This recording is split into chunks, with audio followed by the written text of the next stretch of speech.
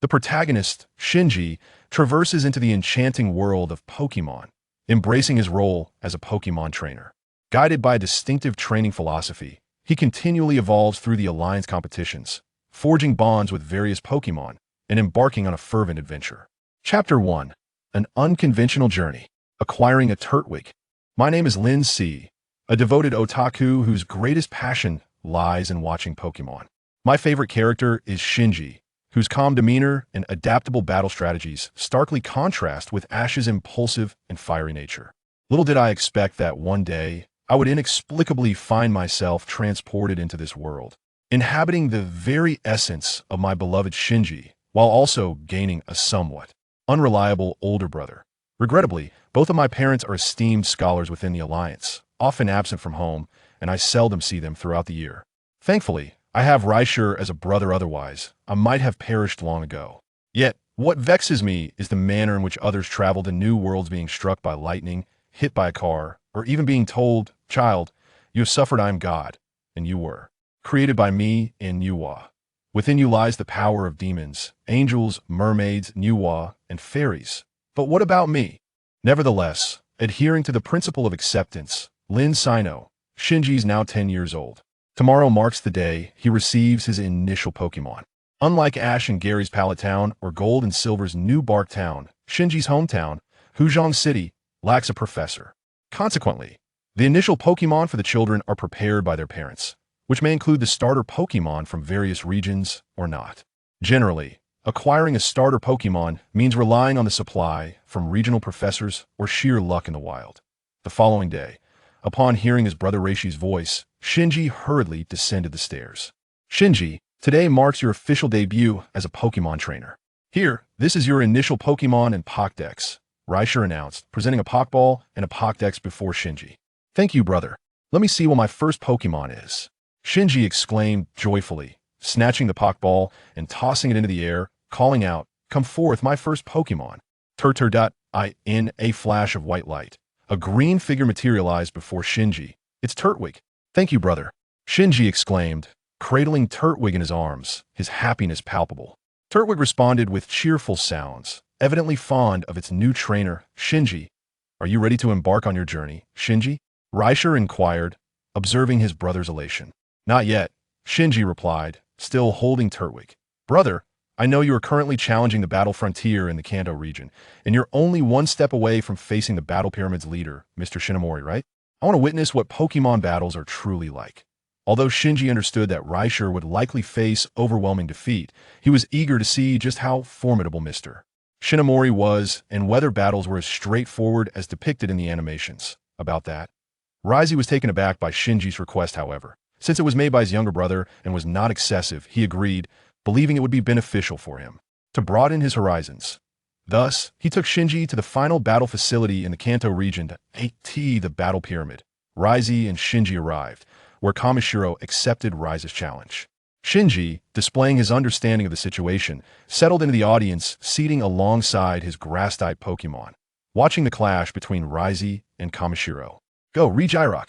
Kamishiro initiated the battle by summoning Regirock, one of the legendary golems. It appeared that he possessed only Regirock, while the other two had likely been captured during Ash's challenge. Shinji promptly consulted his Pokédex regarding Regirock. Regirock, the rock peak Pokémon, is entirely composed of rock. Even when damaged in battle, it can heal itself by replenishing its rocky form. "Go, Empoleon!"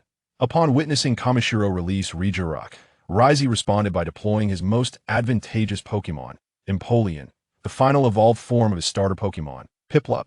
After an intense battle, it became apparent that all of Reise's 5 Pokémon had succumbed, leaving only his last Pokémon, Scizor.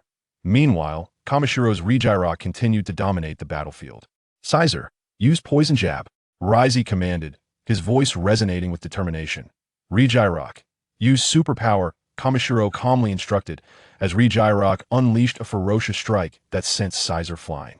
The challenger's Scizor has lost its ability to battle. Regirock is victorious. Therefore, the challenger has failed, the referee announced, his tone habitual. Though they were aware that Reisy was likely to be defeated, Kamishiro's prowess left both Shinji and his grass-type Pokémon in a state of astonishment. "Challenger, I am quite pleased with your battle, however. Your performance was merely a flawless amalgamation devoid of errors. Where lies your unique strength? Kamishiro remarked, his arms crossed over his chest, addressing the astonished Raizi, who was taken aback by the thoroughness of his defeat. Unique strength. Shinji muttered in surprise, glancing at his grass-type Pokémon, which mirrored his own astonishment. The question of why one fights had always eluded Shinji in the original narrative, but at that moment, clarity dawned upon him. Chapter 2. Arrival at Pallet Town. At a dock near Pallet Town, the distant horizon was graced by the flight of seagulls gliding under the soft glow of the setting sun. Has my brother truly given up? After so many years of effort, to relinquish it all due to a single battle, doesn't he feel a twinge of regret? Shinji questioned, his voice tinged with anger. Raichi, taken aback by Shinji's fervor, pondered the notion of being a steadfast figure before his younger brother. To surrender after one contest seemed unacceptable. He too would harbor discontent in such a scenario. Yet, what could be done about it? Should he challenge again? Raichi understood that without grasping the words of Mr. Kamishiro, he would ultimately face a devastating defeat. Contemplating this, he chose to remain silent, bidding his brother Shinji farewell before boarding the oil tanker bound for the Sinnoh region. Let us go, Turtwig, Shinji said resignedly, watching Raichi's retreating figure as he boarded the vessel. Understood, Turtwig replied. Raichi, your defeat against Kamishiro wasn't due to a flawed method of nurturing Pokémon, but rather because you are not the protagonist. In the world of Pokémon, individuals are committed to raising their Pokémon with diligence, yet few possess the fortune of Ash, who consistently connects with his Pokémon at critical moments, unleashing their full potential. Champions of various regions are acutely aware of this fact, maintaining composure during battles and selecting the most effective strategies to overcome their adversaries. As Shinji walked away from the dock toward Pallet Town, these thoughts echoed in his mind. In Pallet Town, on the following day after leaving the dock, Shinji arrived early in Pallet Town. Fortune favored his early arrival, as he learned from a local about the location of Professor Oak's laboratory. He also discovered that today marked the annual day for new trainers to embark on their journeys, with Professor Oak's grandson, Shigeru, setting off for his adventure. Realizing that the plot had yet to unfold, Shinji hurriedly raced with Turtwig toward Professor Oak's laboratory. At Professor Oak's laboratory, knock, knock, knock. Shinji arrived at the entrance and rapped on the door. Who is it coming so early? Hello, I am Shinji from Sokushi City in the Sinnoh region, and I wish to speak with Professor Oak. He responded politely to Shigeru, who opened the door. Oh, please come in. I'll fetch my grandfather, Shigeru said, glancing at Shinji and his Pokémon, Turtwig. Initially uninterested in Shinji, Shigeru's curiosity was piqued upon seeing the grass-type Pokémon, a rarity in the Kanto region. Having encountered various Pokémon from other regions at Professor Oak's, he was eager to take a closer look at the Sinnoh starter, Turtwig. Thank you, Shinji replied. Shinji stepped inside as Shigeru ascended the stairs to summon Professor Oak. Shortly thereafter, the professor appeared, donned in his pajamas and yawning. But his demeanor brightened at the sight of the Sinnoh Pokémon. Is there something you need? Professor Oak inquired, eyeing Turtwig before turning to Shinji. In this manner, I am a newcomer hailing from the Sinnoh region's Huzhong City. As I embark on my journey, I find myself in possession of a Pokédex that contains information solely from the Sinnoh region. However, my desire is to travel through the Kanto region first, and thus I seek your assistance, Professor Oak, in upgrading my Pokédex to a national dex. With both hands cradling the Pokédex, Shinji spoke earnestly. Is that so? Professor Oak replied, contemplating Shinji's request as he examined the Pokédex. No problem, follow me. With that, Professor Oak turned and walked towards a nearby room. Shinji cast a glance at his Turtwig, noticing that Shigeru was diligently observing the Turtwig while jotting down notes, before he followed Professor Oak into the room. Inside this chamber, filled with an array of intricate devices, Professor Oak inserted Shinji's Pokédex into a machine adjacent to a computer. He swiftly engaged with the computer, and soon a download progress bar appeared on the screen. All done. Now, you merely need to wait half an hour, and all regional Pokémon data will be downloaded into your Pokédex. The transfer address remains unchanged, Professor Oak proclaimed proudly as he gazed at the screen. Thank you very much, Professor Oak, Shinji said, bowing respectfully. It's nothing of consequence. Just wait here in my laboratory for half an hour, Professor Oak advised. With that, he and Shinji exited the room and settled into the living room. Professor Oak exhibited great interest in Pokémon from other regions, incessantly inquiring about the unique Pokémon of Sinnoh. Observing Professor Oak's curiosity, Shinji willingly shared all he knew, engaging in extensive conversation. While elaborating, Shinji took a moment to glance at Shigeru, who was still engrossed in documenting Turtwig's information. He couldn't help but admire. Thinking to himself, what a promising researcher he is. Professor Oak truly has a worthy successor. As the conversation between Professor Oak and Shinji reached a fervent intensity, Shigeru closed his notebook, rose, and addressed Shinji. Hey, you're Shinji, right? Let us have a battle. Huh? Shinji responded, perplexed. The sudden challenge from Shigeru took him by surprise, leading him to ponder. Is it not a Squirtle he possesses? If so, why would he wish to battle knowing the type disadvantage? Professor Oak too was startled by Shigeru's proposition. Yet he was eager to witness Shinji's prowess and to observe how Turtwig would fare in battle. Chapter 3. The initial battle between Shinji and Shigeru. Shinji. Why not engage in battle with Shigeru? It's perfectly fine. I have medical equipment here to tend to any injured Pokémon, Professor Oak encouraged. The data will take some time to download, so you might as well pass the time this way. Are you afraid of this young master? Shigeru taunted, sensing Shinji's hesitation. Shigeru, mind your manners, Professor Oak admonished. It's all right, Professor Oak. In that case, Turtwig, prepare for battle. Shinji called out. Turtwig. Came the enthusiastic response as the Pokémon dashed to Shinji's side. Then I shall act as the referee, declared Shigeru, readying himself for the match in the backyard of Professor Oak's research facility. Professor Oak brought Shinji and Sh-Ta to the backyard battle arena, announcing, now, it is Sh-Ta from Masera Town versus Shinji from H-Zuki City. The rules of the match are simple.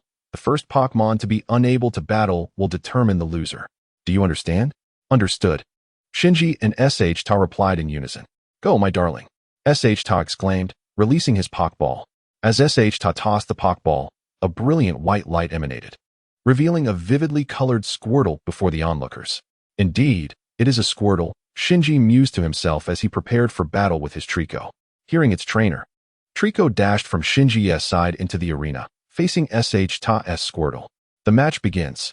Professor Oak declared. Squirtle, use water gun. Sh-Ta called out eagerly. Trico, leaf blade. Shinji countered resolutely. The leaf blade and water gun clashed, neither side willing to yield. Both Pokémon were freshly hatched and evenly matched in strength. However, Trico held a type advantage. Before long, the water gun was overwhelmed by the leaf blade and redirected toward Squirtle. Withdraw. Sh-Ta commanded swiftly. Squirtle quickly tucked its head into its shell, but Trico's leaf blade was formidable. Although Squirtle attempted to defend with withdraw, it was still sent flying, albeit with minimal damage due to its protective shell. Impact! Shinji shouted. Bubble beam. Sh-Ta responded calmly. Upon receiving Shinji's command, Trico charged toward Sh-Ta's Squirtle. Yet, Sh-Ta was not to be underestimated. He immediately ordered Squirtle to unleash Bubble Beam to thwart Trico's advance. Jump and use Leaf Blade, Shinji instructed. Just as Bubble Beam was about to strike Trico, Shinji's command prompted Trico to leap, evading Squirtle's attack. It then flicked its head forward, launching several leaves from its body toward Squirtle. Another withdraw. Sh-Ta called out. Squirtle once again withdrew into its shell, minimizing the impact of Trico's Leaf Blade and narrowly escaping harm. Squirtle's withdraw is quite troublesome. I must devise a strategy to counter it, Shinji thought, growing increasingly anxious as he observed Squirtle repeatedly mitigating Trico's attacks. Eureka! Trico, target the ground beneath Squirtle with Leaf Blade. Trico, responded Trico, releasing a flurry of leaf blades, this time aimed at the ground rather than Squirtle. What is he up to? Sh-Ta pondered, intrigued. With a resounding thud, Trico's leaf blade struck the earth before Squirtle, sending up a cloud of dust that obscured the vision of both combatants. Trying to obscure my sight? Huh, naive. Sh-Ta taunted, commanding, Squirtle, use Bubble Beam to disperse the dust. Squirtle raised its head and unleashed Bubble Beam, which quickly adhered to the swirling dust, causing it to settle. Now is the time. Trico, use Tackle, Shinji shouted. Quick, defend with withdraw, Sh-Ta urged. Upon hearing Shinji's command, Xiaomao immediately issued an order.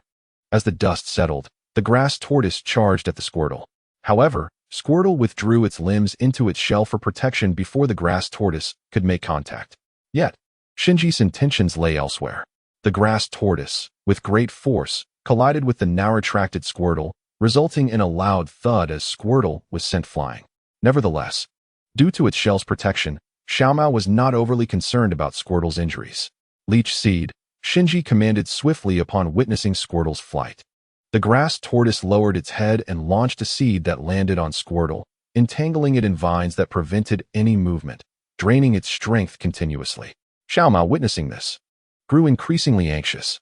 Grass tortoise, in the battle, use tackle, Shinji stated coldly. Upon hearing this, the grass tortoise charged once more at the immobilized Squirtle, sending it flying again.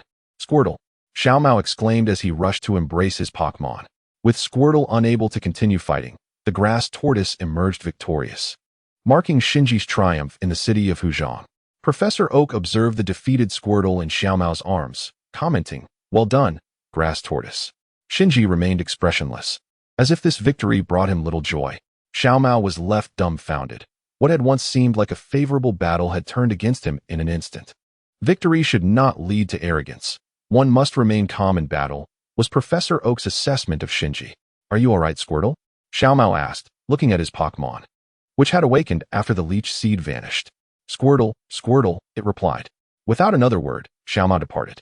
"Shinji, don't take it to heart. Xiaomao is just like that. Come, let us check the Pokédex," Professor Oak said to Shinji. Shinji nodded in agreement. Chapter 4. The First Encounter with Ash. Outside the research facility, a large crowd gathered to bid farewell to Xiaomao. Xiaomao is the best. Xiaomao, go for it." A young boy suddenly burst into the crowd, colliding with Xiaomao and landing on the ground, exclaiming, "Ouch. Young master, remember to call me that from now on," Xiaomao replied haughtily. "How could you be late on such an important day? What were you doing? As my rival, you've already failed from the start. So, is the first Pokémon picked by you?" Ash asked curiously. "It was selected by me, and it's right in this Pokéball," Xiaomao stated, spinning the Pokéball on his finger. "Xiaomao, go for it," cheered the nearby cheerleaders. "Thank you, everyone. Thank you, my friends. I will definitely become a Pokémon master. And I will make the name of Shinshin Town known throughout the world," Xiaomao proclaimed proudly. "Young Master Xiaomao," Ash called out, his face filled with admiration. "What is it?" Xiaomao asked, brimming with self-importance. "What kind of Pokémon did you catch?" Ash inquired. After Xiaomao answered, he hopped into a sports car and drove away. "What is so great about that?" Ash muttered angrily as he watched Xiaomao disappear into the distance. Meanwhile, within the research facility, Shinji had finished downloading the data and stood up to bid farewell to Professor Oak.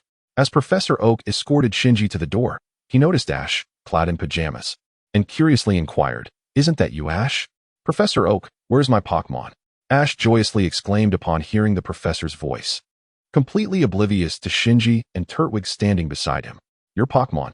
Professor Oak asked, intrigued. "Yes, my Pokémon," Ash replied with eager anticipation. "Indeed. But they informed me that 4 individuals were scheduled for today." "Young lad, you aren't planning to train in your pajamas, are you?" Professor Oak scrutinized Ash with a questioning glance. "Training has nothing to do with what I'm wearing. Besides, I'm not a little kid. I'm 10 years old. So I'm practically an adult," Ash retorted defiantly. "Regardless, I want my Pokémon now." Professor Oak, feeling somewhat exasperated, turned to Shinji and said, "I apologize, but I'll just have to leave you here."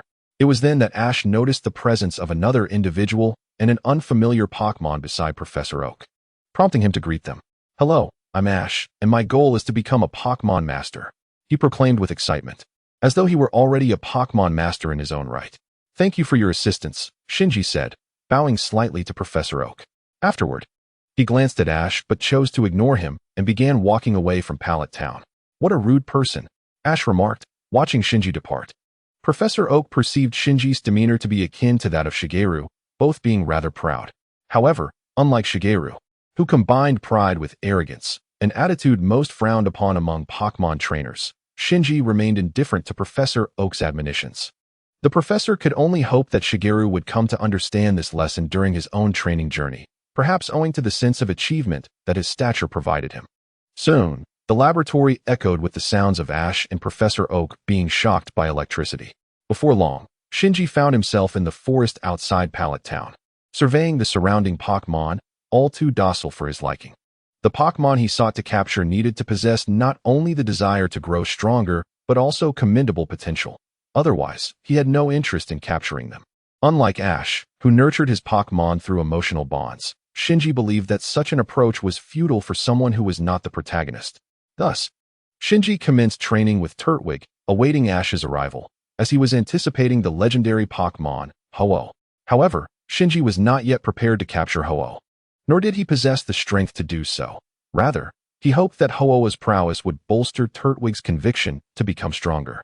In truth, Shinji need not go to such lengths, as Turtwig had already shown a desire to grow stronger after witnessing the battles of Raikou and Shindai.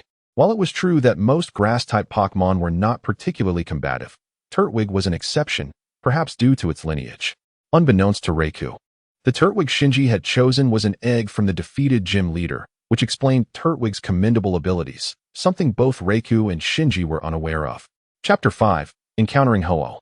After several hours of training on the grassy fields outside Viridian City, Shinji finally spotted Ash approaching with Pikachu in tow. "Hey, Pikachu. Do you intend to stay this way forever?"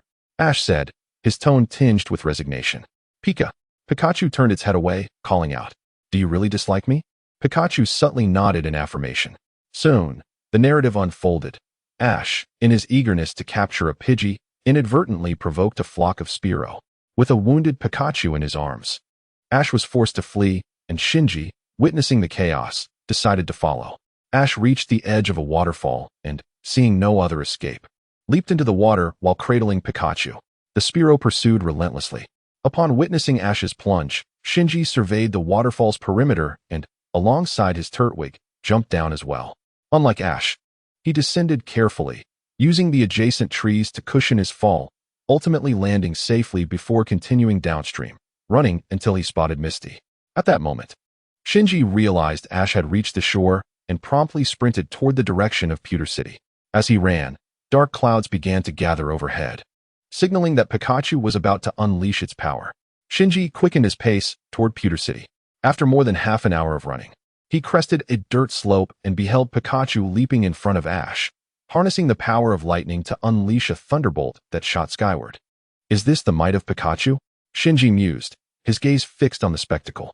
Though he had witnessed such a scene in the anime before, witnessing it firsthand left both Shinji and Turtwig in awe of Pikachu's thunderous display.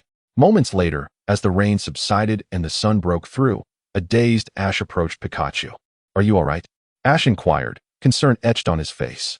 Pikachu weakly responded, "Pika." At that moment, a radiant rainbow appeared in the sky, prompting both Ash and Pikachu to glance upward.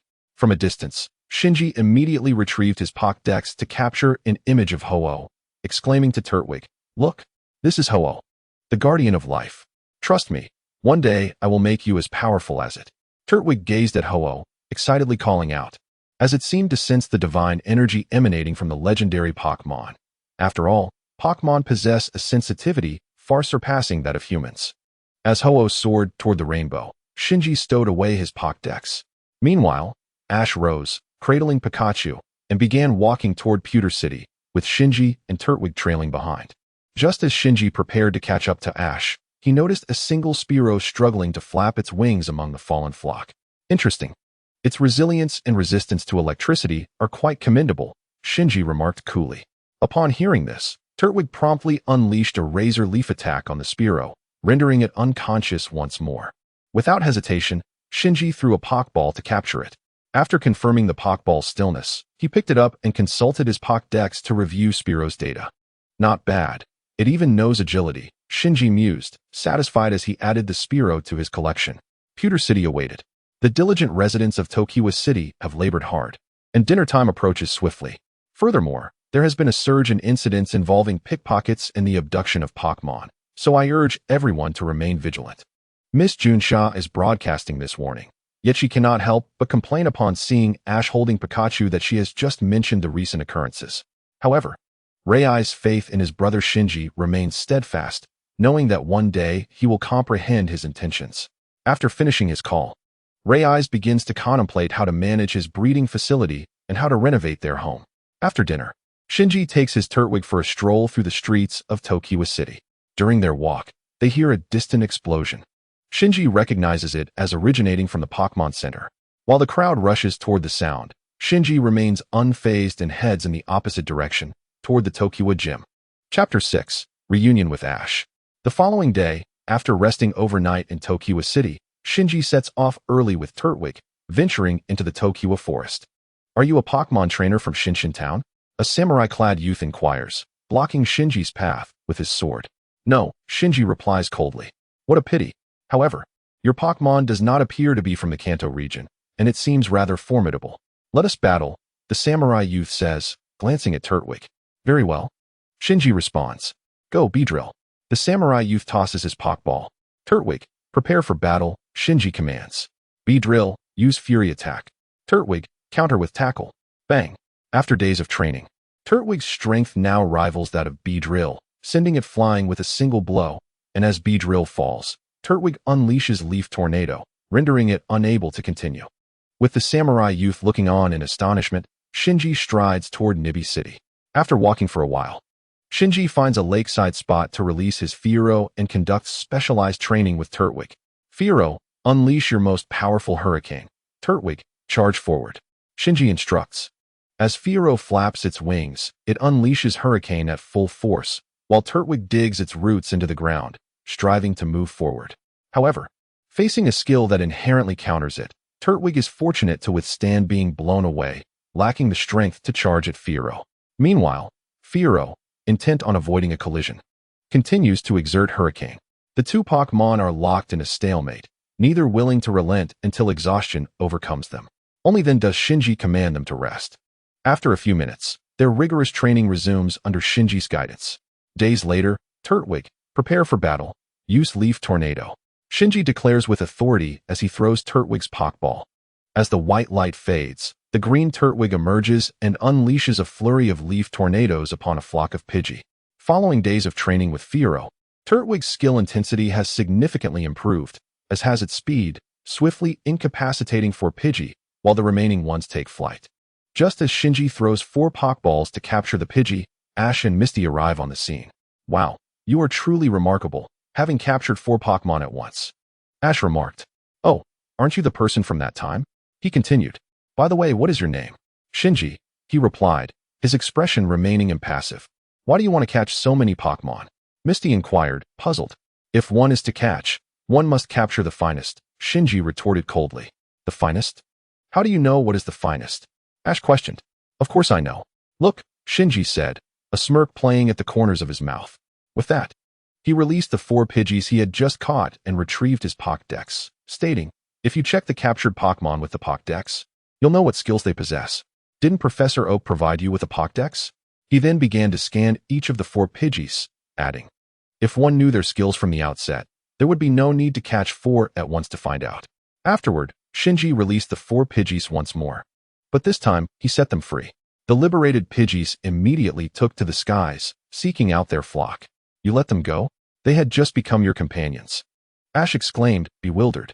They possess only basic tackle, which lacks any combat strength. They are of no use, Shinji declared dismissively. Any Pokémon can grow stronger with training. Ash retorted angrily, but upon seeing Shinji smirk, his irritation intensified. What is so funny? Care to test your mettle? A Pokémon battle? Shinji mocked. All right, I'm in. Ash replied, clenching his fists.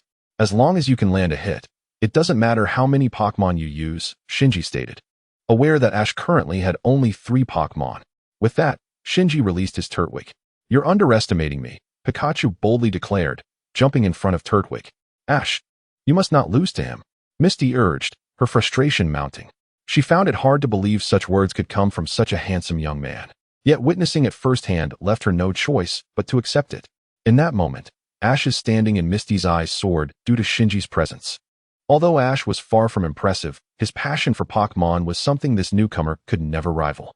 Chapter 7. Arrival at Nibi City. Insufficient data. Ash stated as he pointed his Pokédex at Turtwig. Insufficient data? Ash asked, intrigued. How can there be no data? Ash, that Pokémon must be from a different region. Your Pokédex only contains data for the Kanto region, Misty explained. Ah, I see. Then Pikachu, use Thunder Shock. Ash commanded. At that moment, Pikachu had yet to learn Volt Tackle, so it could only use Thunder Shock against Turtwig. However, Shinji did not order Turtwig to evade, allowing it to absorb the attack directly. Yes, it hit. Ash cheered, watching Turtwig enveloped in electricity. Finish it with Tackle, Shinji coldly instructed. With electricity crackling around it, Turtwig charged swiftly towards Pikachu, sending the unsuspecting Pokémon flying with a powerful impact. Pikachu and Ash rushed forward as Ash called out to catch Pikachu. The Turtwig is a grass-type Pokémon, and Pikachu's electric-type moves are not very effective against it. You should quickly use your flying-type Pidgey and bug-type Caterpie, Misty urged anxiously. Oh right, go Pidgey, Ash exclaimed, suddenly enlightened, and released Pidgey, commanding, Pidgey, use Hurricane. Hit it again. Shinji smirked. Pidgey flapped its wings vigorously, unleashing a hurricane. Yet Turtwig appeared unaffected, launching itself off the ground toward Pidgey and sending it soaring. Pidgey, use Wing Attack, Ash shouted. Pidgey swiftly regained its balance in midair, its wings glowing white as it aimed its wing attack at Turtwig. Jump and use Tackle, Shinji instructed, observing Pidgey's approach. As Pidgey neared Turtwig, the latter leapt with great effort, executing a flip in the air, its head aimed at Pidgey's back. With a downward thrust, Turtwig struck Pidgey's back, knocking it to the ground and rendering it unable to battle. Still not giving up? Shinji scoffed. Until the final moment, the outcome is undecided. Go, Caterpie, Ash shouted defiantly at Shinji. Turtwig, finish the battle with Tackle, Shinji commanded. The result was predictable. Caterpie was swiftly defeated by Turtwig's Tackle. Ash stared incredulously at Shinji, questioning his own weakness. Can you shut up now? Shinji taunted before turning away with Turtwig. Ash and Misty looked at the dejected Ash, who had lowered his head. Shinji, you jerk. I won't lose to you again, Ash shouted as he lifted his head. Pikachu rushed over to comfort Ash. It must be said, there are advantages to being thick-skinned. Soon, Ash was revitalized. Misty smiled at this transformation. The two then ventured through the Viridian Forest, encountering a young warrior. After the warrior's match, they learned from him about Shinji's prowess, and everything unfolded as per the narrative, leading to Ash's Metapod evolving into Butterfree. In Pewter City, after exiting the Viridian Forest, Shinji walked for several hours along the road until he finally reached Pewter City. Upon arrival, his first stop was the Pokémon Center to heal his two Pokémon. Though Shinji remained as cold as depicted in the anime, he was certainly not heartless. During the days of training in Viridian Forest, both of his Pokémon had sustained injuries, so he prioritized their healing over immediately challenging the gym. After all, the gym would still be there, but the well-being of Turtwig and Pidgey was of utmost importance. Ms. Joy, I need your help, Shinji said, handing over the two Pokeballs. Leave it to me. No problem at all, she replied. Joy cheerfully accepted Shinji's Pokeball, and then she took it along with the Chansey to the healing room. Meanwhile, Shinji approached the telephone and, as before, simply reported his well-being before hanging up. Noticing that it was nearly noon, he decided to head to the cafeteria for lunch, postponing his visit to the gym until the afternoon. Chapter 8. Battle with Brock after lunch. Shinji retrieved the Pokeballs for Turtwig and Pidgey from Nurse Joy and departed from the Pokémon Center, setting off towards Pewter Gym, ready to challenge Brock. Upon arriving at the entrance of Pewter Gym, Shinji stepped inside, the lights flickering to life as the gym leader, Brock, stood across from him. Hello, I am Shinji. I would like to challenge you to a gym battle, he called out. Have you been battling Pokémon for long? Brock inquired. Almost a week, Shinji replied. However, gym trainers cannot refuse a challenger, so let us engage in a gym battle, Shinji insisted. As a gym trainer, I am indeed obliged to accept challenges, Brock acknowledged. I am Brock, the Pewter City gym leader. This is your first gym battle, isn't it? Gym battles differ significantly from the casual contests. Only 3 Pokémon may be used. Do you understand? Yes, Shinji nodded in affirmation. Go Geodude. Brock tossed out his Pokeball. A bright light flashed, revealing a robust Geodude before Shinji. Geodude is it? Pidgey, prepare for battle. Shinji responded, releasing his own Pokeball. Knowing that I am a Rock-type gym leader, you still dare to challenge me with a Flying-type Pidgey. Truly a novice, Brock remarked as he observed Shinji's choice. Pidgey, use Whirlwind, Shinji commanded. Geodude curled into a ball and initiated rollout, Brock announced. Brock initially believed that Geodude's rollout would swiftly incapacitate Pidgey, but the Geodude merely remained stationary, not moving at all, leaving Brock bewildered. Pidgey, use Wing Attack, Shinji calmly instructed. Pidgey ceased its wing movements, then surged forward at Geodude. Its wings hardened as Geodude, hindered by the whirlwind, began to charge. Geodude, don't stop. Charge forward, Brock shouted. At that moment, Brock realized that the strength of Pidgey's whirlwind rendered Geodude immobile. Nevertheless, Geodude continued its advance towards Pidgey, and its momentum could not be halted. Thus, Brock had no choice but to command Geodude to collide with all its might, hoping to secure victory through brute force. Pidgey, use quick attack. Shinji coolly directed. Oh no. Brock thought to himself, alarmed. Geodude is unable to continue fighting. Pidgey is the victor, the referee announced after assessing the situation. Pidgey, steel wing attack. Shinji ordered. Onix, use bind. Brock commanded. Pidgey, evade freely and find an opportunity to strike. Shinji reiterated. Pidgey reacted with remarkable swiftness, dodging Onix's frontal assault, then delivering a powerful steel wing attack. Yet, Onix retaliated with a steel tail, hitting Pidgey, who was unable to escape this time and was knocked out of the arena. The fierce Sparrow has lost its combat ability, and the Onix emerges victorious, declared the referee. A Pokémon from the Sinnoh region? You must be a Pokémon trainer from Sinnoh, Brock remarked, gazing at Turtwig. True to his status as a gym leader, Brock displayed remarkable insight, swiftly discerning the origin of Shinji's Pokémon. Indeed, Shinji responded, I hail from the city of Hozu in the Sinnoh region, with a grass-type Turtwig. It seems I can no longer afford to be careless, Brock stated. Just moments ago, a flying-type Sparrow had effortlessly defeated his rock-type Geodude. Although he acknowledged his own lapse in caution, he could not deny the formidable prowess of Shinji. Turtwig, use Leaf Blade, Shinji commanded with urgency. Brock reacted promptly as well, instructing Onix to dig. The Onix, agile and swift, burrowed into the ground with a thud, evading Turtwig's Leaf Blade attack. Turtwig, use Root to locate Onix, Shinji instructed earnestly.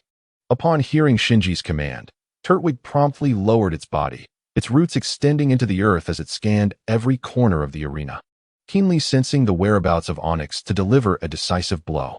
Interesting, Brock observed Shinji's demeanor. Reflecting on his past opponents, he noted that when Onix burrowed into the ground, they would either order their Pokémon to follow or unleash an attack at the burrow to force Onix out. Yet, Shinji appeared to possess complete confidence in predicting where his Pokémon would emerge.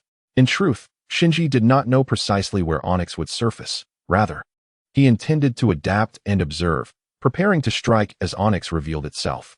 In that case, Onix, attack. Brock called out loudly. At that moment, Shinji noticed the ground beneath Turtwig beginning to tremble slightly. Turtwig sensed the disturbance beneath its feet and braced itself for the final strike. Jump and unleash Energy Ball. Shinji exclaimed, sensing the opportune moment. Turtwig, having been prepared, leaped into the air just as Onix broke through the soil, attempting to catch the airborne Turtwig. With its head pointed downward, Turtwig opened its mouth and launched an energy ball toward the charging Onix. With a resounding boom, the smoke cleared, and the referee assessed the situation, declaring, Onix has lost its combat ability, and Turtwig is the victor. The following day, Shinji, let's battle. This time, I will surely defeat you, Ash proclaimed upon spotting Shinji. Not interested, Shinji replied, disregarding Ash's presence as he bypassed him, heading toward Brock. Are you afraid? Ash retorted, frustration evident in his voice. Hello, I am Shinji. Shall we engage in a battle? Shinji said, ignoring Ash and addressing Brock. Brock, the former gym leader of Pewter City and father of 10, had once left home to pursue a career as a professional Pokémon trainer. Leaving Xiaojiang and his siblings in the dojo under his care, Xiaojiang's mother, Xiaomi, engaged in a battle with Wuning to determine the rightful owner of the dojo. Aware of his disadvantage in attributes and certain defeat, Wuning felt compelled to step into the arena due to Xiaojiang's insistence.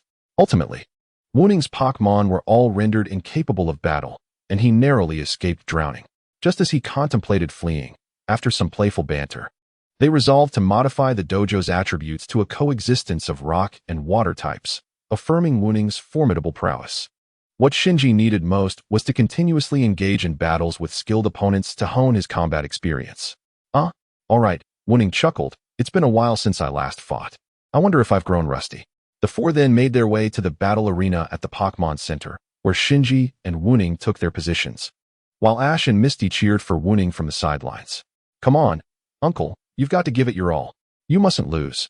Ash and Pikachu shouted enthusiastically. Quiet down. Let us just watch the match, Misty replied impatiently. Got it, Wuning said with a hint of resignation, before tossing out his Pokeball. Go, Loundred. As the white light faded, a Loundred, larger than the average, appeared before them. Let us make the rules a simple one-on-one, Wuning proposed, eyeing Shinji. Fine, Shinji nodded, producing his own Pokeball. Turtwig, prepare for battle. A Pokémon from the Sinnoh region. It seems you are not a trainer from Kanto. Wuning remarked with keen interest at Turtwig. Turtwig, use Seed Bomb. Shinji commanded loudly.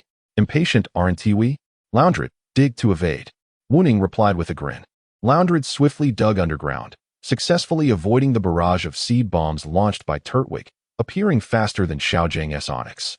Loundred, it's time to attack. Wuning called out. Now fully engaged in the battle.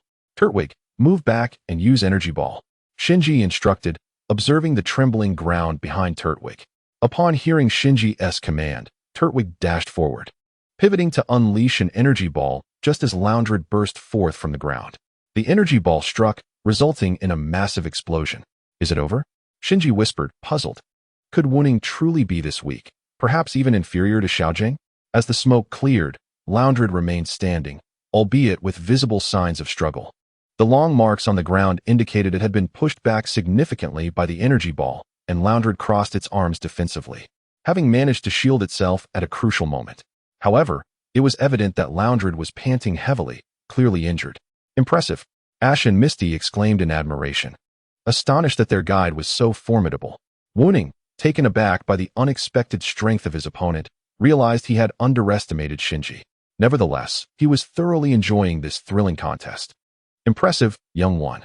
It seems I must unleash my full potential, Wu Neng declared, as his Onyx charged forward with a reckless attack.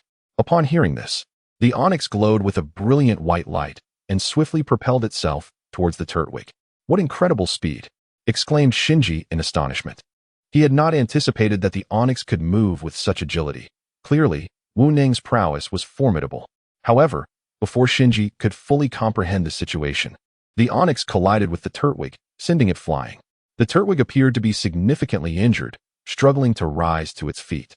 Nevertheless, it managed to stand up with great effort, glaring fiercely at the Onyx, which remained unharmed after its reckless assault, likely due to its rockhead ability.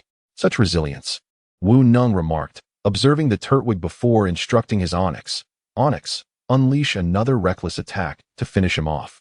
Upon receiving Wu Neng's command, the Onyx charged once more towards the Turtwig. At that moment, Shinji, with an expressionless visage, fixated his gaze on the rapidly approaching Onyx. Just as the two Pokémon were about to collide, the Turtwig, responding to Shinji's command, darted towards the Onyx. Utilizing the airflow generated by the Onyx's reckless attack, the Turtwig skillfully evaded the collision and opened its mouth, launching a verdant energy ball that struck the Onyx squarely in the back. With a resounding boom, the explosion erupted, and as the smoke cleared, the four spectators beheld the Onyx sprawled on the ground, its eyes swirling. At that moment, the Turtwig was enveloped in a radiant light of evolution. As the brilliance dissipated, the Turtwig transformed into a grandiose Torterra. Chapter 10. Capturing Machoke at Moonview Mountain. I defeated Brock yesterday, Shinji proclaimed. Shinji, let's have a battle. Ash exclaimed as he approached Shinji.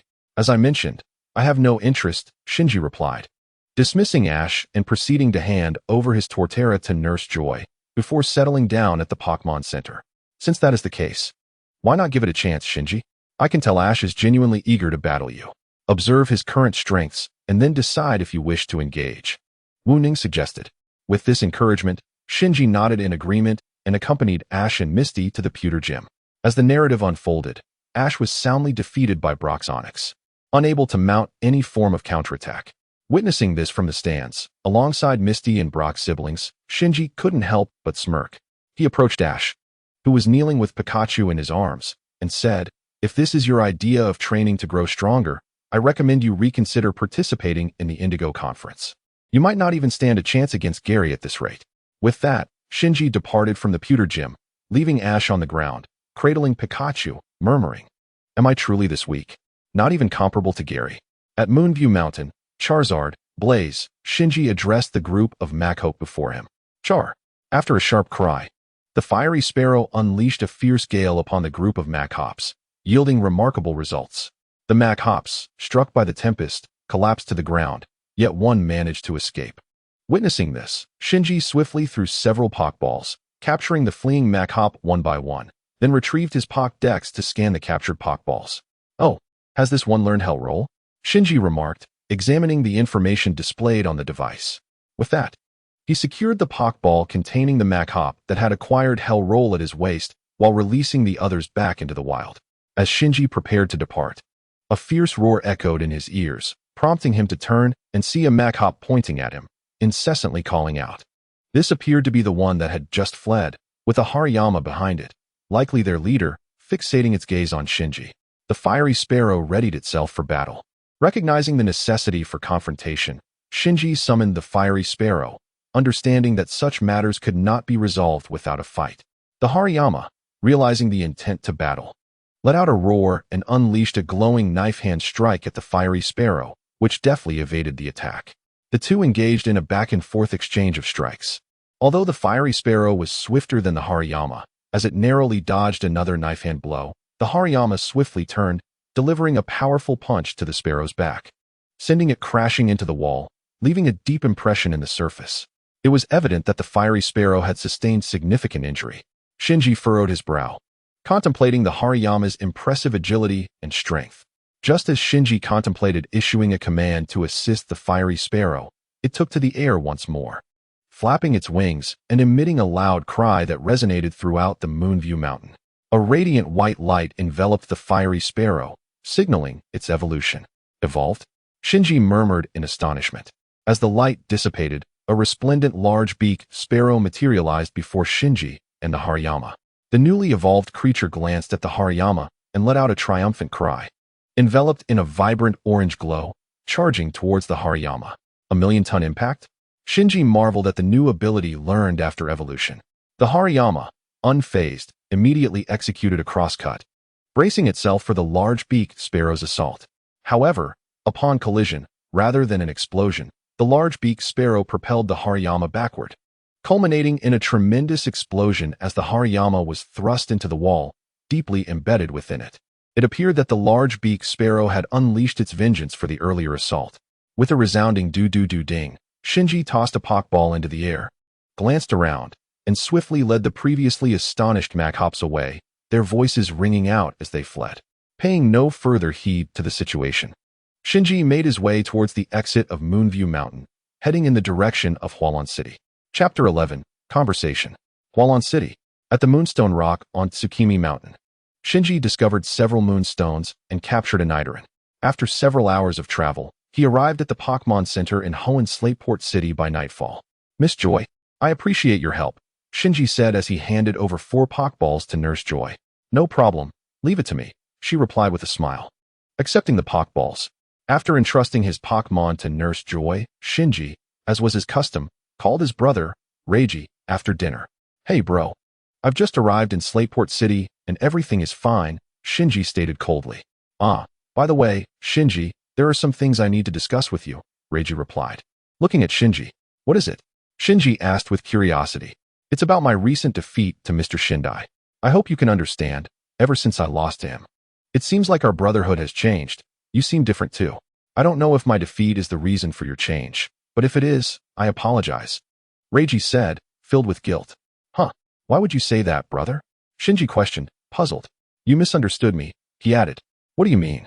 Reiji inquired, now equally confused. My frustration stemmed from your abandonment during the battle against Mr. Shindai. All the efforts were in vain, not from any perceived weakness in your strength. Since we parted last time, I've reflected deeply. Perhaps running a breeding center is truly what suits you best. Moreover, my change is due to my desire not to repeat your mistakes. You've always said to trust your Pokémon, that no matter how powerful the opponent, you and your Pokémon can overcome them. However, after witnessing your battle with Mr. Shindai, I realized how laughable it is to cling to trust and friendship in the face of overwhelming strength. The only path for me is to grow stronger, and I will forge my own way to strength. Your approach, brother, does not suit me, Shinji declared loudly as he looked at Reiji on the screen. Indeed, in his original world, Shinji admired Ash for his fervor, impulsiveness, and love for Pokémon, all of which radiated an irresistible charm. However, with Shinji's emergence, an individual who epitomized everything contrary to Ash, his perspective on Pokémon underwent a profound transformation. Rather than being Ash's rival, Shinji reflected Ash's image in a mirror. In the original story, Shinji began as a cold and ruthless trainer, yet we cannot deny his talent, as all the Pokémon that followed him were powerful and willingly chose to stay by his side. When he captured Chimchar, he promised, "Let us grow stronger together." and Chimchar willingly followed him in pursuit of strength. However, every Pokémon has its unique way of unlocking potential. Perhaps Chimchar could not endure Shinji's rigorous training. But at the moment Shinji abandoned Chimchar, a glimmer of reluctance shone in Chimchar's eyes.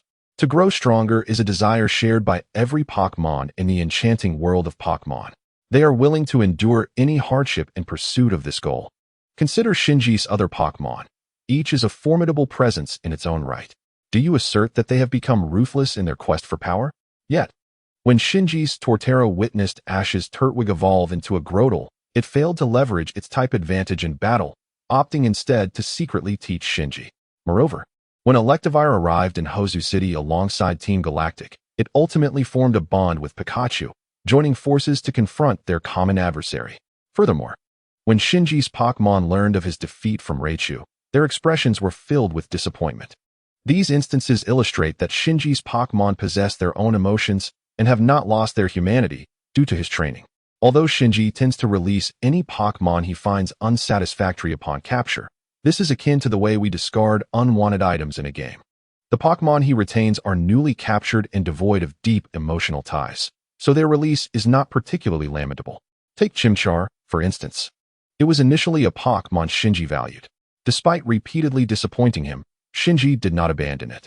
Only when he came to realize that his approach was flawed did he decide to part ways with Chimchar, seeking to understand whether Ash's methods were indeed superior. His inquiry about Chimchar upon encountering Ash reveals his quest for validation regarding this matter. Furthermore, Shinji believes that his defeats to Ash in the animated series stem not from a lack of strength, but rather from the overwhelming protagonist's aura that Ash possesses. It was only after witnessing the match between Raichu and Shinji's rival that he comprehended this truth. Raichu bore a striking resemblance to Ash, yet lacked the protagonist's charisma, leading to its resounding defeat. This realization has prompted Shinji to abandon Ash's approach. Ah, I see. I'm glad you don't hold it against me, brother. Now, Shinji, let me witness the strength of the Pokémon you have raised through your own methods, said Raichu. All right, Shinji replied. Then let us leave it at that. It is late now, so rest early, Raichu added. With that, Raichu ended the call, exhaling a long sigh of relief. It seemed that the bond with his brother Shinji had finally been mended, allowing him to find peace. Yet, he pondered whether Shinji's methods were truly the right path. Chapter 12. Challenge at the Floral Gym the following day. Is that so? Truly impressive. The former gym leader, I assume? Shinji mused inwardly as he approached the Floral Gym. Upon arrival, he noticed a sign stating that due to unforeseen circumstances, the water ballet performance was suspended. But the gym battles would continue. With determination, Shinji pushed the door open and entered. Who are you? Asked Ayam, gazing curiously at the newcomer. I am Shinji from Hozu City, here to challenge the gym, he replied coolly. Mom, we have a challenger. Ayam called out after hearing Shinji's introduction. Coming. A woman in her 30s emerged from the inner room. Are you the one challenging the gym? She inquired. Yes. My name is Shinji, he affirmed. Then follow me. She instructed. As the woman spoke, she led Shinji to the battlefield, which was a vast pool of water, adorned with several floating wooden planks. I have yet to introduce myself. I am Amy, the master of the Hualan Gym. The rules of the match are one-on-one. The trainer whose Pokémon loses its ability to battle first is the one who loses. Do you understand? Amy explained. All right, Pidgeotto, prepare for battle, Shinji declared. Releasing Pidgeotto from its Pokeball. Quick attack. Shinji commanded. Blastoise, use rapid spin. Amy ordered. Pidgeotto dashed forward, transforming into a streak of white light, but was swiftly deflected by Blastoise's spinning body. Water gun. Amy called out as Pidgeotto was sent flying. Drill peck, counterattack. Shinji retorted. Pidgeotto, having regained its composure, began to spin its long beak and lunged at the water gun, which split into 4 streams upon contact. Pidgeotto soared towards Blastoise, striking it on the head, much to Blastoise's evident discomfort. Blastoise submerged into the water. I didn't expect you to possess such skill, Amy remarked. Ignoring Amy's comment, Shinji instructed, Pidgeotto, use Whirlwind. Blastoise. Ice Punch. Amy responded calmly. Blastoise erupted from the water like a rocket, aiming for Pidgeotto, who was about to unleash its Whirlwind. The impact sent Pidgeotto crashing into the water, while Blastoise plunged back into the depths. Being a water type, Blastoise was unfazed, while Pidgeotto, though not afraid of water, lacked swimming ability, and struggled as it floundered. Despite managing to surface, Pidgeotto's wings were soaked, rendering it temporarily unable to fly. Blastoise, deliver the final blow with Ice Punch. Amy commanded. Pidgeotto flapped its wings to maintain balance and readied itself to unleash a powerful hyper beam. Now, Shinji called out. Oh no, Amy exclaimed. Desperate and sensing the urgency of Shinji's command, Pidgeotto spread its wings wide, floating on the water's surface. It raised its head and unleashed a formidable hyper beam at the approaching Blastoise, resulting in a tremendous explosion that sent water surging from the pool.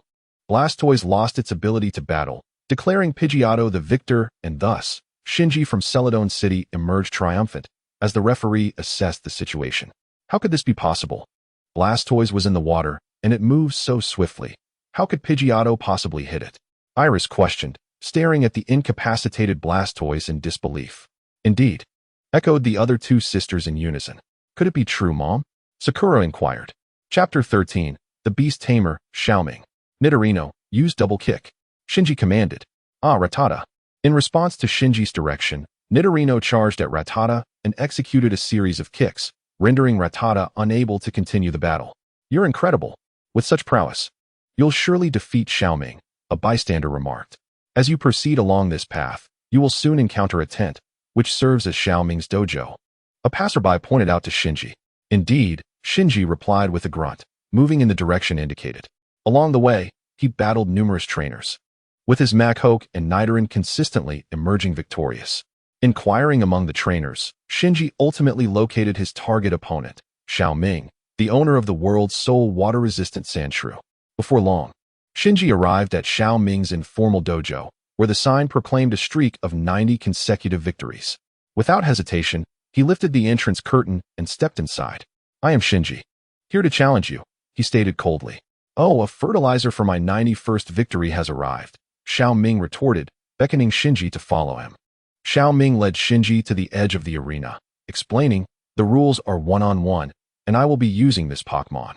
He then brandished a whip, striking the ground with force, causing the Sandshrew to emerge from the earth, poised for battle across from Shinji.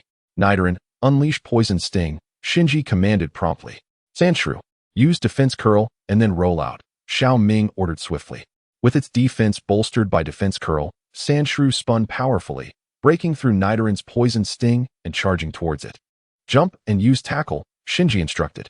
As Sandshrew approached, Nidoran leapt upward, utilizing the downward momentum to execute Tackle, sending the errant Sandshrew flying. Curse it, Sandshrew, use Earthquake. Xiaoming exclaimed in frustration. Jump, Shinji called out. Now execute Rollout. Xiaoming smirked. Shinji was taken aback to discover that Sandshrew was of such high level that it could use Earthquake. Despite Nidoran's leap to evade, it was still struck by Sandshrew's rollout, suffering significant damage. Nidoran, it is time to evolve, Shinji said coldly, observing his injured Pokémon. What? Xiaoming gasped in disbelief. He had heard that skilled trainers could discern the moment their Pokémon would evolve. Initially skeptical, as even he could not determine when Sandshrew would evolve. Witnessing Shinji's insight made him realize that Shinji was a formidable opponent. As Nidoran gasped for breath, it let out a mighty cry, enveloped in white light, which dissipated to reveal its evolution into Nidorino. In truth, Shinji had noticed signs of Nidoran's impending evolution the previous day, understanding that it required a final catalyst. Thus, he had engaged Nidoran in battles along the way to accumulate experience, knowing that ordinary trainers would not suffice to trigger its evolution. Xiaoming was merely the final impetus. From Xiaoming's perspective, Shinji's actions were an affront to his prowess. Xiaoming, seething with rage, shouted as he chased after Shinji, only to find that the latter had vanished at the entrance. In a fit of anger, Xiaoming exclaimed, Shinji, you bastard. Meanwhile, Shinji was resolutely making his way toward Leafy Town. A few days later, upon learning that Shinji had also come to challenge him, Xiaoming immediately sent forth a challenge. Regrettably, as was the narrative's pattern, he suffered yet another defeat. Ultimately, with the assistance of Team Rocket, Xiaoming achieved a remarkable streak of 100 consecutive victories and embarked on a journey, all the while contemplating a rematch with Shinji, determined to settle the score once and for all. Chapter 14, Taming the Bully, Squirtle. After departing from Xiaoming's arena, Shinji traversed through the Noble Academy in the realm of Pokémon, eventually arriving at the town in the storyline inhabited by 5 Squirtless. However, he was puzzled as to why he had not encountered the abandoned Charmander. Perhaps Shinji had arrived too early. The plot had yet to unfold. Even if he did encounter the Charmander, he held no interest in capturing it, for only Xiao Ming could truly empower that little creature. If it were in Shinji's possession, it would become akin to the Chimchar from the anime. This was precisely why Shinji refrained from preemptively capturing Xiao Ming's Pokémon. Each of them possessed distinct strengths and weaknesses, making it difficult to discern who was right or wrong. Upon arriving in the town, Shinji was immediately struck by the chaotic state wrought by the Squirtle army. Initially intending to replenish his supplies and depart, he learned from the townsfolk that 2 disruptive factions plagued the area, one comprised of the abandoned Squirtless, and the other, a solitary Wartortle. Xiao Ming had captured the leader of the Squirtle army, leaving Shinji perplexed about the origins of this Wartortle. However, the residents explained that both factions consisted of Pokémon discarded by trainers, with the Squirtle army engaging in mischief and pranks, while the Wartortle, on the other hand, was a lone entity that never caused trouble, yet frequently attacked the villagers. Its formidable strength rendered the locals powerless, and trainers who attempted to capture it returned disheartened. The 2 factions had maintained a cold peace, occupying the eastern and western parts of the town, much to the residents' distress. Upon learning of the powerful Wartortle's location, Shinji set off toward the west. After walking for half an hour, he finally spotted the Wartortle in a small pond, as described by the residents. He summoned his Trico for battle. The moment Wartortle laid eyes on Shinji, it prepared for combat, displaying a keen battle instinct and a demeanor suggestive of a seasoned warrior. Its gaze filled with hostility directed at Trico. "Trico, use Leaf Blade," commanded Shinji. The forest turtle let out a low hum and immediately unleashed its Leaf Blade attack. Observing the flurry of leaves hurtling towards it, the turtle known as Camaturtle promptly withdrew its head and limbs into its shell, employing a rapid spin to deflect the incoming blades. As the spinning gained momentum, it even stirred up dust, charging towards the forest turtle. "A million tons of absorption," Shinji declared. Upon colliding with the forest turtle, Camaturtle was sent flying by a sharp jab from the forest turtle's head. Subsequently, beams of green light emanated from the forest turtle, ensnaring the airborne Camaturtle tightly, while executing the absorption technique. "Camaturtle!" It cried out in agony as the relentless absorption drained its vitality. Suddenly, with a fierce shout, Camaturtle summoned all its strength to break free from the forest turtle's grasp. However, upon escaping, it knelt on one knee, panting heavily, with its right hand resting on the ground and its left hand on its knee. Gazing at the forest turtle and Shinji, who showed no signs of relenting. "Forest turtle, use destruction beam," Shinji commanded. The forest turtle opened its mouth, gathering an orange-yellow energy, which it released instantaneously. In a desperate final effort, Camaturtle executed a backflip to evade the deadly beam and dove into a nearby pool, seeking to flee. Fully aware that it was no match for the human before it. "Beak Pokémon, use destruction beam," Shinji instructed. Observing Camaturtle's attempt to escape, he immediately sent out Beak Pokémon to unleash the destruction beam, which struck the pool and violently erupted the water. Camaturtle, caught in the blast, was thrown onto the ground, clearly drained of all strength. Seeing this, Shinji tossed out a Pokeball. Ding, ding, ding. Upon a successful capture, he approached and began scanning Camaturtle's Pokeball. Satisfied with its capabilities, he secured the ball at his waist. "Your strength is commendable. Why not assist us in capturing that group of Squirtless?" Miss Junsha implored. "With your prowess, capturing them should pose no challenge." It turned out that the moment Shinji arrived in this town, Miss Junsha had taken an interest in him. For every trainer who came here desired to capture Camaturtle after hearing tales of its prowess. Unfortunately, Camaturtle was formidable and well acquainted with the terrain, leading to the disappointment of many trainers. Miss Junsha had not held out much hope for Shinji, but driven by a sense of curiosity, she came to witness his endeavors. To her astonishment, he indeed captured Camaturtle, prompting her to request that he also secure the group of Squirtless. Yet, Shinji's indifferent response served as a cold shower for her, and despite her persistent persuasion, he remained unmoved. Chapter 15, The Radiant Lighthouse. After departing from the town and traversing a forest, they arrived at a beach where a lighthouse stood. Shinji was aware that a researcher specializing in extinct Pokémon resided here, and that Radiant awaited a particularly unique Pokémon. Shinji arrived at the door of the lighthouse and knocked. "Who is it?" Jinghui inquired. My name is Shinji, and I wish to stay here for a few days, Shinji replied. Oh, that's perfectly fine. My door is open. Please come in, Jinghui said. As Shinji entered, he beheld an enormous plush doll of a fossil Pokémon, Scyther, towering above him. I am the master of this lighthouse, Jinghui. Greetings, Jinghui continued. My passion lies in researching those ancient, extinct Pokémon, hence my fondness for donning their plush counterparts to experience their way of life. Before Jinghui could utter a cry for help, Shinji approached and switched off the device, liberating Jinghui from its clutches. Subsequently, he settled down at Dr. Jinghui's residence. As he awaited the arrival of Ash, rather than merely waiting for Ash, it was the presence of the immense Dragonite that he anticipated. Indeed, whenever Ash made his entrance, Dragonite would inevitably follow. At times, Shinji found himself envious of Ash's protagonist aura. He always seemed to arrive just in time for good fortune, deftly navigating through perilous situations unscathed. By the seaside, after stowing his belongings in the lighthouse, Shinji took his Pokémon to the beach for training. Come forth, Shinji commanded. Tossing a Pokeball, a brilliant light erupted, revealing his Pokémon, Turtwig, Pidgeotto, Machop, Nidoking, and Squirtle, who stood before him. Squirtle. Train your defense using the pressure of the deep sea.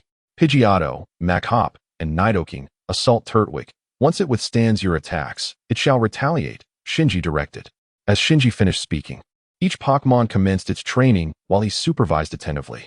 Several days later, Nidoking, Machop, Pidgeotto, and Turtwig unleashed a barrage of energy beams, while Squirtle spun rapidly to deflect the onslaught and countered with a powerful water gun.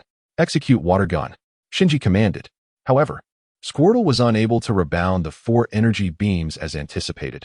Instead, they collided with Squirtle's spinning shell, resulting in an explosion that sent Squirtle flying, leaving it dazed with swirling eyes upon landing. Shinji, that was excessive, Ash exclaimed, rushing to intervene. We all witnessed that. If this is training, your methods are far too harsh. And what of it? The manner in which I train my Pokémon is my own affair, and it does not concern you, Shinji retorted coldly. With that, he continued his stride toward the lighthouse. Shinji, I heard from Ash about your capturing Pokémon. Is it true? Brock queried from behind Shinji. Indeed, one cultivates Pokémon in accordance with their nature. I select those that are worthy of my companionship, while the ineffectual ones are left for those who are equally ineffectual to capture. Shinji paused and remarked, I only know that my Pokémon are willing to grow stronger alongside me. Those who do not wish to improve shall not remain by my side, wasting resources. After uttering these words, Shinji departed, leaving 3 individuals in contemplative silence amid the breeze. Subsequently, the trio made their way to the Bright Beacon, where they became acquainted with Professor Bright. I am currently awaiting a unique Pokémon, Professor Bright continued. A unique Pokémon? Brock echoed in curiosity. This Pokémon is likely the largest in the world. No one has ever glimpsed its true form, and it is in search of its companions, wandering across the globe. Upon reaching the summit of the lighthouse with Professor Bright, he elaborated. One day, I heard a voice from across the sea. Shortly thereafter, a distant sound echoed in response. It is coming. Quickly, launch the signal, Professor Bright exclaimed with excitement, and soon a shadow emerged, approaching their location. From the cliff's edge came the sound of stones cascading downward. Pidgeot, use Hyper Beam, Shinji commanded as he sent out his Pidgeot. The moment Pidgeot took flight, it soared downwards, launching Hyper Beam at the trio from Team Rocket, sending them sprawling. Ah, what an annoying sensation, one of them complained. What? Is that colossal Pokémon a Dragonite? Professor Bright was taken aback upon hearing the Pokédex's description from Shinji. Indeed, as Dragonite approached, everyone could behold its magnificent form, towering above the lighthouse. Just as it seemed ready to depart in search of its companions, Shinji interjected, Dragonite, come and battle me. I wish to test the strength of my Pokémon. Chapter 16, The Challenge of the Colossal Dragonite. All present gazed at Shinji in astonishment, believing him to be mad. This Dragonite was half a head taller than the lighthouse, and its power was surely beyond that of ordinary Pokémon. Upon hearing Shinji's challenge, Dragonite appeared surprised but, after a moment of contemplation, nodded in agreement. After all these years of seeking companions, the concept of battle had become quite foreign to it. Seeing Dragonite's acquiescence, Shinji leapt onto Pidgeot's back, and Pidgeot carried him down to the beach, where they landed. Ash and his companions, along with Professor Bright, hurried down from the lighthouse to witness this monumental clash between Shinji and the towering Dragonite. Ash recognized Shinji's prowess, but was eager to see how he would confront such a formidable foe. Pidgeot, prepare for battle. Shinji commanded. Dragonite. The colossal creature responded, signaling its readiness to commence. Pidgeot, use Steel Wing. Shinji instructed. He understood that despite Dragonite's immense size, its agility could not match the speed of Pidgeot when it was operating at full throttle. Indeed, the formidable Noctowl unleashed its dazzling steel wing in the darkness, transforming into a streak of white light as it relentlessly assaulted the colossal Dragonite. The massive creature seemed acutely aware that evasion was futile, remaining stationary as it endured the onslaught, fully cognizant that Noctowl's attacks would scarcely inflict significant damage. However, Shinji understood that Dragonite was undoubtedly devising a strategy to counter Noctowl, and given its immense size, the scope and power of its abilities were nothing short of formidable. As Shinji contemplated how Noctowl might inflict harm upon the giant Dragonite, the two antennae atop the Dragonite's head suddenly emitted a brilliant electric glow, strikingly vivid against the inky night. Curiously, the thunderbolt it unleashed was not aimed at Noctowl. Rather, it was self-directed. Observing the Pokeball, Shinji pondered.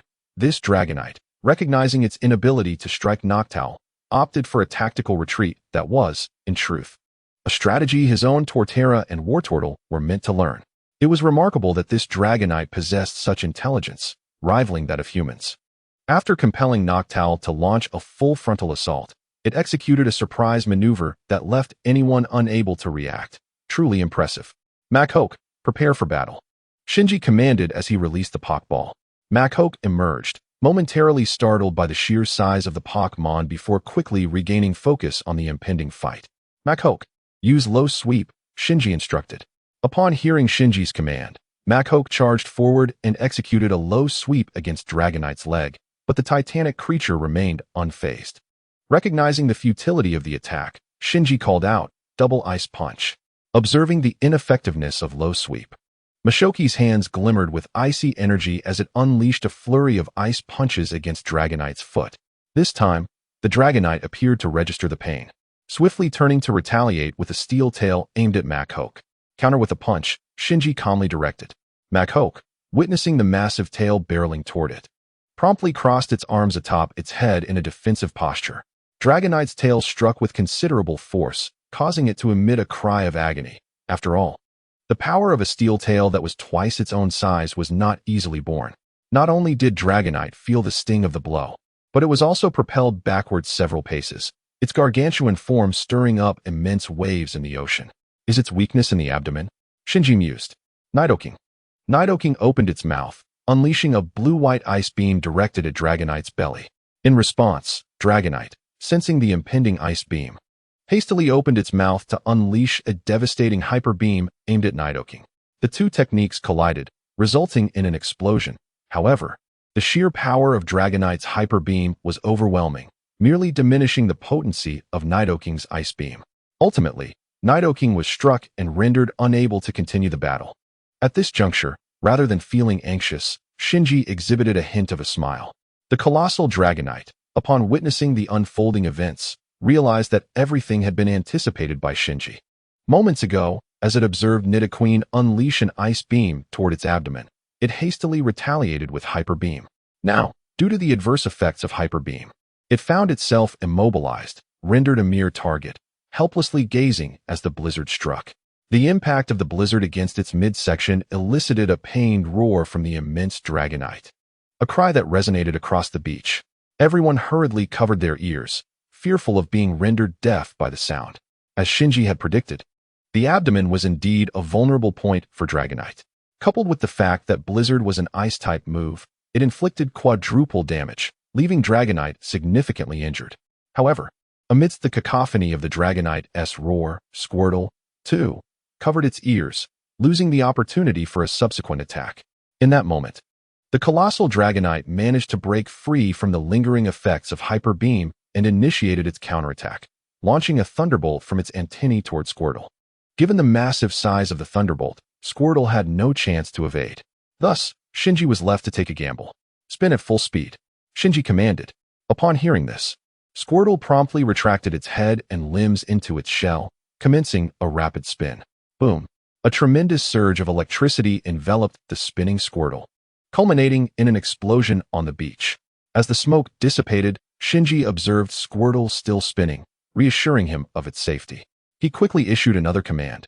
Squirtle, maintain your spin and unleash water gun. Chapter 17. The journey following the battle from within its spinning shell, Squirtle expelled 6 jets of water, accelerating toward the colossal Dragonite. Sensing Squirtle's approach, Dragonite immediately extended its right hand, swiftly pinning the spinning Squirtle against the sand. When Dragonite withdrew its hand, Shinji beheld Squirtle, its eyes spinning, lying within the vast imprint left by Dragonite's palm. Dragonite let out a call, signaling Shinji to continue. Shinji, however, was not oblivious. A hefty Pokémon like Squirtle could not evade the might of Dragonite's assault, which was formidable enough that Squirtle could not withstand it directly. Thus, Shinji conceded. Recognizing this, Dragonite emitted a cry before turning away, ultimately vanishing into the night. It was only after Dragonite had completely disappeared that Ash and his companions, along with Professor Okido, emerged from the thrilling battle, while Shinji released his injured Pokémon to tend to their wounds. Brock noticed this and set down his backpack to assist Shinji, while Ash and Professor Okido also came to help. Misty, despite her disdain for Shinji, approached to lend a hand upon seeing the injured water-type Pokémon, Squirtle. Midnight. The following day, after bidding farewell to Ash and Professor Okido, Shinji, along with Ash, set forth on their journey toward Leaf Green City, as both were determined to challenge the Leaf Green Gym, embarking on a brief adventure. Leaf Green City. After a 2-day journey, Shinji and Satoshi, along with their companions, finally arrived in the city of Leaf Green. Along the way, Shinji came to understand why this group perpetually lost their way. They possessed an innate lack of directional sense. Were it not for Shinji's timely guidance in pointing out the correct path, it is likely that this 2-day trek would have taken them a week to complete.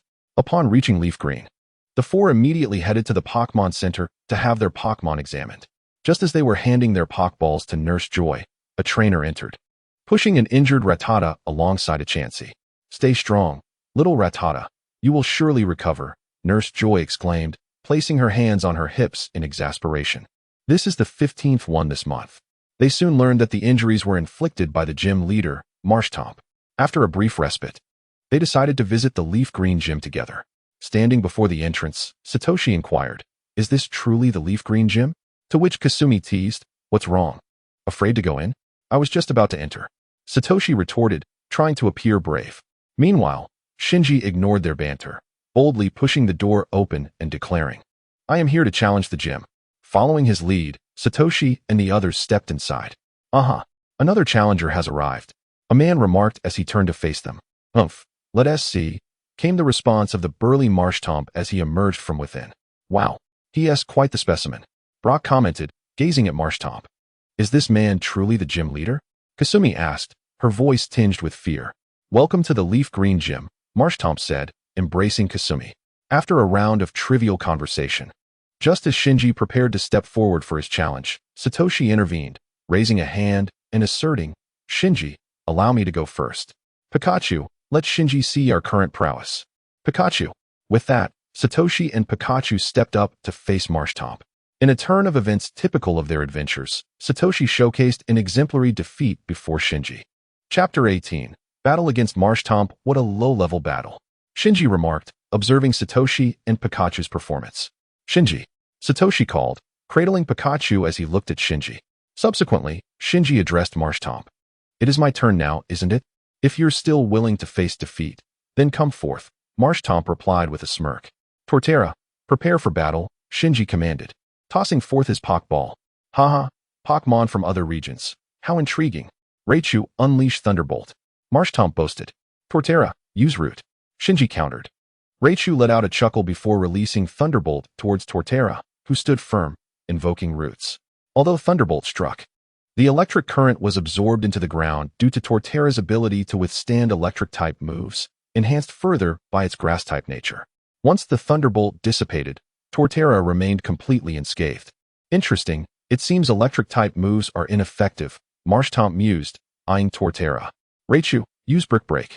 The hefty Raichu charged forward, raising its right hand to deliver a powerful strike upon Torterra's head. "Oh no, The Turtwig has been hit. Ash exclaimed anxiously. Turtwig, unleash Energy Ball. Shinji commanded. Despite enduring the damage inflicted by Raichu's Volt Tackle, Turtwig managed to lift its head and break free from the hold, releasing a brilliant Emerald Energy Ball directed at the Raichu before it. The explosion sent Raichu flying, landing with a resounding crash. Damn it! Raichu, use Mega Punch! Maki shouted at Raichu.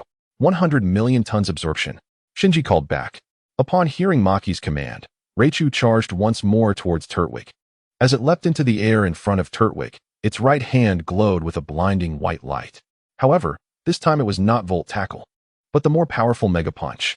Raichu's Mega Punch targeted Turtwig's head, yet just as it was about to connect, Turtwig swiftly dodged by shaking its head, evading the frontal assault. Almost immediately, a green light erupted from Turtwig's body, enveloping Raichu, who appeared to be in considerable pain. Raichu, break free. Use Destruction Beam. Maki urged desperately. Struggling within the green light, Raichu opened its mouth, gathering a tangerine-hued energy. Moments later, a beam the size of an infant shot from Raichu's mouth, aimed directly at Turtwig. With a thunderous explosion, Raichu utilized the blast of its Destruction Beam to break free from Turtwig's 100 million tons absorption. As it landed on the ground, Raichu gasped for air, clearly injured. Just when everyone believed Turtwig had lost its fighting capability, the smoke from Raichu's Destruction Beam dissipated, revealing Turtwig still standing, unyielding. How could this be? My Raichu's Destruction Beam didn't defeat it. Maki uttered in disbelief. Shinji's Turtwig is incredibly strong, Ash remarked, gazing at Turtwig. Although Raichu possesses high attack power, and the Destruction Beam struck at close range, Turtwig is inherently a Pokémon with formidable defense. Coupled with its earlier root and the 100 million tons absorption, Turtwig sustained almost no damage from the Destruction Beam, thus remaining capable of battle, Brock explained. Turtwig, finish this. Use Earthquake. Shinji coldly commanded. Oh no. Raichu, evade quickly. Maki shouted loudly. Heeding the command, Turtwig lifted its front legs high off the ground before crashing down. The arena trembled violently around Turtwig, and while Maki's Raichu attempted to leap away, the side effects of the Destruction Beam rendered it temporarily immobile. Maki could only watch helplessly as Raichu was struck by the earthquake, losing its ability to fight. Raichu has lost its ability to battle. Turtwig is victorious. Thus the winner is Shinji, the referee declared, astonished. Yay! Shinji won. Ash cheered. Upon returning to the center, Shinji handed Turtwig's Pokeball to Nurse Joy and then departed the Pokémon Center alone, wandering aimlessly. As Shinji strolled through the streets, he encountered the trio from Team Rocket. Without hesitation, Musashi thrust a ticket for the S and into Shinji's hands before swiftly fleeing with Kojiro. Observing the ticket's date marked for the following day, Shinji recalled that Pikachu would undergo special training that evening and the next day. Satoshi would triumph over Masachika and set sail. Everything seemed meticulously arranged for Satoshi. Chapter 19, the S, and the following day, aboard the ship, Shinji chose not to rest, but instead to witness the matches of other trainers. However, in his eyes, these opponents appeared exceedingly weak, failing to pique his interest. Rattata, use Flying Kick. Upon arrival, he beheld a Rattata engaged in battle with a Staryu, controlled by a trainer clad in formal attire. The adult issued commands to Rattata, while the young trainer of Staryu equally directed his Pokémon. Both trainers were evenly matched. Rattata, use Bite. The trainer of Rattata continued to issue commands, and with a fierce bite, Rattata shattered Staryu's gem, rendering it unable to continue fighting. This was merely a trivial simulation battle. It appears the goddess of victory favors me. The trainer boasted flamboyantly. Now, is there anyone brave enough to challenge my Rattata? I will. Satoshi declared, stepping forward to accept the challenge, sending forth his Butterfree to battle. True to the narrative, Satoshi's Butterfree emerged victorious. However, it was not long before the plot called for Satoshi to switch Pokémon. Yet, due to Shinji's influence, Satoshi resolutely refused to relinquish his Pokémon easily. Shortly thereafter, Team Rocket initiated their scheme, leading to a chaotic melee as trainers assaulted them. Shinji, disinterested, chose not to intervene. His focus lay solely on the Gyarados that had evolved out of anger after being kicked by Kojiro. After a series of events, the ship ultimately met its demise. Machoke, unleash your maximum strength to shatter the ceiling. Shinji commanded. Machoke began to crack the ceiling, the fissures widening as water seeped in. Eventually, the ceiling ruptured under the pressure of the water, flooding the area. Upon seeing each other, Shinji's Squirtle and Satoshi's Squirtle erupted into loud cries. Satoshi and his companions were baffled by this behavior, but Shinji understood the underlying tension. Two rivals cannot coexist in the same space without conflict, even if they initially maintain a respectful distance. However, under Shinji's restraint and Satoshi's persuasion, they gradually quieted down, though the stubborn defiance in their gazes remained evident. Shinji recognized that a confrontation between the two was inevitable. On a raft amidst the sea, Kasumi summoned all her Pokémon in an attempt to escape. Yet Shinji remained unfazed. "Don't flee, watch this," he instructed. "Firo, prepare for battle." Shinji unleashed his Firo. "Shinji, do you intend to capture it here?" Kasumi questioned. "Firo." "Steel Wing." Ignoring Xiaoxia's words, Shinji spoke. "Pidgeotto." The bird Pokémon let out a cry, its wings shimmering with a steel-like radiance as it swiftly charged toward Gyarados, delivering a powerful blow to its head. Roar. The struck Gyarados toppled into the sea, creating towering waves that nearly swept Shinji off his raft. Clearly in pain, Gyarados let out a fierce roar before righting itself and unleashing Hydro Pump, a massive jet of water aimed at Pidgeotto, who deftly evaded the attack. "Tornado," Shinji commanded. Gyarados opened its mouth, gathering a fiery red energy before launching it at Pidgeotto, who countered by flapping its wings, summoning a tornado infused with seawater to collide with Gyarados' attack. A tremendous explosion erupted on the ocean's surface, sending shockwaves that nearly capsized the raft, eliciting cries of alarm from everyone except Shinji. "Drill Peck," Shinji observed as Gyarados prepared to unleash Hydro Pump once more. Pidgeotto positioned its beak against the incoming water attack, dispersing it and striking Gyarados in return. "Hyper Beam," Shinji commanded. Pidgeotto released a beam of orange energy, hitting the downed Gyarados, which finally demonstrated its true combat prowess. Afterward, Shinji threw a Pokeball, successfully capturing Gyarados. However, after a brief scan, he released it, stating, "You may go now." "What?" everyone exclaimed in astonishment. This Gyarados, having evolved out of anger, only knows basic moves. "What a waste of my time," Shinji remarked. The released Gyarados, with tears in its eyes, glanced at the group before submerging into the depths. Abandoned twice in a single day, surely it would never forgive humanity. Chapter 20, Arrival at Lumiose City. Enter Sherry. "Shinji, your actions are utterly excessive," Brock shouted angrily. Although he had heard from Ash about Shinji's behavior, witnessing him casually abandon a Pokémon ignited his fury. "Such useless Pokémon are only suited for useless trainers like Ash. Not for me," Shinji retorted. "This guy is worse than Jesse," Meowth remarked, gazing at Shinji. "Exactly," Jesse chimed in. "By comparison, I feel like a good person," James echoed.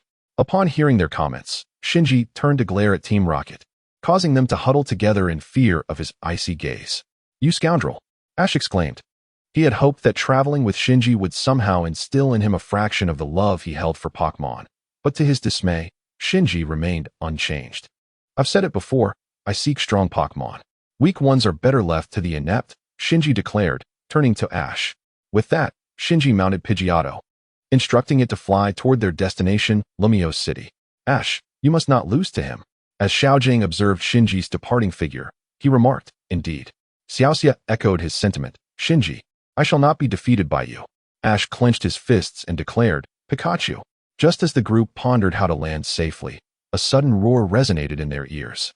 Following the sound, they beheld the Gyarados abandoned by Shinji surging from the depths of the sea, furiously gathering dragon rage within its maw. With a powerful surge, dragon rage whipped up the ocean waters, engulfing Ash and his companions along with Team Rocket in a tumultuous aquatic vortex. In the city of Blue Plush, after several hours of flight, Shinji arrived at the beach.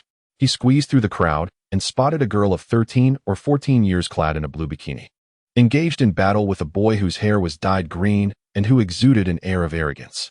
The onlookers murmured that the boy was teasing the girl, prompting her to unleash her Pokémon to teach him a lesson. Shinji glanced at their Pokémon. The girl commanded a Sceptile, while the boy utilized a Geodude. However, it was evident to Shinji that the boy was on the verge of defeat. "Machoke, block it," Shinji instructed. No sooner had he spoken than Machoke burst forth from its Pokeball, positioning itself protectively behind the girl and absorbing the attack from the Tyranitar. As the girl spoke, she threw her Pokeball, and in a flash of white light, a majestic Blaziken materialized before them.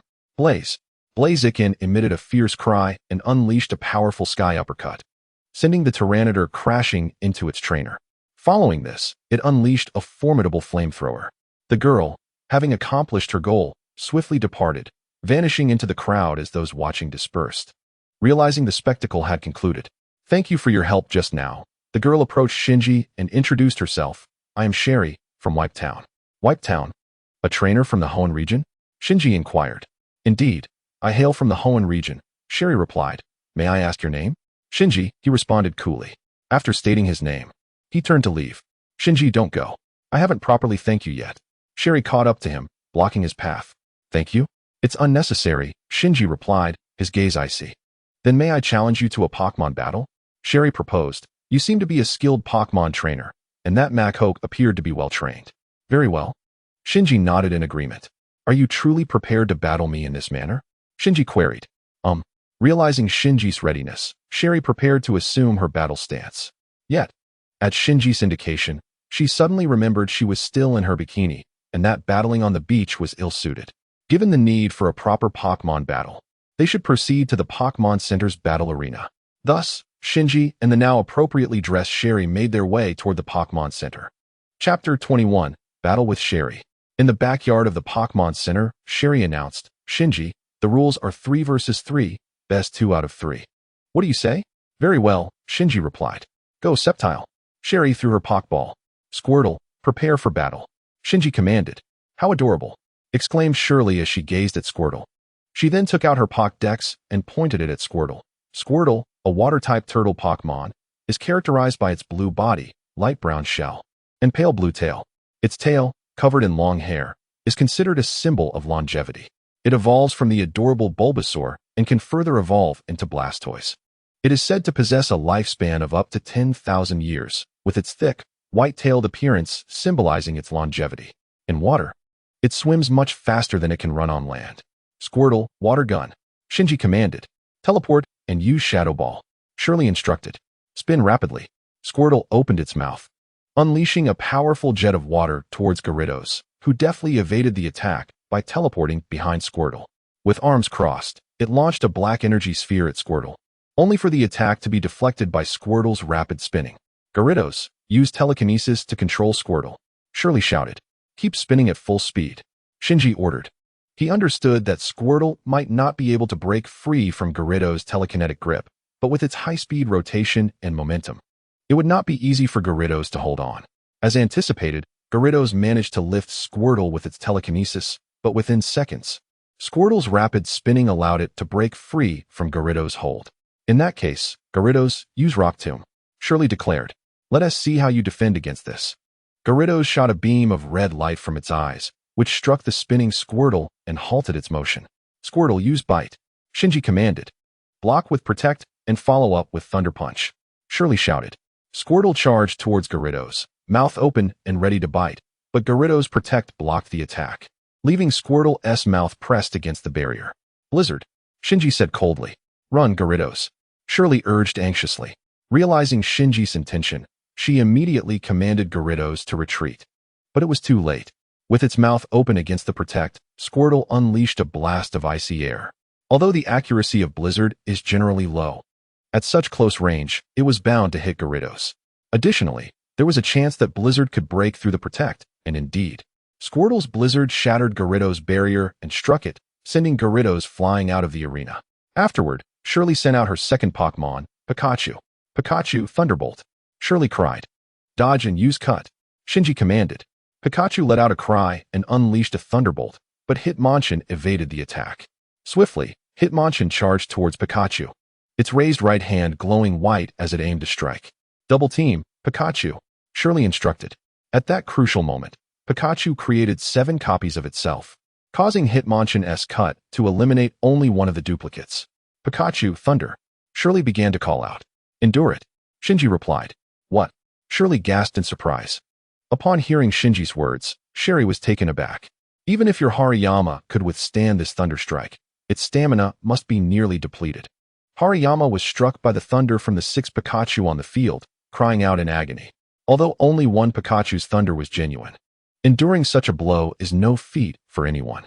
With the lightning dissipated and the Pikachu ceasing its assault, Hariyama was left supporting itself with one hand, gasping for breath. Clearly injured and unable to take another hit. Pikachu, finish it. Another thunder strike. Sherry shouted. Hariyama, focus punch. Shinji commanded. Upon hearing this, Hariyama immediately stood up and unleashed a blue-white focus punch at the third Pikachu on the left. Just as the Pikachu was about to execute its thunder, the focus punch struck true. Pikachu cried out in pain upon impact. How is this possible? Sherry exclaimed in disbelief, gazing at the fallen Pikachu. She could hardly believe that Hariyama's luck could be so extraordinary, hitting the mark at such a crucial moment. Chapter 22, Sherry's Fury. Shinji, while I believe luck is indeed a facet of skill, your fortune this time is astonishing, landing a focus punch on the real Pikachu at such a pivotal juncture. Sherry protested indignantly. Hariyama hitting Pikachu was not mere luck. It was a result of knowing Pikachu's position, Shinji replied calmly. What? Sherry found it hard to accept this revelation. When did he discover Pikachu's true form? The reason I had Hariyama endure Pikachu's thunder was to pinpoint its real location. The thunder from its shadow clones lacks potency, causing little harm. Only the genuine Pikachu's thunder would inflict true pain on Hariyama, enabling it to sense the real Pikachu's whereabouts, Shinji explained. Ah, I see now. I was indeed too careless. However, your method seems rather cruel towards the Pokémon, Sherry remarked, coming to a realization. Cruel? I know not what cruelty is. I only understand that victory holds greater significance for my Pokémon. Moreover, I know my Pokémon well. If it cannot endure such minor assaults, then what use is it to me? Shinji retorted coldly. What? How can you say such a thing? Sherry shouted angrily at Shinji. It seemed that her previous admiration for him had been entirely extinguished by his words, yet Shinji remained unfazed.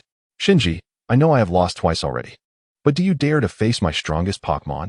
Sherry declared loudly, brandishing her Pokeball at him.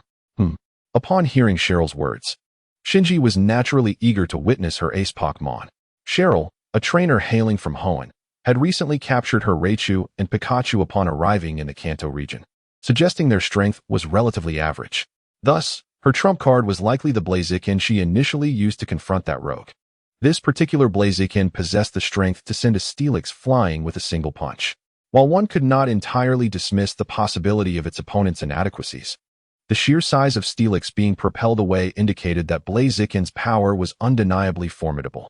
Seeing that Shinji had emerged victorious, Cheryl promptly released her Pokeball and called out, Go, Blaziken! A flash of white light revealed a robust Blaziken on the battlefield, which immediately showcased its might with an impressive flamethrower. Pidgeot, prepare for battle, Shinji declared, releasing his own Pokeball. Aware of Blaziken's formidable prowess, he opted for his Pidgeot, which held a type advantage against the fiery foe. Are you attempting to suppress my Blaziken with type superiority? Cheryl chuckled. My Blaziken is not so easily defeated by mere type advantages, is it, Blaziken? The fiery creature responded affirmatively. All right, Blaziken, unleash flamethrower. Cheryl commanded. Pidgeot, use air slash. Shinji instructed. The two attacks collided with a tremendous explosion, enveloping the arena in thick smoke. Blaziken, charge in with fire punch. Cheryl shouted. Ascend, Pidgeot. Shinji urged. Chase after it. Cheryl called out, emerging from the smoke. Blaziken spotted Pidgeot soaring high and executed a powerful leap, swiftly closing the gap and delivering a downward fire punch, sending Pidgeot crashing to the ground. Pidgeot, use Hyper Beam. Shinji exclaimed. From its prone position, Pidgeot aimed at the descending Blaziken and unleashed a vibrant orange Hyper Beam. Blaziken, use Flare Blitz. Cheryl commanded. As Blaziken descended, it adjusted its posture and charged toward the incoming Hyper Beam. Once again, an explosion echoed through the arena as Blaziken successfully evaded the brunt of the Hyper Beam's damage. Although the recoil from Flare Blitz was notable, far less severe than a direct hit from the Hyper Beam. Blaziken now? Burn it to ashes, Cheryl shouted. With its mouth agape, Blaziken released an intense wave of fiery energy that struck Pidgeot, who was momentarily incapacitated from the Hyper Beam, sending it flying out of the arena. What do you think, Shinji? There was no need for you to resort to such tactics in this battle. I may have been a bit rough earlier. My apologies, Cheryl remarked. There's no need to apologize. I anticipated Pidgeot's defeat, Shinji replied. If you knew it would lose, why engage in battle? Cheryl inquired, perplexed. How else could I ascertain the strength of your Blaziken? Shinji replied nonchalantly. What do you mean? You were willing to let Pidgeot suffer so greatly just to gauge my Blaziken's capabilities? Cheryl asked, her voice rising in disbelief. Indeed. This is a valuable experience for both me and the Pidgeotto, Shinji remarked nonchalantly. Upon witnessing Shirley's furious outburst, he chose to remain silent, turning away and neglecting to visit Miss Joy. It was unclear when exactly Shinji had developed an aversion to the Pokémon Center. He believed that as long as his injuries were not severe, there was no need to go, as it also served as a form of physical training. The 3 Pokémon he had just battled, aside from Pidgeotto, were merely fatigued, while Pidgeotto, though injured more seriously, had only sustained superficial wounds. Shinji, you scoundrel! Shirley called after him as he walked away. It appeared that Shinji had once again forged an adversarial relationship with someone. Chapter 23. The Ghastly of Maiden Gorge. After departing from Lamperuch City, Shinji found himself at a beach resort reminiscent of Lamperuch, and soon arrived at Maiden Gorge, the dwelling place of the talking Ghastly. I long to see you. Oh, how I long to see you, echoed a voice. At that moment, preparations were underway for a festival in the port of Maiden Gorge, and upon disembarking from the boat, Shinji noticed a beautiful maiden in the distance.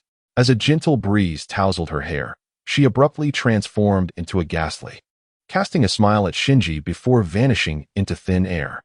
Shinji dismissed the encounter, understanding that the Ghastly was merely impersonating the maiden in a quest to find her lost love. He then turned and made his way toward the Pokémon Center. Do not run away, he heard behind him. Turning back, he beheld an elderly woman with a sun-dried, Kappa-like visage, who he recognized as the Ghastly in disguise. However, given the impending festival and the throngs of people surrounding him, Shinji opted not to release his Pokémon for a battle at that moment. Listen well. Beware of beautiful women. Heed the words of the elderly, for ignoring them will lead to misfortune, the old woman cautioned. After absorbing the Ghastly's warning, Shinji continued onward to the Pokémon Center. In the dead of night, Shinji glanced at the time and felt it was appropriate to return to Maiden Gorge. This is it, the voice of the maiden resounded. I long to see you. Oh, how I long to see you. The spirit of the maiden emerged from the statue. Gazing at Shinji with longing, Shinji retrieved his Pokédex and pointed it at the Ghastly. Ghastly, a ghost Pokémon, whose form is usually invisible. Hypnosis is its specialty. Ghastly, cease your tricks and prepare for battle. I intend to capture you, Shinji declared to the maiden's spirit. Turtwig, prepare for combat. He commanded as he tossed out a Pokeball. Hypnosis is effective against Pokémon as well, observing Turtwig, Ghastly remarked. Suddenly, white smoke enveloped the area, and when it dissipated, a colossal Torterra appeared before Turtwig, proclaiming, "This is Turtwig's evolved form, Torterra. Bite attack," Shinji commanded. Despite the formidable Torterra conjured by Ghastly, Turtwig seemed unfazed, charging forward to sink its teeth into the illusionary beast. How can it not be afraid? Gaisai cried out in anguish. In the world of Pokémon, certain abilities can instill a sense of dread in creatures, but such effects are not absolute. The level of courage varies among Pokémon. Naturally, timid ones will succumb to fear, while the bold remain unshaken. Shulin Gui, being Jinzi's first Pokémon, was well known to him. As Gaisai attempted to break free, the distant tolling of bells echoed through the air. The expression on Gaisai's face grew even more grotesque, the agony intensifying. Damn it! The ghostly stage is meant for the night, Gaisai lamented. Seeing that Gaisai was on the verge of vanishing, Jinzi swiftly released the Pokeball. The ball struck Gaisai, transforming it into a wisp of red light, which was drawn into the sphere. Beep, beep, beep, ding. Upon successfully capturing Gaisai, Jinzi picked up the Pokeball to scan it. After reviewing Gaisai's information, he appeared quite satisfied, nodding in approval. At that moment, the first rays of sunlight broke over the horizon, casting a warm glow upon Jinzi and Shulin Gui. Under the sun's embrace, Shulin Gui radiated an even more resplendent light, rendering Jinzi momentarily blinded.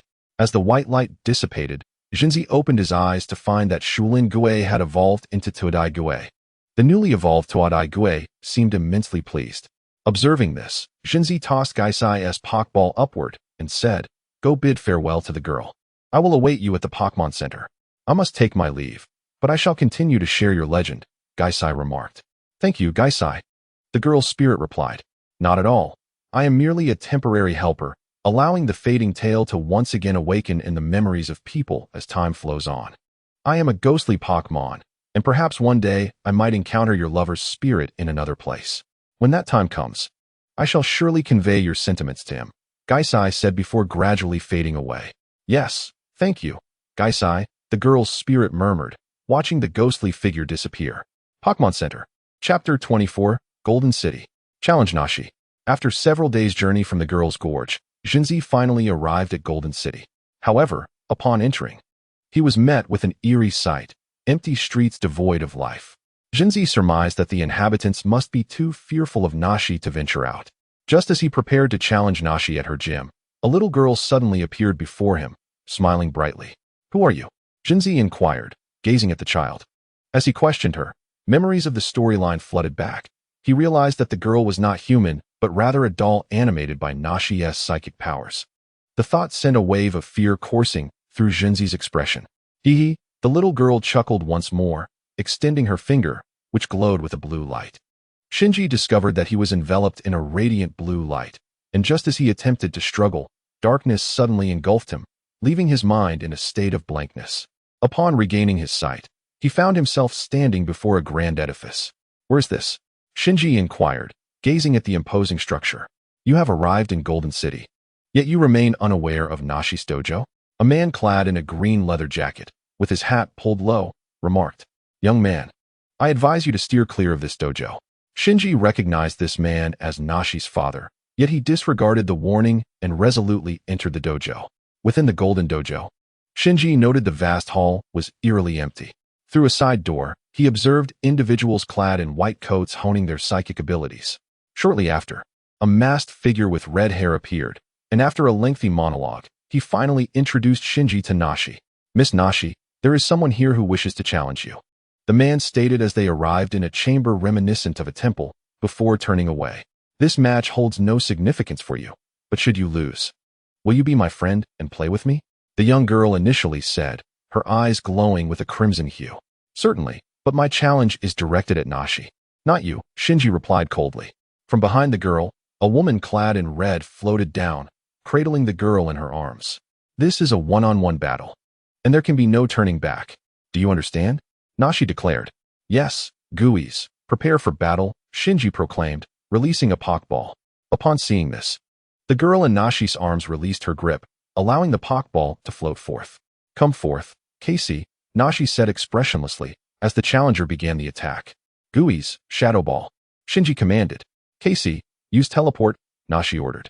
Casey's eyes glowed red as she executed teleport, vanishing in an instant. Guis, unleash curse. Shinji called out. Guis grimaced in pain as it executed the move, losing half of its health, but the opponent also suffered a quarter of their health in the process, causing Casey's attack to falter, allowing Guis to evade successfully. Guis, vanish. Shinji commanded. Guis disappeared into thin air, leaving Casey searching frantically. Casey, unleash psychic across the arena. Nashi ordered. Guis, defend. Shinji responded. Casey summoned a powerful psychic attack, which Guis shielded against. However, Casey endured the pain from the curse, displaying a pained expression. Casey, utilize recover, Nashi coldly instructed. Guis, cast night curse. Shinji shouted immediately. Casey executed recover swiftly, but failed to evade Guis's night curse, which struck true, yielding significant results. Fortunately, Casey's stamina remained intact, appearing relatively unharmed. Guis, employ hypnosis. Shinji commanded. Casey, use flash. Nashi directed. As Jengar employed its hypnotic abilities, Casey unleashed a dazzling flash, which not only interrupted the hypnosis, but also rendered Jengar temporarily blind. Jengar, use shadow sneak. Shinji commanded. Casey, employ telekinesis. Nessa ordered. Jengar attempted to vanish from sight, yet was struck by the telekinesis, indicating that its blindness had indeed affected its agility. Jengar collapsed onto the ground, fatigued, rising with labored breaths. The initial curse had taken a significant toll on it. You vile creature, how dare you treat me this way? I shall not let you escape. Jengar bellowed. In that moment, a radiant light enveloped it, and Jengar evolved into Jengar's final form, Jengar Tongue, seemingly regaining some vitality. Jengar Tongue, use hypnosis. Shinji urged once more. It's futile. Casey, quickly, utilize Dazzling Gleam. Nessa commanded. Casey attempted to unleash Dazzling Gleam, but was once again hindered by the curse's affliction, interrupting the attack. Tung successfully invoked hypnosis, striking Casey, who succumbed to slumber. Tung, use Dream Eater. Shinji shouted. Casey, speak in your sleep. Nessa instructed. Although Casey was in a state of sleep, her slumber talk, while expressive, lacked precision, and her random telekinesis merely struck the air. Tung circled around Casey's back, executing Dream Eater. With a burst of energy, Tung emerged, chuckling, evidently enjoying the taste of dreams. However, the curse's damage surged once more toward Casey, who grimaced in pain. Casey, self-recovery. Nessa ordered urgently. Casey invoked self-recovery again. Yet Tung rushed forward with a lick attack, failing to paralyze her. Shinji realized that it was impossible to eliminate Casey in one strike. Prolonging the battle would inevitably lead to defeat. The only remaining strategy was to suppress her self-recovery. Tung, create shadow clones. Shinji commanded. Yet, no matter how many clones were made, they remained but illusions. Casey, use telekinesis on all the clones. Nessa instructed. Tung, vanish. Shinji ordered. Instantly, all the Tung clones disappeared into thin air, and Casey's telekinesis once again faltered. Observing the opportune moment, Shinji sensed that the curse's effects were nearing their peak and prepared to give his command. Chapter 25. An unexpected conclusion. Are you waiting for the curse's effect? Nessa inquired. Indeed, those with psychic abilities possess exceptionally high intelligence. Tung, unleash the night curse. Shinji shouted. Casey, counter with illusion to return the night curse to Tung. Nessa commanded. Casey executed illusion, which could neither be deemed a success nor a failure. The illusion and night curse grappled between the two Pokémon, a clash of mental prowess. Both Pokémon persevered for an extended period, and at long last, the curse Shinji had awaited arrived. Nessa quickly comprehended the situation, her mind screaming in realization. The curse's effect interrupted Casey's ability to use her skill, and after a prolonged stalemate, the night curse finally struck Casey, yielding profound results. Tung, exhausted and panting, prepared for its next move. Quickly, Casey, use self-recovery. Nessa urgently commanded. Tung, finish it with the most powerful shadow ball. Shinji shouted. Perhaps the prolonged use of illusion magic had taken its toll, for self-regeneration failed to manifest immediately. Ghastly Stone surged forward, conjuring a colossal black orb that dwarfed the typical shadow sphere. The gigantic shadow sphere collided with Casey, yielding remarkable results, culminating in an explosion. As the smoke cleared, Casey lay on the ground, incapacitated. Why? Inquired the little girl in Naz's grasp. What? Shinji asked, bewildered. Why must you be so cruel to my Casey? The girl lamented. At that moment, Naz's eyes emitted two beams of crimson light that penetrated Casey's fallen form. Upon receiving the red light, Casey abruptly opened her eyes and rose to her feet. Subsequently, a radiant white glow enveloped Naz, and a similar luminescence enveloped Casey. When the white light dissipated, Casey had transformed into Youngura, her wounds vanished, and she appeared revitalized, as if she had never engaged in battle. Clearly, Naz's extraordinary abilities had facilitated Youngura's restoration. Observing this, Shinji attempted to urge Ghastly Stone to continue the fight, yet upon noticing Ghastly Stone gasping for breath, he shouted, "Do you not abide by the rules?" Such naivety. Naz retorted, "The rules here are dictated by me." The mischievous little girl added, "Stay and be my friend." With a smile, the girl spoke, her eyes turning crimson as she fixed her gaze upon Shinji. At that moment, a pale blue light enveloped both Shinji and Ghastly Stone. It's over, it's over. We're going to perish here." Ghastly Stone cried out. "Damn it, Naz. Just you wait," Shinji exclaimed vehemently, initially believing he would transform into a doll alongside Ghastly Stone. Shinji contemplated the prospect of having to wait for Ash to defeat Naz before he could be freed, envisioning the ridicule he would endure from Ash. Overwhelmed by this thought, Shinji broke through Naz's psychic hold and shouted, "No." "Oh, what is this?" Though Shinji's voice rang out, his body remained immobile, and like Ghastly Stone, the blue light enveloping him began to shift to white, gradually erasing his consciousness. "How dull. Let us play again next time," the little girl in Naz's embrace chuckled. However, Naz gazed thoughtfully at the spot where Shinji had vanished. "Don't," Shinji called out upon regaining consciousness. Once calm, he surveyed his surroundings and remarked, "Where am I?" Upon awakening, he found himself in a small room, where his Ghastly Stone was conversing with the uncle they had encountered at Naz's gym. As Ghastly Stone and the uncle noticed Shinji's approach, they ceased their conversation and walked towards him. "Shinji, you're awake," the uncle said, looking at him. "You need not worry. This is my home, and you are safe. Your Ghastly Stone has informed me of everything. I never would have guessed that your Ghastly Stone could speak. It's quite remarkable." "Oh, thank you," Shinji replied. "No need to thank me. Had it not been for your cries, I might not have been able to save you," the uncle responded. "Who exactly are you?" Shinji inquired, feigning ignorance. "Indeed. You are Naza's father," Shinji deduced. "In that case, I accept your assistance." After the uncle informed Shinji about Natsu, it became evident that Natsu had been a vivacious child. Yet for reasons unknown, she began to lack emotional expression. The psychological trauma she experienced imposed her innocent nature onto her dolls. Chapter 26, Rainbow City. Challenging the Rainbow Gym. After departing from Golden City, Shinji arrived in Rainbow City, renowned for its fragrances, following several days of travel. Upon reaching Rainbow City, Shinji inquired of a passerby the whereabouts of the Rainbow Gym and promptly made his way there, showing no interest in arcade halls or the Three Dragons. Although the Three Dragons, like Mutuo, were artificially created, their abilities were rather mediocre, suitable for casual use, but not for battle. At the Rainbow Gym, "Vine Whip, go!" cried Elika as she threw her Pokeball. "Nidorino, prepare for battle," Shinji commanded as he released his Pokeball. "Leaf Blade," Elika shouted. "Poison Sting," Shinji responded. The Poison Sting and Leaf Blade clashed, exhibiting equal strength. It appeared that Elika had trained her Grass-type Pokémon exceptionally well, as the Grass-type move was evenly matched against her own Poison-type attack. "Evolve, Nidorino," Shinji declared. To think it would evolve at this moment? How intriguing. "Let me witness the strength of the evolved Nidoqueen," Elika remarked as she beheld Nidorino's transformation. "Nidoqueen, Ice Beam," Shinji commanded. "Vine Whip, create illusions, and unleash Energy Ball," Elika instructed. "Ice Beam," Shinji reiterated.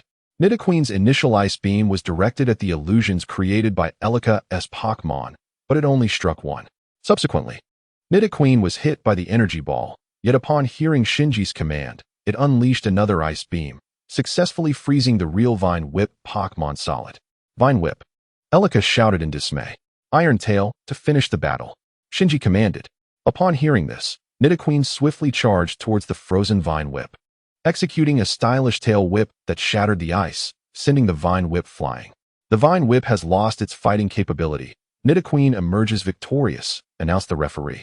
Elika, undeterred, threw another Pokeball, releasing a Gloom, yet Shinji chose to continue with Nidoqueen. "Gloom, use Leaf Blade," Elika hastily proclaimed. "Flamethrower," Shinji responded coolly. "Nido." Nidoqueen unleashed a powerful flamethrower, incinerating Gloom's Leaf Blade entirely. "Vine Whip," Elika called out. "Gloom." Gloom swiftly shot forth two Vine Whips from its sides, ensnaring Nidoqueen's arms. "Use Stun Spore," Elika commanded again. "Tu Navi, Nidoqueen, pull it in and unleash Flamethrower," Shinji shouted. As Nidoqueen forcefully yanked Gloom closer, Elika issued another command, Solar Beam. "Fire." She laughed. "What?" Shinji exclaimed in astonishment. The recent tapping was merely a ruse, designed to distract. Now, the stunned Oddish was pulled closer by Nidoking, who unleashed a powerful solar beam at point-blank range, coinciding with Nidoking's own fiery onslaught. The explosion resonated with a thunderous crash. The Oddish succumbed to its inability to continue fighting, declaring Nidoking the victor. The referee announced the outcome. While this was the case, the proximity of the blast had indeed inflicted considerable damage upon Nidoking. Observing the creature's labored breathing, Shinji recognized that its stamina was waning. "My ace is up next. You should tread carefully," Elisha declared.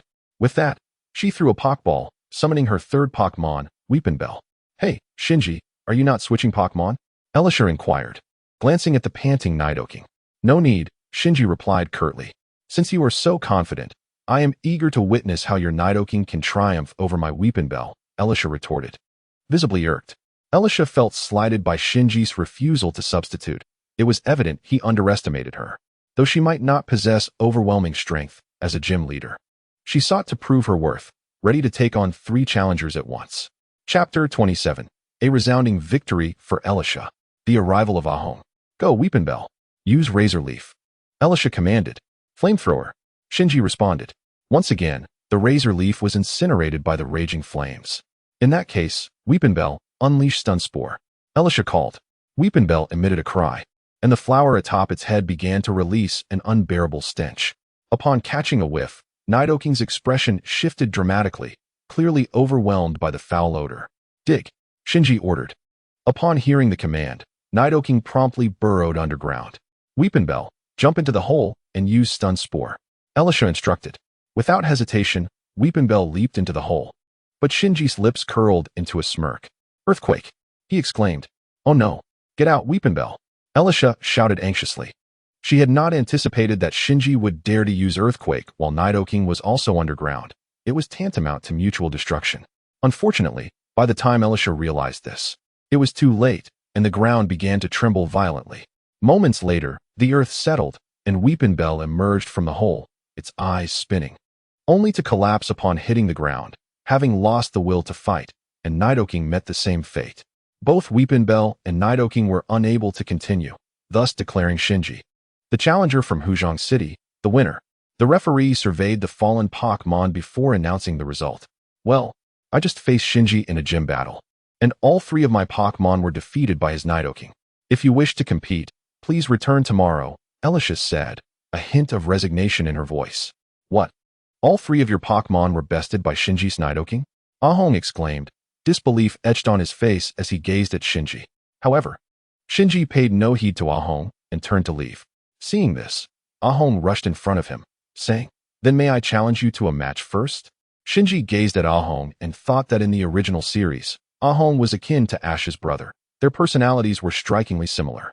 However, during the Indigo Conference, Ahong's Pokémon, apart from his beloved Badafii, were not fully evolved, yet he still managed to reach the quarterfinals. Was it sheer luck, or was his strength truly formidable? Contemplating this, Shinji agreed and informed Ahong that the match rules would be 3-on-3. He then turned to Eligia and requested, Miss Eligia, might we borrow the arena? Of course. I shall officiate your match, Eligia replied with a smile. In truth, she was quite curious to determine whether her own abilities were lacking or if this Shinji was exceptionally powerful. Thank you, Miss Eligia, Ahong said with a grin. Shinji, however, remained silent and walked back to the command platform. Ahong promptly dashed to the opposite side, readying himself. Now, let the battle commence. It is Shinji versus Ahong. Following the 3-on-3 rule, Eligia announced. Go, Rayan, Ahong shouted. Pikachu. Rayan leaped from Ahong's shoulder into the arena, adopting a combat stance. Turtwig, prepare for battle, Shinji declared as he released his Pokémon. Since his grass-type Turtwig had evolved, Shinji had refrained from carrying him outside of his Pokeball due to his growing size, which made it increasingly impractical. What is that? Ahong inquired curiously, observing the unfamiliar Pokémon Shinji had summoned. He quickly retrieved his Pokédex to scan Turtwig, only for it to emit a monotonous no data available. Ahong found himself perplexed. Regardless, Rayan, unleash Thunderbolt, Ahong commanded. Pikachu. Rayan immediately directed a bolt of electricity at Turtwig. To Ahong's astonishment, Turtwig displayed no sign of discomfort. Instead, it raised its front leg and stomped the ground, repelling the thunderbolt effortlessly. How could this be? Ahong exclaimed, bewildered by Turtwig's resilience. Ahong, Turtwig is a grass and ground-type Pokémon. Rendering electric-type moves ineffective against it, Eligia elucidated. Oh, I see, Ahong chuckled, watching this unfold.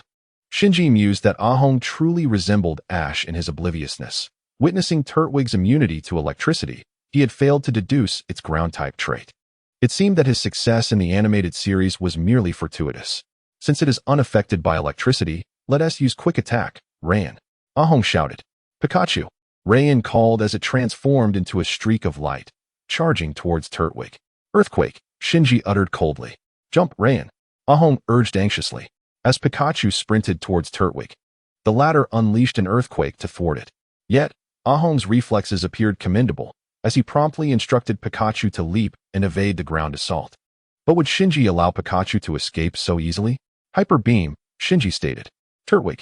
The tortoise-like creature opened its mouth and began to gather destructive energy directed at the Pikachu hovering in midair.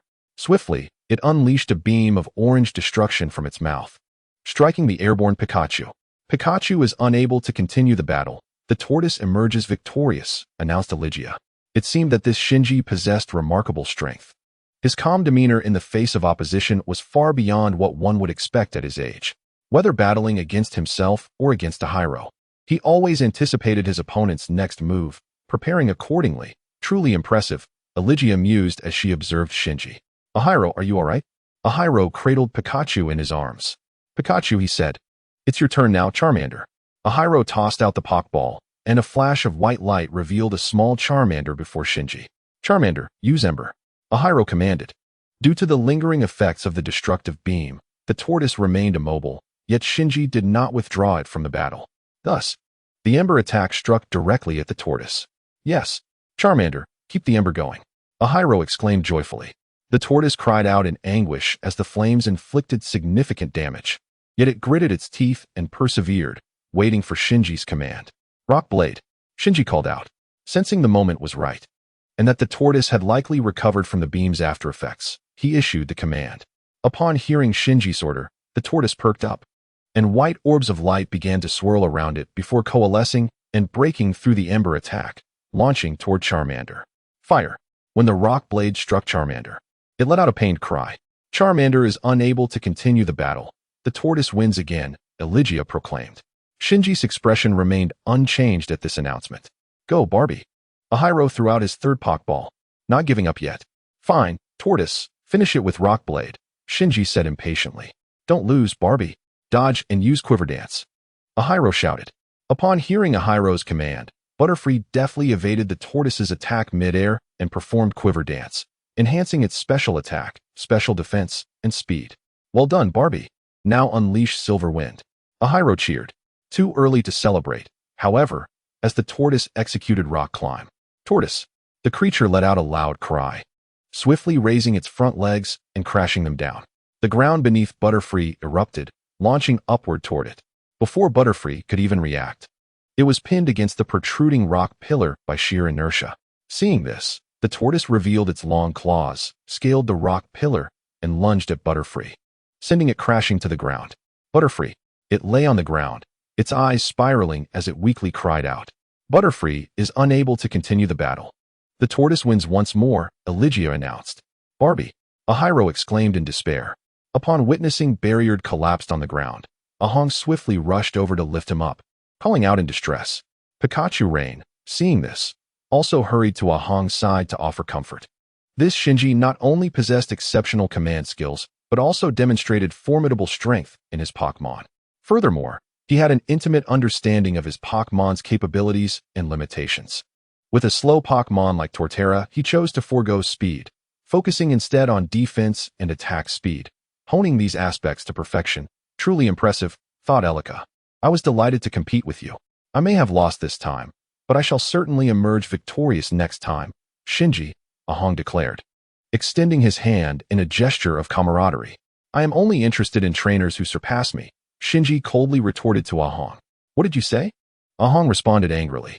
Noticing Ahong's fury, Shinji chose to ignore him and instead turned to Elika, saying, Thank you for lending us the venue. I bid you farewell. With that, Shinji bowed to Elika and departed before she could utter a word. No, Elika began to express her gratitude, but swallowed her words as Shinji walked away. How infuriating, Shinji. Next time, I will certainly make you pay, Ahong silently vowed as he watched Shinji's retreating figure. He then turned to Elika and said, Miss Elika, let us head to the Pokémon Center now. I shall return to challenge the gym tomorrow. Yes, I eagerly anticipate your challenge, Elika smiled. Subsequently, Ahong departed, arriving at the Pokémon Center shortly after Shinji. However, unlike Ahong, who approached Nurse Joy with his Pokémon, Shinji opted to make a phone call, transferring Nidoking to his older brother, Ray Eyes, knowing that Ray Eyes would take care of Nidoking's health. Meanwhile, Ahong, noticing that Shinji had not entrusted Torterra to Nurse Joy, approached him and inquired, Shinji, did you just send Torterra for treatment? Without responding, Shinji circumvented Ahong and left the Pokémon Center, making his way toward the next gym, which only served to further ignite Ahong's anger at Shinji's tone. Chapter 29. Challenge the Fighting Gym. Evolve Hariyama. Squirtle. Unleash Water Gun. Shinji commanded. Squirtle launched a powerful water gun, striking a Monferno and sending it crashing into a tree. Seizing the opportunity, Shinji immediately tossed a Pokeball at Monferno, which struck and absorbed the Pokémon in a flash of red light. However, upon scanning, Shinji released Monferno, stating, You may go. As Monferno burst forth from the Pokeball, it bolted away. Having departed from Rainbow City, Shinji was now en route to the Shallow Red Gym. After several days of travel, he arrived at the town hosting the upcoming fighting tournament, and on his way to enter, he spotted an aberration. Initially intending to stay and allow Hariyama to gain experience in the tournament, he reconsidered upon realizing there were still over 10 days until the event. Additionally, he recalled that in the anime, Ash won the championship only because Team Rocket had sabotaged the match against Shandu, and Ash's protagonist aura ultimately led him to victory. With this in mind, Shinji concluded that defeating Shandu was all that mattered. Hariyama, prepare for battle, Shinji declared as he tossed the Pokeball. Hariyama, aberration. Hariyama. Howley shouted loudly, seemingly delighted by his superior skills. Abi, upon being struck by Howley, became even more enraged. Just as Abi was about to retaliate, his trainer, Shando, appeared. Underestimating the opponent can lead to lifelong regret. A moment of carelessness can inflict lasting pain, Shando admonished. Abi, you must never take any adversary lightly. I have taught you this long ago. Shando spoke sternly. Abi nodded in agreement. Give it your all, Shando urged, clenching his fists as he addressed Abi. Heeding Shando's words, Abi charged swiftly towards Howley, unleashing a flurry of sonic punches. Howley was pushed back several steps by Abi's rapid strikes. His fury palpable as he let out a furious roar, and then a radiant white light began to emanate from him, evolving. Now that makes things more interesting. Go for it, Abi, Shando exclaimed with excitement. Abi charged once more towards the powerful creature, this time employing close combat techniques. Initially, Shinji had intended for this encounter to provoke Howley's evolution, but witnessing the formidable presence of the creature, he realized that they must see this through. Thus, he refrained from intervening, allowing the battle to proceed. What? Shando gasped in astonishment. As Abi continued his close-range assaults, his hands were suddenly seized by Howley's powerful grip. Abi stared blankly at Howley, attempting to break free, yet the creature's strength far surpassed his own. Despite his desperate struggles, Abi was unable to escape. Howley seized the opportunity, two of its powerful hands gripping Abi's tightly, while the other two pounded mercilessly against Abi's abdomen. Abi cried out in pain. Stop! Don't bully my father's Pokémon anymore. At that moment, a girl appeared, shielding Abi's abdomen. Howley paused, momentarily stunned, before releasing its iron grip. Are you hurt, Aime? Shando asked, concerned as he glanced at her. No, I'm fine, Aime replied. All right, I concede, Shando declared, tossing his red towel in front of Shinji. Subsequently, Shando reconciled with Aime and expressed his desire to train Howley, but Shinji declined, taking Howley away with him. Days later, the first martial arts tournament commenced as scheduled. Although Shando did not participate this time, he attended to watch the matches. Ultimately, Ash emerged victorious, buoyed by the aura of a protagonist. Shando approached Ash to propose a private battle, which he won. Shando then requested to train the fiery monkey, aspiring to mold it into a true champion of martial arts. Ash, seeing the potential for the fiery monkey to thrive under Shando's guidance, agreed to leave it in his care. Chapter 30. Encountering Zapdos in Black Cloud City. After a lengthy journey, Shinji arrived in a city that appeared somewhat dilapidated, Black Cloud City. The breeze blowing in from the sea carried a foul, muddy scent, dampening the spirits of passers-by. Is this Black Cloud City? Indeed, it is as wretched as depicted in the story, Shinji reflected, gazing at the chimneys emitting thick black smoke. Shinji stood before the desolate Black Cloud City, contemplating the forlorn atmosphere that enveloped it. Were it not for the necessity of passing through this city en route to the Crimson Gym, he would have preferred to avoid it altogether. However, now that he had arrived, there was no turning back. Thus, Shinji quickened his pace towards the Pokémon Center. Is Nurse Joy here? I would like a room, please, Shinji inquired.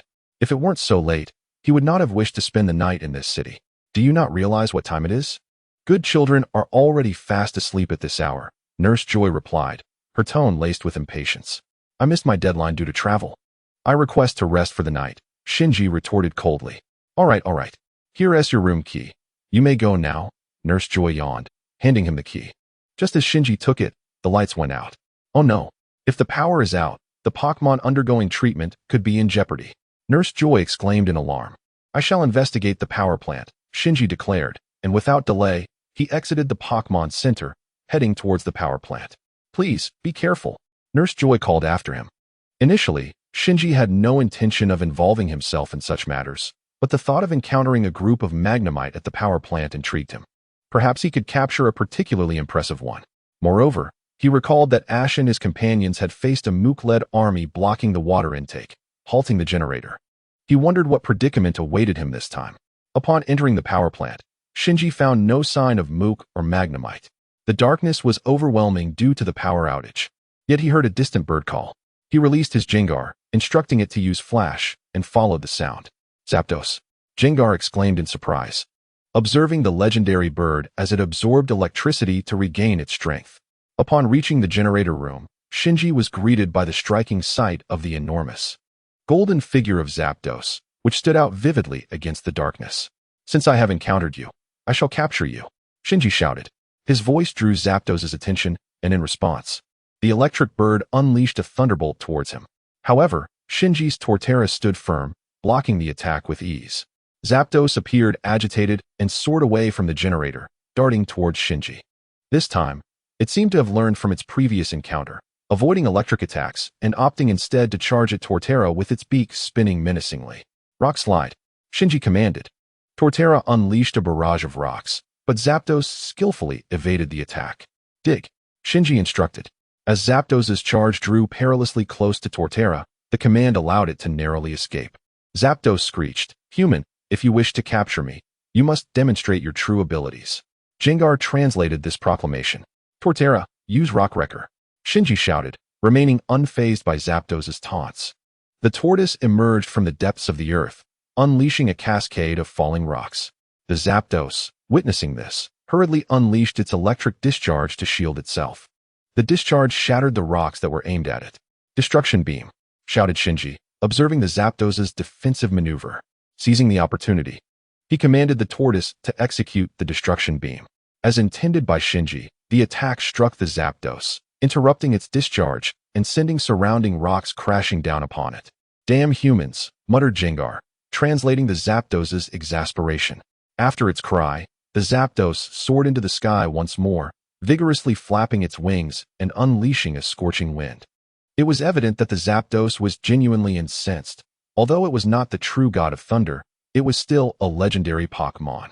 Being bested by a mere human in a one-on-one confrontation must have been a bitter pill to swallow. "Jengar, protect," Shinji shouted, urging the tortoise to unleash its most powerful rock blade.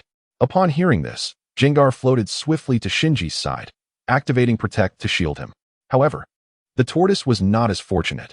Having just executed the destruction beam, it found itself unable to move and could only endure the onslaught of the scorching wind. Within the searing gusts, the tortoise gritted its teeth, eyes shut tight, feeling as if it were ensnared in the flames of hell. Just when it seemed it could endure no longer, Shinji's voice broke through. "Tortoise, think of my brother, Kamadai, and remember Ho-Oh. In this world, only the strong earn respect. I have no use for the weak," Shinji exclaimed, his gaze fixed on the tortoise. Upon hearing Shinji's impassioned words, the tortoise recalled their first meeting, when it was merely a sprouting turtwig. Shinji's radiant smile upon seeing it was etched in its memory, a stark contrast to the solemnity that followed after witnessing his brother Reiku's defeat. The desire to grow stronger consumed Shinji's thoughts. Now, Shinji had become remarkably powerful, and as his first Pokémon, the tortoise knew it could not afford to falter. It must not. With newfound resolve, the tortoise opened its eyes, now filled with a fierce determination, gazing at the Zapdos as it continued to unleash its scorching wind. Bathed in a vibrant green glow, the tortoise transformed. "What is happening?" Shinji inquired, his curiosity piqued. "It seems the tortoise's overgrow ability has activated," Jengar observed. The tortoise let out a mighty cry, shaking the great tree upon its back.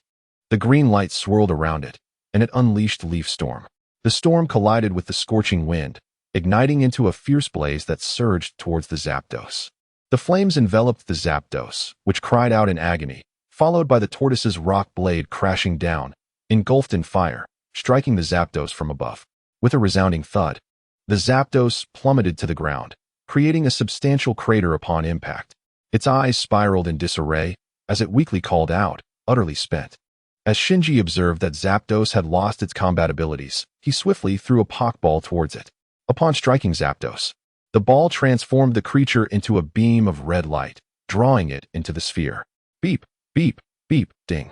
As the Pokeball ceased its trembling, a wave of tranquility washed over the onlookers. Upon witnessing the capture of Zapdos, Torterra cast a glance at Shinji, who was retrieving the Pokeball, before collapsing to the ground, utterly exhausted.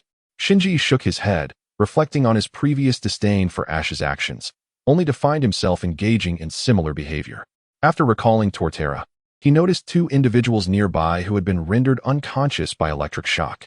Judging by their attire, they appeared to be members of the staff here. Gengar. Use hypnosis to erase their memories of Zapdos, Shinji instructed. Very well, leave it to me, Gengar replied with a sense of pride. Gengar then employed telekinesis to pry open the eyelids of the two individuals, compelling them to gaze into its eyes while uttering, "Forget everything, forget it all." Once Gengar had lulled them into a deep slumber, it positioned their bodies neatly aside, ensuring they would not awaken anytime soon. Gengar, please take Torterra to Nurse Joy. I will follow shortly, Shinji commanded. After tossing Torterra's Pokeball to Gengar, he added, "Understood," and with that, Gengar vanished into thin air. Shinji made his way to the monitoring room, where he diligently erased all footage related to himself and Zapdos before departing. The Pokémon Center. The following day. Your Torterra has fully recovered, Nurse Joy announced to Shinji, handing him the Pokeball containing Torterra. Thank you, Shinji replied. I should be the one expressing gratitude. Thanks to your efforts, many Pokémon in the center have been saved. I pledge to be a dedicated nurse from now on, Nurse Joy sincerely stated. Miss Junsha, standing nearby, addressed Shinji, allow me to salute your commitment on behalf of the rescued Pokémon. She offered a respectful bow. There is no need for thanks. I merely did what I believed was right, Shinji retorted coldly. With that, he turned and exited the Pokémon Center, eager to distance himself from such an unpleasant place. In the forest, come forth, Zapdos and Gengar, Shinji exclaimed as he tossed out two Pokeballs. Zapdos, the legendary Pokémon emerged, unleashing a powerful thunderbolt into the sky. Truly, it was a creature of legend. It seemed that after a night of rest, its injuries had nearly healed. How do you feel, Zapdos? Are you willing to join me? Shinji inquired. Zapdos, it called in response. Gengar, please translate, Shinji instructed. Got it. Am I only here to serve as a translator every time? It's quite annoying, Gengar complained. However, upon seeing the icy expression on Shinji's face, it quickly added with a grin. All right, I'll translate. Zapdos spoke again. Human, your strength has completely conquered me. I acknowledge you as my master. And I am willing to grow stronger alongside you, Gengar conveyed. That is wonderful, Shinji replied. Chapter 32. Capturing the Houndour. Torterra unleashed Leaf Storm. Machoke executed Dynamic Punch. Gengar launched Shadow Ball, Squirtle employed Water Gun, and Spearow engaged with Hyper Beam, while Zapdos deftly avoided the attacks before retaliating with a scorching heat wave. Lightning, Shinji commanded. Upon his directive, Zapdos swiftly maneuvered through the air, evading the onslaught of attacks. With a flourish of its wings, it unleashed a searing heat wave upon all the Pokémon. Hurry, counterattack, Shinji urged. Torterra. All the Pokémon cried out in agony amidst the heat wave, only to launch their moves once more toward Zapdos. Zapdos, unleash your most powerful thunder, Shinji commanded. Boom. Just as Shinji finished his order, Zapdos released a tremendous bolt of golden lightning to counter the collective strikes from all the Pokémon, resulting in a spectacular explosion. All right, that will suffice for today, Shinji declared. After departing from Black Cloud City, Shinji settled in this town for several days of rigorous training with his Pokémon. After days of grueling exercises, notable progress was evident among them, particularly with Zapdos, a legendary Pokémon, for whom Shinji maintained the highest standards. Its advancements were remarkable.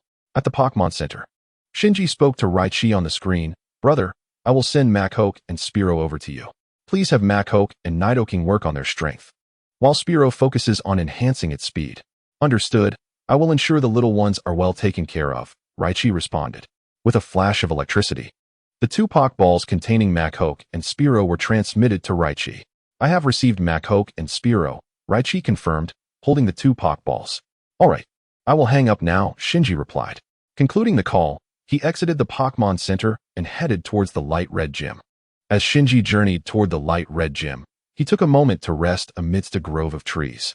However, distant cries piqued his curiosity, prompting him to investigate with Gengar at his side. Shinji cherished the company of a Pokémon, as their senses were far more acute than those of humans, allowing for early detection of potential dangers and enhancing their reaction abilities. Previously accompanied by Turtwig, he opted not to bring it out after its evolution led to a larger size and slower speed. Now, he had Gengar, who possessed the ability to speak, by his side. Upon arriving at the source of the noise, Shinji observed a Houndour frolicking with several other Pokémon. Yet, upon noticing Shinji's presence, they promptly fled in terror. Gengar, use Nightshade, Shinji instructed. Immediately, Gengar's eyes emitted a beam of black light, striking the fleeing wild Houndour.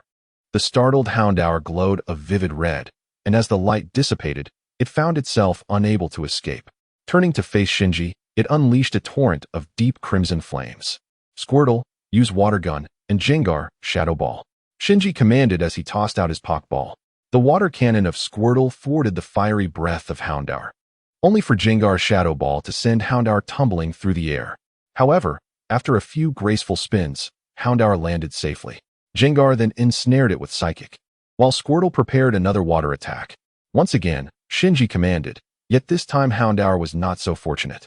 Captured by Gengar's Psychic, it was struck by Squirtle's water cannon, crashing into a tree. Houndour, now on the ground, gazed fearfully at Shinji as Gengar and Squirtle approached him step by step. Suddenly, Shinji threw a Pokeball at himself. Beep, beep, beep, ding. After successfully capturing Houndour, he picked up the Pokeball to scan it. Has it already learned Quick Attack? It seems quite promising, Shinji remarked, studying the data displayed on his Pokédex. Chapter 33, Furball and Rinzi. After capturing Houndour, Shinji passed through a town where he observed a large group of trainers boarding several buses. From their demeanor, it appeared they had been summoned to repel a horde of Diglets. Shinji glanced at them briefly before moving on, for such matters held no interest for him. In the Pale Red Forest, after several days of travel, Shinji found himself in the forest where the Pale Red Gym was located. However, unlike his usual self, who seldom lost his way, he was now wandering in circles with Gengar. It seems we are lost, Gengar remarked. Yes, Shinji responded, sensing a gaze upon him. He immediately turned around, only to find nothing but trees. What's wrong? Gengar inquired. I've had the feeling someone is watching us. Didn't you sense it? Shinji replied. Perhaps you're being overly cautious. There's no one here, Gengar suggested. Maybe, Shinji conceded. The third tree on the left, use Shadow Ball, he commanded suddenly. As Shinji turned around, he swiftly issued the order to Gengar. Initially taken aback, Gengar quickly understood and conjured a Shadow Ball in its hands, launching it at the target. Furball, hiding behind the tree, was struck by the Shadow Ball and fell to the ground. However, Gengar hadn't used its full strength.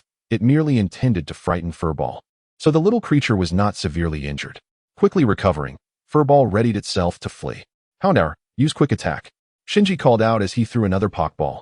With a bark, Houndour burst forth from the Pokeball and dashed forward, blocking Furball's escape.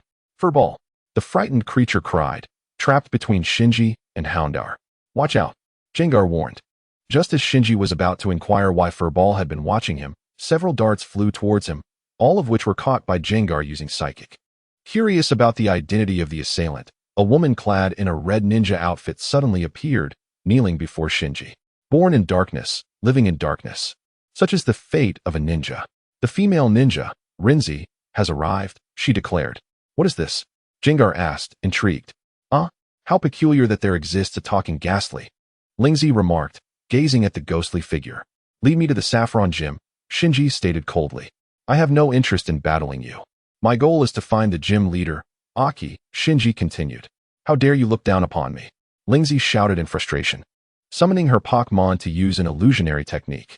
Arcanine, dodge and unleash flamethrower, Shinji retorted impatiently. Upon hearing Shinji's command, Arcanine directed a deep crimson flame towards Lin Shi's Pokémon. Dodge, Mew, Lin Shi instructed. Mew, remarkably agile, evaded Arcanine's assault, continuing to nimbly avoid further attacks with grace. See how nimble my Mew is, Lin Shi exclaimed proudly. Enough, Shinji snapped. Woof.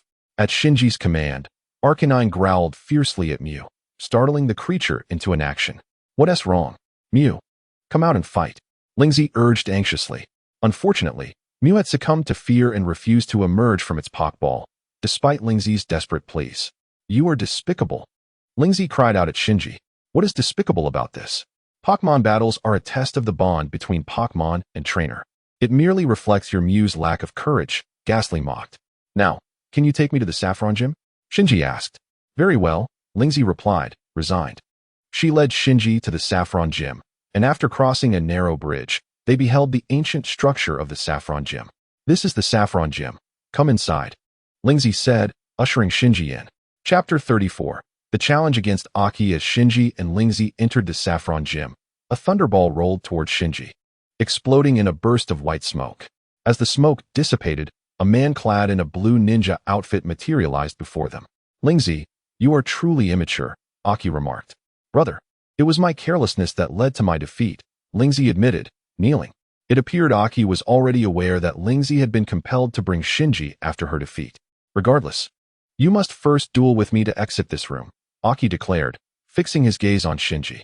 You are the gym leader of Saffron Gym, correct? I have come to challenge you, Shinji stated, locking eyes with Aki. Indeed, Aki responded. The rules of this match are 2 versus 2. I shall be the referee. The first trainer to have all their Pokémon incapacitated shall lose. Do you understand? Lin Shi explained. Understood, both Aki and Shinji acknowledged simultaneously. Aki then tossed a Pokeball, declaring, I shall initiate with Mew. Arcanine, prepare for battle, Shinji commanded. In a flash of white light, Arcanine and Mew appeared on the battlefield, each fixating intently on the other. Shinji could discern that Aki's fluffy creature was extraordinary, its eyes brimming with the spirit of battle. Fluffy, paralysis powder, Aki commanded. Flame vortex, Shinji replied. The flame spewed forth from Cuddy Dog, enveloping the paralysis powder released by Fluffy, incinerating it entirely. Illusion technique, Aki exclaimed. Observing that the paralysis powder had no effect on Cuddy Dog, Aki swiftly shifted tactics, employing quick attack followed by flamethrower. Cuddy, Shinji declared. In an instant, Cuddy Dog transformed into a streak of red light, evading Fluffy's illusion technique, and then collided with Fluffy, sending it crashing against the wall. Following this, Cuddy Dog unleashed flamethrower upon Fluffy, who, pinned against the wall, cried out in agony before being engulfed in the searing flames. Fluffy, Aki shouted. After the flames subsided, Fluffy tumbled down from the wall, incapacitated, leading to Cuddy Dog's victory. Upon witnessing the scorched Fluffy, Lin Shi remarked. Aki then threw out another Pokeball, exclaiming, Zubat. It's your turn. A flash of white light revealed a bat, with sharp fangs hovering above them. Finally, it's my turn, Jengar chuckled. Your Jengar can talk? Aki gasped in astonishment. Jengar, transform, Shinji commanded, disregarding Aki's surprise. Transform. Both Aki and Lin Shi echoed in disbelief. Upon uttering this command, a cloud of white smoke enveloped Jengar, and when it cleared, a colossal crossbat emerged, startling Aki's Zubat. Psycho interference, Shinji stated. The enormous crossbat emitted a prismatic beam from its eyes, striking Zubat, who was momentarily taken aback, knocking it to the ground. Illusion technique, capture it, Shinji commanded. Poof. Zubat vanished, ensnared by Jengar. It's a decoy, Jengar, hide, Shinji urgently instructed. Poison Fong, Aki called out. Zubat, now revealed, brandished its sharp fangs, shimmering with a violet hue, and charged at Jengar, managing to bite it before Jengar disappeared. Ouch! That hurts, Jengar cried out in distress. Escape with illusion technique and use Shadow Ball, Shinji urged. Quickly, use Double Team, Aki shouted. As Jengar was bitten, its eyes shifted to blue, employing illusion technique to gradually prise Zubat's jaws apart, then escaping from its grasp. However, Zubat executed Double Team, breaking free from Jengar's illusion. Once more, use Wing Attack, end it, Aki proclaimed confidently. Find the real one, use illusion technique, Shinji commanded.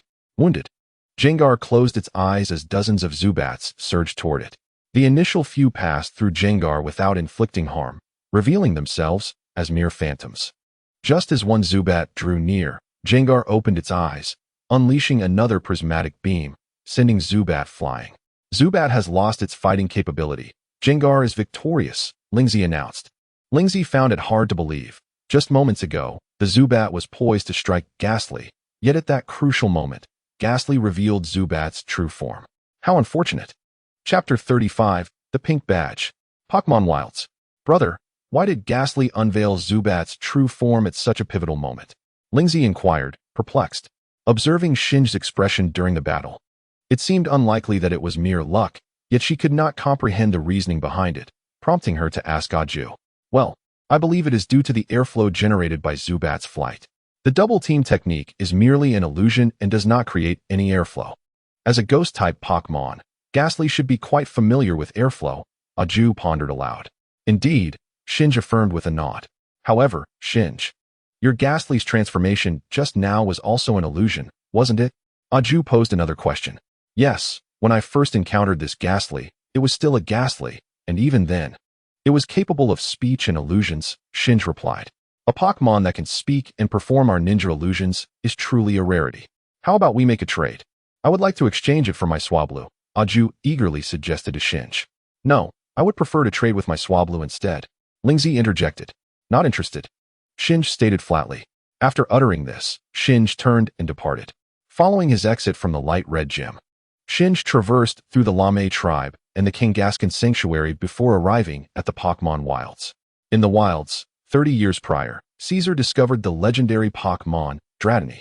Subsequently, numerous trainers flocked to the area, capturing every Pokémon they encountered, leading to the desolation of the wilds. From that time forth, regulations were established, permitting only 30 Pokéballs to be used within the wilds, and once they were exhausted, no further captures were allowed. Upon his arrival in the wilds, Shinji sought out the residence of the elder, known as Caesar. Upon locating the house, he entered, ready to negotiate with Caesar for Pokéballs to capture Pokémon. I am Caesar, the manager of the wilds, Caesar greeted Shinji. I am Shinji, Shinji replied. Caesar then produced a basket containing 30 green Pokéballs and a fishing rod. Let me make this clear. Within the wilds, you may only use the wild's Pokéballs and fishing rod. Those who disregard the rules will not escape the wrath of my Thunder Brothers, Caesar warned, brandishing a gun towards Shinji. Understood, Shinji responded calmly. Afterward, Shinji took the basket and prepared to leave, but his gaze caught a photograph of Dratini hanging on Caesar's wall. That, Shinji pointed. What? I heard that Dratini resides in these wilds. It seems the legend is true, Shinji remarked, indicating the photograph. That is incorrect. There are no Dratini here, Caesar quickly retorted, hastily removing the photograph from the wall. But Shinji insisted. As Shinji was about to speak, Caesar's right hand brushed against his handgun. Observing this, Shinji chose to remain silent, picking up his basket and departing from Caesar's small abode. Only after Shinji's departure did Caesar exhale a sigh of relief, quietly gazing at a photograph of his younger self alongside a Dragonair, becoming somewhat entranced. Dragonair, I shall never trouble you again, Caesar remarked as he contemplated the image. Shinji, however, was oblivious to whether Caesar had noticed the Dragonair. He was well aware that the Dragonair residing in Dragon Valley had evolved into a Hakuryu 30 years prior and had given birth to a new Dragonair. Upon leaving Caesar's quarters, Shinji promptly grasped his Pokéballs and fishing rod, heading straight for Dragon Valley. The wild grasslands were a veritable paradise for Pokémon, and along his journey, Shinji encountered a plethora of creatures. Yet, none piqued his interest beyond the Dragonair. As Shinji passed a small lake, he spotted a group of water-type Pokémon, among which was a distinctive Psyduck of a different hue. A shiny Pokémon, Shinji pondered. This marked his first encounter with a shiny Pokémon, prompting him to swiftly toss a Pokéball in an attempt to capture it. After successfully securing the shiny Psyduck, he retrieved his Pokédex for a scan. Shinji was a pragmatist, regardless of the rarity of a shiny Pokémon. He would not keep it if it lacked sufficient ability. Barely usable, he commented upon reviewing the data on the Pokédex. With the shiny Psyduck now captured, Shinji continued his journey toward Dragon Valley. Chapter 36, Dragonair and Hakuryu. Is this Dragon Valley? Shinji mused as he beheld the vast canyon before him. After traversing the wild grasslands for half an hour, Shinji arrived at Dragon Valley, and the enormity of the canyon posed a dilemma. How could he possibly capture a Dragonair? Jengar, use your telekinesis to check if there's a Dragonair underwater, Shinji instructed. A Dragonair? How could such a rare legendary Pokémon be found here? Jengar exclaimed incredulously. After glancing at the lake, Jengar turned back to Shinji, but upon seeing the grim expression on his face, he quickly added, all right, I will comply with your command. With that, Jengar's eyes turned blue as he began to search the waters for any sign of a Dragonair, using his telekinetic abilities. Jengar's technique was somewhat akin to Aura, though less discernible than Aura's clarity. Having amassed a millennium of experience, Jengar possessed a mental prowess superior to that of most Pokémon. allowing him to visualize a rough outline in his mind. In essence, Jengar's illusionary abilities resembled hypnosis, capable of inducing hallucinations and even hypnotizing individuals. It was this formidable mental strength that enabled him to erase the memories of two individuals at the power plant in Black Cloud City. A feat unattainable by ordinary hypnotic Pokémon. Nothing. Shinji furrowed his brow. That can't be right. The plot clearly indicates there's one here. Could it be yet again due to Ash's protagonist aura that it has appeared? If Ash were to appear here, it would be at least a dozen days before that happens. Furthermore, if Ash does show up, capturing the Dratini would become even more troublesome.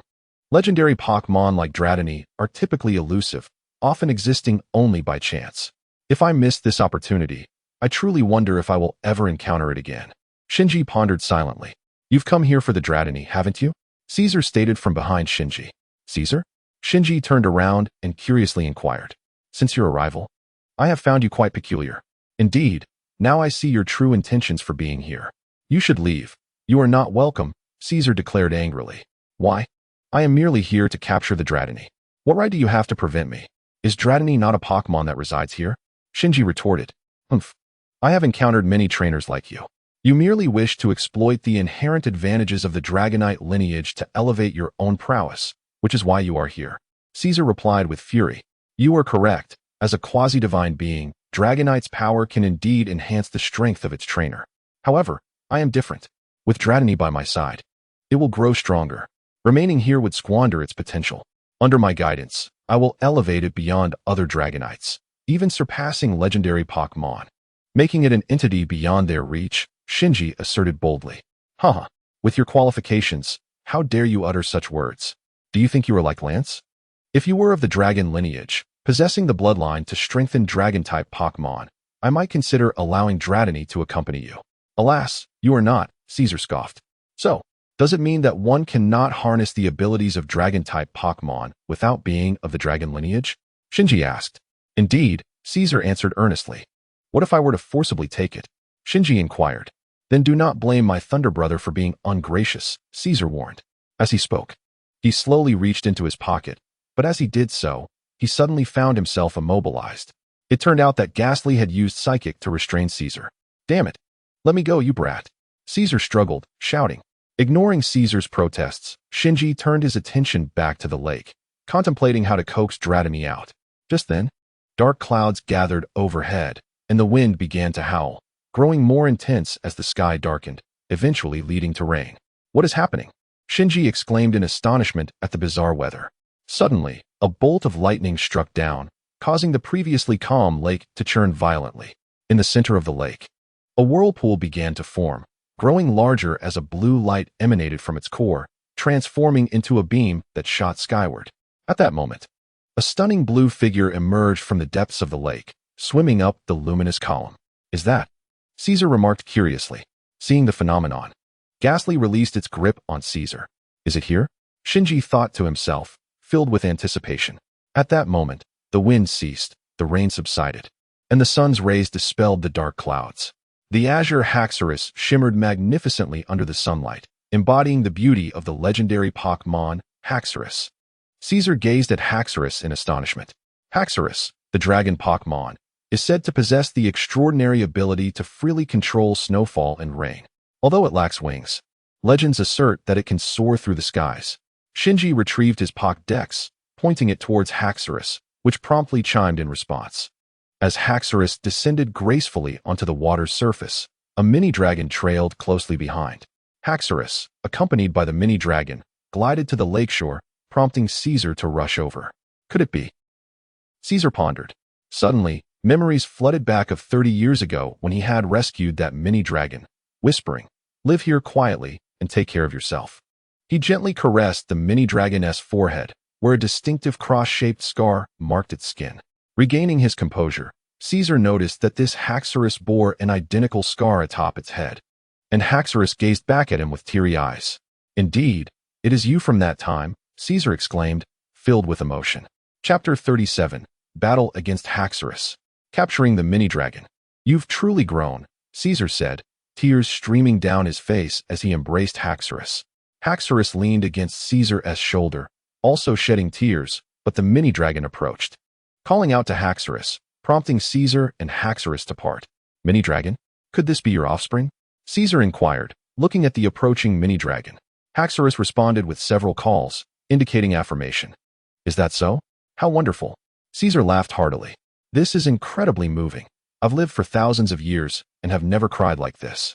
Today, I shall indulge in my tears, Wigglytuff exclaimed, observing Caesar and Haxorus with a mix of joy and sorrow. By the way, Haxorus, you must take the mini-dragon away.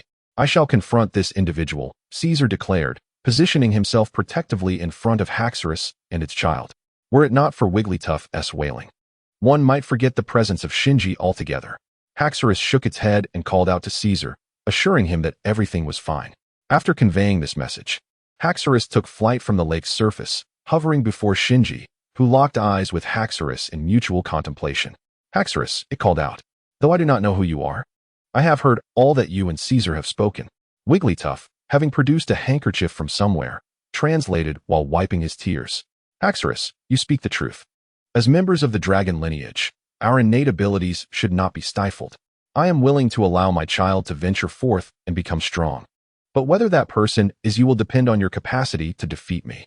Should you triumph, I shall permit my child to accompany you, Wigglytuff conveyed. Haxorus, Caesar interjected. Haxorus fully comprehended what was being said, yet it remained resolute, encouraging Caesar to relax. Seeing this, Caesar chose not to press further. Very well, Shinji responded. Haxorus and Shinji moved to a spacious arena, with Caesar cradling the mini-dragon, ready to witness the ensuing battle, assuming a defensive stance in preparation for combat. Prepare for battle. Zapdos, Shinji shouted as he hurled a Pokeball into the air. A jubilant cry erupted from the Zapdos as it emerged from the Pokeball. Haxorus gazed in astonishment at Shinji, who had summoned such a legendary Pokémon. Who could have anticipated that Shinji possessed a creature of such renown? This young man had indeed proven himself formidable. Caesar murmured while cradling his Dratini. Zapdos, Thunderbolt. Shinji commanded. With a piercing cry, Zapdos unleashed a bolt of lightning towards Haxorus. However, Haxorus was no ordinary opponent. It swiftly retaliated with Dragon Pulse. The clash of their moves resulted in a spectacular explosion, indicating Haxorus's impressive strength. Haxorus roared, immediately employing agility to dash towards Zapdos. As it charged, it opened its mouth to gather a blue-white energy sphere, launching an ice beam at Zapdos. Prerequisite, Shinji shouted. Zapdos countered with its own prerequisite, successfully blocking Haxorus's ice beam. In that instant, Haxorus, having closed the distance, unleashed a steel tail, striking Zapdos forcefully against the ground. Just as Zapdos was about to crash to the earth, it flapped its wings with tremendous effort, soaring back into the sky, glaring fiercely at Haxorus. Bolt tackle, Shinji called out. Enraged, Zapdos twisted its beak, transforming into a streak of yellow light, and charged at Haxorus like a bolt of lightning. Caught off guard, Haxorus was struck by Zapdos' Volt tackle, sent sprawling backwards. It seems this boy possesses considerable skill. I truly underestimated him, Caesar remarked, observing the fierce clash between Haxorus and Zapdos. Dratini, nestled in Caesar's arms, chirped excitedly, having heard tales from its mother about the prowess of its lineage. It was now witnessing the intense battle between its mother and the legendary Zapdos, stirring a fervent desire to grow stronger within it. Haxorus, recovering from the impact, opened its mouth to release a flurry of snowflakes. Zapdos, undeterred, rapidly flapped its wings, unleashing a wave of scorching heat towards Haxorus. The searing gust not only melted the snowstorm, but also struck Haxorus directly, causing it great discomfort. Letting out a mighty roar, Haxorus's gem began to glow. Dark clouds gathered overhead, and rain began to pour, extinguishing the oppressive heat from Zapdos. Zapdos, unleash your most powerful thunder, Shinji bellowed, drenched by the rain. Zapdos responded with a thunderous cry, and from the stormy clouds, a tremendous bolt of lightning descended upon Haxorus. Shinji had awaited this moment for what felt like an eternity. Struck by the ferocious thunder, Haxorus plummeted to the ground, unconscious. Haxorus, Caesar shouted, filled with concern, as he rushed over, still holding Dratini tightly. Haku Dragon collapsed to the ground, his eyes swirling as he cried out. Haku Dragon, are you all right? Asked Caesar. Haku, having regained consciousness, called out several times to indicate he was fine. Chapter 38. A Brother's Old Friend. After Caesar's treatment, the fainted Haku dragon awoke. Haku, Haku, Haku dragon. He exclaimed, "Since I have lost, I shall honor our agreement. You may take Mini Dragon and leave." Ghost Stone translated. Mini Dragon looked at Haku Dragon and called out. Haku Dragon then called out a few times to Mini Dragon before turning away, tears glistening in his eyes as he swam into the lake. Inside Caesar's cabin, Shinji said, "Since Haku Dragon has made this decision, I shall respect it. You should take Mini Dragon and depart." "Understood," Shinji replied. Sunshine Town. After several days of travel, Shinji, having left the wilds, arrived at the opposite side of Sunshine Town, known as Moonlight Town, with only a sea separating the two towns. A grand bridge was constructed to facilitate communication. This bridge, the longest in the Kanto region, required a full day to traverse from one end to the other. Thus, crossing necessitated the use of a bicycle or a vehicle. Walking would likely result in an overnight stay upon the bridge. Pokémon Center. Upon entering the Pokémon Center, Shinji headed directly to the telephone. "Elder brother, I'm currently in Moonlight Town and wish to go to Sunshine Town. Please send me your Pidgeotto." "I needed to fly over," Shinji spoke into the receiver. "Moonlight Town? I recall when I first arrived in Kanto, the bridge to Sunshine Town was already under construction. Is it not completed yet?" asked Raichi. "It is built, but currently, only bicycles are allowed, and I have none. Thus, I plan to have Pidgeotto take me across." Shinji explained. "Ah, I see. You should seek out a person I met during my travels in Kanto, named Ailion. We journeyed together, and his family owns a bicycle shop. You could borrow a bike from him. He still owes me a favor. I'll provide you with his address." Raichi smiled as he spoke. "Very well." Shinji sighed. Feeling somewhat helpless, but unable to refuse his elder brother's insistence, he set off. Bicycle shop. Following Raichi's directions, Shinji arrived at the shop. "Hello. What kind of bicycle are you looking for?" the shopkeeper asked upon seeing Shinji. Shinji looked at the young man, who resembled his elder brother Raichi, and inquired, "Are you Ailion?" "Indeed, that's me. And you are?" Ailion responded, looking at Shinji curiously. "Hello, my name is Shinji, Raichi's younger brother," Shinji replied. "Oh, so you are Raichi's brother. How is he?" Ailion asked excitedly. "He is well. He is currently operating a breeding facility in Sinnoh," Shinji informed him. "I am participating in the Indigo Conference, but I lack a bicycle to reach Sunshine Town. Therefore, I came to ask if I could borrow one from you," Shinji explained. "Since you are Lacey's brother, you are indeed my brother as well. There's no need to borrow. I can simply give you a bicycle," Ailion said generously. "Thank you," Shinji replied. "Do not be too hasty in your gratitude. Since you intend to participate in the Quartz Conference, I wish to assess your strength. If you can defeat me, feel free to choose any bicycle from my shop," Ailion stated, gazing at Shinji. "That's no problem," Shinji responded nonchalantly, eager for a battle. Ailion then led Shinji to an open area behind the bicycle shop. "The rules are simple. It's a one-on-one match," he explained. "Understood. Let us begin. Go, King Scorpion," Ailion exclaimed as he tossed out his Pokeball. "King Scorpion?" Shinji was taken aback at the sight of Liang's Pokemon. Now he comprehended what his older brother Lin Shi meant by Liang owing him a favor. Chapter 39, Squirtle vs. King Scorpion. "Squirtle, prepare for battle," Shinji declared as he released his own Pokeball. "You may attack first," Liang said confidently. "Squirtle, use Water Gun," Shinji commanded. "King Scorpion, block it," Liang instructed. Squirtle unleashed a powerful jet of water towards King Scorpion, yet the latter effortlessly crossed its arms in front, easily deflecting the attack. "Poison Sting," Liang shouted. "Rapid Spin," Shinji ordered. King Scorpion, having easily thwarted the water gun, waved its arms to break through Squirtle's attack, then unleashed a barrage of purple poisonous needles. However, Squirtle's rapid spin deflected the needles away. King Scorpion was incredibly agile in close combat, prompting Shinji to realize that engaging it in melee was unwise. He needed to maintain a safe distance. "Squirtle, unleash your Hydro Pump," Shinji called out. "King Scorpion, use Poison Cross Cut and charge," Ailion commanded. This time, Squirtle released an even more formidable jet of water, while King Scorpion crossed its arms, now glowing purple in a cross shape, to meet Squirtle's Hydro Pump. "What?" Ailion exclaimed in disbelief.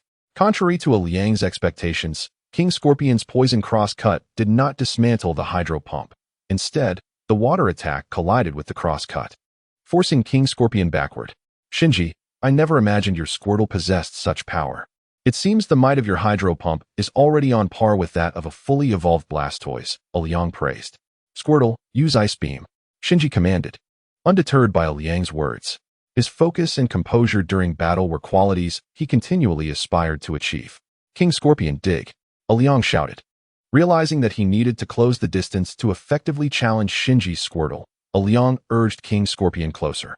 As Squirtle ceased its hydro pump, it swiftly switched to unleash Ice Beam once more towards King Scorpion.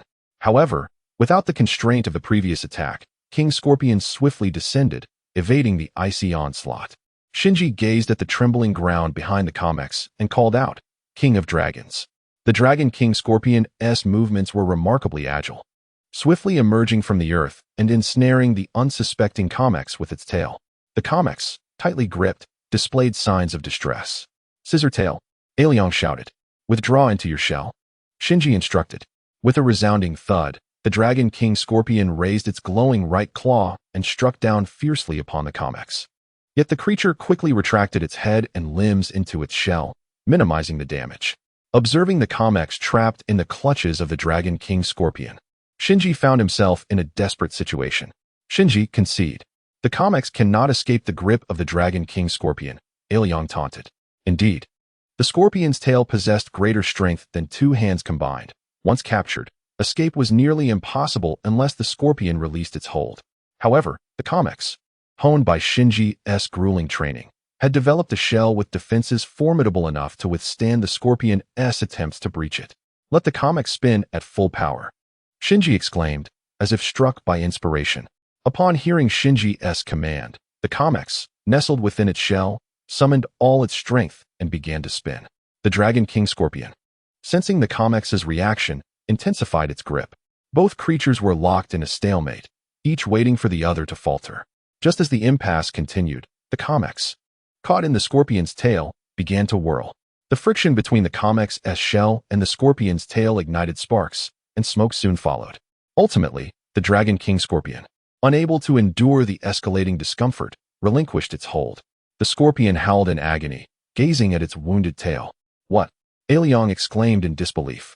Unleash the hydro pump, Comex, Shinji commanded. Still spinning, the Comex unleashed a torrent of water from its shell, propelling 6 jets that erupted forth and launched the Comex headlong into the Dragon King Scorpion. Dragon King, are you alright? Liang remarked, observing the dazed Scorpion. The Dragon King Scorpion's eyes swirled in a vortex of confusion. Chapter 40, The Wayward Bicycle Boy. On the bridge leading to Sunshine Town, after triumphing over Liang, Shinji received a state-of-the-art folding bicycle as a gift. It could be conveniently collapsed and stored in a backpack when not in use, a truly practical design. Now, Shinji rode this bicycle across the bridge towards Sunshine Town. With the sea breeze enveloping him, pedaling along while basking in the refreshing air was a delightful experience, one that Shinji had not enjoyed in quite some time. At that moment, on the bridge leading to Sunshine Town, a group of flamboyantly dressed young men and women rode their bicycles towards the scenic rest area. The leader of the group, a man named Marcia, sported sunglasses and a somewhat unkempt broom-like hairstyle, while riding a customized bicycle adorned with a flashy lightning bird emblem at the front. Before long, they encircled Shinji. Are you not from around here? Marcia said from behind his shades.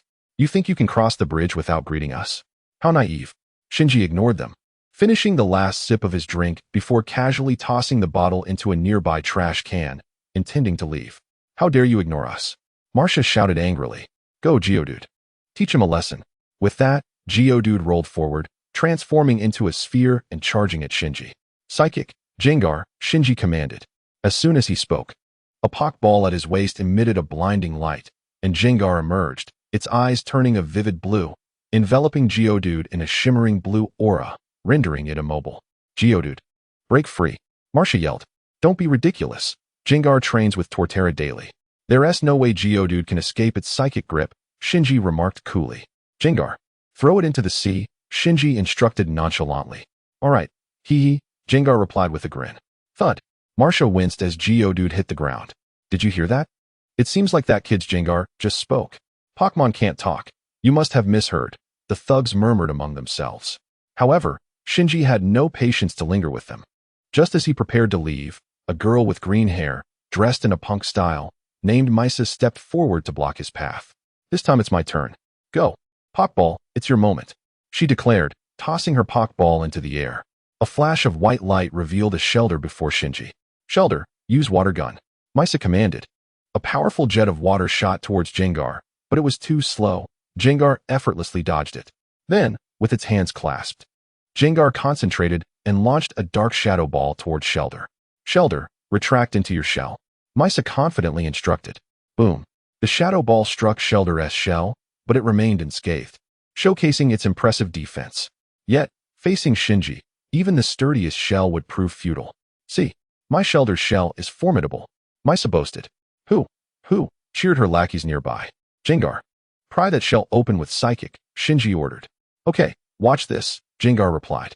With that, Jengar's eyes glowed blue once more, and Shelder's shell was enveloped in a blue light, slowly being pried apart. As Shelder's shell finally opened, its face revealed a look of anguish, as it had evidently exerted considerable effort to resist, but to no avail. Goodness, his Pokémon can really talk. They were all frightened by the talking Jengar. 100,000 volts, Shinji remarked calmly, disregarding their alarm. Jengar chuckled lightly, its blue eyes still glowing, and suddenly, golden bolts of lightning erupted from its body, striking the most vulnerable part of Shelder's face. "Shelder!" Misa exclaimed as it succumbed to the battle. "Everyone attack!" Masha shouted, rallying his companions after witnessing Misa's defeat. Seeking death? Jengar hurled them all into the sea, as Shinji stated matter-of-factly. "All right," Jengar exclaimed with enthusiasm. It amplified its psychic power, effortlessly controlling everyone and casting them into the ocean. "Help!" Their cries went unheard as Shinji mounted his bicycle and rode off with Jengar towards Sunshine Town. The delinquent youths who managed to climb back up could only watch Shinji's receding figure, shaking their heads in resignation. They understood they had provoked someone they should not have. Chapter 41, Pikachu Forest. Capturing Raichu. In Pikachu Forest, Psyduck, use Psychic, Shinji commanded. Following his lead, the luminous Psyduck unleashed psychic energy to capture the fleeing Pikachu, preventing its escape. With a flash of white light, the Pikachu that had just been captured was released. The moment it was freed, it immediately used Quick Attack to dash away, its speed impressive, but ultimately insufficient to meet Shinji's expectations. "That's the 15th one, Shinji. What kind of Pikachu are you trying to capture?" Jengar inquired. "These Pikachu, merely capable of basic Thunderbolt, are utterly useless to me. I seek a Pikachu that can unleash high-voltage electric shocks," Shinji replied coldly. "Alas, I have seen many Pokémon trainers, but someone with your level of idealism is indeed rare," Jengar said with a hint of resignation. "Enough chatter, let us move quickly," Shinji urged. Just as Shinji and Jengar ventured forth, a Raichu suddenly appeared before them, blocking their path. "Raichu!" It bellowed angrily. "Is there really a Raichu here?" Shinji gasped in astonishment. "It claims you've been relentlessly attacking the Pikachu here," Jengar translated for Shinji. "Indeed, that was my doing," Shinji affirmed. "Raichu, how dare you? I will teach you a lesson." Jengar relayed the Raichu's anger, then added, "It seems to be the leader around here. After you captured the Pikachu and abandoned them, it likely became incensed." "Perfect. I'll use you for practice," Shinji declared, releasing a Pokeball as he called out, "Dratini, prepare for battle." Mini. Dratini responded. "Block it with Dragon Rage," Shinji commanded. As Raichu unleashed Thunderbolt, Shinji immediately instructed Dratini to counter with Dragon Rage. The two forces collided, resulting in a tremendous explosion. "Hurricane," Shinji ordered. "Mini," Dratini acknowledged. The mini dragon, shrouded in smoke from the explosion, could not discern the whereabouts of Raichu, and thus unleashed a whirlwind towards the last known position of Raichu. The whirlwind stirred the smoke, and as it dissipated, Raichu had vanished, leaving behind a deep pit, a clear indication that it had burrowed to evade capture. Suddenly, Raichu sprang forth from the earth before the mini dragon, raising its glowing golden right hand to unleash a thunder punch. "Agility," Shinji calmly instructed. Fortunately, under Shinji's training, the mini dragon reacted promptly upon hearing Shinji's command. It executed agility and darted behind Raichu, causing Raichu to miss its strike. "Dragon Rush," Shinji exclaimed. In that instant, the mini dragon was enveloped in a radiant blue light, charging directly at Raichu's back.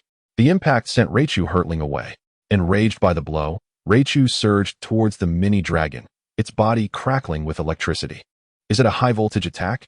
Shinji pondered. "Mini dragon, leap and execute Dragon Rush once more." The mini dragon coiled its body like a serpent and then sprang upward like a spring, evading Raichu's frontal electric assault.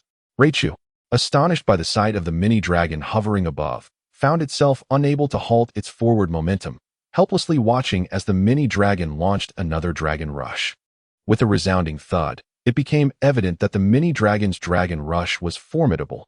Utilizing the force of its downward charge, it struck with even greater power, rendering Raichu unconscious.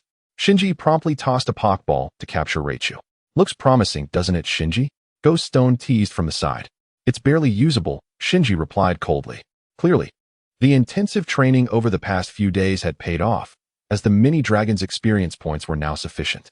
Gazing at the evolved Hakuryu, Shinji reflected on the journey since capturing the mini-dragon. He had devoted himself wholeheartedly to its training, and now, with its evolution, he felt a sense of satisfaction. Chapter 42. The Battle Against the Pikachu Horde. A leading Pikachu shouted at Shinji, "Human, quickly release our leader." "What is it saying?" Shinji inquired of Ghost Stone. "It says, human. Hurry and release our boss," Ghost Stone translated. "And what if I choose not to?" Shinji provocatively responded. "If you refuse, I assure you won't escape this forest," Ghost Stone warned. "Interesting. In that case, I shall do the opposite," Shinji declared nonchalantly. With that, he and Ghost Stone began to depart. The leading Pikachu called out, rallying the others to block Shinji's path, preventing him and Ghost Stone from leaving. "Ghost Stone, use illusion," Shinji commanded. Ghost Stone hesitated at first, believing Shinji's action to be incendiary. However, bound by loyalty to its master, it unleashed a burst of multicolored light, sending the obstructing Pikachu flying. As Shinji noticed that there were no Pikachu obstructing his path, he resolved to leave this tumultuous place swiftly. However, the lead Pikachu was truly incensed. No sooner had Shinji taken a step forward than it lifted its head and began to shout towards the heavens. In response, a distant chorus of Pikachu calls echoed back, one after another. Before Shinji could make much progress, he found himself encircled by a throng of Pikachu, and their numbers continued to swell. A glance revealed at least 30 or 40 of them. The Pikachu, gathered together, began to clamor, indicating that Shinji could not simply walk away unscathed. "What should we do, Shinji? With so many Pikachu, we can't possibly charge through," Gengar inquired anxiously. "If we can't break through, then let us consider them training partners," Shinji replied, attempting to maintain an air of composure. "Training partners? Is there such a thing?" Gengar exclaimed loudly in disbelief. "Stop the chatter. We have an abundance of experience here that we shouldn't squander," Shinji shouted. "Come forth, Dragonite, Psyduck, Houndour, and Squirtle." One of the Pikachu cried out, "Release our leader, Raichu, and we might let you go. Otherwise, we will ensure your utter annihilation." Gengar gulped nervously and replied, "We're doomed. Dragonite, Psyduck, erect a light screen. The rest, use Protect," Shinji commanded urgently. The Pikachu, seeing Shinji's refusal to capitulate and his readiness for conflict, unleashed a barrage of thunderbolts toward him. Fortunately, Shinji had instructed Dragonite and Psyduck to create a light screen, which have the power of the thunderbolts. Furthermore, Squirtle and Houndour's Protect held firm, and after Dragonite and Psyduck completed their light screen, they joined in to bolster the protective barrier. At this moment, Shinji stood at the epicenter, surrounded by his Pokémon who formed a protective perimeter, resembling a semicircular shield that securely guarded both him and his Pokémon. "Shinji, think of a solution quickly. We cannot withstand this assault for long," Gengar uttered with difficulty. Indeed, facing such a formidable attack all at once would have spelled disaster had it not been for Shinji's rigorous training, which had fortified their abilities. "Hurry, Psyduck and Squirtle." Gengar trembled, their hopes resting squarely on Shinji. "I've got it. Gengar, unleash your maximum psychic power to form a barrier. Let us attack immediately," Shinji urged. "I'll give it a try," Gengar replied helplessly.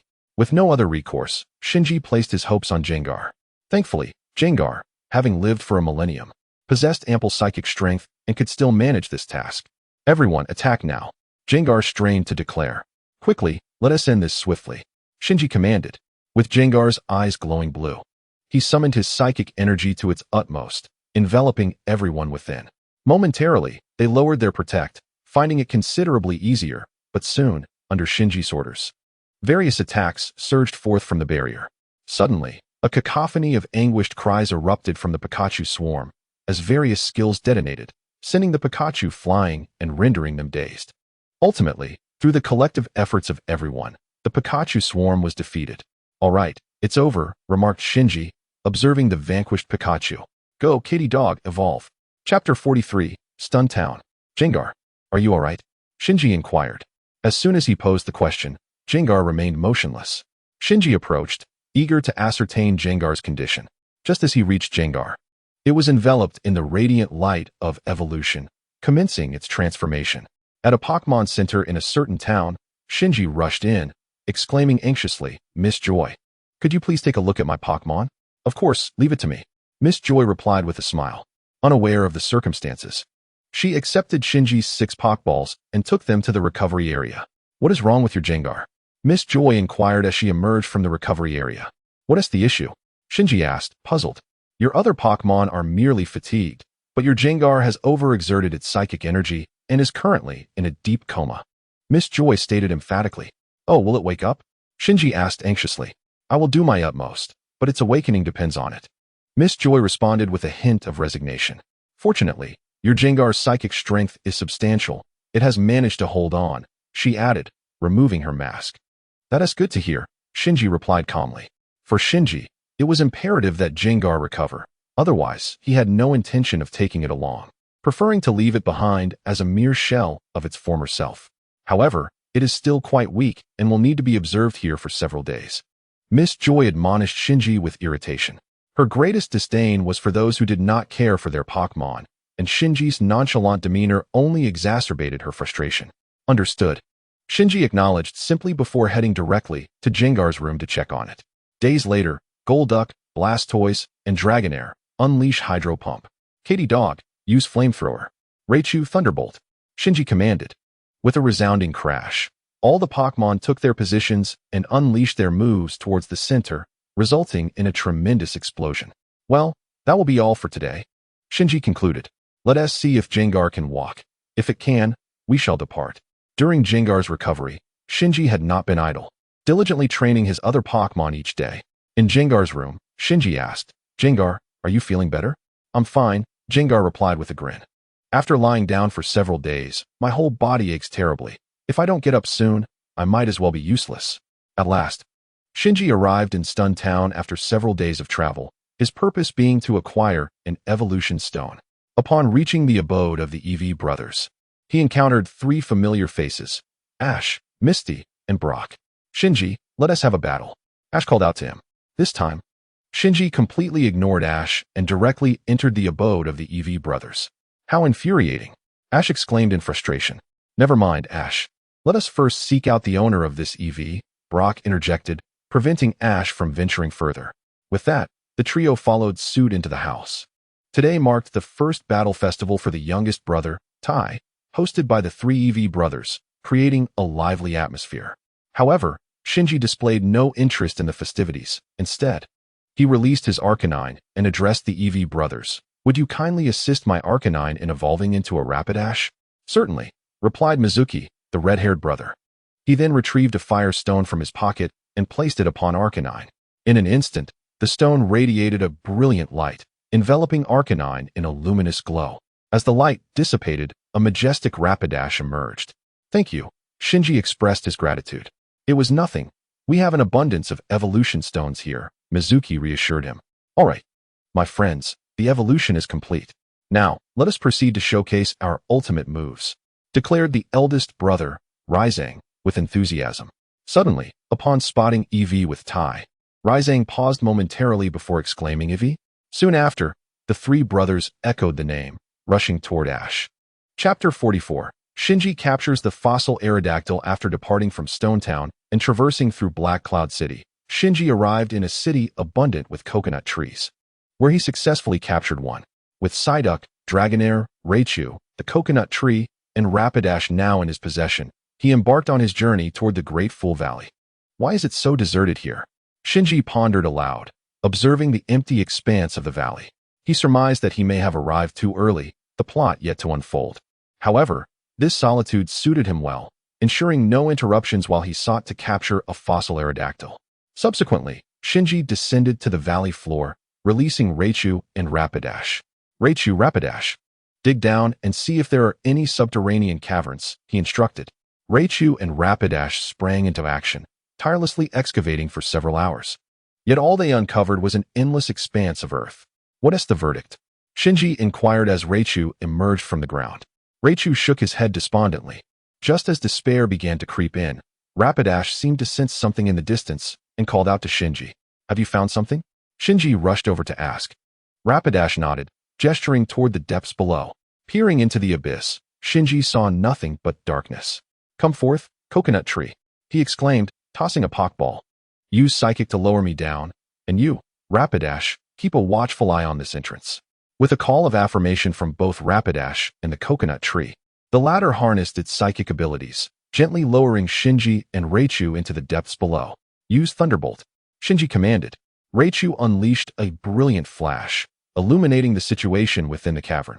Indeed, numerous fossil Pokémon lay scattered about, predominantly the Ammonite species. However, Shinji's interest was piqued solely by the fossil Aerodactyl, whose status here was evidently supreme, instilling fear in the other fossil Pokémon. Thus, Shinji ventured further into the area where these fossil creatures were sparse. He found it. Gazing at the slumbering fossil Aerodactyl before him, Shinji took stock of his surroundings. Several other fossil Aerodactyls were also in repose, and engaging in battle here would likely cause the cave to collapse. Therefore, he resolved to draw the fossil Aerodactyl outside for capture. As there was no one around to witness it, Zapdos, descend and unleash Flamethrower on the central fossil Aerodactyl until it awakens. He instructed his Pokémon as he emerged from the cave.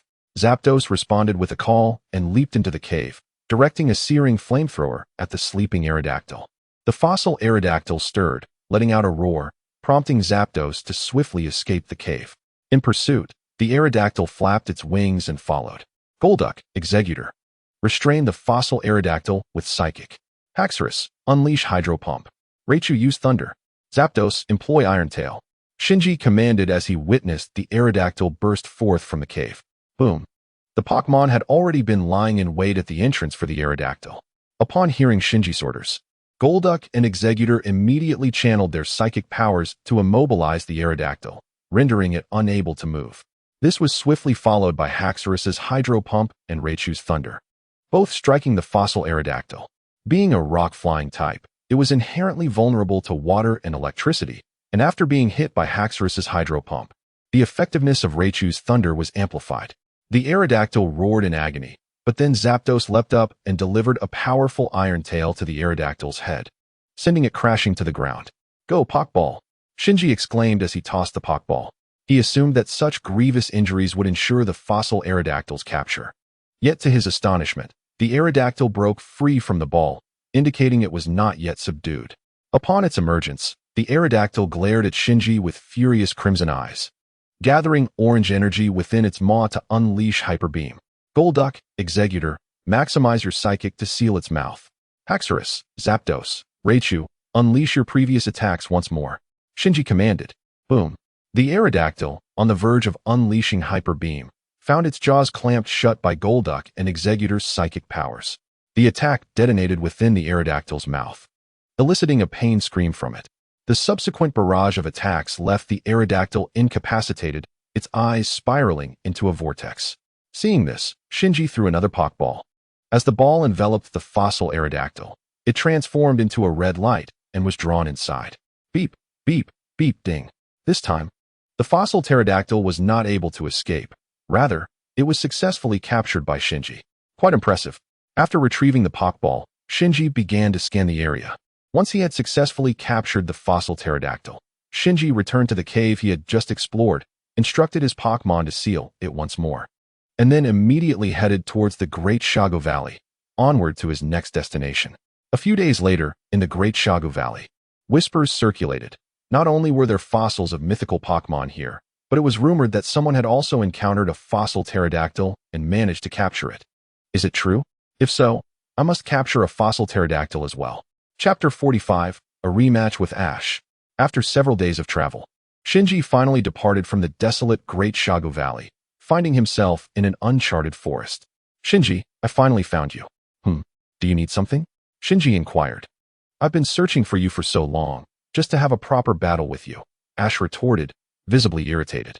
Since the day Shinji had held back during their previous battle, it had left an unresolved tension in Ash's heart. This journey was solely undertaken to confront Shinji once more. I've searched high and low for you, and today I finally found you. Ash exclaimed. Looking for me? What do you want? Shinji responded coolly. Didn't Ti say, let us consider it a win for you?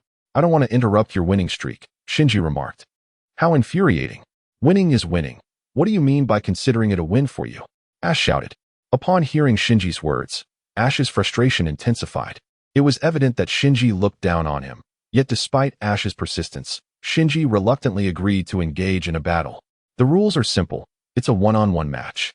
The first to have all their Pokémon unable to battle loses, understood? Ash declared. Sure, no problem, Shinji replied.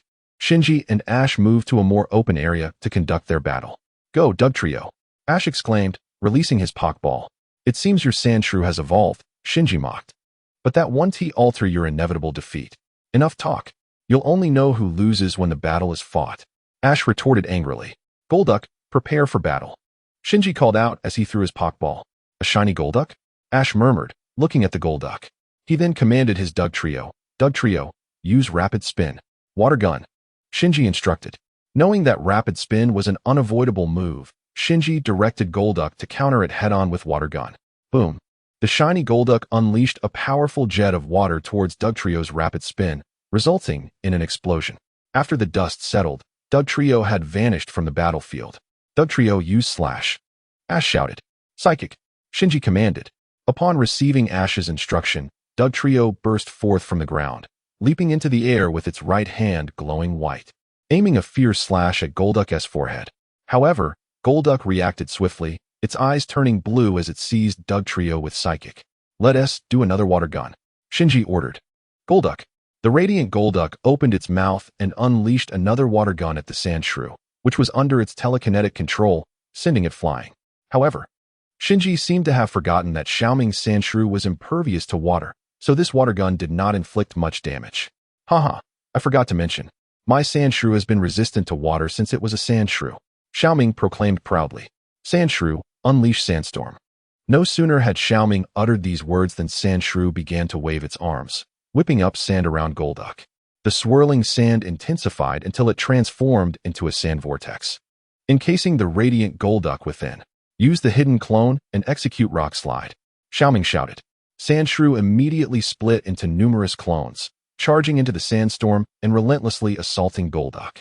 The inherent ability of Sandshrew to conceal itself in the sandstorm rendered it nearly undetectable, making it even more challenging for Shinji and Golduck to capture Sandshrew. Haha, Shinji. This time you are surely defeated. Xiaoming laughed.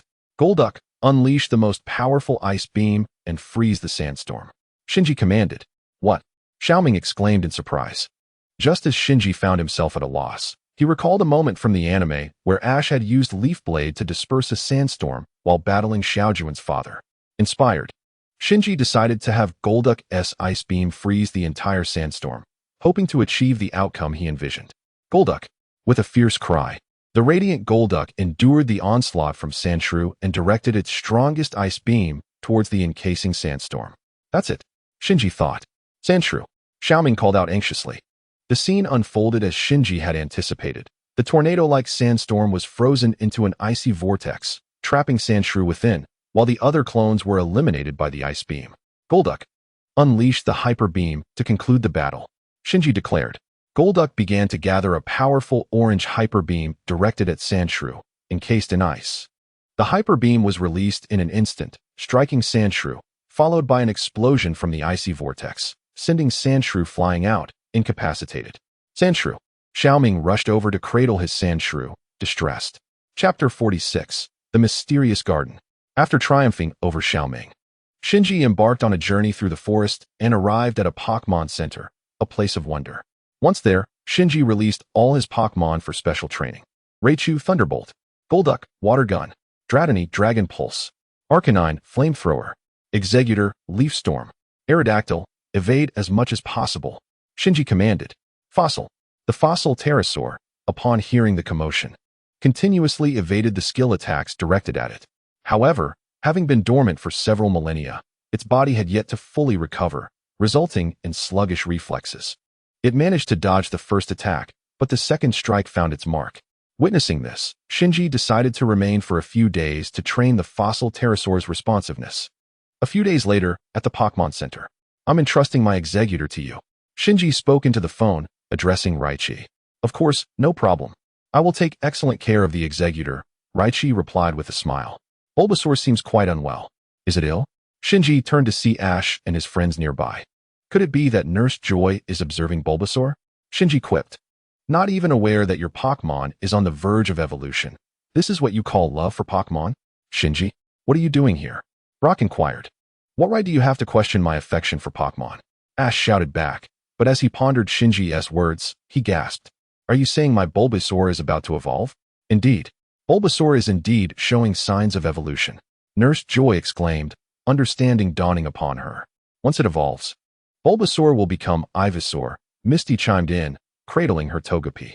When will my Bulbasaur evolve? Ash asked eagerly, eyes filled with anticipation. Please hold on a moment, Nurse Joy instructed, leading Ash and his companions to a window to gaze upon the meadow blooming with flowers. She began to recount the legend of the mysterious garden associated with Bulbasaur. The mysterious garden, how splendid! Ash exclaimed, observing the vast expanse of Bulbasaur below. Then, with a mighty roar from Venusaur, all the Bulbasaurs joined in unison, their backs glowing faintly. Eventually, they began to radiate a brilliant white light, evolving into Ivysaurs. However, Ash's Bulbasaur hesitated to evolve, inciting Venusaur's ire, prompting Ash to defend his Bulbasaur. At that moment, the ever-disruptive Team Rocket made their entrance, interrupting the evolution ceremony. Fortunately, all the Bulbasaurs, save for Ash's, successfully evolved under Venusaur's guidance. Subsequently, a suction device extended from Team Rocket's hot air balloon, and James pressed a button, causing the Ivysaurs on the ground to be gradually drawn up. Stop those rascals! Ash shouted in anger. As more and more Ivysaurs were vacuumed up, the balloon's bag swelled with their capture. Venusaur, due to its size, remained unscathed, using its numerous vines to firmly grasp a dozen Ivysaurs. Quick attack, flamethrower. What? The group gasped in surprise, standing not far behind Ash and his friends. Shinji finally took action, yet his target was not Team Rocket, but rather Venusaur. The speed dog was engulfed in flames as it collided with the Bulbasaur, which was still fiercely battling against Team Rocket. The fiery impact struck Bulbasaur directly, eliciting a pained cry from it as it succumbed to the agony and released its grip on the numerous Bulbasaurs it had been holding. Those unfortunate Bulbasaurs then became prey for Team Rocket. Go, Pokeball! Shouted Shinji as he hurled his Pokeball. Damn it, that's Shinji! Ash exclaimed, watching Shinji's retreating figure. Despite Shinji's lack of direct involvement, the outcome was ultimately sealed in the radiant flames of the Sunlight Seed. Shinji, you scoundrel! How could you abandon those Bulbasaurs? Ash shouted after him. It is not my concern. I have captured the Pokémon I intended to. I am leaving now, Shinji replied coldly. He then departed from the Pokémon Center, continuing his journey, while Ash and his companions stayed behind to rest before embarking on their own adventure. Chapter 47, Twin Islands. Articuno. After parting ways with Ash and his friends, Shinji continued his travels. Along the way, he heard rumors of a Pokémon League assessment, but he held little interest in it. Eventually, he arrived at the port and inquired with a sailor about the available ships. The sailor informed him that there was a vessel heading directly to Fiery Island and another bound for Twin Islands. Upon learning of the ship to Twin Islands, Shinji decisively boarded it. Upon arriving at Twin Islands, Shinji observed young men in swimwear frolicking by the sea. Indeed, Twin Islands had transformed into a tourist destination, much like Fiery Island. However, Shinji felt no inclination to linger and promptly made his way to the Pokémon Center to call his elder brother. Pokémon Center. Brother, could you please transfer Zapdos to me? Shinji requested. Zapdos. What do you need Zapdos for? Shi asked curiously. Zapdos is a legendary Pokémon. You should use it sparingly. I understand, but I need it to capture Articuno, Shinji replied. What? Articuno? Shi expressed his surprise. Is that so? Where is it? Shinji queried, perplexed. Just as he was at a loss for direction, a cry from within the twin cave caught his attention. He immediately sprinted towards the sound. Upon reaching the source, he found Articuno facing off against a group of individuals clad in black uniforms. It was evident that they were well prepared, wielding Pokémon such as Tyranitar and Charizard, which had a distinct advantage over Articuno. Team Rocket. Shinji silently thought as he observed the individuals before him, their uniforms emblazoned with a conspicuous insignia. Shinji had not anticipated that Team Rocket would arrive ahead of him in their pursuit of Articuno. This development complicated matters. Team Rocket was not like other villainous organizations in different regions. Their vast influence spanned numerous territories, allowing them to contend with the Pokémon League for many years. It was clear that their prowess was beyond what Shinji could afford to confront alone. As Shinji contemplated the unfolding situation, the Pokeball containing Zapdos began to tremble violently. He pressed his hand against the ball, whispering to the creature within, "Now is not the time for you to show off. I am aware that you are all legendary birds, capable of sensing each other's hearts at such close proximity, but this is not your moment to shine. Trust me, I will find a way to summon Articuno." Upon hearing his words, the Zapdos within the Pokeball calmed down, yet the situation for Articuno was dire. Having narrowly evaded several rock slide attacks from the Tyranitar, it was struck by the fiery blast from a group of Charizard, falling to the ground, evidently injured. The fallen Articuno emitted a series of mournful cries, yet these sounds did little to evoke sympathy from the members of Team Rocket. At that moment, the door of a helicopter hovering behind the Team Rocket members swung open, and a bald man clad in a white lab coat stepped out, none other than Professor Namba from the storyline. "Professor, we have subdued Articuno. We can take it now," declared one of the men at the forefront. The professor praised him. "Excellent. I shall capture Articuno immediately." Just as Team Rocket prepared to seize the creature, Shinji released Zapdos, commanding it to unleash its full power of Thunderbolt upwards, triggering an avalanche within the cave. "An avalanche?" Professor Namba shouted. "Hurry, protect me. Quick, safeguard the professor." The anxious member, Cold, cried out. Upon witnessing the ice and snow beginning to cascade from the cave's ceiling, the Team Rocket members panicked, each scrambling to save themselves, forgetting about the safety of Professor Namba. Seeing this, Cold hurriedly assisted the professor in fleeing towards the cave's exit, while Articuno was buried beneath the fallen snow and ice. However, this very avalanche revived Articuno, which shook off the snow and, regaining consciousness, flapped its wings and soared towards Zapdos. Seeing Articuno awake, Zapdos immediately flew towards Shinji, who leapt onto its back. With Articuno leading the way, they ascended towards the entrance from which Shinji had entered, escaping the cave that was on the brink of being filled with snow and ice. The blue and yellow figures of Zapdos and Articuno emerged from the cave, soaring freely in the sky. "Professor, look, it's Zapdos," Cold exclaimed, pointing to the yellow figure above. "Indeed, it is Zapdos. But how did it come to be here? Wait, there seems to be someone on its back."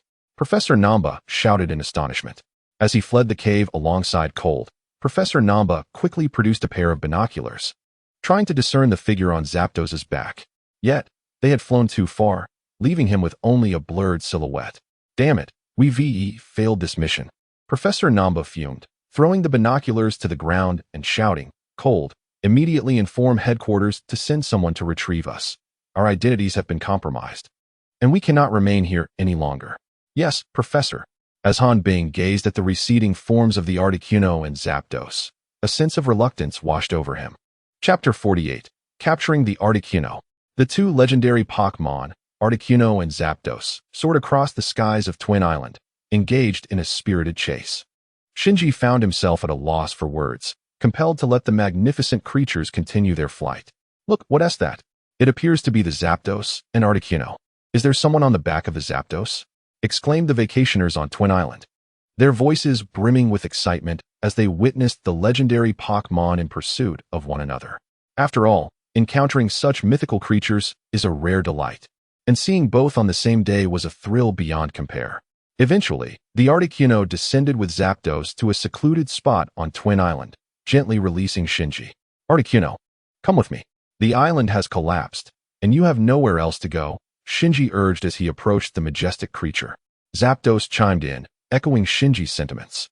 "Articuno, if it comes to a fight, you are no match for me, especially in your current injured state," Shinji continued. After pondering Shinji's words, the Articuno nodded in agreement. Shinji then produced a Pokeball and softly tapped the Articuno, capturing it without any resistance from the legendary bird. At Team Rocket's headquarters, Dr. Nambwa lamented. This mission failed due to an unexpected individual accompanying the Zapdos. Otherwise, the Articuno would have been ours. "Failure is failure. Do not seek excuses," Banmu reprimanded, stroking Meowth. His tone suggested a surprising calmness, and both Dr. Nanbua and Han Bing breathed a sigh of relief upon noticing Banmu's demeanor. In truth, Banmu already possessed the world's most formidable Pokémon, Mewtwo, and the loss of a mere Articuno hardly concerned him. An individual with the Zapdos? Do we know who it is? Banmu playfully inquired, teasing Meowth. Meow, Meowth responded, eyes closed, seemingly content. Well, we are still unaware of their identity. However, if they are not from the League, once we discover who they are, I shall personally deal with them, Han Bing declared, a hint of bitterness in his tone. Let us hope they are not from the League. If it weren't for the League's recent scrutiny of Team Rocket, we wouldn't have been sent such incompetent fools for this mission. Although Shas is arrogant, he has never disappointed me, Banmu remarked with a hint of disdain. Yes. Han Bing felt a pang of anxiety at the hint of anger in Banmu's voice. I believe they are likely not from the League, Dr. Nanbua asserted confidently. Oh, what leads you to that conclusion? Banmu asked with a smile, stroking Meowth's head. First, if they were from the League, there would likely be only one of them. Moreover, as soon as they captured the Articuno, a swarm of police would have descended upon us, preventing our escape. Second, we have informants within the League, yet we received no warning this time. Third, if it were a League investigator with autonomy, they would not use Zapdos, but rather a dragon-type Pokémon like Dragonite from the Draconian family. However, none of this occurred. I believe our actions were fortuitously witnessed by passing trainers who intervened to thwart us. Such incidents have transpired in the past, Dr. Nanbua analyzed. You make a compelling point. The fact that a trainer possesses a Zapdos cannot be taken lightly. I urge you to exhaust all means to uncover their identity and consider recruiting them into Team Rocket. After all, our organization must expand, and relying solely on Bizhaz is insufficient, Banmu remarked, casting a glance at Han Bing. Indeed, Han Bing responded nervously once more, acutely aware of Banmu's evident disappointment in her abilities, which heightened her anxiety further. Very well, you may leave now, Banmu stated, closing his eyes. Understood. With that, Han Bing and Dr. Nanbua promptly exited Banmu's office. Subsequently, Banmu proceeded to the chamber where Mewtwo was confined, gazing through the second-floor glass at the restrained Mewtwo. He chuckled. What are Articuno and Zapdos to you? Merely inconsequential beings. One day, when your power reaches its zenith, even the Creator will be no match for you. That will be the moment when Team Rocket asserts its dominance over the entire Earth. Haha. At the Pokémon Center on Twin Islands, brother, I have successfully captured Articuno. I am now sending it along with my Arcanine to you. Please send me your Blastoise, Shinji softly communicated to Reisher on the phone. Shortly thereafter, Shinji, accompanied by Zapdos, Haxorus, Blastoise, and Shiny Psyduck, made his way to the pier on Twin Islands, boarding the vessel bound for Red Lotus Island. However, what Shinji did not anticipate was that, in the following days, the influx of visitors to Twin Islands surged, primarily due to the simultaneous appearances of Zapdos and Articuno, creating quite a stir locally. Scholars, much like Professor Okido, traveled from afar, only to depart in disappointment. Over time, the excitement waned. Yet it remained a topic of casual conversation among the residents of Twin Islands. Chapter 49, The Black Charizard. Attention, passengers, you are currently aboard the Farce Sail, traveling from Twin Islands to Red Lotus Island. After concluding his conversation with his brother Reisher, Shinji purchased a ticket and embarked on his journey to Red Lotus Island. On the deck of the Farce Sail, the vessel was quite substantial, with its deck constructed from specialized materials. Some travelers, seeking to alleviate the monotony of their journey, opted to engage in Pokémon battles on the deck. At that moment, Shinji leaned against the railing, choosing to observe the matches like most others. After observing numerous matches, Shinji found himself increasingly disinterested in the upcoming battle. The trainers he had witnessed were, in his estimation, pathetically weak, failing to ignite any spark of competitive spirit within him. Perhaps it was due to the influence of the first installment of the anime, but as he watched, he perceived the trainers from the Kanto and Chengdu regions as particularly ineffectual. Even someone of Ash's caliber managed to reach the top 16, leading Shinji to believe that, barring any unforeseen circumstances, he was destined to claim victory at this year's Indigo Conference. As for Ash, it seemed he would only be deemed a worthy rival once they reached the Sinnoh League.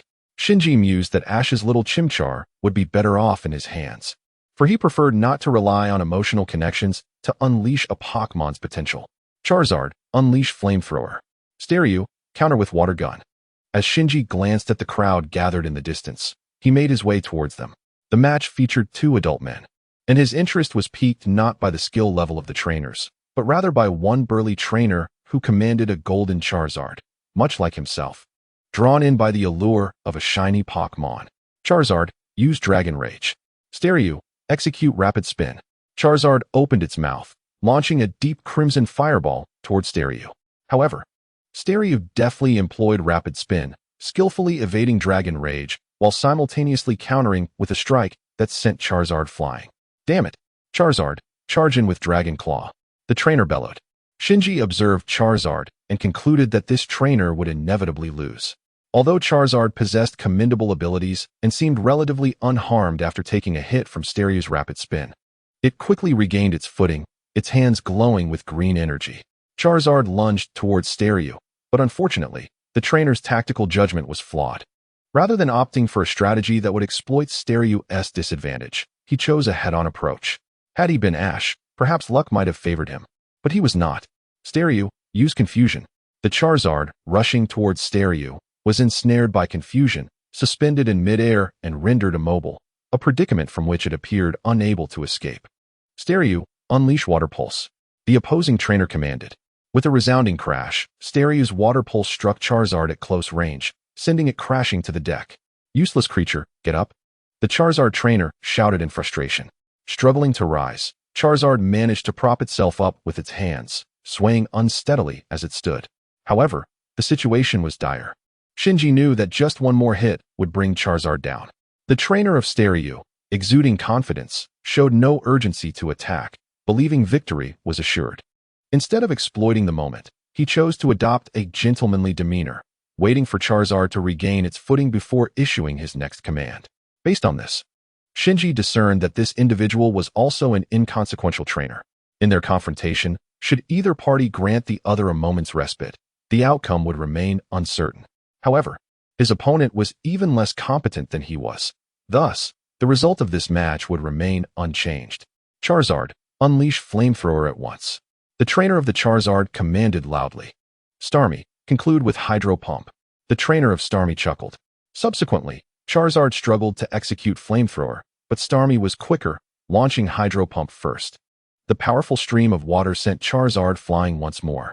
This time, Charizard did not muster the strength to rise again. Its eyes spiraled into a vortex, and it succumbed to unconsciousness. Hey, don't go overboard. It's my Pokémon I'm battling. What concern is it of yours? You useless creature. As the blinding light dissipated, a black Charizard materialized before everyone, its eyes ablaze with fury directed at its own trainer, as if wishing to reduce him to ashes. Chapter 50. Quelling the Wrath of the Black Charizard. It has evolved. The trainer of Charizard exclaimed in astonishment upon witnessing its transformation. With a roar, the black Charizard released a cry that seemed to express its dissatisfaction, a torrent of anger that remained unvented. The black Charizard slowly lowered its head, fixing its bloodshot eyes upon its trainer, letting out a furious roar before turning and sweeping its tail, knocking the trainer to the ground. The fallen trainer emitted anguished cries, and his Pokeball rolled to the feet of the black Charizard, which lifted its foot and crushed the sphere beneath it. Help, help! The trainer whimpered weakly from the ground, yet none of the onlookers intervened, seemingly believing he deserved his fate, awaiting to witness how the black Charizard would exact its retribution. However, Shinji did not perceive the situation as simply as that. He remained fixated on the furious gaze of the black Charizard, his eyes never leaving its fierce expression. Could it be?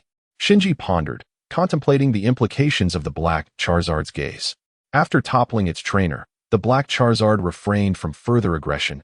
Instead, it unfurled its wings and soared into the air, unleashing a formidable flamethrower upon the gathered crowd. The flames struck the deck, instantly transforming into a wave of heat that surged outward. Golduck, use Protect! Shinji shouted, as if anticipating the impending chaos. He drew Golduck's Pokeball from his waist and hurled it forth.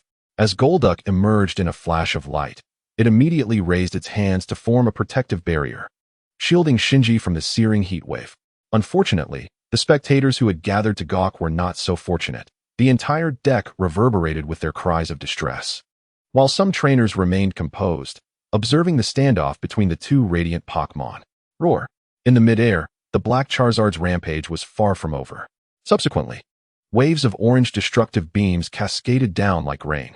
Although the vessels in the Pokémon world were crafted from special materials capable of withstanding ordinary Pokémon attacks, they could not endure the onslaught of a Charizard in its furious state. With a resounding explosion, flames erupted on the deck, igniting it instantly. All the trainers began to scatter in panic, and upon witnessing the chaos, the Charizard's trainer hastily fled. Psyduck, attempting to restore calm, unleashed a powerful water gun. Behind Psyduck, Shinji shouted for its attention.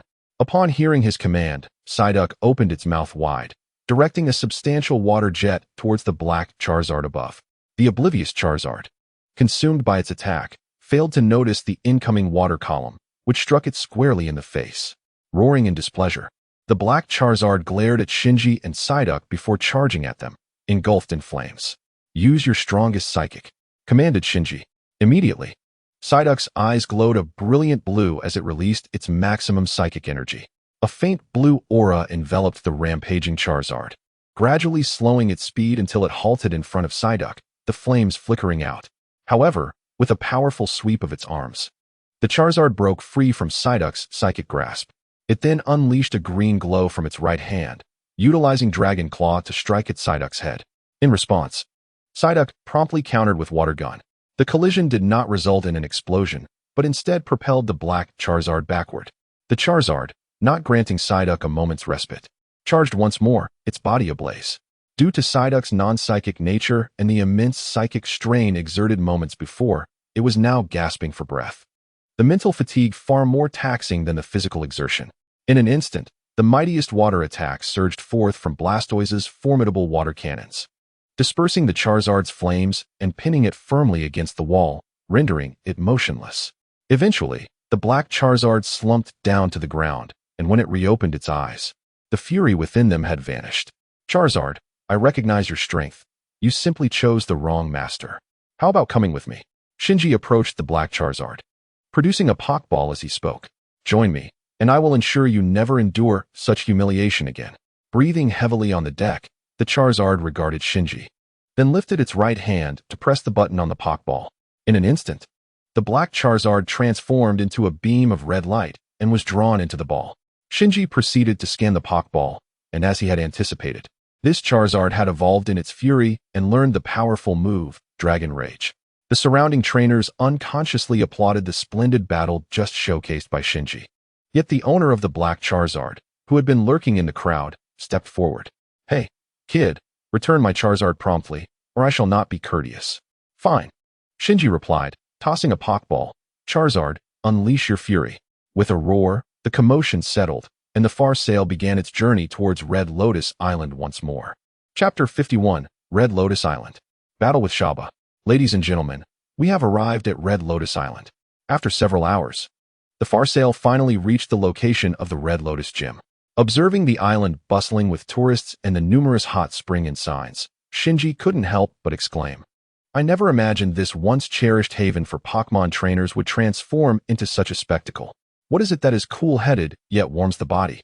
"An open-air hot spring," Shinji coldly replied to the peculiar figure that suddenly appeared before him. "Correct.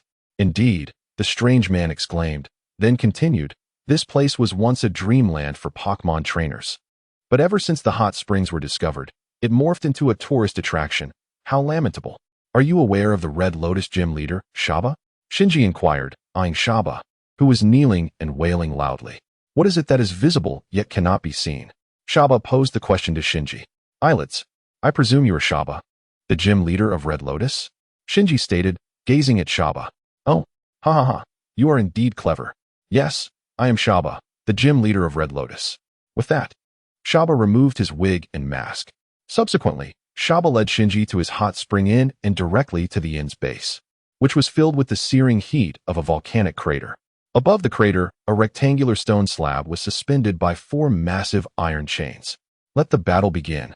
My first contestant is him," Shaba proclaimed as he tossed a Pokeball. In a flash of light, a resplendent Ninetales emerged onto the battlefield. "Golduck, prepare for battle," Shinji shouted, releasing his own Pokeball. Quack!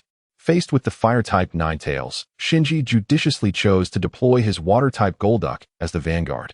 "I can't believe you possess a rare shiny Pokémon," Shaba remarked, observing Golduck. He then commanded Ninetales, "Go, Ninetales, unleash your fire spin. Water cannon, Shinji declared. As Shinji witnessed the thick column of fire spiraling forth from Ninetales, he remained vigilant and promptly ordered Golduck to retaliate with water cannon. The shimmering Golduck's water cannon collided with Ninetales' fire spin, but rather than piercing through, it was instantaneously vaporized by the intense heat of the flames, suggesting that the elevated temperature here had augmented Ninetales' fiery prowess. Relying solely on type advantages will not suffice to defeat me. This is the essence of gym battles, Shaba boasted. Golduck, use confusion, Shinji commanded. Ninetales, dash in with quick attack, Shaba directed. Upon hearing Shinji's command, Golduck immediately turned its gaze towards Ninetales, and the gem on its forehead emitted a brilliant beam of multicolored light directed at Ninetales. However, Ninetales effortlessly evaded Golduck's dazzling illusion technique with a quick flash. Charging towards Golduck. Use Psychic to capture it, Shinji said with a smirk. Oh no, exclaimed Shaber in surprise. Just as Ninetales was about to reach Golduck, it suddenly halted. Enveloped in a soft blue glow, suspended in midair. Ninetales, break free with telekinesis, Shaber shouted. Aware that Ninetales was momentarily incapacitated, Shaber urged it to utilize its psychic abilities to escape. Ninetales' eyes transformed into a vibrant blue as it attempted to break free from Golduck's psychic grip. But Shinji was not about to squander such a prime opportunity for attack. Golduck, unleash Hydro Pump, Shinji commanded. Quack, Golduck responded, immediately shooting a powerful jet of water from its mouth, sending the suspended Ninetales flying. Nevertheless, Shaber's Ninetales remained undeterred in its fighting spirit. Well done, Ninetales. Use Solar Beam, Shaber instructed. Seizing the moment, Shinji prepared a counter-strategy, but to his astonishment, before he could finish his sentence, Ninetales had already gathered its solar beam and unleashed it upon the unsuspecting Golduck. The solar beam struck Golduck directly, rendering it incapable of continuing the battle. How is that possible? Shinji exclaimed in disbelief. As he pondered the situation, a bead of sweat trickled down Shinji's forehead, landing on his hand holding the Pokeball. He focused intently on the droplet, lost in contemplation, glancing around at the walls, scorched red from the intense heat and distorted by the rising waves of warmth. Realization dawned upon him. I see now, Shinji exclaimed, enlightenment washing over him. It seems you finally understood, Shaber remarked with a smile. Indeed. I didn't expect you to grasp this concept so swiftly, Shaber complimented Shinji. You are the first to uncover this secret on your own. Humph, I was too careless. Shinji retorted with a cold smile. I won't repeat the same mistake again. Go, Blastoise, prepare for battle. As he spoke, he tossed the Pokeball, and with a flash of white light, a massive Blastoise emerged. Ninetales, unleash Flamethrower, Shaber called out, observing the panting Ninetales. Aware of the injuries Ninetales had sustained during its previous encounter with Golduck, Shaber knew it had to act decisively and with full strength. Hydro Cannon, Shinji shouted. This time, Shinji showed no mercy, launching a full-scale counterattack. Blastoise's Hydro Cannon collided with Ninetales' Flamethrower, and unlike the previous encounter with Golduck, the Flamethrower did not evaporate the Hydro Cannon. Instead, the Hydro Cannon dispersed the Flamethrower, sending Ninetales crashing against the searing wall. Enough of this. Tyranitar, unleash your most powerful arm thrust to finish it. Xiaobo gazed at the water turtle, its head tucked into its shell, as it shouted. This was a lesson imparted by Zhenzi, for unlike the land tortoise, the water turtle's head was its most vulnerable part. Thus, when using a skill that rendered it immobile, the water turtle must retract into its shell as a precaution. The armored Tyrannosaurus swung its glowing arms and charged toward the immobilized water turtle. As it reached the water turtle, the armored Tyrannosaurus leaped high, striking down upon the turtle's shell. A pair of heavy thuds resounded, and Xiaobo, expecting the battle to conclude, was astonished to find that the water turtle had not yet lost its fighting spirit. Hydro Pump, Shinji shouted. Upon hearing this, the water turtle immediately pulled its limbs into its shell and began to spin, unleashing 6 jets of water while rotating. In that moment, the water turtle resembled a spinning water top, propelling jets of water that forcefully struck the armored Tyrannosaurus. Xiaobo watched as the armored Tyrannosaurus was sent flying.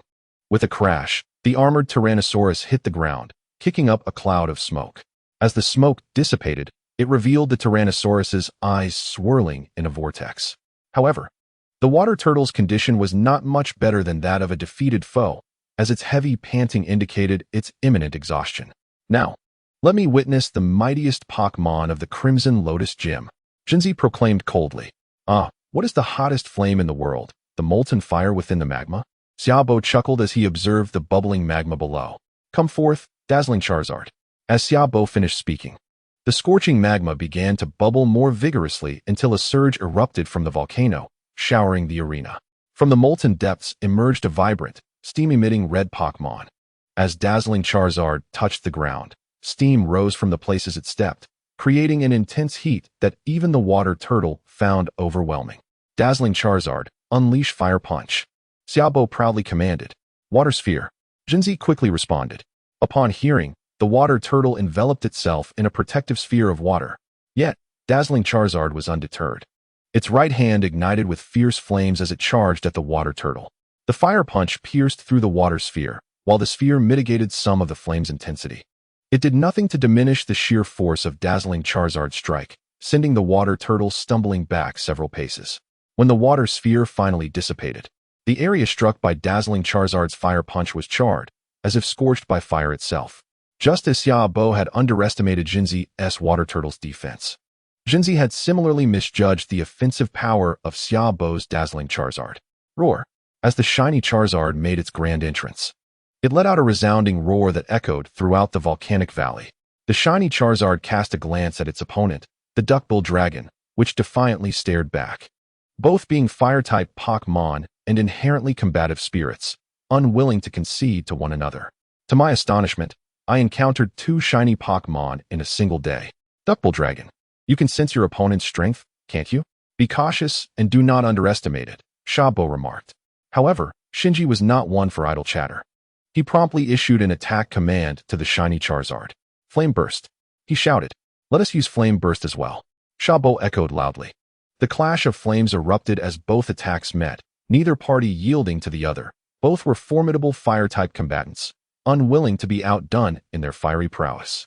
Observing the shiny Charizard's flames, Shinji acknowledged its innate strength, realizing that even without his training, the power of its skills was already formidable. He had only provided some basic healing aboard the far sail, and now it was hard to believe that the Pokémon had been injured just hours before.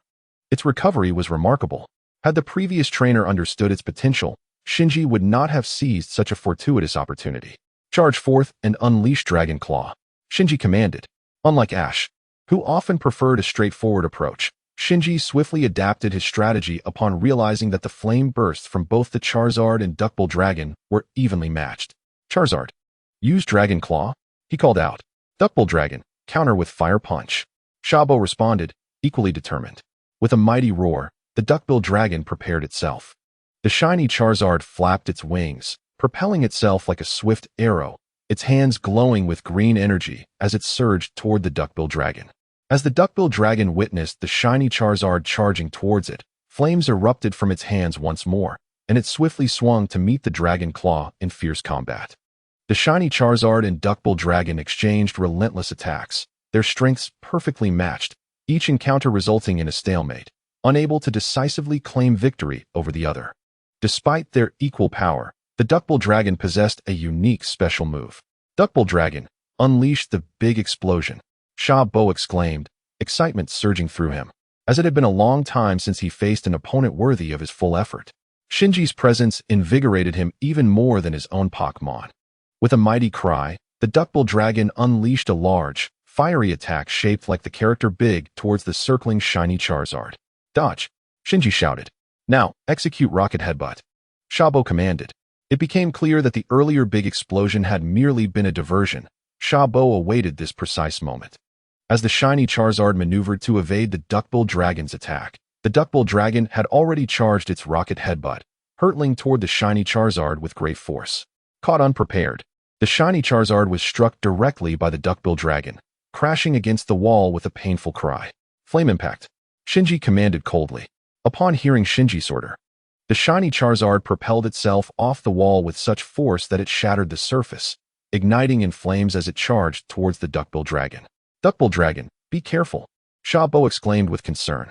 The Duckbill Dragon, taken by surprise by the rapidly approaching shiny Charizard, was sent flying into the molten lava below. "Charizard, dive in and seize him. Use the earth throw, Shinji shouted. He was confident that Charizard would not be harmed by the lava, so he commanded it to plunge into the molten depths to capture the duckbill dragon and deliver a decisive blow. Allowing the duckbill dragon to recover in the lava would be severely detrimental to Shinji's strategy, yet he was uncertain whether Charizard could overpower it in such an environment, leaving him with no choice but to take a gamble. With a fierce roar, the shiny Charizard dashed into the spot where the duckbill dragon had just fallen into the lava. Duckbill dragon, don't lose to him, Shabo cried out towards the searing magma. As Shinji and Shabo anxiously awaited the outcome, the shiny Charizard did not disappoint Shinji's expectations. It tightly grasped the duckbill dragon in its embrace and swiftly ascended from the lava, spinning in the air before plummeting downwards, forcefully slamming the duckbill dragon onto the ground, rendering it unable to continue the battle. With a triumphant roar, the shiny Charizard exultantly unleashed a torrent of flames into the sky, showcasing its prowess as a formidable fire-type Pokémon. What is that deep red substance? Shabo inquired of Shinji. Shinji replied. It turned out that the Lamp volcano had once been an active volcano, but frequent eruptions had made it a place where no one dared to tread. However, since the arrival of the legendary Moltres, the magma within Lamp volcano had been absorbed, calming the once turbulent volcano. Still, concerns lingered about its potential eruption, preventing any development of the area. Yet, boats continued to pass by Lamp volcano daily, and it was said that Moltres would appear around this time each year, though few have witnessed it firsthand. Chapter 54, Lamp Volcano. Moltres. The following day. Good morning, Shinji, Shabo greeted as he spotted Shinji exiting the Pokémon Center. Shabo, what brings you here? Shinji asked, surprised by Shabo's sudden appearance. You asked me about Moltres yesterday, so I figured you must want to capture it. I thought I would accompany you to witness how you attempt to catch this legendary Pokémon, Shabo explained, as if it were the most natural thing in the world. Is that so? Well, okay. Shinji hesitated at first. Don't worry. I merely wish to see the splendor of the fire-type deity. I won't be a bother, Shabo assured with a smile. Moreover, there aren't many boats to Lamp Island, and I'm uncertain if any are available today. I have a boat that can take you there. Xiaobo's suggestion left Shinji with little choice but to acquiesce. Given that Xiaobo possessed a boat, it alleviated a considerable amount of trouble for Shinji. With this thought in mind, Shinji found even less reason to decline. Subsequently, he accompanied Xiaobo to the dock, where they boarded what Xiaobo referred to as a boat, which was, in fact, merely a speedboat. Nevertheless, it was sufficient to transport Shinji and Xiaobo to Lantern Island. After several hours of travel, they arrived at their destination, Lantern Island. However, upon stepping onto the island, Shinji's gaze was drawn to a distant mountain, from which thick plumes of smoke billowed. This must be the fiery abode of the legendary Moltres, commonly known as Fire Mountain. Yet, it appeared that reaching the volcano would require several hours of trekking and climbing. What are you staring at? We should get moving, Xiaobo chided. Having secured the boat and noticing Shinji's momentary distraction, although Fire Mountain was an active volcano, the forest at its base thrived with lush greenery. Upon reaching the foot of the volcano, Shinji and Xiaobo began their ascent. Gradually, the verdant foliage gave way to barren rocks, and the temperature rose significantly. Shinji and Xiaobo removed a layer of clothing, stowing it in Shinji's backpack as they pressed onward. At last, they reached the volcano's crater, both drenched in sweat. Peering into the abyss, they beheld a landscape of stark rocks and churning magma. It seems this trip may have been in vain, Shinji remarked, observing the bubbling lava. Indeed, it appears you are fated to miss the Moltres, Xiaobo echoed, gazing into the molten depths. Suddenly, the trembling Pokeball emitted a series of sounds as it popped open, releasing a beam of white light. As the light dispersed, a massive yellow figure emerged, startling Xiaobo Zapdos. He exclaimed, his voice echoing as he pointed at the birds soaring in the sky. Zapdos, do you have knowledge of Moltres' whereabouts? Shinji called out calmly. The electric bird nodded and responded with a shriek. Shinji, I can't believe you have acquired Zapdos, Xiaobo exclaimed, turning to Shinji in astonishment. After a moment, he continued, I've heard that previously, Articuno and Zapdos appeared simultaneously on Twin Island. Those two legendary birds must both be yours, correct? Truly remarkable. Xiaobo swallowed hard, captivated by the sight of Zapdos circling overhead. However, contrary to their expectations that Zapdos would lead them to Moltres, the electric bird showed no inclination to depart, continuing to hover over the volcano and calling out to the magma below, as if beckoning something. It seems that Moltres has not arrived. Rather, it is concealed within the lava, Xiaobo observed. Legend has it that Moltres rejuvenates its strength using the searing magma. It appears to be true. Indeed, Shinji replied, contemplating the situation. After a moment, he turned to Xiaobo and inquired, if Moltres is hidden within the magma, can it hear Zapdos' calls? I believe there should be no issue with that. It is said that legendary beings exist in a mutual relationship, and the three legendary birds likely share some form of connection, allowing them to resonate with one another, Xiaobo explained. That makes sense, Shinji conceded. Shinji pondered the existence of the three true legendary birds residing in the Orange Archipelago. However, he also questioned whether his own legendary birds were indeed the true embodiments of the fire, ice, and lightning deities. Did a genuine resonance truly exist among these divine creatures?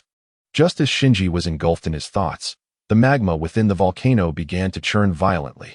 Gradually, the tumultuous magma grew in size until, with a resounding boom, a colossal bird, ablaze with flames, erupted from the molten core. Its crimson form, adorned with cascading droplets of magma, appeared even more enchanting. The fiery bird screeched while soaring majestically above the volcano. It has appeared, the firebird, Shaber exclaimed with excitement. Yet, Shinji remained unfazed. To him, mythical Pokémon were merely stronger versions of ordinary Pokémon. Regardless of their prowess, they were still Pokémon in his eyes. After fluttering momentarily, the firebird alighted on the volcano's rim, directing a fierce cry towards the Zapdos that lingered beside Shinji. At that moment, neither Shinji nor Shaber comprehended the dialogue exchanged between the two legendary birds, only noticing that they seemed to be engaged in a spirited discussion. Observing the disdainful expression of the firebird directed at him, Shinji surmised it was questioning Zapdos about its willingness to heed the commands of a mere human. It was understandable. Being one of the fire-type legendary beasts, the firebird naturally looked down upon humanity, believing that humans were only worthy of possessing lesser Pokémon, unfit to command noble deities. Moreover, fire-type Pokémon were known for their volatile temperament, rarely forming amicable relations with humans or other creatures. Thus, it was evident that the firebird held Shinji in contempt. It appears that the firebird will not be easily tamed, Shaber remarked. He seemed to grasp the sentiments of the firebird, yet Shinji was undeterred. In fact, this very pride of the legendary creature ignited within him a stronger desire to capture it. Chapter 55, The Third Legendary Bird. Firebird, prepare for battle. I shall capture you, Shinji declared, stepping forward to confront the fiery avian. The firebird raised its head, scoffing in response. Fossil Aerodactyl, prepare for combat. Shinji hurled a Pokeball into the air. Fossil Aerodactyl, Shaber exclaimed in disbelief. He was once again astonished by Shinji's Pokémon. Little did he expect that Shinji would possess not only rare shiny Pokémon, but also legendary ones, let alone an extinct fossil Pokémon like Aerodactyl. The moment Aerodactyl emerged, it was captivated by the blazing creature before it, immediately letting out a jubilant cry. Fire! Shinji, I initially thought you would use Zapdos to capture the firebird, but I never anticipated you would have an Aerodactyl. Shaber marveled at Shinji's unexpected choice. In response to Shaber's inquiry, Shinji merely smiled. He had indeed planned to use Zapdos to capture the firebird, but after experiencing its disdain, he resolved to rely solely on his own strength rather than the might of legendary beasts. Aerodactyl, unleash your primal power, Shinji commanded. Upon hearing Shinji's command, the fossil pterosaur immediately began to conjure several orbs of light around its body, launching them towards the firebird. However, the firebird merely flicked its wings to evade the attack, and subsequently unleashed a torrent of searing flames directed at the fossil pterosaur. The fierce blaze surged towards it. Evade with quick attack, then unleash ancient power again, Shinji declared with a smirk, addressing the slightly altered fossil pterosaur. The fossil pterosaur, already swift by nature, executed a rapid maneuver to dodge the firebird's fiery onslaught, reappearing before the firebird in a flicker and unleashing its ancient power. Yet, the firebird countered with its own quick attack to evade. At that moment, the fossil pterosaur exhibited yet another peculiar transformation. Haha, so you intend to attack with ancient power while simultaneously enhancing the fossil pterosaur? Shabo remarked with a chuckle. It's time for Dragon Pulse, Shinji echoed, his voice brimming with enthusiasm. The firebird, despite its intelligence, was merely a wild Pokémon. its cognitive abilities falling short compared to humans. Shinji wished to convey to the Firebird that humans were not as ineffectual as it perceived. He had anticipated that the fossil pterosaur, having undergone 2 enhancements through ancient power, would possess sufficient strength to contend with the Firebird. However, to Shinji and Shabo's astonishment, when Dragon Pulse collided with the Firebird's fiery breath, it was dissipated in less than 2 seconds, the flames surging toward the fossil pterosaur. The fossil pterosaur hastily shielded itself with its wings. The blazing torrent struck the fossil pterosaur's wings, propelling it backward. As the flames receded, charred marks marred its wings. Shinji was taken aback by the formidable power of the Firebird, realizing that even the rock-type fossil pterosaur had sustained considerable damage. The Firebird, having recently emerged from the trials of magma, is likely stronger than usual, Shabo remarked, observing the triumphant cries of the Firebird. In contrast to the Firebird's exuberance, the fossil pterosaur appeared furiously indignant. It was the sovereign of the skies, and facing an opponent it was 4 times weaker against, defeat was an intolerable notion. As Shinji pondered his strategy, the Firebird charged towards the fossil pterosaur, enveloped in a radiant white light. "It's the divine bird," Shinji exclaimed, momentarily stunned. Before he could react, the Firebird collided with the fossil pterosaur. "Thunderfang!" Shinji shouted urgently. The fossil pterosaur, struck by the Firebird, opened its jaws wide, revealing a golden glow, and lashed out at the Firebird's wings. The Firebird let out a pained cry, momentarily halting its assault, thus allowing the fossil pterosaur to escape its predicament. Yet, Shinji had no intention of relinquishing the opportunity. Waterfall tail. The fossil pterosaur spun around, its tail encircled by water, and struck down towards the Firebird. Still reeling from the pain of Thunderfang, the Firebird was struck once more by the fossil pterosaur's waterfall tail. It appears that the legendary Moltres has truly become enraged. With a powerful flap of its wings, a verdant glow began to emanate from them, coalescing into a formidable force aimed directly at the fossil pterodactyl. "Dodge and use Thunderfang to seize Moltres," Shinji shouted, fully aware that this was the solar flare, and promptly instructing the fossil pterodactyl to evade the attack. Though its power paled in comparison to that of Moltres, the fossil pterodactyl's speed was unmatched.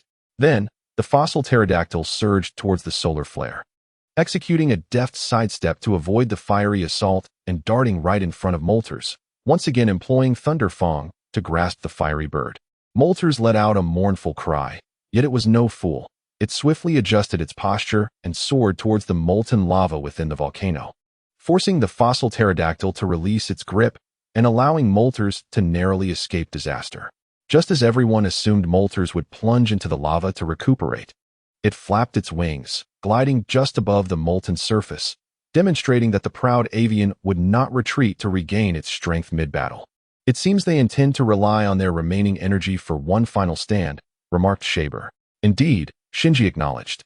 As the fossil pterodactyl's rock blade rushed towards the dwindling flames of Moltres, fully aware that this would be their ultimate strike, victory or defeat hinged upon this moment. Chapter 56, A Heart-to-Heart with the Ground Turtle. With a resounding boom, the fossil pterodactyl's rock blade collided with Moltres' flames, resulting in a tremendous explosion. The shockwave sent both combatants flying. Observing this, Shinji seized the opportunity and hurled a Pokeball at the plummeting Moltres. Upon impact, the ball transformed the fiery bird into a radiant red light, drawing it within. Witnessing this, Zapdos immediately morphed into a streak of lightning, racing towards the Pokeball. After seizing it, Zapdos executed a sharp turn, tossing the ball back towards Shinji. At that moment, the Pokeball ceased its tremors, signifying that Moltres had been successfully captured by Shinji. "Congratulations, Shinji. You have captured another legendary bird," Shaber exclaimed as Shinji picked up the Pokeball. "Indeed. Now go heal," Shinji instructed Moltres. The magnificent bird seemed to acknowledge Shinji as its master, letting out a cry before soaring into the lava of the volcano of flames. After a period of healing within the molten depths, Moltres emerged fully restored. At the Pokémon Center on Red Lotus Island, Shinji announced, "Brother, I am transferring Zapdos, Moltres, and the fossil pterodactyl to you." "What? You actually captured Moltres and the fossil pterodactyl?" Reisher exclaimed in astonishment. "Yes, I just captured Moltres. As for the fossil pterodactyl, I believe I mentioned that I had captured it previously at the Foolish Valley," Shinji replied calmly. He then recounted the tale of capturing the fossil pterodactyl at Foolish Valley and Molters at the Volcano of Flames, with each revelation eliciting waves of disbelief from Reisher. As night fell, in the pitch-black night, a room within the Pokémon Center remained illuminated, where Shinji lay restless in bed, unable to find slumber. Consequently, he donned his clothes and ventured into the back garden of the Pokémon Center. "Come forth, Torterra," Shinji declared as he tossed the Pokeball. With a resounding pop, a brilliant white light flashed, revealing the enormous green Torterra before him. Under the luminous moonlight, a dialogue between trainer and Pokémon was poised to begin. "Torterra, it has been quite a while," Shinji remarked, gazing at the creature. Torterra responded with a joyful cry upon seeing Shinji. The sight of Torterra's exuberance brought a smile to Shinji's face. He approached Torterra, sitting down and cradling his knees, facing his companion. Upon seeing Shinji sit, Torterra lay down on the ground, attentively watching him. "Torterra, can you believe how swiftly time has passed? It's nearly been a year since we first met. And you have evolved from a Turtwig into a Torterra," Shinji mused. Torterra echoed his sentiments with a soft call. "Reflecting on our vow to grow stronger together after my brother's defeat at the hands of the legendary Pokémon, our moment to test our strength is fast approaching," Shinji said, gently stroking Torterra's head. Torterra stood up and nudged Shinji with its head, signaling him to move aside. "What is the matter?" Shinji inquired, puzzled. As Shinji stepped back a few paces, Torterra summoned its strength, causing several robust vines to sprout from the ground before him. "This is plant hardening," Shinji laughed. "I never expected you to have worked so diligently during our time apart." Torterra chuckled in agreement. The following day, Shinji arose early. After enjoying breakfast, he made his way to the dock on Fiery Island, boarding the oil tanker he had purchased the previous day, destined for the dock of Leaf City. "Banmu Mutuo, I am coming," Shinji proclaimed, gazing towards the entrance of the Tokiwa gym. Without hesitation, he strode into the gym. "I am Sakaki, the trainer of the Tokiwa gym." Sakaki greeted Shinji with a smile, gently stroking his Persian beside him. "I accept your challenge. You may use up to 3 Pokémon, and there is no time limit," announced the referee, striking a bell to signal the commencement of the match. "Go, Geodude," Sakaki exclaimed as he released his Pokeball. "Firo, prepare for battle," Shinji declared as he threw forth his own Pokeball. "Geodude, use Rollout," Sakaki commanded. "Firo, evade and unleash Steel Wing," Shinji instructed. After Sakaki issued his command, Onix immediately launched a rollout attack towards the Spearow. However, the Spearow deftly dodged the assault with a graceful sidestep. Following this, it executed a swift turn, utilizing its Steel Wing to strike Onix squarely in the back, sending the formidable creature flying off the battlefield. With Onix unable to continue the fight, the Spearow emerged victorious. As announced by the referee, "Follow up with Thunderbolt," Shinji shouted. This time, the Spearow did not evade. Instead, enveloped in a radiant white light, it spiraled towards the Kingler, colliding with its Crabhammer. As the two Pokémon clashed, the Spearow flapped its wings, unleashing a powerful tornado. With a resounding crash, Kingler succumbed to defeat. Unable to continue battling, the Kingler has lost its fighting capability, the referee stated, observing the defeated Pokémon. Sakaki then snapped his fingers. "Is it coming?" Shinji pondered anxiously. The wall beside the gym gradually ascended, revealing a fully armored Mutuo. Before Sakaki could issue a command, Mutuo was already emanating a blue glow. The Spearow was similarly engulfed in this azure light, only to be flung against the wall by Mutuo's psychic move before it had the chance to retaliate. "Damn it!" Shinji gritted his teeth, watching Mutuo. "The farcical gym battle concludes here, little brother. Even if all your Pokémon were to join forces, they would not stand a chance against him," Sakaki remarked with a smirk, observing Shinji's furious expression. "From the Sinnoh region," Sakaki exclaimed, turning to look at Torterra. "Huh. No matter how many Pokémon you possess, it is all in vain. Torterra, use Rock Slide," Shinji commanded urgently. "Torterra, are you alright?" he called out in distress. Torterra gritted its teeth, visibly hurt.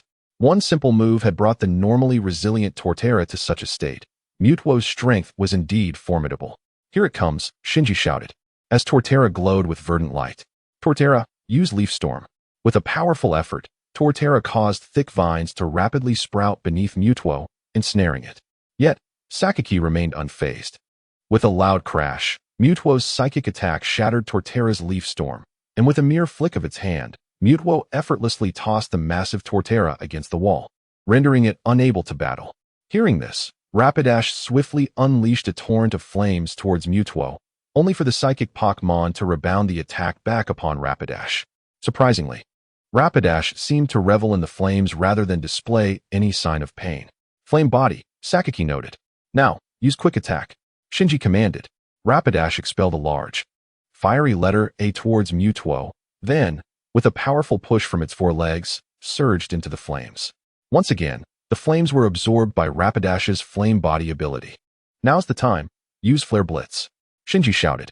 As the swift and fiery Houndoom unleashed its full power, flames erupted from its body. Having absorbed fire twice, the fiery impact it generated was far more formidable than usual, with flames that blazed even brighter.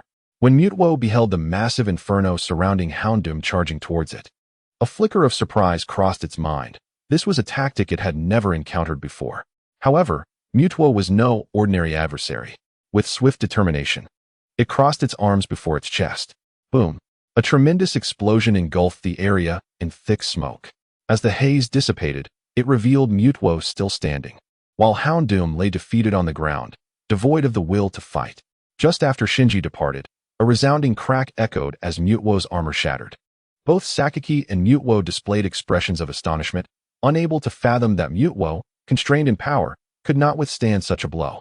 What an intriguing individual. Sakaki and Mutuo mused silently as they gazed at the doorway through which Shinji had vanished. After leaving the Tokiwa gym, Shinji proceeded to the Pokémon Center to tend to Houndoom, Pidgeot, and Torterra.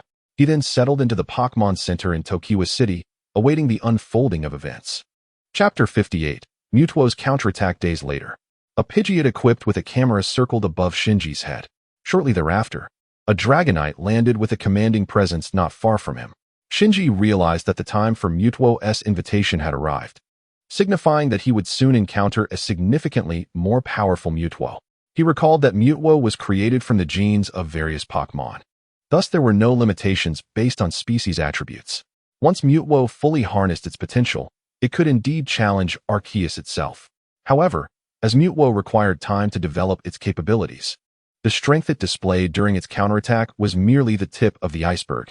Humph, Mutuo, you truly have your sights set on me. Shinji sneered at the invitation in his hand. He then exchanged Pokémon with his brother, retaining only those he had previously battled with Mutuo, Pidgeot, Torterra, and Houndoom. The remaining trio consisted of the legendary birds. Even Ray Eyes was taken aback upon hearing that Shinji intended to unleash all three legendary birds simultaneously, pondering what caliber of opponent could provoke such a response from him. Yet, seeing Shinji's reluctance to elaborate, Ray Eyes refrained from pressing further. An unprecedented storm ravaged a mysterious island veiled in mist, while the tempest also struck a port city in the Kanto region. This city was a mandatory stop for all trainers who had received invitations. Now in the Pokémon Center of this city, Shinji found himself amidst the throng of people. As the storm raged on outside, exuding an aura of unusual power, the storm had drawn an increasing number of people into the Pokémon Center. As the crowd swelled, so did the noise. Observing the tumult, Shinji remained quietly by himself, gazing through the glass at the torrential rain outside. The weather was perfectly fine just moments ago. Misty exclaimed, clutching Togepi as she burst in alongside Ash, while Brock grumbled in agreement. The weather by the seaside is notoriously fickle, as Xiao Gang elucidated. Shinji? Xiaoji adjusted his attire and gazed into the distance at Shinji, then dashed forward to inquire. Shinji, what brings you here? Did you receive an invitation as well? Given my prowess, it is hardly surprising that I am here. It is you who astonishes me, Shinji retorted, a smirk gracing his lips. What do you mean by that? Xiaoji exclaimed in indignation. I have grown stronger, and if you doubt my abilities, let us engage in a battle. Shinji scoffed, dismissing Xiaoji's challenge. Meanwhile, the commotion within the Pokémon Center escalated, as the storm had halted all vessels from departing the city, thwarting everyone's hopes of reaching New Island to meet the strongest trainer. Everyone, please calm down, Miss Junsha implored, striving to quell the unrest. This is the port manager. I am Poika, Poika stated with a grave demeanor. However, rather than pacifying the crowd, their words only intensified the fervent desire to embark for New Island. Perhaps a reflection of the innate ambition of Pokémon trainers seeking strength. It's all right. My Pokémon are adept swimmers and can surely navigate these waters, asserted a rather portly trainer. Please wait, Poika interjected urgently. Even I, who am most acquainted with the sea, say it is not safe. Indeed. And should any Pokémon sustain injuries now, they cannot receive treatment at the Pokémon Center, Miss Junsha added. The crowd then turned to the missing person notices affixed to the walls, realizing that Nurse Joy had vanished. Firo! Exclaimed a trainer, disregarding Miss Junsha's cautions as he released his Firo and soared towards New Island. Soon after, another trainer unleashed his Gyarados, embarking on the same course, followed by a girl who summoned her white sea lion to pursue them. Observing others take the lead, Shinji too hesitated not and released his Spearow, flying towards New Island, prompting an increasing number of trainers to follow suit with their Pokémon. Do not do this, or I will have to arrest you all, Miss Junsha called after them. Yet, it was evident that her efforts were in vain. Poika gazed after the departing trainers, remarking, they are Pokémon trainers, a breed of adventurers. If they could be deterred, they would not have gathered here in the first place. I can only hope for their safe return. How infuriating. That Shinji has gotten ahead of us. Xiaoji clenched his fists as he and his companions reached the dock, observing Shinji's receding figure. Beyond the sea lies the strongest trainer. We cannot simply retreat. Pikachu nodded in agreement. However, our Pokémon cannot traverse the stormy seas, Xiaoxia lamented. That is indeed true, Xiaoji replied despondently. At that moment, the foolish Team Rocket trio made their entrance, and as the narrative unfolded, they whisked Xiaoji and his companions away, only to encounter a tempest at sea that would capsize their vessel. Meanwhile, on the other side, commands rang out. Firo, Air Slash, Gyarados, Hydro Pump, Spearow, unleash a 100,000-ton impact. The white sea lion plunged into the depths of the ocean. Shinji and 3 other trainers arrived at the new island, which was currently enveloped by a tempest. Each of them showcased their unique abilities to breach the storm, ultimately succeeding in reaching the island. Welcome. Please allow me to see your invitation, the hypnotized Joy stated. Subsequently, they presented their invitations to Joy, who confirmed their arrival, leading them to the hall of the castle on New Island for a brief respite. Each trainer released their Pokémon, while Shinji only summoned his Torterra, Manectric, and Spearow, quietly sitting on a chair with his eyes closed, patiently awaiting Ash and his companions. Chapter 59, The Counterattack of Mewtwo 2. After a period of patient waiting, Miss Joy entered with Ash and his 3 companions. I didn't expect so few to come after such a large gathering of trainers, Misty remarked, glancing at Shinji and the others. Is this storm a test? Brock inquired. Please release your Pokémon from their Pokeballs and take your seats, Joy instructed. You are the chosen trainers. As soon as Joy finished speaking, the door behind Ash and his companions closed with a soft thud, and they released their Pokémon, making their way towards Shinji. As newcomers arrived, introductions commenced. The hefty trainer riding a Gyarados introduced himself as a Hai, while the one atop a Pidgeot was called Xiaoxia, and the charming girl was named Xiaojing. Shinji, look, we've all made it, Ash exclaimed as he approached Shinji with a sense of pride. You think those few Pokémon could help you get here? How laughable. Shinji retorted disdainfully. True enough, a Hai chuckled. You didn't come here riding a Squirtle and a Psyduck, did you? Haha. Xiaojing and Xiaoxia joined in laughter, while Ash, Misty, and Brock stood there, their faces flushed. With a thunderous roar, the lights in the castle abruptly dimmed. Just as the crowd was taken aback, a beam of blue light shot down from the spiral staircase above. Thank you for your patience. The mightiest Pokémon trainer is about to make their entrance, Joy announced, gesturing towards the blue light cascading from the staircase. As she spoke, every Pokémon sensed an overwhelming power approaching and immediately prepared for battle. Slowly descending from the blue light was a humanoid Pokémon, gray and white in color, adorned with a long purple tail. What is that? Ash questioned, gazing at Mewtwo in bewilderment. Indeed, this is not only the mightiest Pokémon trainer, but also the most formidable Pokémon, Mewtwo, Joy declared as Mewtwo touched down. As the blue light faded, the castle lights returned to normal, revealing Mewtwo's form to everyone. A Pokémon is a Pokémon trainer? Ahai stood up in frustration, exclaiming, how can that be? Is that a problem? I determine my own rules, Mewtwo and Joy replied simultaneously. Telepathy? The crowd gasped in astonishment.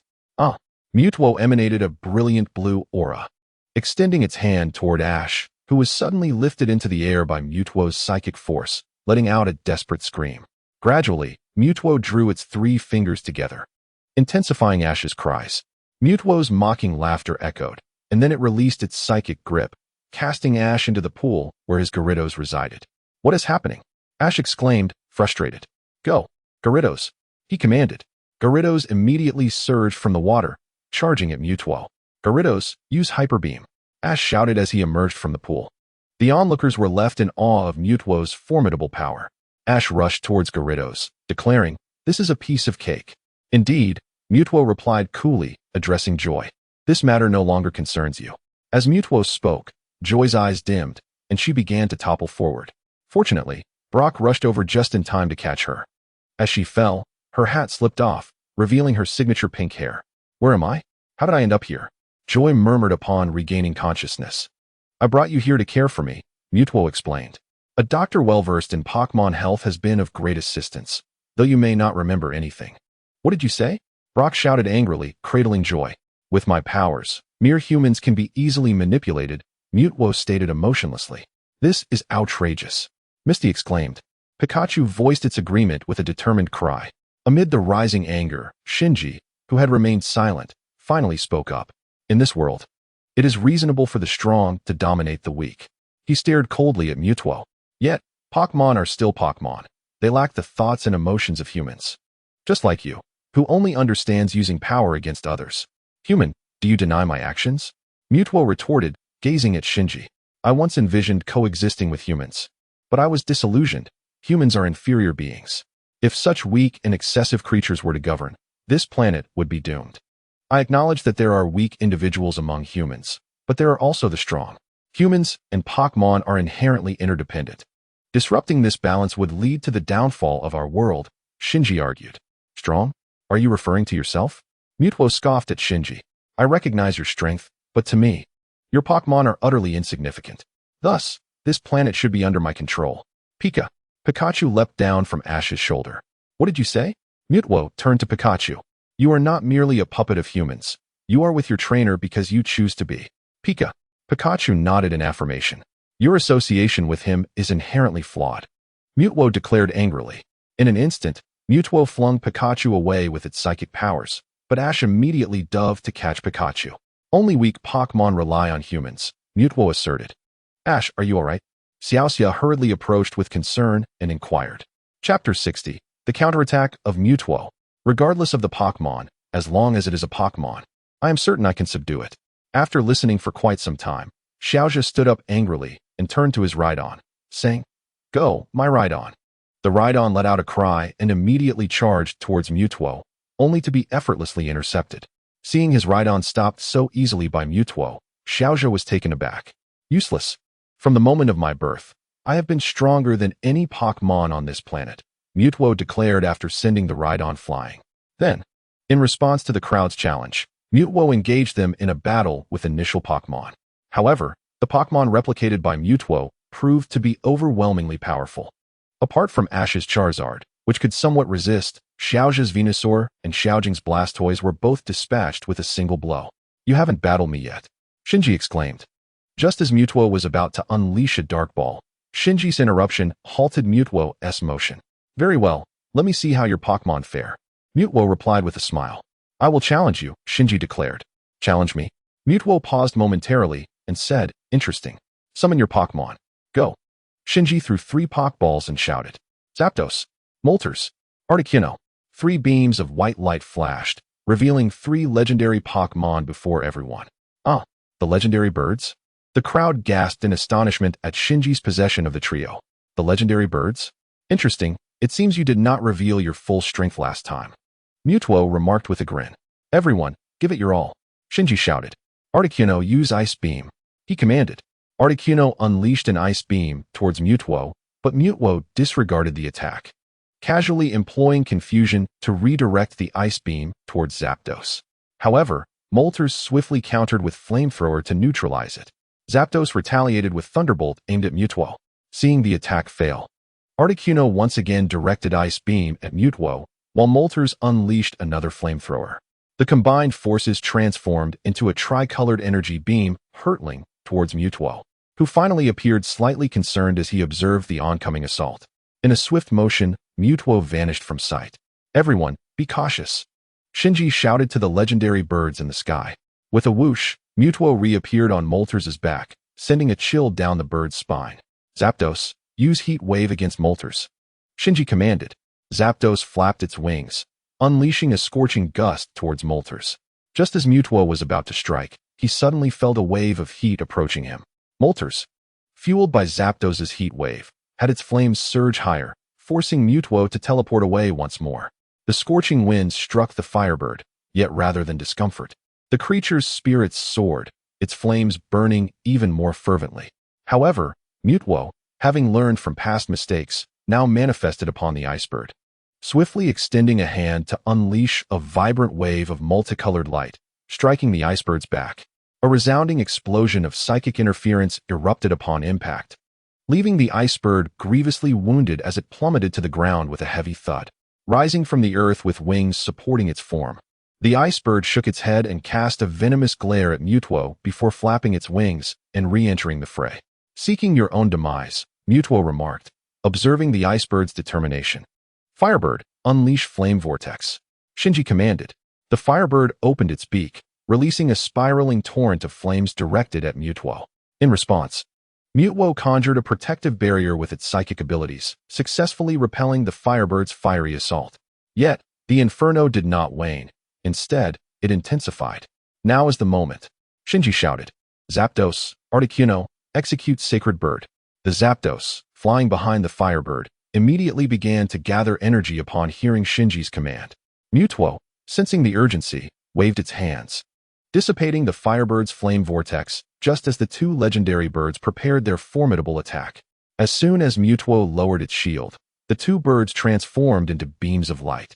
Surging toward Mutuo, the unguarded Mutuo was struck by the combined force of their Sacred Bird attack, crashing violently against the wall. Cracks began to spiderweb across the surface until the entire wall collapsed, burying Mutuo beneath a cascade of rubble. Hooray! We won. The onlookers cheered, believing the battle had concluded upon seeing Mutuo entombed in debris. However, Shinji remained fixated on the pile of stones, unwavering in his vigilance. For he understood that the power of the recent attack, although formidable, would not suffice to vanquish Mutuo. Haha, it has been a long time since I've been dealt such an exhilarating blow. Mutuo's voice emerged from the rubble, drawing everyone's attention once more. As it spoke, fragments of stone began to levitate, enveloped in a blue glow, and Mutuo rose from the debris, remarkably unscathed. How is this possible? After enduring such a tremendous assault, Mutuo remains unbroken, Ash exclaimed, his voice tinged with disbelief. Chapter 61, Mutuo's Counterattack 4. I have played long enough. It is time to conclude this, Mutuo declared, locking eyes with Shinji. With a swift motion, Mutuo gestured, and the floating rubble hurtled toward the three legendary birds. As the stones descended upon them, the birds realized they were unable to move. Boom! A cacophony of explosions erupted, generating a dense cloud of smoke. Before the haze could dissipate, the legendary three birds plummeted from the mist, all rendered incapable of battle. What? The onlookers gasped in disbelief. Just moments ago, the three birds had the upper hand. But in an instant, they had lost their fighting prowess. It was clear to everyone that the battle was lost. No one could possibly defeat Mutuo. Where is Shinji? He wondered quietly, casting a glance around. However, Mutuo did not grant him the luxury of waiting. With a swift motion, Mutuo conjured several dark orbs that surged toward the trainer's Pokémon, absorbing them one by one. Beware. Those are dark orbs. They will consume your Pokémon. Shinji urgently called out to the stunned crowd, aware of the orb's purpose. He wasted no time and hastily retrieved his injured legendary birds into their Pokeballs, positioning himself protectively between them and the oncoming dark spheres, instructing his remaining Pokémon, Fearow, Turtwig, and Houndoom, to fend off the approaching threats. The trainers were momentarily taken aback by Shinji's words, for it was their first encounter with Pokeballs capable of capturing their own Pokémon. Yet the grim reality unfolded before them, as the black orbs soared above the trainers' injured Pokémon, colliding with them and ensnaring them in a flash of red light. How dare you steal other trainers' Pokémon? Misty exclaimed indignantly. Steal? No, I merely seek to create superior replicas of your so-called esteemed Pokémon. Ones more suited to my needs, Mutuo retorted, as more dark orbs materialized around it. Stop. That is against the rules, Ash shouted, charging into the fray. Do not dare refute me. Mutuo bellowed in fury, its eyes glowing blue as a powerful psychic force enveloped Ash, propelling him backward. I establish my own rules. With that declaration, the surrounding dark orbs launched forth, targeting all the Pokémon still lingering outside. Everyone flee, Ash implored urgently. As he spoke, he began to sprint away with his Pokémon, but his speed paled in comparison to that of the dark orbs. The number of Pokémon in the hall dwindled rapidly, as both large and small creatures were forcibly captured by the erratically flying orbs. The trainers struggled to identify which orbs contained their own captured Pokémon amidst the chaos. The completed dark orbs ascended towards a mechanical entrance, leading to Mutewo's cloning laboratory, where these Pokémon would be replicated into Mutewo's own minions. Ash wished to emulate Shinji's actions, but was perplexed by why Shinji stood in front of his Pokémon. My dark orbs know no bounds of impossibility, Mutewo proclaimed confidently, its tone laced with pride. Indeed, even the so-called most powerful Master Ball could not rival the strength of these dark orbs. Most of the Pokémon in the hall had succumbed to Mutewo's control, with only Ash's Pikachu and Shinji's trio of Pokémon remaining to struggle against the relentless waves of dark orbs, leaving Pikachu to fight valiantly, yet feeling increasingly vulnerable. Charizard, you loathe your existence as a clone, yet why do you create so many replicas? Shinji exclaimed. The fact that I am a clone compels me to demonstrate that replicas can surpass the original. Charizard retorted as it fixed its gaze upon Shinji. With a surge of psychic energy, it seized control of Shinji's remaining 3 Pokémon, successfully capturing them with a dark ball.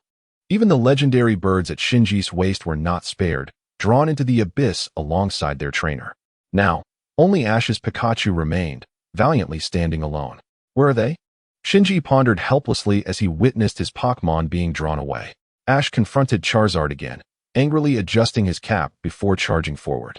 His reckless action proved ill-advised.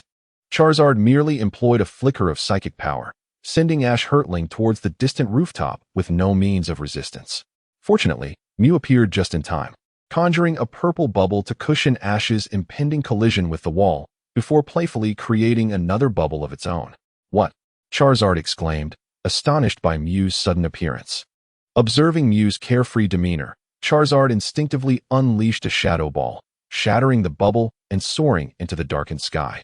Undeterred by its initial failure, Charizard launched a second shadow ball.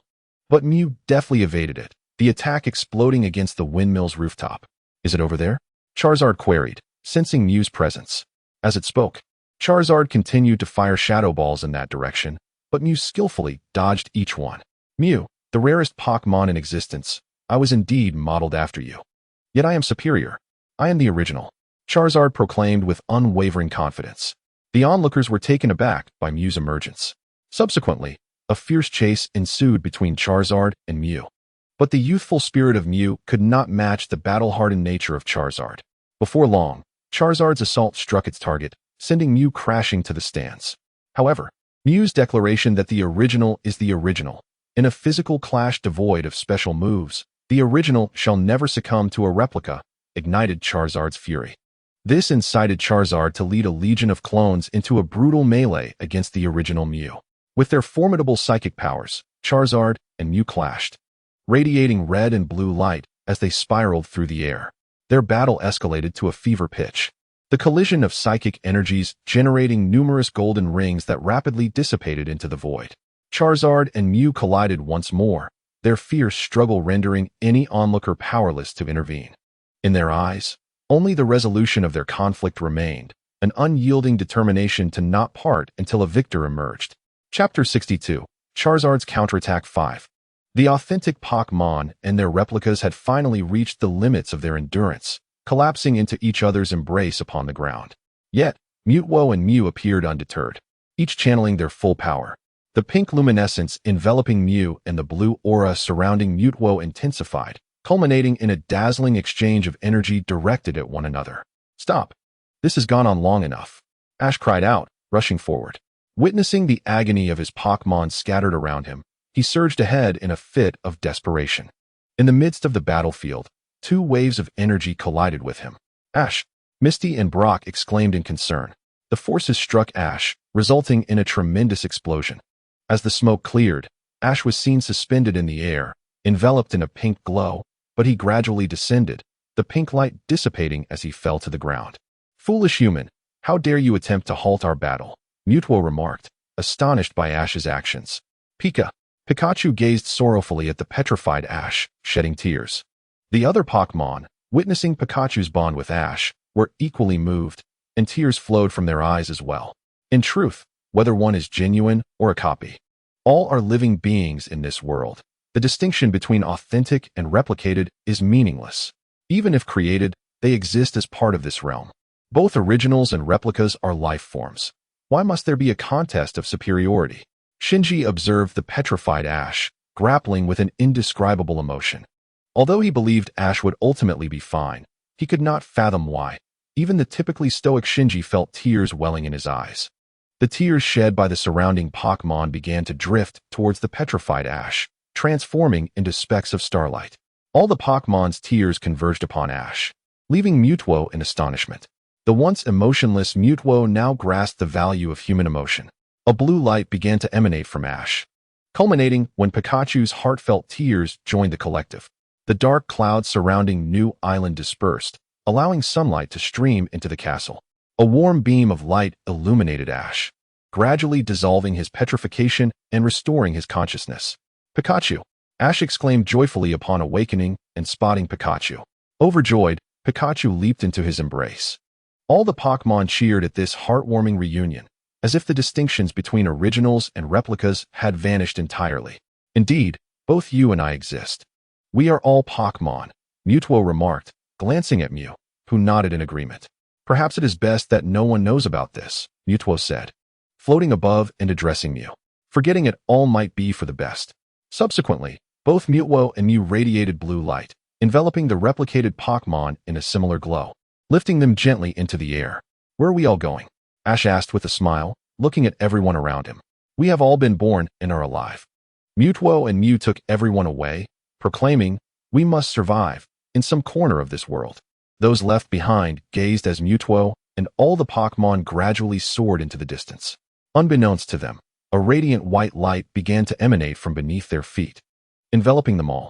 At the Pokémon Center in the port city, Shinji, having returned, sat quietly by the window, observing the raging storm outside. He glanced at his right palm, where he had inscribed a smile. At that moment, Mutuo had erased the memories of everyone at the Pokémon Center, Shinji included. However, Shinji had anticipated Mutuo's actions, and before Mutuo intervened, he had pinned his achievements in the palm of his hand. Yet, even without the writing, Shinji understood that merely relying on the legendary birds would not suffice to defeat Mutuo. Gradually, the rain outside ceased, and the sky cleared. Seizing the opportunity while others remained oblivious, Shinji gathered his belongings and quietly departed from the bustling Pokémon Center, making his way toward Pallet Town, Ash's hometown. Chapter 63. Returning to Pallet Town. After leaving the Pokémon Center in the port city, Shinji found himself at the seaside of this city, relishing the clear skies and the gentle caress of the sea breeze. He felt an indescribable sense of bliss as he gazed upon the vast expanse of the ocean. It seemed he had not experienced such serenity in quite some time. Lost in thought, Shinji released all the Pokémon he had just exchanged with his brother. Come forth, everyone, he commanded, tossing 6 Pokeballs into the air. As the bright light dissipated, Torterra, Shiny Charizard, Blastoise, Fearow, Machamp, and Dratini materialized before him. The moment they laid eyes on Shinji, their spirits lifted, and despite having prepared themselves for rigorous training, they were taken aback by his words. Today, you all shall relax, Shinji announced. Upon hearing this, the Pokémon paused in surprise, exchanging glances to confirm they had not misheard. Only then did they truly feel at ease to enjoy themselves. Torterra, however, remained stationary due to its cumbersome nature, quietly basking in the sun on the beach. Shinji leaned against Torterra and took out a book titled The Essence of the Earth, written by Professor Oak, which he had purchased at a bookstore. As he read about the nurturing and training methods for ground-type Pokémon, he felt a profound admiration for Oak.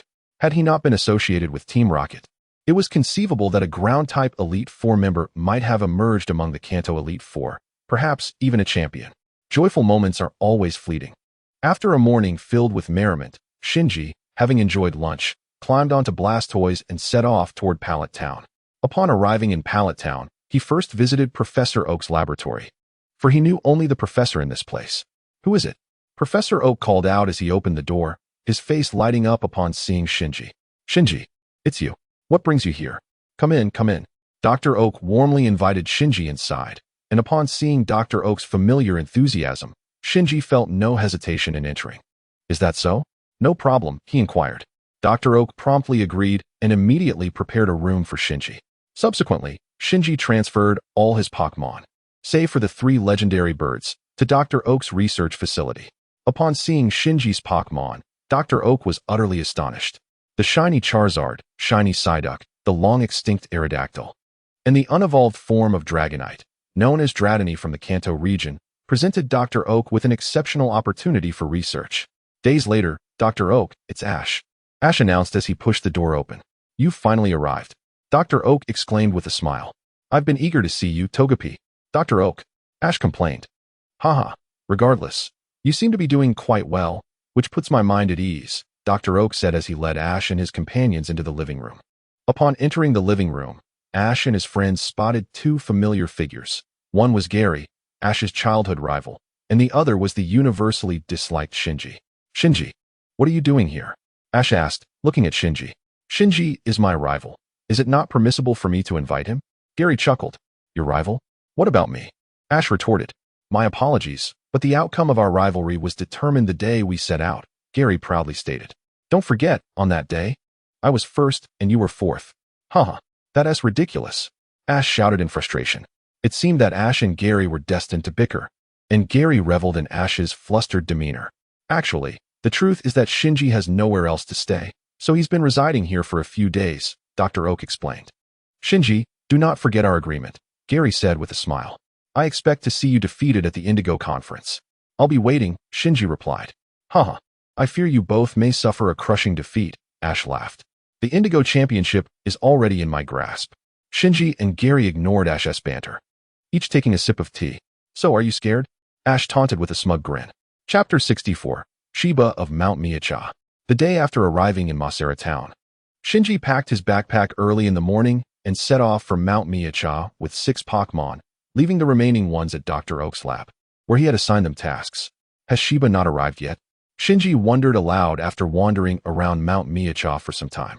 Shinji's purpose for this journey was not only to undergo rigorous training, but also to seek out Shiba, hoping to engage him in a battle to gauge his own strength in comparison to the Elite Four. However, after wandering through the Miacha Mountains for quite some time, he had yet to encounter a single soul. Perhaps he had arrived too early. Shiba had not yet made his appearance. Shinji recalled from the storyline that Shiba appeared 3 weeks prior to Ash's participation in the Indigo Conference, and with 2 months still remaining until the event. It seemed that Shinji had an additional month of training to await Shiba's arrival. With this in mind, Shinji released his Pokémon to commence his special training. A month later, Grapple used Seismic Toss. Shinji commanded. Grapple lunged forward, its 4 arms glowing with radiant light as it struck fiercely at the colossal Onix. The enormous Onix, realizing it was no match for Grapple, promptly burrowed underground to escape. Despite the massive size of the Onix inhabiting the Miacha Mountains, its speed in digging was remarkable, vanishing from Shinji's sight in an instant. Shinji had no intention of capturing the Great Onix. His only purpose in battling it was to assess Grapple's newfound strength. After a month of intense training, Shinji's Pokémon had undergone a significant transformation, much to his delight.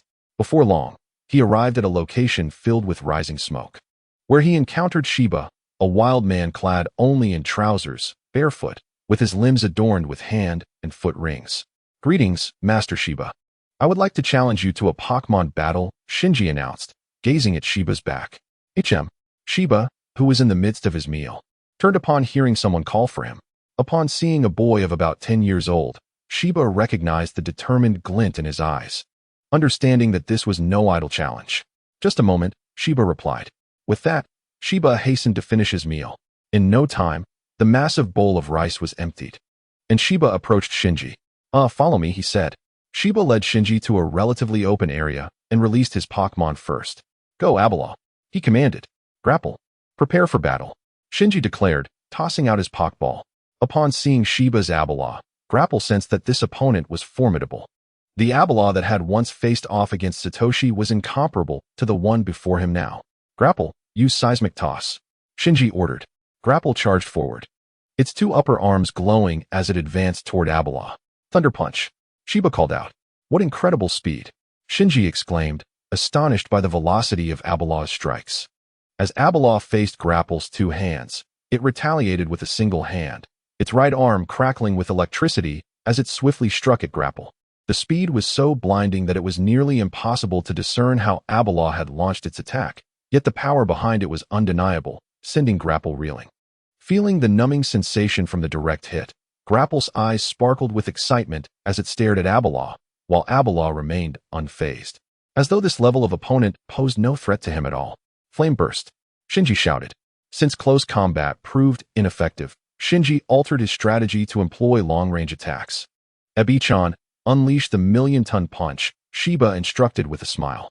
Although Shiba offered no further commands, Shinji was acutely aware of the profound synergy between him and Ebi-chan. Transcending the need for elaborate communication, even his Pokémon understood this unspoken bond, which was precisely what Shinji aspired to achieve. Ebi-chan directed a powerful million-ton punch towards the ground, sending a massive boulder soaring, effectively blocking the onslaught of Gyarados' fiery breath. Supersonic Punch, Shiba declared. The speed of Ebi-chan's supersonic punch surpassed mere sound. It was as if it approached the speed of light. The moment Gyarados ceased its fiery attack, Ebi-chan executed the supersonic punch, swiftly striking the formidable foe. With a single, decisive blow, one of Shinji's main fighters, Gyarados, succumbed and lost its fighting capability. The outcome of the match had long been anticipated by Shinji. After all, employing a fighting-type Pokémon against the King of Strength was akin to wielding a large blade before a master swordsman. However, Shinji did not expect to be so thoroughly defeated. You have trained your Gyarados well, Shiba remarked, retracting Ebi-chan and stepping forward to speak with Shinji. Thank you for your guidance, Shinji replied with a bow. All right, he added. Chapter 65, The Opening of the Quartz Conference. After several days of travel, Shinji finally arrived at the Quartz Plateau, yet there remained 2 weeks until the commencement of the Quartz Conference. Thus, he registered at the Pokémon Center and conducted final adjustments for each of his Pokémon. 2 weeks later, tomorrow marks the opening of the Quartz Conference, and the entire Quartz Plateau is bustling with activity, all for the chance to witness the legendary Moltres in action. However, Shinji remained indifferent. After all, he was already in possession of a Moltres and had little interest in its flames. At the Pokémon Center, Big Brother, the Quartz Conference begins tomorrow. I will win the championship for you. Shinji spoke into the phone, addressing Reiji. You must do your best. Lately, the breeding center has been particularly busy, and I can't be there to watch your matches, Reiji lamented. But I will be cheering for you at home with your Pokémon. Understood, Shinji responded. The following day, before dawn, Shinji completed his morning routine and arrived outside the Quartz venue, eagerly awaiting the opening of the conference. As the sun gradually ascended, the first rays of sunlight illuminated Shinji's face, while a steady stream of trainers began to gather outside the venue. Most of them, like Shinji, were participating in their first league competition, their faces betraying their excitement. Many had hardly slept the previous night. Subsequently, under the guidance of the staff, Shinji and the other trainers proceeded to the trainer's passage, preparing for the grand opening. As the sun gradually illuminated the venue, a resounding bang echoed as a multitude of balloons were released, soaring into the azure sky, accompanied by the jubilant sounds of fireworks, heralding the commencement of the Pokémon Quartz Conference. At last, the opening ceremony of the Pokémon League had begun, featuring distinguished Pokémon trainers and their formidable companions engaging in a grand competition of skill and power. The champion of this prestigious tournament would not only earn the esteemed title of Pokémon Trainer, but also conquer a vital trial on their path to becoming a Pokémon Master. As announced by the host, no sooner had the host finished speaking than the grand entrance to the venue swung open, allowing Shinji and the other trainers, guided by an orderly attendant, to enter the Quartz Conference Hall. Within the hall, Shinji observed a visibly anxious Ash and a proudly beaming Gary, alongside Cheryl, with whom he shared a contentious history, as well as 3 other individuals familiar to him from their encounter at New Island during the battle against Mutuo, though the memories of their identities had been erased by Mutuo, leaving Shinji unaware of their names, just as they were oblivious to him and Ash. Look, the Torch Runner is approaching, the host exclaimed, directing attention to the Torch Runner. Before this moment, the sacred flame has been passed through the hands of hundreds, and now it is making its way towards the torch stand. Ultimately, The torch runner, under the watchful gaze of all participants, sprinted towards the torch stand, only to be interrupted by two mysteriously disguised individuals. Shinji instantly recognized them as Team Rocket's Jesse and James, and without hesitation, he released a Pokeball, commanding, Pidgeotto, unleash Hyper Beam. As Pidgeotto emerged from its Pokeball, it transformed into a brilliant beam of light, darting towards Jesse and James, who were sent flying before they could even deliver their customary introduction. What an irritating sensation, Shinji thought as the brief interlude concluded. The torch runner ultimately ignited the sacred flame amidst the cheers of the crowd, signifying the official opening of the Quartz Conference. Now, the ceremony continued with the opening declaration by President Damaranchi. The Pokémon League is a place where true enthusiasts of Pokémon engage in mutual combat and refinement. The flame, the fire of Moltres, watches over us. All Pokémon trainers, may you battle with unwavering integrity and without regrets. His succinct yet impactful words elicited a resounding applause from the audience. Pikachu, let us fight with all our might, Ash resolutely declared to the Pikachu perched upon his shoulder. Together, we shall become champions. How naive, Shinji remarked with a chuckle, standing beside Ash. With your capabilities, do you truly believe you can seize the championship? Just you wait. Shinji, I will prove you wrong, Ash retorted with unwavering determination. After a lengthy opening ceremony, they finally concluded. Following lunch, Shinji arrived at the drawing venue to select his first match's venue and opponent. To his surprise, he drew the grass arena. And his first opponent turned out to be the girl who had used Blastoise in the movie Mutwo Strikes Back. Upon reviewing the information, he learned her name was Misty. Chapter 66, The Grass Arena. Battling Misty. Shinji found himself in the passage leading to the grassy arena, awaiting the conclusion of the previous match. Once it ended, he stepped onto the command platform of the field. The trainer representing the green side was the player Xiaojing from Tianmei City, while the red side featured Shinji from the Sinnoh region's Huzhong City. The match was about to commence. At the sound of the referee's signal, both Shinji and Xiaojing threw their Pokeballs, calling out their Pokémon. Go, Venusaur. Executor, prepare for battle, exclaimed Shinji. Xiaojing unleashed a grass and poison-type Venusaur, while Shinji sent forth a grass and psychic-type Executor, which held a distinct advantage in attributes. Let us observe how Xiaojing would counter Shinji's strategy. Venusaur, use Sludge Bomb, Xiaojing commanded. Executor, employ Psyshock, replied Shinji. Ah, Xiaojing has substituted Venusaur for the more advantageous Rapidash. Rapidash, unleash Flamethrower, Xiaojing cried. Use Psyshock, Shinji responded calmly. A kaleidoscope of colors burst forth from Executor's eyes, targeting Rapidash, which retaliated with its Flamethrower. With a thunderous clash, the Psyshock and Flamethrower collided, creating a cloud of smoke. Locate it, and execute Psyshock again, Shinji said coolly. Executor's eyes glowed a deep blue as it focused intently on the smoke.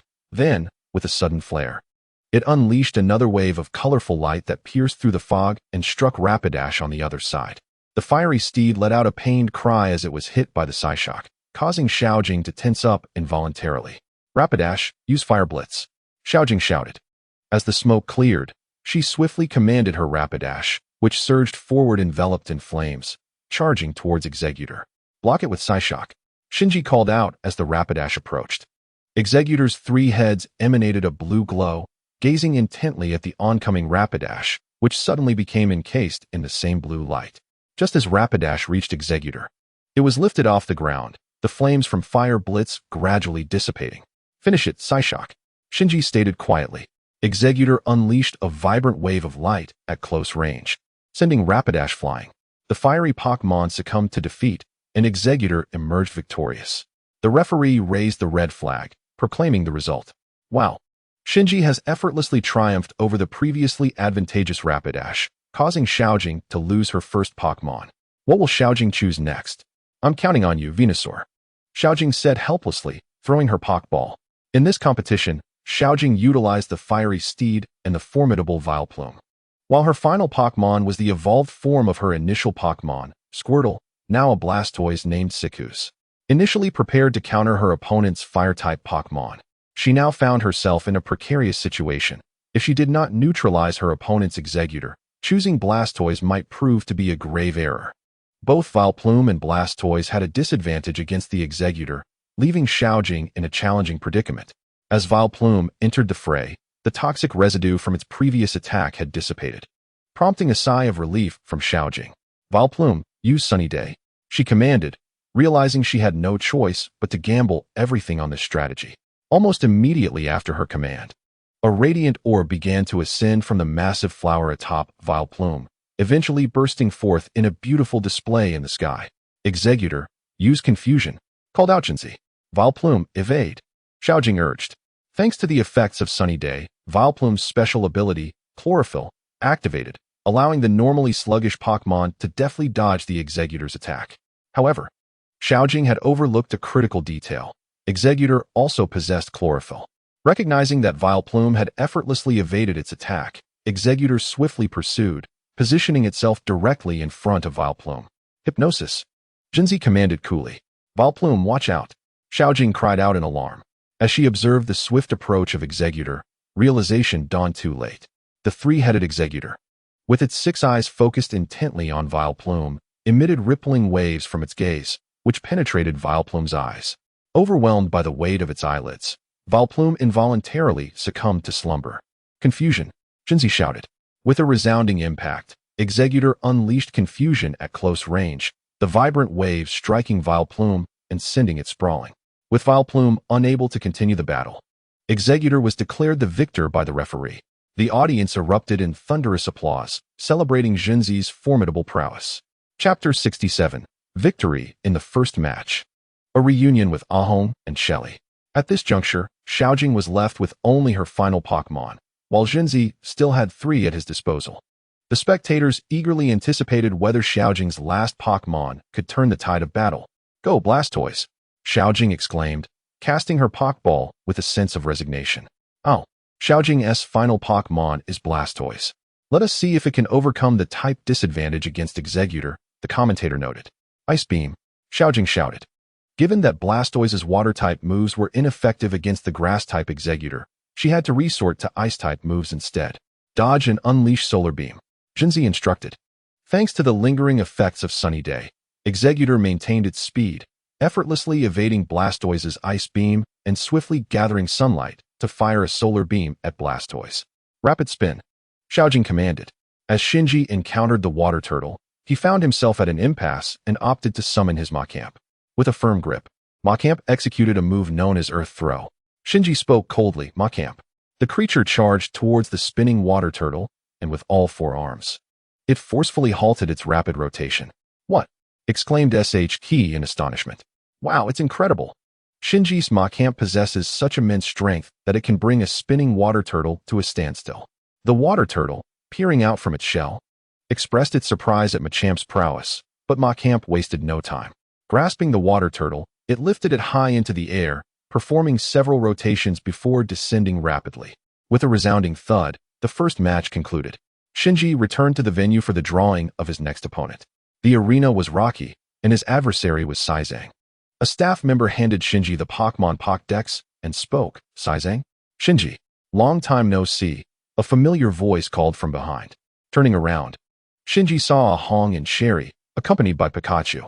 Shinji, I never imagined that beyond your arrogance, you could be so ruthless with Pokémon, Ahong remarked angrily. Having learned from Sherry about Shinji's merciless battle tactics, which only intensified his disdain for Shinji. And what of it? Ultimately, I emerged victorious, Shinji retorted, gazing at the furious Ahong. A defeated opponent has no right to critique my battle style. You. Ahong was rendered speechless by Shinji's words. Let us settle this in the arena, Sherry said earnestly, looking at Shinji. Hopefully, you want to be eliminated before you encounter me, Shinji replied nonchalantly, turning away from the two without another word. How infuriating. If I face him, I will certainly make him regret it, Ahong muttered, watching Shinji's retreating figure. Right, Rain? Pikachu nodded in agreement. Meanwhile, Sherry remained composed, recognizing Shinji's strength. From her perspective, based on the previous battle, both the Pokémon's inherent abilities and Shinji's tactical acumen ranked him among the elite of novice trainers. Victory has been determined. The winner is. After a brief interlude, the previous battle in the rocky arena concluded, and it was now time for Shinji to face Saizang. Chapter 68. The Rocky Arena. Battle against Saizang. After parting ways with Sherry and Ahong, Shinji made his way to the passage leading to the rocky arena. waiting for the conclusion of the preceding match. Nidorino has lost its fighting capability. Squirtle is victorious. The winner is Ash from Shinshin Town, the referee announced.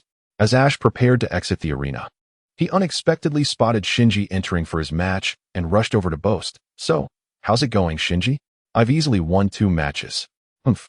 Shinji disregarded Satoshi's words and ascended to the command platform of the Rock Arena. Representing the green team was Shinji from Huzhong City, while the red team was represented by Zizang from Yutron. The host briefly announced the commencement of the match. "I shall put an end to your quartz journey," Zizang proclaimed confidently. "Go, Dajuo." Using a flying type in the Rock Arena, Shinji remarked disdainfully at Dajuo. "Nidoking, prepare for battle." "Dajuo, use quick attack." Zizang interjected hastily. "Dodge and use rock smash," Shinji commanded. With its beak transformed into a dazzling white light, Dajuo charged swiftly at Nidoking. However, Nidoking effortlessly evaded the quick attack with a simple sidestep, then raised its right hand, emanating a brilliant glow, and struck fiercely down upon Dajuo's head. Bang! Dajuo was sent crashing to the ground. "Dajuo, use double team," Zizang shouted in frustration. Hearing this, the fallen Dajuo immediately executed double team, creating numerous clones that overwhelmed Nidoking and prevented it from launching another attack. "All right, Dajuo, unleash Fury Attack," Zizang commanded. "Finish it with Ice Punch," Shinji declared. Despite being surrounded by so many Dajuo, Nidoking remained composed. It began to gather icy energy in its right hand, waiting for the moment the real Dajuo would reveal itself. As the illusions darted past, Nidoking felt a sudden pang of pain and quickly swung its right hand, landing a direct ice punch on Dajuo's chin, sending it flying. Dajuo lost its fighting capability, and Nidoking emerged victorious as the referee raised the green flag. Zizang's second Pokémon is a water type. Will Shinji replace Nidoking with a more advantageous Pokémon? In response, Shinji sent out his advantageous Venusaur. "The water type knows more than just water moves," Zizang exclaimed. "Go. Water Pokémon, use Ice Beam. Venusaur, use Body Slam," Shinji shouted. Faced with an unfavorable attack, Shinji chose not to defend, but to strike back. Venusaur extended dozens of vines, lashing out at the arena with great force. Harnessing this momentum, it leaped high into the air, evading the water Pokémon's Ice Beam while soaring towards it. "Use Double Team and follow up with Ice Beam," Zizang called out urgently. Just as Venusaur was about to land on the water Pokémon, it executed Double Team to evade Venusaur's assault, unleashing dozens of ice beams towards it. "Jump again," Shinji commanded. Venusaur leaped once more, using its vines to elevate itself high and dodging the barrage of ice beams. "Water Pokémon, pursue with Ice Beam," Zizang shouted. As all the water Pokémon looked up, their ice beams followed Venusaur into the air, striking it directly. Venusaur was gradually encased in ice, ultimately becoming a massive ice block. The side effect of Ice Beam had manifested. Venusaur was frozen solid. As the Bulbasaur, encased in ice, began to descend, it produced a thunderous sound upon landing due to its considerable size, shattering the ice that had imprisoned it, thus liberating itself. "Leaf Storm," Shinji commanded coldly. Upon hearing Shinji's order, the Bulbasaur erupted in a whirlwind of verdant energy, launching an assault on the water sprite, forcefully expelling it from the arena. It was truly astonishing. Shinji's Bulbasaur had exhibited extraordinary fortune, not only escaping from the ice, but also successfully striking the water sprite at a crucial moment. "The water sprite has lost its fighting capability. Bulbasaur is the victor," announced the referee. "What a pity. You're just too lucky," Zizang muttered in frustration. However, the competition must proceed, and he reluctantly prepared to unleash his final Pokémon. Seated in the audience, Sherry observed the events unfold. Unlike other spectators who cheered for Shinji's luck, she was taken aback by the meticulousness of his strategy. It appeared that Shinji had anticipated the situation, allowing Bulbasaur to absorb the water sprite's attack to reveal its true form. Sherry had already surmised this. But what truly impressed her was Shinji's insight into countering the side effects of Ice Beam. She found herself genuinely admiring Shinji for his ability to devise such complex strategies in such a brief span of time. Chapter 69, Nidoking Galar Galar. "Damn it. I beg of you, Galar Galar," Zizang exclaimed as he threw his Pokeball. Just as Shinji had anticipated, Zizang's third Pokémon was his most formidable ground type. "Galar Galar. Leaf Blade," Shinji shouted. "Galar Galar. Deflect the Leaf Blade with your Bone Club," Zizang commanded. Galar Galar swiftly wielded its club, knocking away the barrage of leaf blades aimed at it. It seemed that Zai Zhang's Galar possessed impressive strength, effortlessly neutralizing the opponent's attack with merely a bone stick. Use Vine Whip to ensnare it. Shinji called out. What? Zai Zhang exclaimed in disbelief. Galar hurled its bone club towards Bulbasaur, yet before it could make contact, Bulbasaur extended its 6 vines, securely grasping the bone club. Stripped of its most powerful weapon, Galar was rendered as toothless as a tiger, posing no threat to Shinji. Galar, use flamethrower. Zai Zhang commanded. What? Shinji gasped in surprise. Initially taken aback, Shinji realized that this Galar had reached a high enough level to wield flamethrower. Like Shinji, Bulbasaur was caught off guard and was struck by Galar's fiery assault. Combined with the earlier damage inflicted by the water sprite's ice beam, Bulbasaur succumbed to Galar's flamethrower, losing its ability to fight. Galar, use Iron Tail. Zai Zhang shouted. Block it with Nidoking. Shinji instructed. Nidoking raised its right hand, glowing with white light, poised to intercept the luminous head of Galar charging towards it. With a resounding thud, Nidoking's horn clashed against the iron head of Galar, neither side gaining the slightest advantage. Galar, indeed, was the strongest sprite of Zhaizong, possessing formidable power within its diminutive form. But the encounter was far from over. Galar, execute a bone club attack. Zhaizong exclaimed with a grin. Nidoking's right hand remained locked in a stalemate against Galar's iron head, but upon hearing Zhaizong's command, Galar swiftly swung its club towards Nidoking's abdomen. Ice punch. Shinji shouted urgently. Nidoking's left hand quickly gathered icy energy, unleashing Ice Punch to deflect Galar's bone club strike, plunging both into yet another impasse. Nidoking, it's time to finish this. Use Ice Beam. Shinji commanded. With a thunderous roar, Nidoking opened its mouth, releasing a frigid breath aimed at Galar. As the bone club was still engaged with Nidoking's Ice Punch, Galar found itself unable to defend, ultimately being struck by Nidoking's Ice Beam, sent crashing into the rocks, rendered incapable of continuing the battle. With Galar incapacitated, Nidoking emerged victorious, declaring the winner to be Shinji from Huzhong City, as the referee announced. Upon the conclusion of the match, Shinji departed the battleground. After leaving, he made his way to the draw center to select his opponent for the third match. The arena is rock field, and your opponent is Yashiki, the staff informed him. Yashiki? Shinji pondered, falling into deep thought once again. It seems tomorrow will be an unfortunate encounter for you. Just then, he turned to see his opponent for the following day, Yashiki, arriving at the draw venue with a Geodude. I hope your prowess matches your words. Shinji retorted with a cold smirk. After Yashiki finished speaking, he turned and left with Geodude. Watching Yashiki's departing figure, Shinji suddenly recalled that this Yashiki was the very individual who had eliminated Shigeru in the anime. Should Shinji triumph over Yashiki, he would inevitably face Shigeru, contending for a spot in the top 16. It appeared that the narrative was indeed poised to halt Shigeru at the 32 mark. Chuckling at the potential unfolding of the plot, Shinji marveled at its compelling nature. After leaving the draw venue, he dined and began contemplating his strategy for the upcoming battle, knowing that anyone capable of eliminating Shigeru must possess considerable strength. Chapter 70, Rock Field. Battling Yashiki. The following day go Sandshrew, Yashiki proclaimed as he tossed his Pokeball. Having reviewed Yashiki's profile the previous night, Shinji discovered that his opponent specialized in ground-type Pokémon. Thus, he had deliberately brought several Pokémon adept at countering ground types. Golduck, prepare for battle, Shinji announced as he released his own Pokeball. Wow, Shinji's Golduck is a rare shiny Pokémon, truly a sight to behold, exclaimed the onlookers. A shiny Pokémon is merely a rarity. It's nothing remarkable, Yashiki scoffed. Sandshrew, use Sandstorm. Break through with Mirage, Shinji commanded. Golduck. As the swift Golduck let out a cry, its eyes instantly transformed into a brilliant blue. The Sandshrew's Sandstorm, recently unleashed, was enveloped in this azure radiance and gradually dissipated. However, just as the tempest faded, the opposing Sandshrew vanished as well. Golduck, locate the Sandshrew, commanded Shinji. Upon hearing this, Golduck closed its eyes and began to harness its psychic abilities to search for the Sandshrew hidden beneath the ground. Sandshrew, execute Fury Cutter, shouted Jimo. Golduck, use Ice Punch, Shinji urged.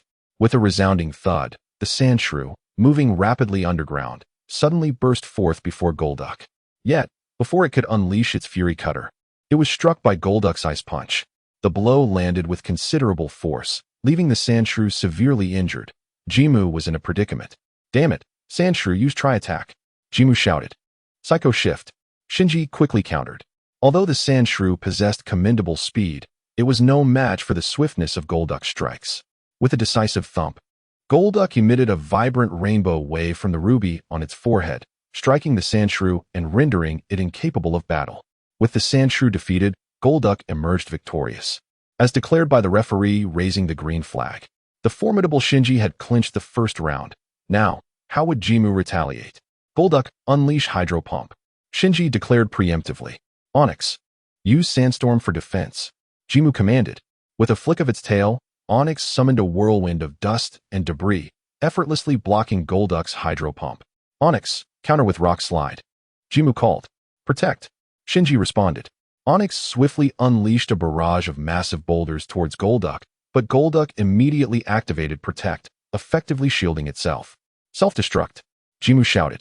With a mighty roar, Onyx charged, enveloped in a radiant glow, colliding with Golduck, who was still defending against the Rock Slide. The force of the self-destruct and Rock Slide shattered Golduck's protective barrier, sending it hurtling away. Golduck, use Water Jet. Shinji instructed, observing his beleaguered Pokémon. Hearing Shinji's command, Golduck adeptly adjusted in midair and landed safely on a protruding rock. With a swift bend of its legs, enveloped in water, Golduck launched itself towards Onyx's head. Watch out, Onyx! Jimmu cried in alarm as Golduck sped forward. Unfortunately, it was too late. Onyx had no time to react and was struck squarely on the head by Golduck's water jet. Curse it! Onyx, use Iron Tail! Jimmu shouted in fury. Roar! The colossal Onyx, in excruciating pain, surged with a radiant glow from its massive tail, swiftly sweeping towards the evasive Psyduck. Jump and use Ice Punch, commanded Shinji. Psyduck, seizing the opportunity as Onyx's steel tail approached, gracefully leaped onto its tail. Utilizing Onyx's momentum, Psyduck soared once more to the giant's head, delivering a chilling ice punch directly to Onyx's face. Roar! The immense Onyx collapsed to the ground, struck down by Psyduck's icy assault. Onyx, get up! Yaguki shouted anxiously. Psyduck, use Water Gun. Shinji immediately instructed. After landing a successful ice punch on Onyx's face, Psyduck executed a flawless backflip, safely touching down before unleashing a powerful jet of water that struck Onyx's massive form. Chapter 71, Jengar vs. Golem. With Onyx rendered unable to continue, Psyduck emerged victorious, the referee announcing the outcome as he gazed at the fallen Onyx. Shinji understood that Yaguki's Golem possessed tremendous strength, capable of withstanding a horn attack from Green's Nidoking with a single hand. Thus, Shinji refrained from sending out a powerhouse Pokémon to confront Yaguki's Golem. As the match commenced, the referee signaled the start upon both trainers releasing their Pokémon. My, there are so many people today, Jengar remarked, surveying the bustling crowd with a grin. Incredible! Shinji's Jengar can actually speak, the host exclaimed excitedly. The audience, including Yaguki and his Golem, were taken aback by the revelation, unaware that the show was just beginning. Jengar, transform. Shinji commanded. Did I hear that correctly? Shinji has ordered a transformation? Isn't that a skill exclusive to Ditto? The host pondered in confusion. With a thunderous bang, a cloud of white smoke enveloped Jengar, and as it dissipated, the original Jengar was nowhere to be found. Instead, a gigantic Golem stood opposite Yaguki's Golem. Wow! The entire audience gasped in astonishment at the sight of the towering Golem, eliciting a chorus of awe. Absolutely astounding. The host stammered in disbelief. Jengar, Shadow Ball. Shinji declared with a smirk. The massive Golem quickly gathered a dark energy sphere between its hands, launching the formidable Shadow Ball towards Yaguki's Golem, striking it before it could fully recover. Get up, Golem! Yaguki shouted, regaining his composure. Don't be afraid. Use Rock Slide. Golem, responding to Yaguki's command, rose swiftly, extending its arms as several white orbs began swirling around, transforming into massive boulders that hurtled toward the colossal Golem before it.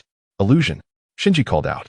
Gunguei's illusion merely harnessed its formidable psychic power to cast a hypnotic spell upon all present. However, Gunguei was not Mutuo. Its mental prowess had yet to reach the level of multitasking. As Gunguei's eyes began to shimmer with a blue hue, the colossal rumble rock it had just conjured vanished, revealing its true form. Yet, The rock blades launched at Ginguei were intercepted by its illusionary techniques. The restrained rock blades lingered momentarily in midair before being returned to Rumble Rock under Jimu's command. Transform into a sphere, Jimu shouted, with a series of resounding thuds. The rock blades struck Rumble Rock and its surroundings, but Rumble Rock's transformation minimized the damage effectively. Excellent, Rumble Rock. Maintain this state and execute a rolling attack. Jimu commanded. Conceal yourself, advised Shinji. Amidst the echoes of Ginguei's laughter, it slowly faded from view, rendering Rumble Rock's assault moot. With Ginguei vanished, how shall competitor Jimu retaliate? The host inquired. Initiate the maximum area rock fall, Jimu exclaimed. Instantly, Rumble Rock spread its arms wide, summoning a rain of rocks from above. Protect, Shinji shouted urgently. Ginguei's invisibility merely obscured it from the opponent's sight. It had not truly vanished into thin air. Now rock blades, Jimu cried out. Rumble Rock promptly responded, launching rock blades at the reappearing Ginguei, which had just activated its protective shield. Boom. The rock blade struck Ginguei directly. Curse you, Ginguei shouted in fury. Yet Shinji remained composed and unperturbed. Ginguei, utilize illusion, Shinji commanded. Ginguei's eyes glowed blue once more as it struggled to lift the hefty Rumble Rock. However, the weight was overwhelming, and Ginguei found it challenging to maintain its grip. Rumble Rock, break free and employ a rolling attack, Jimu chuckled. Seeing Shinji's Ginguei attempt to employ its illusion on the cumbersome Rumble Rock, Jimu smirked, believing he had uncovered a flaw in Shinji's strategy, thinking he could counterattack. Little did he know, a harsher reality awaited him. Different paths lead to the same destination, Shinji remarked coldly. Boom. Rumble Rock broke through Ginguei's illusion and immediately barreled towards it, incapacitating Ginguei in a single strike, though Rumble Rock itself collapsed, having also lost its combat effectiveness. Chapter 72, The Grass Arena. Facing off against Xiaomao. Both Rumble Rock and Ginguei fell, yet Shinji still had 2 Pokémon remaining, thus declaring him the victor. The referee announced. At the drawing venue, Shinji glanced at the opponent's data on the display screen and chuckled softly, realizing it indicated the grass arena. With his opponent being Xiaomao from Shinshin Town. To advance to the top 16, defeating Xiaomao would be imperative. I am delighted that my next opponent is you, Shinji, Xiaomao stated, standing behind him. Indeed, Shinji replied, turning to face Xiaomao. This afternoon, let us engage in a battle without regrets. Agreed, Xiaomao responded with a smile. In recent days, Shinj's matches have captured the attention of Sh Ta. To be candid, the prowess of Shinj has evolved significantly.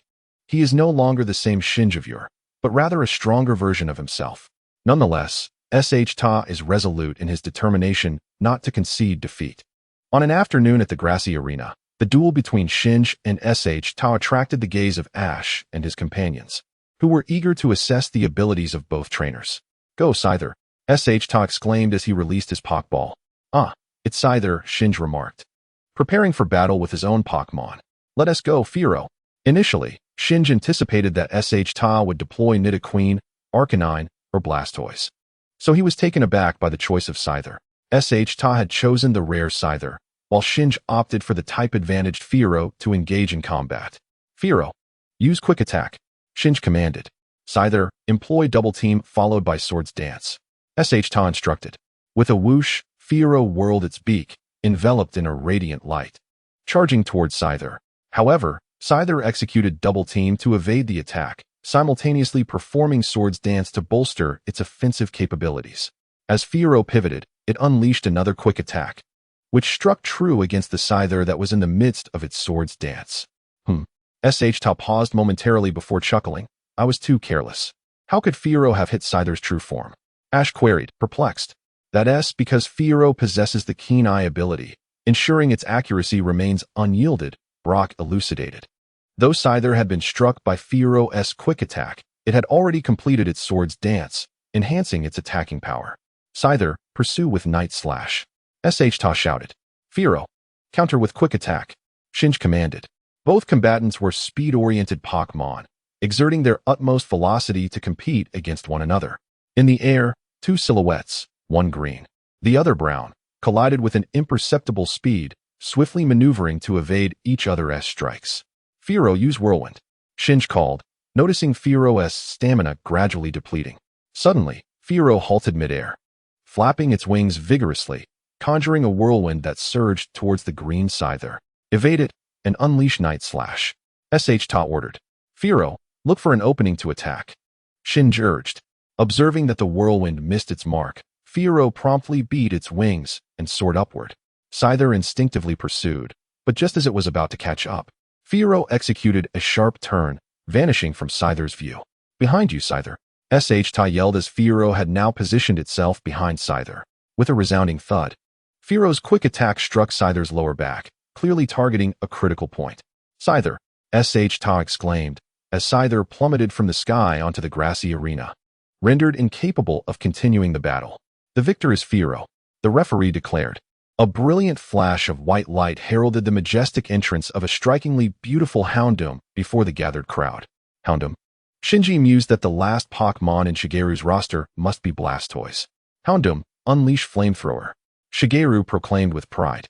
It was evident that this Houndoom was one of Shigeru's most cherished companions. He has switched to Raichu, but the outcome shall remain unchanged, Shigeru declared. Houndoom, deliver another Flamethrower. Houndoom unleashed a searing blaze towards Raichu. Thunderbolt, Shinji shouted. With a resounding crash, the two energies collided, resulting in a spectacular explosion that enveloped the arena in a thick cloud of smoke. Houndoom, use explosion. Shigeru chuckled. Quickly, dig to evade. Shinji urgently commanded. Shinji had intended to wait for the smoke to clear before launching an attack, but Shigeru's command reminded him of Houndoom's acute sense of smell, which allowed it to locate its opponent even in obscured visibility. Chapter 73, The Arrival of Professor Oak. As Houndoom's explosion unfolded, the smoke dissipated, leaving a gaping hole in the ground. Raichu had deftly evaded Houndoom's explosive attack by digging. Houndoom, target the hole with Flamethrower. Shigeru shouted. Raichu Thunder Punch. Shinji called out. Raichu burst forth from its burrow, launching a powerful Thunder Punch that struck Houndoom squarely on the jaw. Houndoom, it winced in pain. Unleash Flamethrower. Shigeru urged anxiously. Reeling from the blow, Houndoom steadied itself and unleashed another torrent of scorching flames towards Raichu. Dive back into the hole, Shinji commanded, allowing Raichu to narrowly escape the attack once more. Houndoom, unleash Flamethrower again at the hole. Shigeru insisted. Not today, Raichu, Thunder Punch. Shinji countered. Now seize Raichu's hand. Shigeru exclaimed urgently. What? Shinji was taken aback. Raichu emerged swiftly from the burrow, delivering a fist crackling with electricity towards Houndoom. However, Houndoom swiftly opened its jaws, clamping down on Raichu's fist. Flamethrower, Shigeru shouted. Raichu felt the rising heat within Houndoom's mouth, and soon, a searing flame erupted forth, engulfing Raichu in a torrent of fire. Raichu is unable to battle. Houndoom emerges victorious, the referee announced. Haha, well done, Houndoom. Shigeru praised his Pokémon. Shinji smiled faintly, sensing that Shigeru had transformed from the once arrogant trainer he had known. It was time for Shinji to take his battle seriously. Go forth, Horsia. Shinji called as he tossed forth his Pokeball. Wow, Shinji's third Pokémon is none other than the delightful Horsia. The announcer exclaimed with enthusiasm. Horsia, I shall not be defeated. Shigeru silently vowed as he gazed at Horsia. Horsia, unleash Water Gun. Shinji commanded, gesturing forward. Horsia. As soon as Shinji spoke, Hakron unleashed a colossal jet of water, swiftly targeting the Wind Speed Dog. The Wind Speed Dog, evading the attack, retaliated with a flamethrower. Now, shouted Shigeru. Just as Shigeru issued his command, the Wind Speed Dog prepared to dodge Hakron's water cannon, but suddenly, a surge of electricity coursed through its body, leaving it vulnerable to the oncoming water blast. The Wind Speed Dog succumbed to the attack, losing its fighting capability, and Hakron emerged victorious. The referee announced the outcome. Why didn't Shigeru's Wind Speed Dog evade? Asked Satoshi. Haven't you noticed that the Wind Speed Dog was paralyzed by Raichu's ability, Static? Brock explained to the perplexed Satoshi. The Wind Speed Dog is incredibly fast, which is why Shinji had Raichu engage in close combat, to wait for this very moment to incapacitate it. It's a shame to lose a Pokémon so needlessly. Shinji is truly despicable, Satoshi remarked, gazing at Shinji. He then turned to Shigeru and shouted, Shigeru, you must win. Do not let Shinji triumph. Go, Blastoise. Shigeru exclaimed as he released his final Pokémon. Behold, Shigeru's last Pokémon was Blastoise, the initial Pokémon he received from Professor Okido, making it his strongest companion. Let us witness whether Shigeru can turn the tide in this battle. So Shigeru originally received Squirtle from Professor Okito, Satoshi noted. Indeed, Shigeru chose Squirtle from me, said Professor Okito. Huh. Satoshi and his companions turned to see Professor Okito and Satoshi's mother, Hanako. Mom, what brings you and Professor Okito here? Satoshi asked loudly. After finishing his work at the laboratory, he accompanied me, Hanako replied with a smile. By the way, how is Shigeru faring? Shigeru has lost 2 Pokémon, while Shinji has only lost 1, Kasumi informed. Oh, that Shinji is quite formidable, Hanako exclaimed. Given that Shigeru's grandfather is Professor Okito, and considering Shigeru has been regarded as a genius in Masera Town since childhood, it would be expected for Hanako to perceive Shigeru as a strong competitor. It appears that Shigeru may face defeat, Professor Okito observed, watching the battle unfold between Shigeru and Shinji. Shigeru will surely win, Satoshi declared, clenching his fists. Let us hope so, Professor Okito responded. In reality, Professor Okito was well aware of the strengths of both Shinji and Shigeru, particularly after observing Shinji's diligent training and exceptional care for his Pokémon over the past 2 months at the laboratory. In contrast, Shigeru's overconfidence had already placed him at a disadvantage from the outset. Chapter 74, Shigeru's Defeat. Hakron Thunderbolt. Shinji shouted. Blastoise, use Rapid Spin. Shigeru calmly responded. The Thunderbolt from Hakron was effortlessly neutralized by Blastoise's swift rotation. Blastoise, unleash Ice Beam. Shigeru commanded. Though Shigeru's Blastoise may not boast remarkable speed, its agility was certainly commendable. As the spinning Blastoise heard Shigeru's command, it immediately ceased its rotation, extending its limbs and opening its mouth. A sphere of white and blue light began to coalesce within, and then it swiftly unleashed a thick beam of blue and white light towards the Dragonite. Shinji promptly shouted Haku. Dragonite responded with a cry, swiftly employing Double Team, resulting in numerous illusory versions of itself appearing on the battlefield. The ice beam from Blastoise only dispelled one of the duplicates, leaving the remaining Dragonites lined up, floating opposite Blastoise. In this moment of peril, Dragonite had successfully evaded Blastoise's ice beam through the use of Double Team. Could Shigeru devise a solution against such a multitude of Dragonites? The host inquired. Use Rapid Spin for an attack.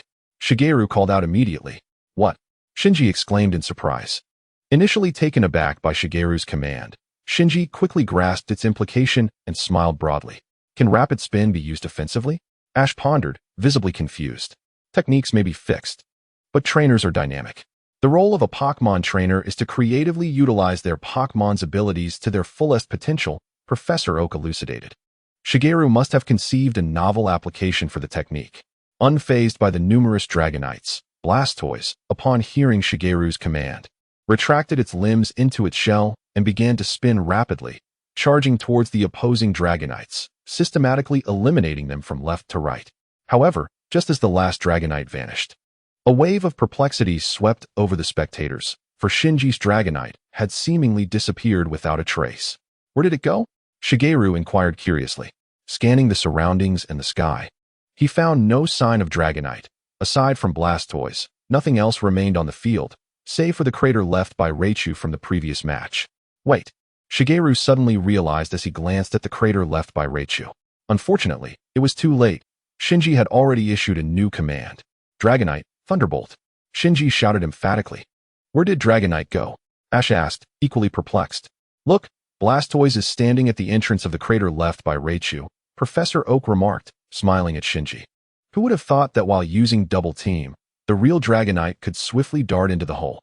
Upon hearing Shinji's command, Dragonite emerged from the depths of the crater and directed a thunderbolt at Blastoise, enveloping it in a surge of golden electricity, which caused Blastoise to display an expression of agony.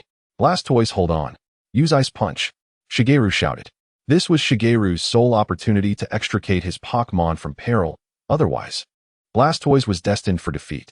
Enduring the damage inflicted by Haxorus's Thunderbolt, Blastoise diligently concentrated the frigid essence in its right hand, swiftly delivering a chilling and electrified punch towards Haxorus. This formidable strike caused considerable harm to Haxorus, leaving both Shinji and Shigeru momentarily astonished by Blastoise's tenacity. However, they both understood that Blastoise was on the brink of exhaustion. Another hit would likely bring it down. observing the labored breaths of both Haxorus and Blastoise. Shinji and Shigeru exchanged glances before resolutely calling out simultaneously, Blastoise, Hydro Pump. Haxorus, Dragon Pulse. A thunderous explosion echoed as the two immense forces collided, enveloping the arena in a thick veil of smoke. When the haze finally dissipated, everyone beheld the battered Haxorus hovering, panting heavily, while Blastoise lay incapacitated on the ground.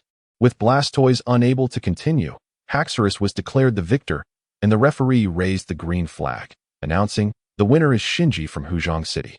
Shigeru, witnessing his defeat, was met with a remark from Ash. "You lost, Shigeru." Outside the arena, as Shinji and Shigeru exchanged farewells, Ash approached to comfort the defeated Shigeru. "Shigeru," Ash called out. Noticing Ash's woeful expression, Shigeru anticipated his words. "For me, it was simply that the goddess of victory did not smile upon me this time." He replied with a nonchalant smile, unable to bear the sight of his cheerleaders in tears. Shigeru bid farewell to Shinji and Ash before leaping into his sports car and driving away. Shinji watched Shigeru's retreating figure before turning to leave as well. "Ash, mark my words. In the upcoming matches, I shall strive to surpass you and avenge Shigeru's loss," Ash declared, glancing back at Shigeru's diminishing silhouette. "Humph. Your survival thus far is merely a stroke of luck. In terms of strength, it should have been you eliminated early, not Shigeru," Shinji remarked, his back turned to Ash. "I will prove my worth to you," Ash retorted, turning to face Shinji. "Humph. I will be waiting," Shinji responded before departing. Subsequently, Ash encountered Hikari from Nanakubo Town. And deeply affected by Shinji's words, he resolved not to rely on Misty and Brock as strategists in this battle, determined to triumph through his own capabilities. In the initial 2 rounds, Ash effortlessly triumphed with the aid of Bulbasaur and Pikachu. However, his opponent, Kinta, possessed an unassuming yet formidable Weepinbell. Despite finding himself at a disadvantage, Kinta managed to defeat both Bulbasaur and Pikachu in succession, leveling the match. Fortunately for Ash, he had pre-registered the Mook he received from Professor Oak, and leveraging Mook's unique characteristics, he turned the tide and advanced to the top 16, much like Shinji. After the matches concluded, Shinji perused the list of qualifiers, and indeed, both Shirley and Ahong had advanced as well. However, another name caught his attention, Sayaka Utamiya. Sayaka Utamiya? Shinji muttered as he examined the list. If his memory served him correctly, this was the very individual Ash had once defeated at the Pokémon Academy. Shinji was surprised to see her presence, and upon reviewing her credentials, it appeared she had qualified directly through her first-place finish at the Academy. He had underestimated her prowess previously while watching the animated series. Attention, all competitors. The tournament committee has an exceedingly important announcement. Please gather immediately at the drawing venue with all your Pokeballs. The faux announcement from Team Rocket, disguised as tournament staff, prompted Shinji to make his way to the drawing venue. Upon arrival, Shinji spotted Shirley, Ahong, and Ash engaging in lively conversation. While Team Rocket was busy swindling trainers out of their Pokeballs with a deceptive bag. "Are they fools?" Shinji observed quietly as he watched Ash nonchalantly place his Pokeballs into the bag, seemingly oblivious to Team Rocket's repeated tricks. Approaching Ash and his companions, Shinji witnessed them depositing their Pokeballs into the bag. Team Rocket then extended the bag toward Shinji. Without hesitation, he retrieved a Pokeball from his pocket and declared, "Fire Spin Houndoom." With a flourish, Houndoom emerged from its ball, unleashing a torrent of dark flames that singed Team Rocket's attire, revealing their true identities. "How infuriating. We haven't even begun and you've already disrupted everything, you little brat," Musashi exclaimed in anger. "Indeed, we will not forgive this," Kojiro added, equally incensed. "Wait, you're Team Rocket." Ash, the oblivious youth, shouted upon recognizing the unmasked trio. The crowd erupted in uproar as everyone realized they had been deceived. With their identities exposed, Team Rocket swiftly unleashed Weezing to create a smokescreen and made their escape. Houndoom, block their path, Shinji commanded. With a graceful leap, Houndoom positioned itself before Team Rocket, effectively halting their retreat. "Very well, if that's the case, let us battle," Musashi retorted angrily. "Go, Arbok. And you, Weezing, lend your assistance." After a night of rest, the following day, Ash, along with his newfound allies Ahong and Shirley, engaged in an intensive training session, determined to defeat Shinji and prove him wrong in his methods. The next day, time passes swiftly during moments of leisure. After the training concluded, Everyone gathered at the venue for the draw. This time, the groupings were determined by the Pokémon Magikarp. Ash and Ahong were placed in Group 3, while Shinji was assigned to Group 4, and Sherry found herself in Group 5. In other words, Shinji would inevitably face either Ash or Ahong in a 6-on-6 battle during the quarterfinals, while a match against Sherry would only occur in the finals. Chapter 76. The Quartz Coliseum. An early battle. Beedrill, use Air Cutter. Geodude, unleash Rock Throw. After 2 matches in the morning, Groups 1 and 2 had already determined their contenders for the quarterfinals. The afternoon matches would pit Ash against Ahong and Shinji against Ian from Nibi City. Will Ash from Shinshin Town please proceed to the Quartz Coliseum for battle? The announcement echoed repeatedly, calling for Ash's participation, yet he remained absent. Shinji realized that Ash had been lured away by Team Rocket. Just as the referee was about to declare Ahong the victor by default, Ahong requested the referee to delay the decision. After discussion with the committee and with the agreement of Shinji and Ian, it was decided to advance the battle in Group 4. Go find Ash, Pidgeot, Shinji said, tossing out Pidgeot's Pokeball before entering the arena. Pidgeot. With a cry, Pidgeot soared into the sky, searching for Ash's whereabouts. Seeing this, Shinji felt reassured and proceeded to face Ian. Now, we have Shinji from Huzhong City battling Ian from Nibi City. Let the match begin, the referee announced. The audience, having waited eagerly, erupted into cheers as the battle commenced. Zygarde, prepare for battle. Shinji called, releasing his Pokémon. A Pokémon not listed in the data? Ian remarked, observing Shinji's choice. Then it's your turn, Frogadier. Shinji sent forth the rare Zygarde, while Ian countered with the type-advantaged Frogadier. Zygarde, unleash Flamethrower. Shinji commanded. Frogadier, counter with Water Gun. Ian retorted defiantly. With a resounding clash, the two forces collided. However, the Water Gun, possessing a type advantage, gradually overwhelmed Zygarde. Impressive power, Shinji thought. Glancing at Ian's Frogadier, he instructed Zygarde, jump up and unleash Flamethrower. Zygarde, mid-battle with Frogadier, halted its Flamethrower attack. With no obstruction, Frogadier's Water Gun surged toward Zygarde. But Zygarde leaped gracefully, evading the oncoming torrent. In midair, it retaliated with a searing blast of fire that enveloped Frogadier. Observing his Frogadier engulfed in flames, Ian appeared unfazed, simply smiling and calmly commanding, once more, Water Gun attack. Bang! Enveloped in flames, the swift swimmer frog unleashed a formidable water cannon towards the grounded speed dog amidst its fiery onslaught, not only breaking through its own flames, but also striking the speed dog directly, inflicting considerable damage. Intrigued by the sight of the speed dog being hit, Shinji did not feel anxious. Instead, a look of exhilaration spread across his face. He understood that reaching the top 16 required not just luck, but also skill. And it was time for him to summon his full potential for the challenge ahead. Swift Swimmer Frog, use Explosive Punch. Ian commanded. The Swift Swimmer Frog's right hand glimmered with white light as it dashed towards the fallen Speed Dog.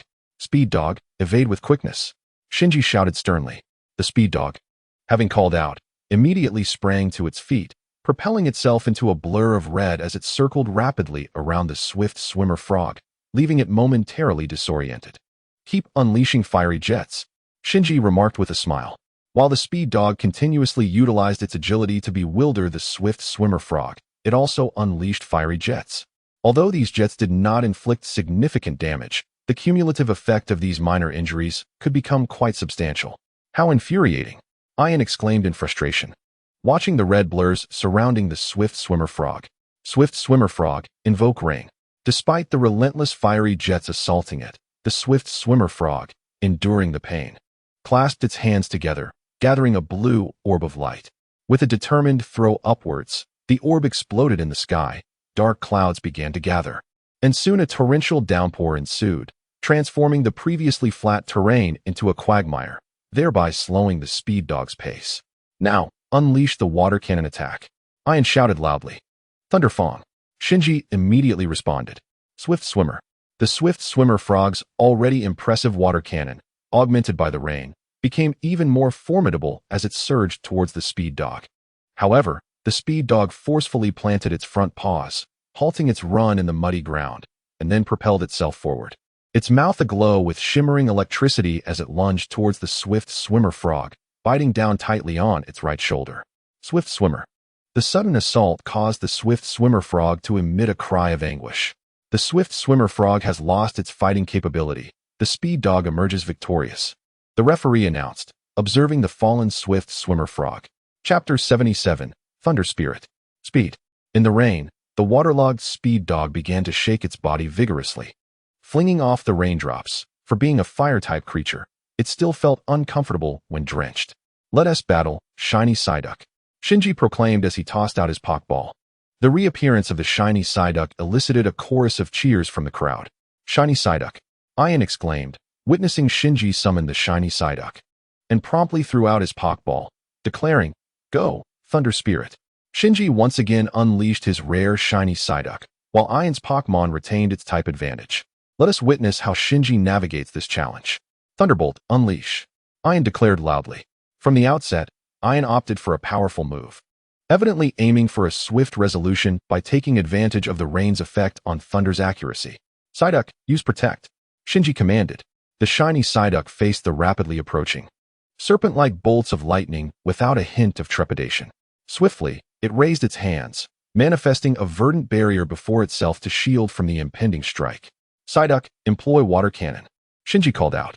Dodge with quick attack, circle around Psyduck. Ian countered, a smile gracing his face. Ian sought to replicate his strategy of defeating a fast swimmer using his speedy Pokémon, yet alas, his opponent was Shinji. Jump and unleash Ice Beam upon the ground, Shinji exclaimed, a smirk curling at the corners of his mouth. The shiny Psyduck soared high, directing a powerful ice beam at the muddy terrain below, transformed into a slick sheet of ice as the freezing energy spread rapidly outward, encasing the ground in a crystalline layer. The limbs of the agile Thunder Pokémon became ensnared in the ice, immobilized. The Thunder Pokémon stood bewildered, gazing at its frozen limbs. What? Ian gasped in astonishment at the scene unfolding before him. Psyduck, unleash water cannon, Shinji gestured and commanded. With no chance to evade, the Thunder Pokémon was struck, sent flying, and rendered unable to continue the battle. The Thunder Pokémon is unable to battle. Psyduck is victorious, the referee announced. Remarkable. Shinji adeptly manipulated the battlefield with Ice Beam, incapacitating his opponent in a single blow. One must commend the formidable prowess of Shinji's Psyduck, the referee noted. That shiny Psyduck is truly powerful. It froze such a vast area in one go, Brock exclaimed in awe. Indeed, Shinji's Psyduck is no weakling, but the rain certainly facilitated its ability to freeze the terrain, Professor Oak concurred. Brock and Professor Oak were so engrossed in Shinji's battle that they momentarily lost themselves, while Misty remained fixated on the entrance, awaiting Ash's arrival. On the other side, Ahong was similarly preoccupied, and Cheryl had even stepped out to seek Ash, though her efforts were in vain. With Ian having already lost 2 Pokémon, the question remained, which Pokémon would he summon next? I entrust you with Venusaur, Ian exclaimed, releasing his Pokeball. Venusaur is it? Shinji observed as Ian sent forth the Pokémon, yet he chose to keep his shiny Psyduck in the fray. Venusaur, use Leaf Blade, Ian commanded. Now, Ian could only brace himself for a decisive battle. After all, even if he were to defeat Shinji's shiny Golduck, Shinji still possessed a Houndoom that was effective against him, as well as other Pokémon yet to make their appearance.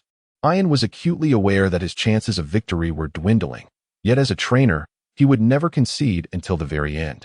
Protect, Shinji commanded. The entire arena lay blanketed in ice, and Shinji was hesitant to allow his shiny Golduck to launch an attacking move. Should it slip? A single grass-type move from Bulbasaur could render Golduck incapable of continuing the fight. Thud, thud, thud.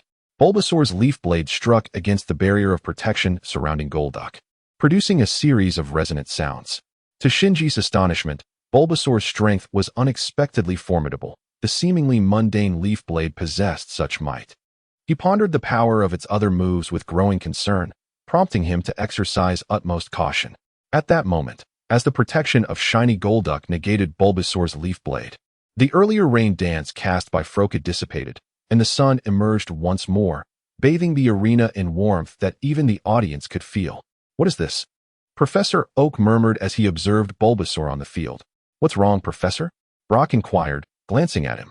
Nothing, Professor Oak replied casually, though internally he mused. Shinji, with your keen observation skills, can you discern what is unfolding? Chapter 78, Advancing to the Top 8. Bulbasaur, solar beam. Ian shouted emphatically. Golduck, use hydro pump. Shinji responded without hesitation.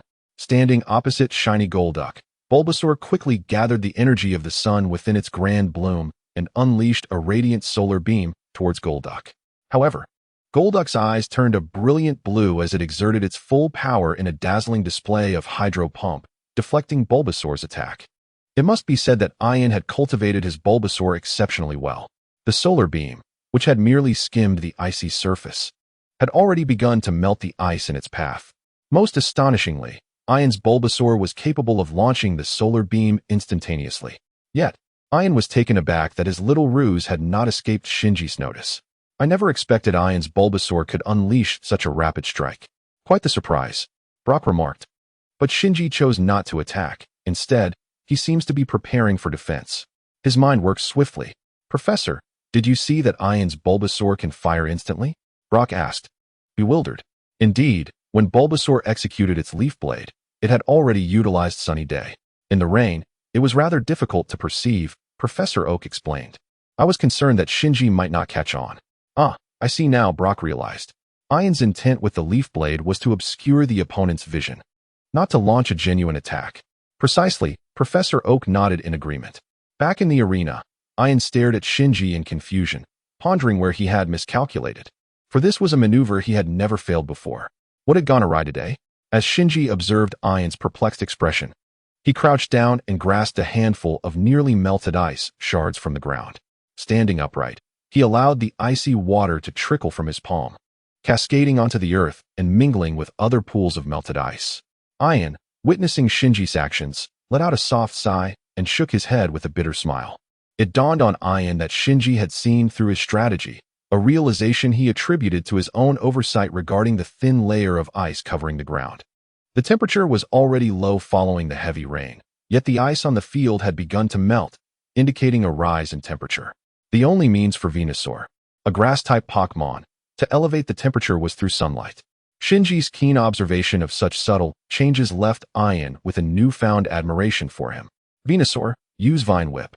Ian called out as clarity struck him. Charge in, Manectric. Shinji shouted in response.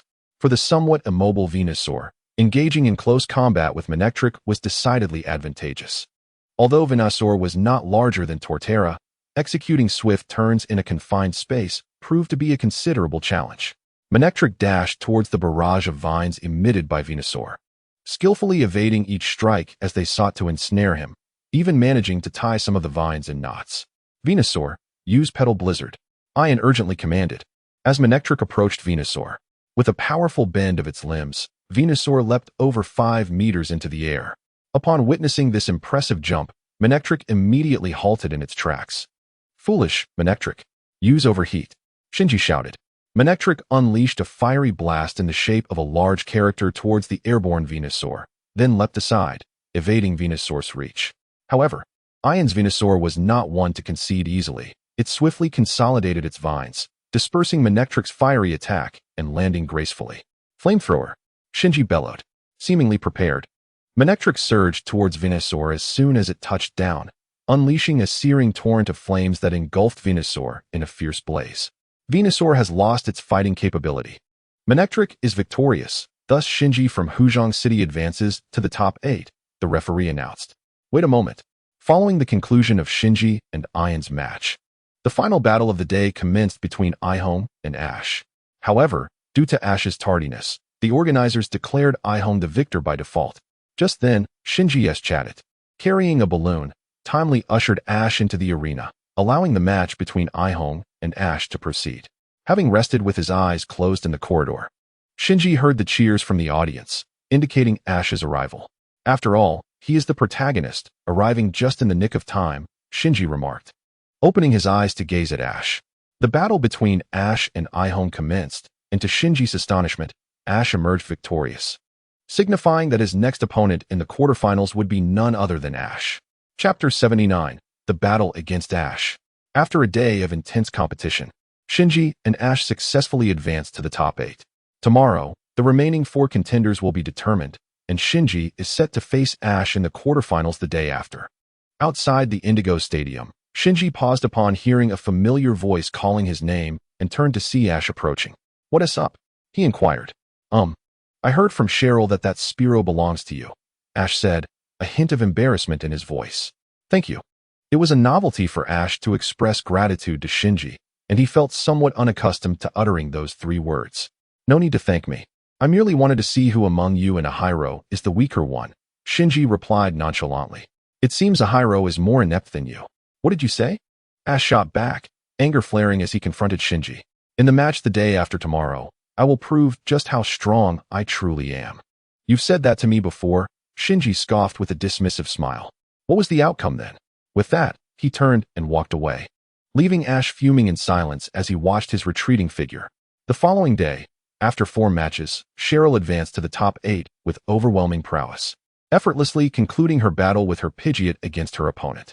The next day, amidst a fierce contest, one of the top 8, Yudo Side-Eye, elegantly secured the first spot in the final 4, leading to the much-anticipated match between Shinji and Ash. Now, it's time for the match between Ash from Pallet Town and Shinji from HJ City. Go, Ash. You must defeat Shinji, Ahiro shouted enthusiastically from the stands. Compared to Brock, Misty, Cheryl, and Professor Oak, Ahiro's excitement was palpable. Cheryl, what do you think are Ash's chances of winning? The composed Brock inquired. Misty leaned in to hear Cheryl's thoughts, eager to understand whether Ash could indeed triumph over Shinji. Alas, Cheryl sighed. I believe Ash has little chance of victory. Shinji's strength is formidable, and I think you all are more aware of this than I am. Conversely, Ash has relied heavily on luck throughout his matches. With that, the battle commenced. Let us go, Pikachu, Ash exclaimed eagerly, eyeing Shinji.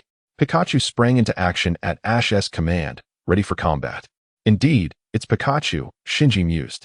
In fact, he could confidently ascertain 5 of the 6 Pokémon Ash was using today.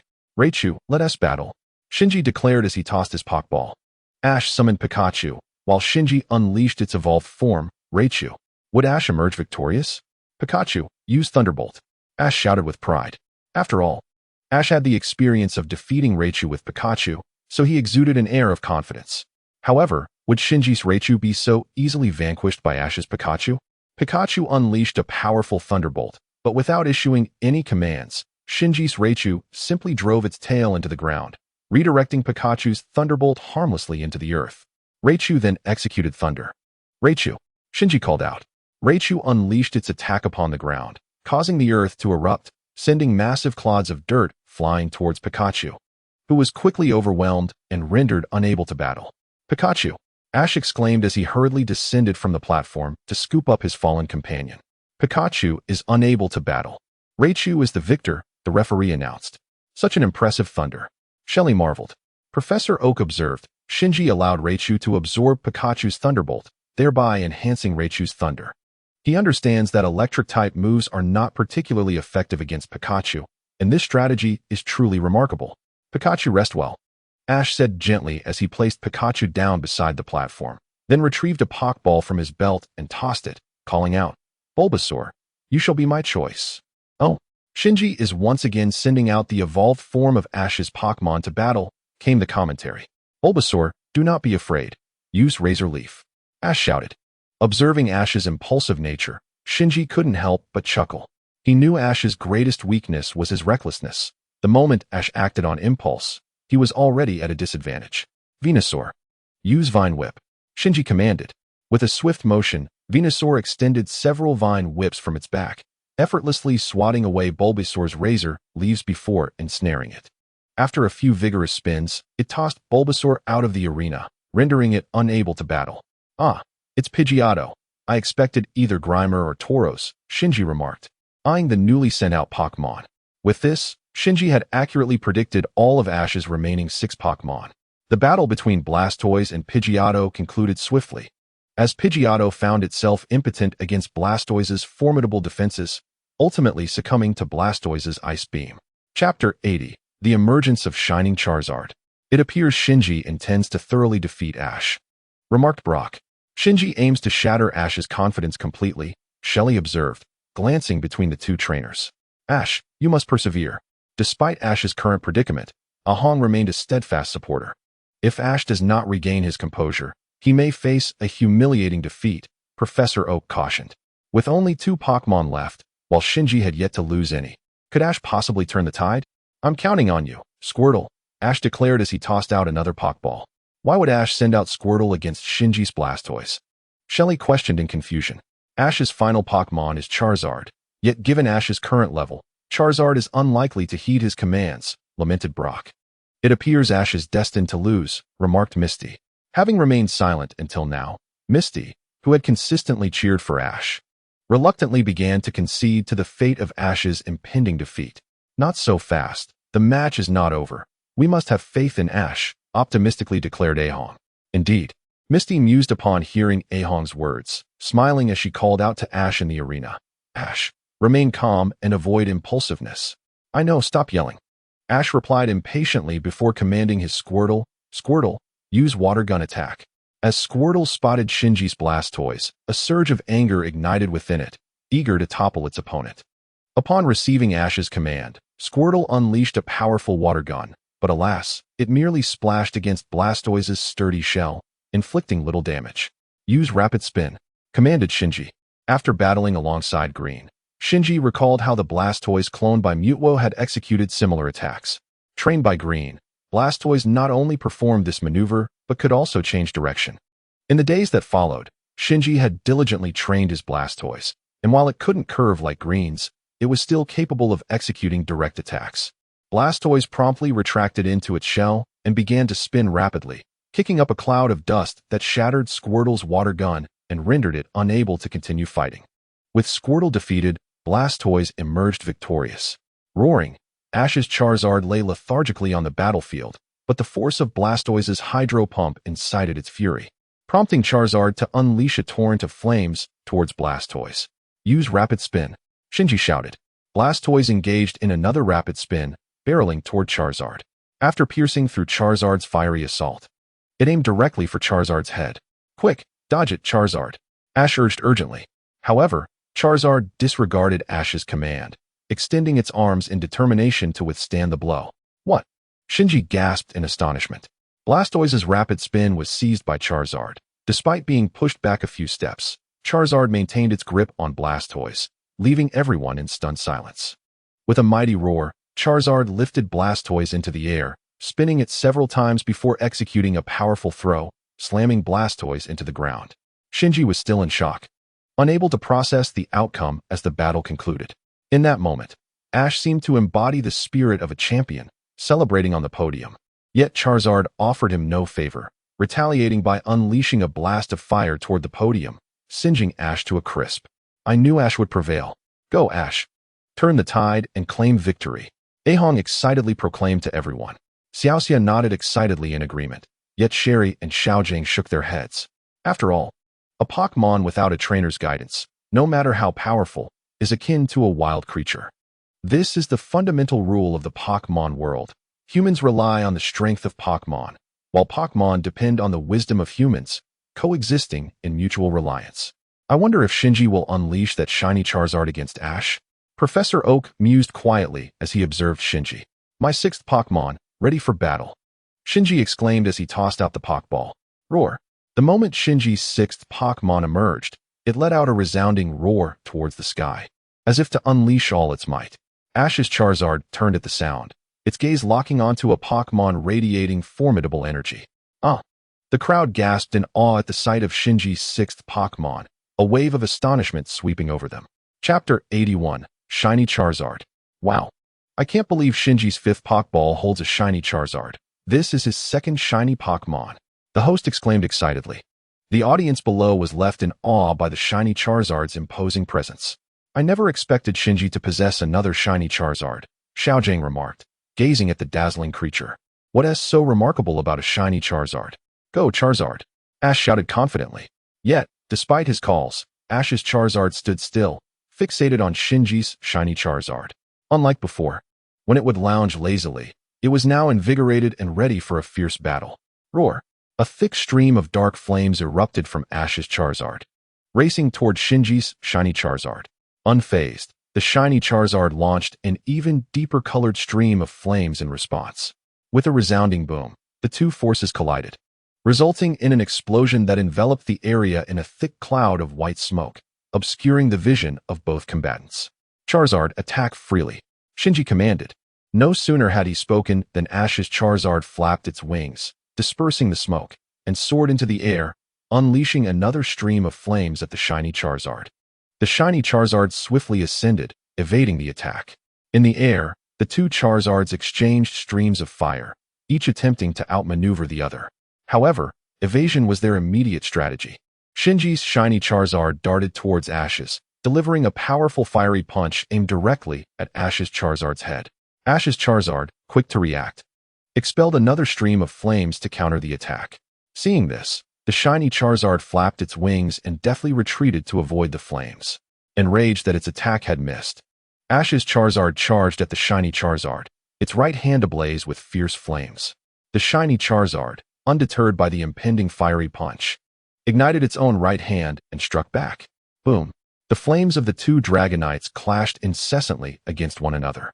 As they wielded fire-type abilities, the damage inflicted was minimal. However, the physical prowess of their skills, irrespective of elemental advantage, could still deliver significant harm. High above, they continued their relentless assaults, while spectators below watched in awe and trepidation. Suddenly, one Dragonite launched a fiery punch directly towards the head of its shimmering counterpart. Realizing escape was futile, the shimmering Dragonite ceased its wing flapping, allowing gravity to draw it downward, thus evading the attack. The first Dragonite, having missed its strike, found itself countered as the shimmering Dragonite swiftly retaliated, crashing into its abdomen. The impact was palpable, indicating a considerable degree of damage inflicted upon the first Dragonite. Rebounding from the blow, the first Dragonite regained its composure and charged at the shimmering Dragonite. Yet, despite its speed, the shimmering Dragonite adeptly evaded each of its assaults. Ash's Dragonite lacks the speed and strength to match Shinji's shimmering Dragonite. Brock exclaimed, gazing upward. Indeed, Ash's Pokémon had never undergone specialized training, relying solely on battle experience to enhance its skills. Conversely, while Shinji's training methods were somewhat extreme, one could not deny the formidable speed and strength of his Pokémon. As the first Dragonite's attacks continued to miss their mark, it unknowingly began to tire, its speed diminishing.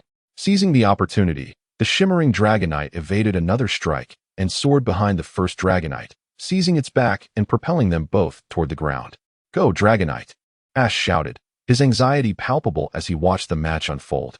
"Earthbound," Shinji declared, observing as the shimmering Dragonite clutched tightly to the first Dragonite's neck, rendering it breathless and unable to escape or unleash its fiery breath. Just before impact with the ground, the shimmering Dragonite's feet found purchase on the first Dragonite's back, releasing its grip. With a resounding thud, the shimmering Dragonite stomped the first Dragonite into the earth, then ascended, circling above as though to flaunt its prowess. The first Dragonite succumbed to defeat, and thus, the victor was declared, Shinji from Huzhong City. The referee raised the flag, announcing, "The match concludes." What an exhilarating display. Shinji's shimmering Dragonite has triumphed with impeccable strength and speed, the host exclaimed, brimming with excitement. In the afternoon battles, Cheryl also advanced, and Shinji glanced at the list. A victory against Side-Eye tomorrow morning would lead him to a championship showdown with Cheryl. Chapter 82, Encountering Side-Eye. After his match, Shinji took a solitary stroll through the night market outside the venue. Having battled consistently for days, he had now reached the top 4, allowing his once tense nerves to finally unwind. "Look, it's Shinji, the dark horse of this year's quartz conference. Indeed, how remarkable." Although Shinji has yet to claim the championship title, he is already regarded as a champion in the eyes of many. After all, as a novice trainer, he has advanced effortlessly, boasting 2 rare shiny Pokémon. It is truly challenging for Shinji to remain inconspicuous under such scrutiny. Observing the crowd's unwavering gaze upon him, he felt it was unnecessary to be out in the open. He has never relished being the center of attention, now feeling akin to a monkey on display at a zoo. "Are you Shinji?" A group of flamboyantly dressed individuals blocked his path, and among them stood a particularly charming girl. Upon closer inspection, Shinji recognized her as his opponent for the following day, the esteemed student of the Pokémon Academy. Shinji Side-Eye. One of the young men in the front stepped aside to allow Side-Eye to gracefully navigate through, approaching Shinji with an air of elegance. "You must possess considerable strength to have defeated that Ash," she remarked. "It is not my strength, but rather Ash's weakness," Shinji replied calmly. Side-Eye was taken aback by his words. In the narrative, her Pokémon, Corphish, had been bested by Ash's Pikachu, leading her to mistakenly believe Ash was superior. Little did she know, without the protagonist's plot armor, there was no way Ash could have triumphed over her Corphish with such a modestly powered Pikachu. By asserting Ash's weakness, Shinji inadvertently implied that Side-Eye was even weaker. "You insolent brat. How dare you speak to Miss Side-Eye in such a manner? Are you tired of living?" A young man with fiery red hair emerged, glaring menacingly at Shinji. "Enough. There is no need to engage with him now. I will defeat him fairly tomorrow," Side-Eye declared proudly. After all, as the top student of the Pokémon Academy, she had every reason to be confident. Despite Shinji's formidable abilities, Side-Eye was determined to give her all in the forthcoming battle. "Understood, Miss Side-Eye," the red-haired youth replied with an exaggerated bow before turning to Shinji with a disdainful expression. "Consider yourself fortunate. Miss Side-Eye is granting you mercy. Let us depart," Side-Eye instructed. With that, the group slowly dissipated into the throng of people. Those who had gathered to witness the confrontation, expecting a fierce clash, were left disappointed as the scene concluded so abruptly. With no spectacle to behold, they gradually dispersed, returning to their own pursuits. As Shinji watched Side-Eye disappear into the distance, he couldn't help but draw comparisons between her and Shigeru. Both hailed from prestigious lineages, exuding arrogance and surrounded by loyal admirers. Perhaps Professor Oak was acquainted with their families as well. Just as Shinji contemplated leaving, he turned to find a familiar figure he hadn't seen in quite some time. Professor Oak, clad in his signature white lab coat, stood out starkly against the night. Upon noticing Shinji, the professor approached with a warm smile, greeting him enthusiastically. "Shinji, it has been a while," Professor Oak exclaimed with a grin. "Yes, Professor. It has been quite some time," Shinji responded politely. "Congratulations on reaching the top 4. "It was merely luck," Shinji replied nonchalantly. "What about Shigeru?" "Ah, Shigeru. He mentioned that he needs to reflect on his performance in Vermilion City." Professor Oak remarked that since his defeat by you, he appears to have realized his own arrogance and recognized that his strength is rather lacking. Consequently, he intends to engage in self-reflection while undergoing rigorous training to prepare for the upcoming Johto League. Is that so? By the way, Shinji, you plan to challenge the Johto League next, don't you? Professor Oak inquired. "Indeed, that is correct," Shinji replied. "However, before I take on the Johto League, I must first secure the Indigo Championship and the Orange League Winners' Cup." "How ambitious," Professor Oak praised. "Shigeru asked me to convey to you that if you intend to challenge the Johto League, he will surely defeat you there." "Haha, I understand," Shinji chuckled. "Please let him know that I will not concede easily." "Certainly, no problem." Chapter 83, The Semi-Finals. Battle against Shindai Yudo. The following day, after a night of rest, Shinji finally faced the first match of the semi-finals. By defeating 2 opponents, he would become the champion of this year's Indigo tournament, earning the right to challenge the Elite Four of Kanto. Welcome, everyone, to the first match of the semi-finals. In the green corner, we have Shinji from HJ City, whose prowess has been on full display these past few days. And in the red corner, representing Pokémon Academy, we have Yudo Shindai. Let the match begin. With the host's introduction concluded, the audience erupted with excitement. Ash and his friends arrived in the stands to witness Shinji's battle. "Go, Golem," Shindai called as he threw his Pokeball. "Nidoking, prepare for battle," Shinji responded, releasing his own Pokeball. As the blinding light faded, both colossal Pokémon appeared in the arena, poised for action, indicating that both sides possessed a fierce fighting spirit. The first Pokémon for each side were Golem and Nidoking, whose types counter each other, leaving neither with a distinct advantage. Let us see who will seize the initiative. "Golem, transform and execute rollout," Shindai shouted. Just as the host finished speaking, Shindai eagerly commanded his attack. Golem swiftly responded, rolling towards Nidoking. "Block it," Shinji calmly ordered. "What?" Shindai exclaimed in astonishment. With a resounding thud, Nidoking extended its arms and successfully halted the rolling Golem. Although Nidoking was pushed back several meters, it indeed thwarted Golem's assault. Everyone knows how powerful Golem is, yet Shinji's Nidoking astonishingly managed to block Golem's attack with sheer strength. "I can't believe Shinji's Nidoking possesses such formidable power," Brock exclaimed in surprise. Indeed, when Shinji trained with me, this Nidoking frequently engaged in strength competitions with Shinji's Machoke. Although it lost each time, over time, Nidoking's power has escalated to a truly formidable level, Professor Oak elaborated. Upon hearing this, Sherry couldn't help but ponder that if she were to face Shinji in the finals, she would have to exert every ounce of her strength. Otherwise, victory would be utterly unattainable. It was time to deploy those few Pokémon. Nidoking go, Shinji declared. Then, an astonishing scene unfolded. Nidoking lifted Geodude with surprising agility, leaping into the air before slamming Geodude down onto the ground, rendering it incapable of continuing the battle. Geodude is unable to battle. Nidoking is the victor, the referee announced.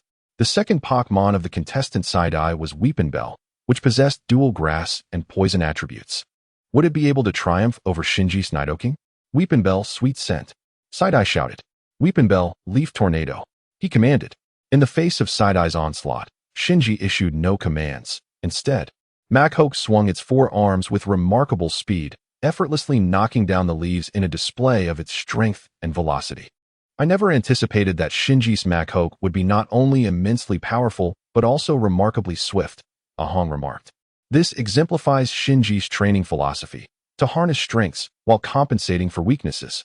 Since Machoke's speed is not particularly impressive, Shinji has opted to enhance its power and attack speed to offset its sluggishness, Professor Oak elucidated once more. Sweet scent. Side-Eye exclaimed. Machoke, use dig. Shinji commanded. Shinji would never repeat the same mistake twice. Although Machoke was not a ground-type Pokémon, its four arms allowed it to execute dig with impressive speed. Weepinbell, be cautious. Side-Eye warned. At that moment, Machoke erupted from beneath the ground right at Weepinbell's feet, delivering a powerful ice punch that sent Weepinbell soaring. However, Side-Eye reacted swiftly, issuing commands in rapid succession. Vine Whip.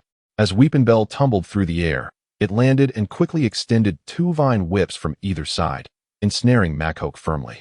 Sludge Bomb. Flamethrower. The two commands were nearly simultaneous, resulting in a tremendous explosion at the midpoint between Machoke and Weepinbell. When the dust settled, Machoke knelt on one knee, gasping for breath, while Weepinbell lay incapacitated. Upon seeing Shinji send out Executor, Side-Eye produced a quick ball, and Shinji recognized that this Pokeball was unlike a standard one, indicating that this Pokémon was certainly formidable. Go, Psyduck. Side-Eye tossed the ball, calling out. A pink Psyduck? Ash observed, perplexed by Side-Eye's choice of Pokémon. Chapter 84. The Identity of Side-Eye. Psyduck, use Flamethrower. Side-Eye commanded. Nidoking, Million-Ton Punch. Shinji quickly shouted.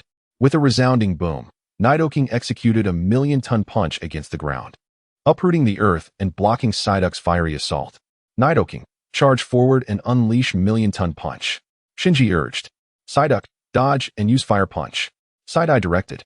Having witnessed the terrifying power of Nidoking, Shinji no longer underestimated its attacks. He promptly commanded his shiny Duckbull Fire Dragon to evade the onslaught.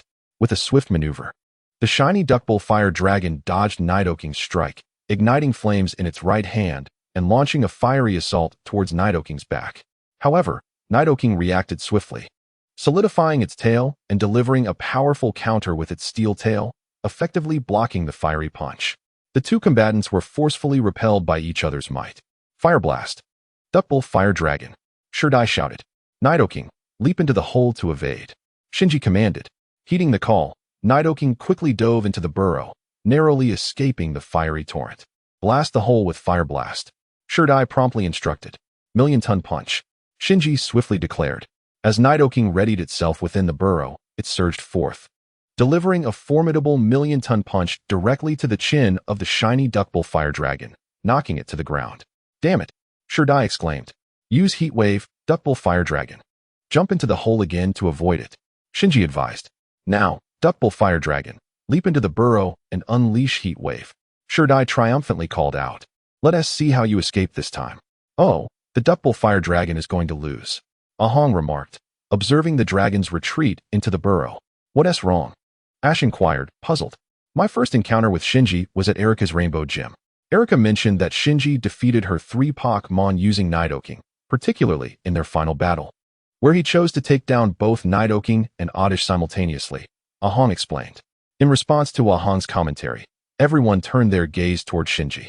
As anticipated, after the shiny Duckbull Fire Dragon had entered the burrow, Shinji commanded Nidoking to unleash Earthquake.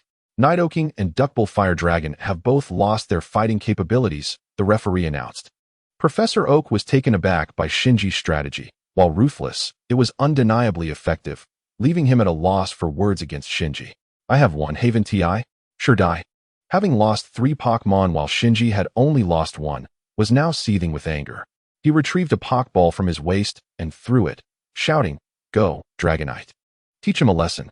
To everyone's surprise, Shirdai's 4th Pokémon was indeed a Dragonite. Shinji had not anticipated that Shirdai possessed such a legendary creature. While he was aware of Shirdai's affluent background, he had not expected him to have such a rare Pokémon. The match had taken an exciting turn with Shirdai's legendary Dragonite entering the fray. Let us witness who ultimately prevails. Meanwhile, in a distant room of the court's conference, a group of spectators watched the match on an enormous television, engaged in jovial conversation. I never expected your cousin's Dratini to evolve into a Dragonite in less than a year. Quite impressive. Kikuko laughed, adding, "It seems the championship is destined for that little girl from the Yudo family." "I wouldn't be so sure about that," came a skeptical reply. Kona remarked, "It seems that the one named Shinji possesses greater strength, and he also appears to have a Dratini, does he not?" "Indeed. I have watched all the videos of Shinji from this year's court's conference, and his prowess is undeniably superior to that of Side-Eye." Dato chuckled, reclining on the sofa. "I wager that Shinji will surely emerge victorious."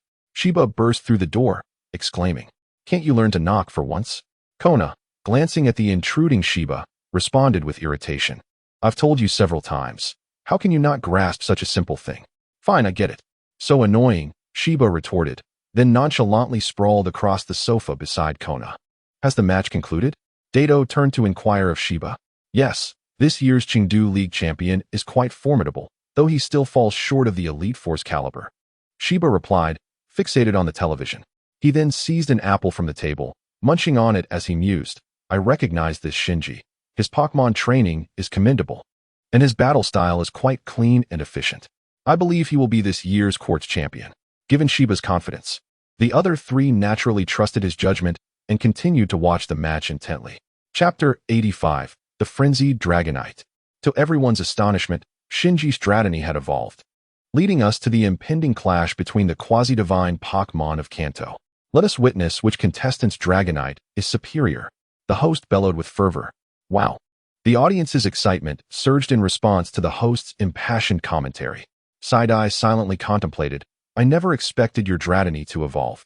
Let us see whose Dragonite reigns supreme." "This is going to be an exciting spectacle," Professor Okito chuckled. "After all, Dragonite is a rare Pokémon, and witnessing 2 in battle is a rare occurrence," igniting palpable anticipation among the crowd for this duel of dragons. "Dragonite, unleash Dragon Dive," Side-Eye shouted, seizing the initiative. Faced with the formidable Shinji, who also commanded a Dragonite, Side-Eye aimed to establish dominance from the outset, launching the powerful Dragon-type move, Dragon Dive.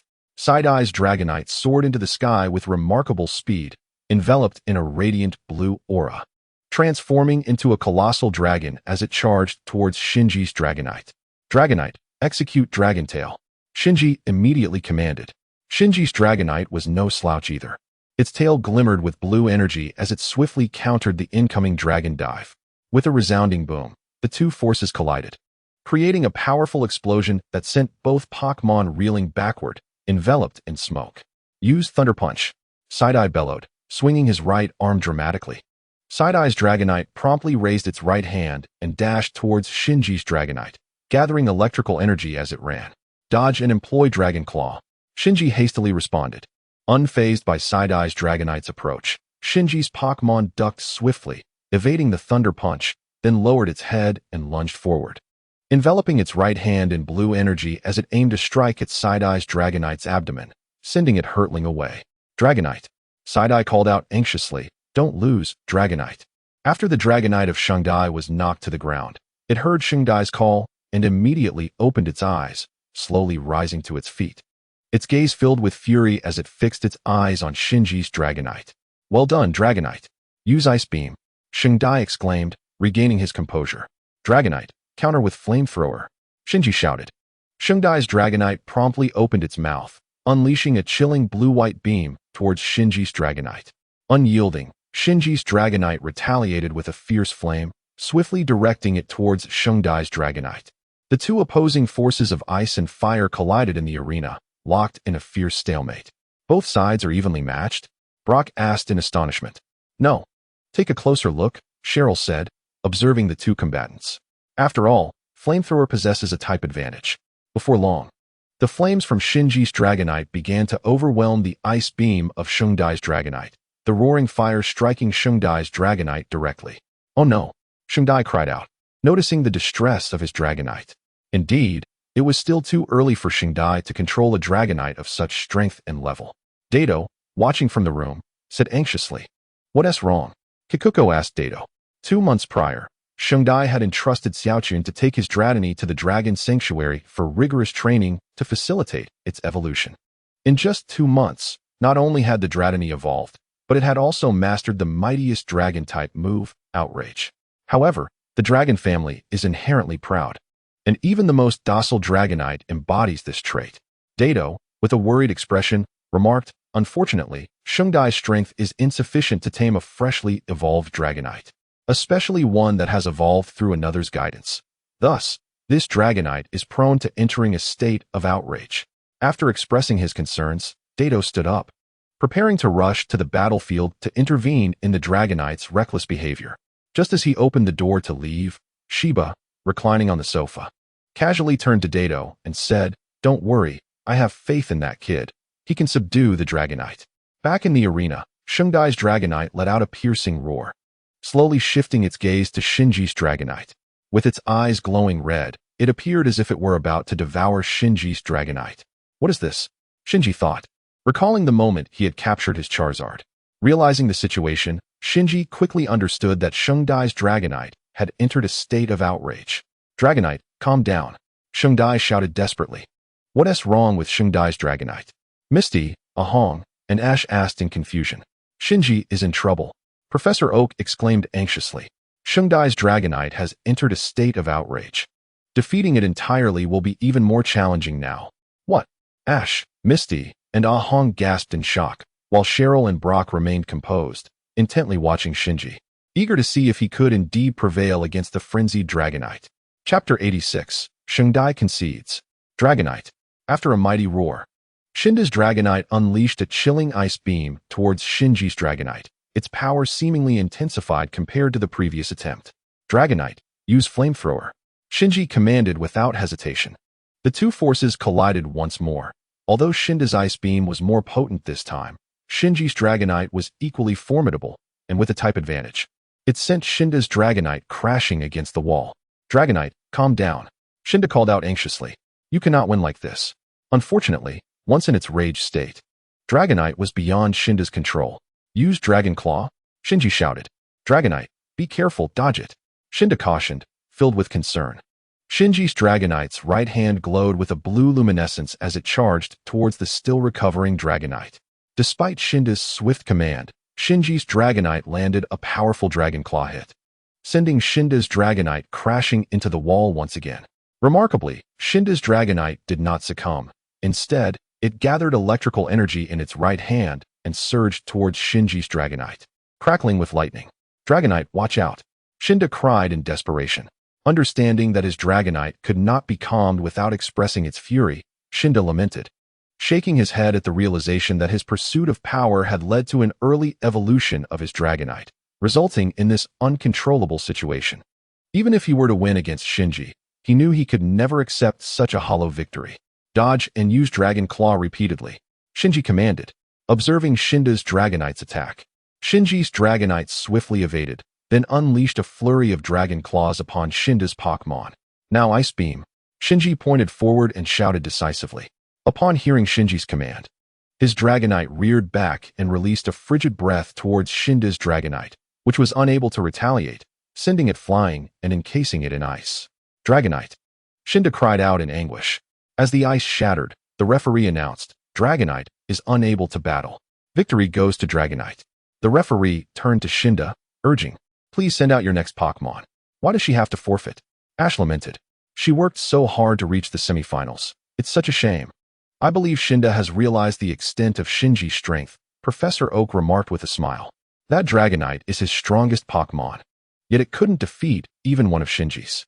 The disparity in power is overwhelming, especially considering Shinji has 5 more Pokémon left. I concede, Shinji stated, extending his hand. You are strong, but you cannot defeat him.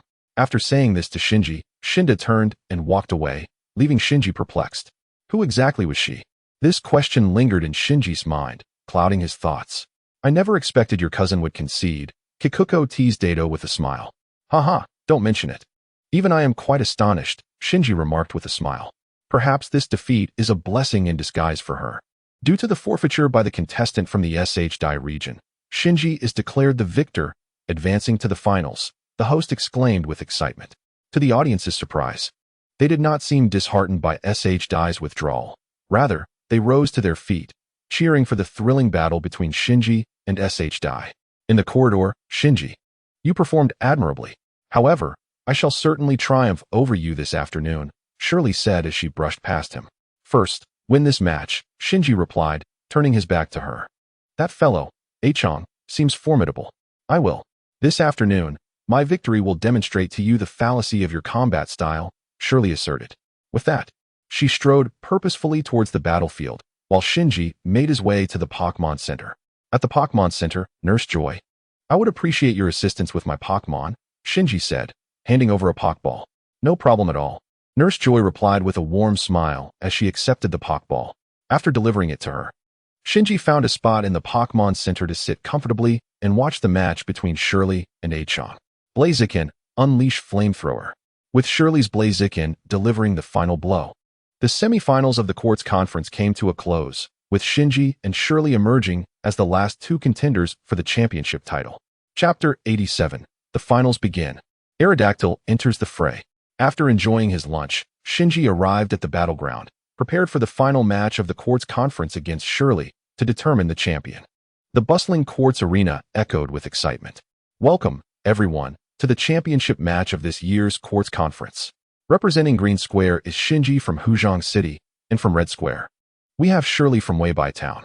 Let us now witness who will be crowned champion this year, the host proclaimed enthusiastically, with the audience cheering. Shirley and Shinji slowly approached the command platform.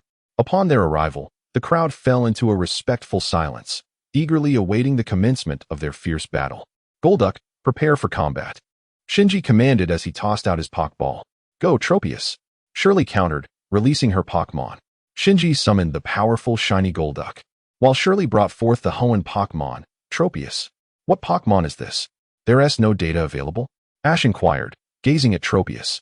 This is a Hoenn Pokémon, a grass-flying type known as Tropius, Professor Oak elaborated. It appears Shirley is going all out to challenge Shinji. Go, Tropius, use Leaf Blade. Shirley commanded swiftly. Illusion technique. Shinji responded coolly. Tropius, evade and use Sunny Day. Shirley shouted.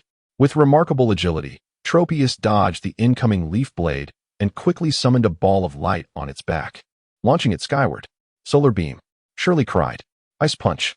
Shinji swiftly countered, as Sherry's Tropius prepared to unleash its Solar Beam. A sudden and unexpected arrival of the shiny Golduck beneath it caught everyone off guard. With a swift leap, Golduck executed a powerful Ice Punch, knocking Tropius to the ground. Tropius lost its ability to battle, and the referee announced Golduck's victory. How could this happen? When did it arrive? Sherry exclaimed in astonishment. Come on, Sherry. You can do it. Ahong urged anxiously as he witnessed Sherry's first Pokémon being defeated. Utilize Leaf Blade as a distraction, Sherry thought to herself. Then tossed out her Pokéball, calling, Your turn, Noctowl. With remarkable speed, Noctowl soared into the air, performing a rapid circle to showcase its agility before gradually descending in front of Sherry, ready to engage in battle. Golduck, use Confusion. Shinji commanded. Noctowl. Employ Double Team followed by Quick Attack. Sherry countered. Proud of its speed, Noctowl quickly executed Double Team, evading Golduck's confusion, then transformed into a shadow that collided directly with Golduck. Well done, Noctowl. Use Aerial Ace. Sherry cheered with delight. Ice Punch.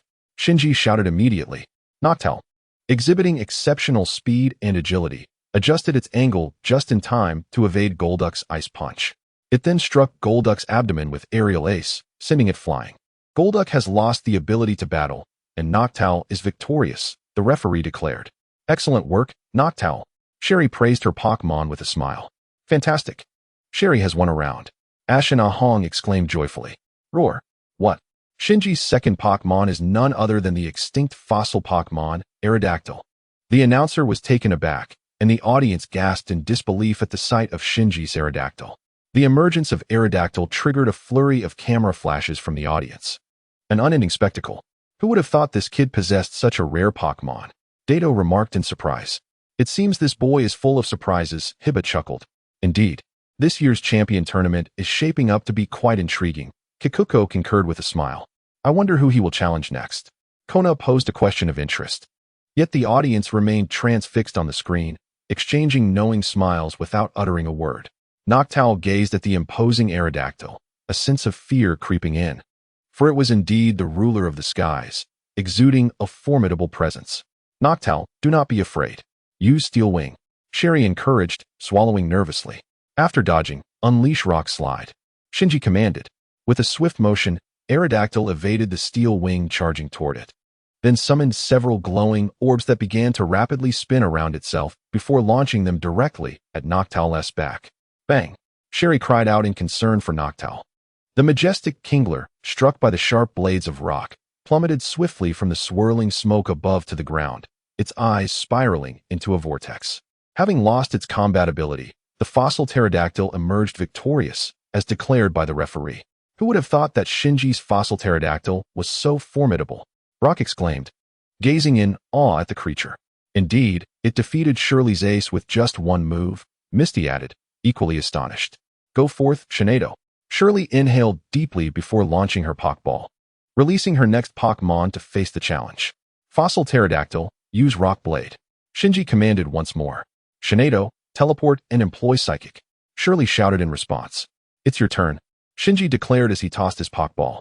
With a cackle, a shadowy figure emerged from the luminous white light of the Pokeball, observing Shinado and exclaiming, "Ah!" A Shinado from the Hoenn region. What a surprise to encounter one here in Kanto. It was revealed that Shinji's talking Jengar had made its entrance. Jengar, use Shadow Ball. Shinji ordered coldly.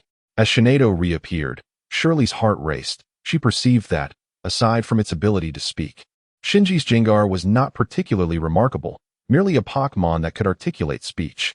Jengar quickly gathered a black orb of energy between its hands, launching it toward Shinado.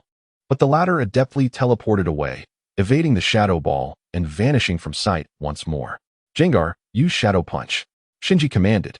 Jengar raised its left hand, swiftly delivering a punch that sent forth a shadowy fist, soaring ahead. However, the punch made a sharp turn, unexpectedly targeting Jengar itself, resulting in an explosion behind it that sent Shinado crashing to the ground. Shinado, be careful, Shirley cried out immediately. Shadow Ball. Shinji issued his command with an icy tone.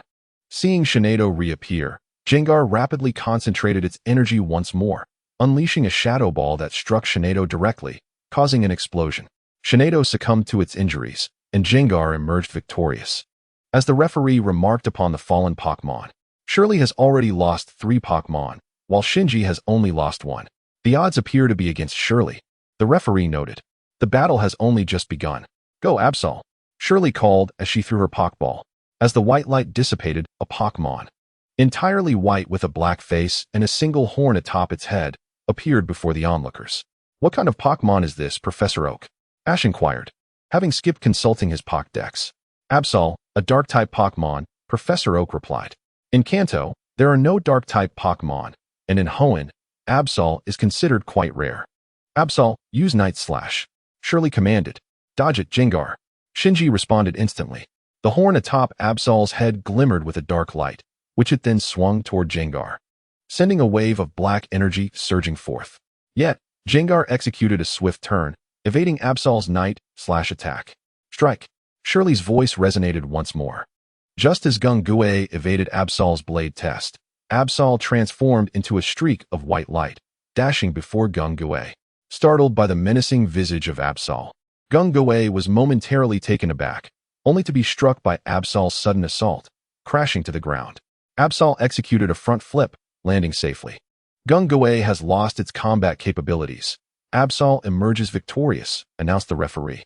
Such incredible speed, exclaimed Ash, marveling at Absol's swiftness. That move is called Pursuit, a Dark-type technique. Renowned for its remarkable speed, Professor Oak explained. Chapter 89. The the appearance of Blaziken. Absol, use Swords Dance. Shirley commanded, aware of Shinji's formidable fossil pterodactyl. She understood that if she could not incapacitate it in one decisive blow, it would seize the opportunity to counterattack. See through it, Shinji shouted. The fossil pterodactyl's gaze fixated on Absol, emitting a beam of red light that struck Absol and promptly vanished. It appeared that Shinji was intent on determining the outcome with Shirley's Absol in one fell swoop. 100 million ton impact. Shinji bellowed. Sacrificial attack. Shirley cried out. Faced with Shinji's fossil pterodactyl's strongest strike, Shirley had no choice but to counter with Absol's most powerful move. Having already been targeted by the fossil pterodactyl's ability to see through attacks, there was no evading it now. Shirley had to gamble everything, hoping that the enhanced Absol could prevail. Bang! The clash of their most potent techniques erupted in a tremendous explosion, engulfing both combatants in the smoke generated by the force. Their power is evenly matched. Ahong shouted with exhilaration. Absol has lost, Brock remarked, fixating on Absol. Why? As curiosity enveloped the onlookers. Absol's expression contorted in agony before it gradually succumbed to the ground. Absol, Shirley gasped in shock. Absol has lost its combat capabilities. Fossil pterodactyl is victorious. It seemed that Shinji had calculated perfectly. Even if Absol's strength could defeat the fossil pterodactyl, the exertion from the battle would deplete its stamina, leading to the adverse effects of the sacrificial attack, rendering it incapable of continuing. Professor Oak observed Shinji with admiration. Go forth, Metagross. Shirley tossed her Pokeball, calling out. Shinji, glancing at Metagross, anticipated that Shirley's final Pokémon would be Blaziken. Let us battle, Houndoom. Use Flamethrower. Shinji commanded as Houndoom was deployed. Metagross, use Confusion. Shirley shouted. Metagross's eyes glowed blue, effortlessly controlling Houndoom's Flamethrower, redirecting the flames aside. Don't let it waste, Houndoom. Shinji chuckled. Upon hearing this, Houndoom swiftly leaped into the discarded Flamethrower, harnessing its fire-attracting nature to absorb the flames. Shinji's Speed Dog astonishingly absorbed its own jet of flames to augment its attack power. Speed Dog, use Flamethrower. Shinji commanded. Just as Sherry was poised to shatter the Flamethrower and prevent Speed Dog from absorbing it again, Speed Dog swiftly executed Quick Attack, plunging into the Flamethrower and once more absorbing its flames. Enveloped in a blazing inferno, it unleashed a fire impact towards Sherry's Metagross. At that moment, Sherry comprehended that Shinji's previous assaults were merely a strategy to bolster the potency of Speed Dog's fire impact. However, as she beheld the colossal flames approaching Metagross, she realized she had no choice but to engage fiercely once more. Metagross, use your strongest illusion technique and Hyper Beam to block. Sherry shouted. The illusion technique enveloped Speed Dog's fire impact, yet Speed Dog continued its relentless advance, seizing the opportunity afforded by the illusion technique. Metagross readied its orange Hyper Beam and unleashed it directly at Speed Dog. Boom! Speed Dog was hurled backward, crashing to the ground and enduring the recoil from the fire impact. Meanwhile, Metagross was gasping heavily, clearly suffering as well. Speed Dog, use Flamethrower. Shinji shouted, slowly rising. Speed Dog directed a Flamethrower at the immobilized Metagross. However, due to its severe injuries, this Flamethrower lacked even half its usual strength. Nevertheless, it was more than sufficient to deal with the barely conscious Metagross. Metagross has lost its fighting capability. Speed Dog is the victor, the referee declared. Sherry's final Pokémon was her starter, yet with only one Pokémon remaining, could she triumph over Shinji, who still had 4? Blaziken, Sky Uppercut. Sherry exclaimed. Speed Dog, evade. Shinji commanded, but before he could issue the order, Blaziken charged directly at Speed Dog, delivering a punch that sent it flying. Speed Dog has lost its fighting capability. Blaziken is the victor. What incredible speed! Brock exclaimed in astonishment. Fantastic, Sherry. Keep fighting like this. Ash, who had initially doubted Sherry's chances, now felt a surge of excitement at the prospect of her victory. Chapter 90. Sherry's regrettable defeat. Blaziken let out a triumphant cry before launching a Flamethrower to showcase its formidable power. Sherry's Blaziken effortlessly defeated Shinji's Speed Dog with a single blow, demonstrating its prowess. Faced with Sherry's Blaziken, Shinji summoned his powerful Aerodactyl, but could the injured Aerodactyl possibly overcome Blaziken? It appeared that Shinji intended to wear down Blaziken's stamina with his weakened Aerodactyl. Brock analyzed. Blaziken, use Flamethrower. Sherry commanded. Aerodactyl, use Rock Slide. Shinji shouted. Boom. The rock slide collided with the flamethrower, resulting in a tremendous explosion. Blaziken, charge in and execute sky uppercut. Sherry urged. Dodge and unleash hyper beam. Shinji countered. Upon hearing the call, Blaziken swiftly leaped into action, dashing into the smoke before emerging right before the fossil pterodactyl. With a fierce upward punch aimed at the pterodactyl's head, Blaziken found its attack deftly evaded as the creature sidestepped. Consequently, Blaziken, having struck nothing but air, began to descend, yet with remarkable agility, executed a somersault and landed safely. However, the threat was not over, as the fossil pterodactyl unleashed a devastating beam of destruction. Blaziken, be careful, shouted Cheryl in alarm. As Blaziken touched down, it sensed the imminent danger from behind. With a swift turn, its right foot ignited with fierce flames, delivering a powerful kick that sent the beam hurtling away, resulting in a tremendous explosion nearby. What? Shinji exclaimed in astonishment. As the smoke dissipated, Cheryl's Blaziken stood unharmed, a sight that left onlookers in disbelief. What immense strength! Ahong remarked, gazing at Blaziken in awe. Indeed, Cheryl's Blaziken exhibits remarkable speed and power, Brock added, equally impressed. How incredible! Cheryl's Blaziken, with just a fiery kick, has repelled the pterodactyl's destructive beam. Its power is truly astonishing. Now, Blaziken, unleash the sky uppercut, Cheryl declared triumphantly. With fervor, Blaziken leaped once more towards the fossil pterodactyl, executing another powerful sky uppercut. This time, the pterodactyl was rendered immobile by the previous beam and could only watch helplessly as Blaziken's strike connected with its head. A resounding thud echoed as the pterodactyl plummeted to the ground. The fossil pterodactyl has lost its fighting capability. Blaziken is victorious, the referee announced. After delivering the blow, Blaziken performed a graceful backflip before landing on the ground. Yet, upon landing, Blaziken suddenly cried out in pain, collapsing onto one knee. What's wrong, Blaziken? Cheryl inquired with concern. Noticing the situation, Shinji leisurely addressed Cheryl. Haven't you realized? What do you expect? To kick away the fossil pterodactyl's beam with Blaziken's strength? Surely, you must see the impossibility in that. With a smirk, Shinji continued, Blaziken must have sustained injuries from exerting itself to repel that beam. It likely cannot rise now. Blaziken remained on one knee, its expression a portrait of agony. Darn it. Blaziken, can you still stand? Cheryl asked anxiously. Blaziken attempted to rise, but the intense pain in its right foot forced it back down. How could this happen? Ash questioned, panic evident in his voice. Cheryl has lost, Professor Oak observed. Looking at the incapacitated Blaziken, it seems Blaziken can no longer stand. It is now an unyielding target for Shinji to attack at will. This is infuriating. To lose to Shinji in such a manner. Ahong and Ash exclaimed in frustration. Compared to Ahong and Xiaoji, it is likely that Sherry feels a deeper sense of frustration at her defeat. Yet, what can dissatisfaction achieve? Continuing the battle would yield the same outcome, merely exacerbating the injuries of her fiery opponent. Contemplating this, Sherry reluctantly conceded. Upon hearing her admission of defeat, the fiery bird struck the ground in a fit of rage, expressing its discontent. With Sherry's resignation, the champion of this quartz conference was declared to be Shinji from Huzhong City. Following the referee's announcement, the audience rose in a chorus of cheers and applause, vociferously chanting the name of the fiery bird.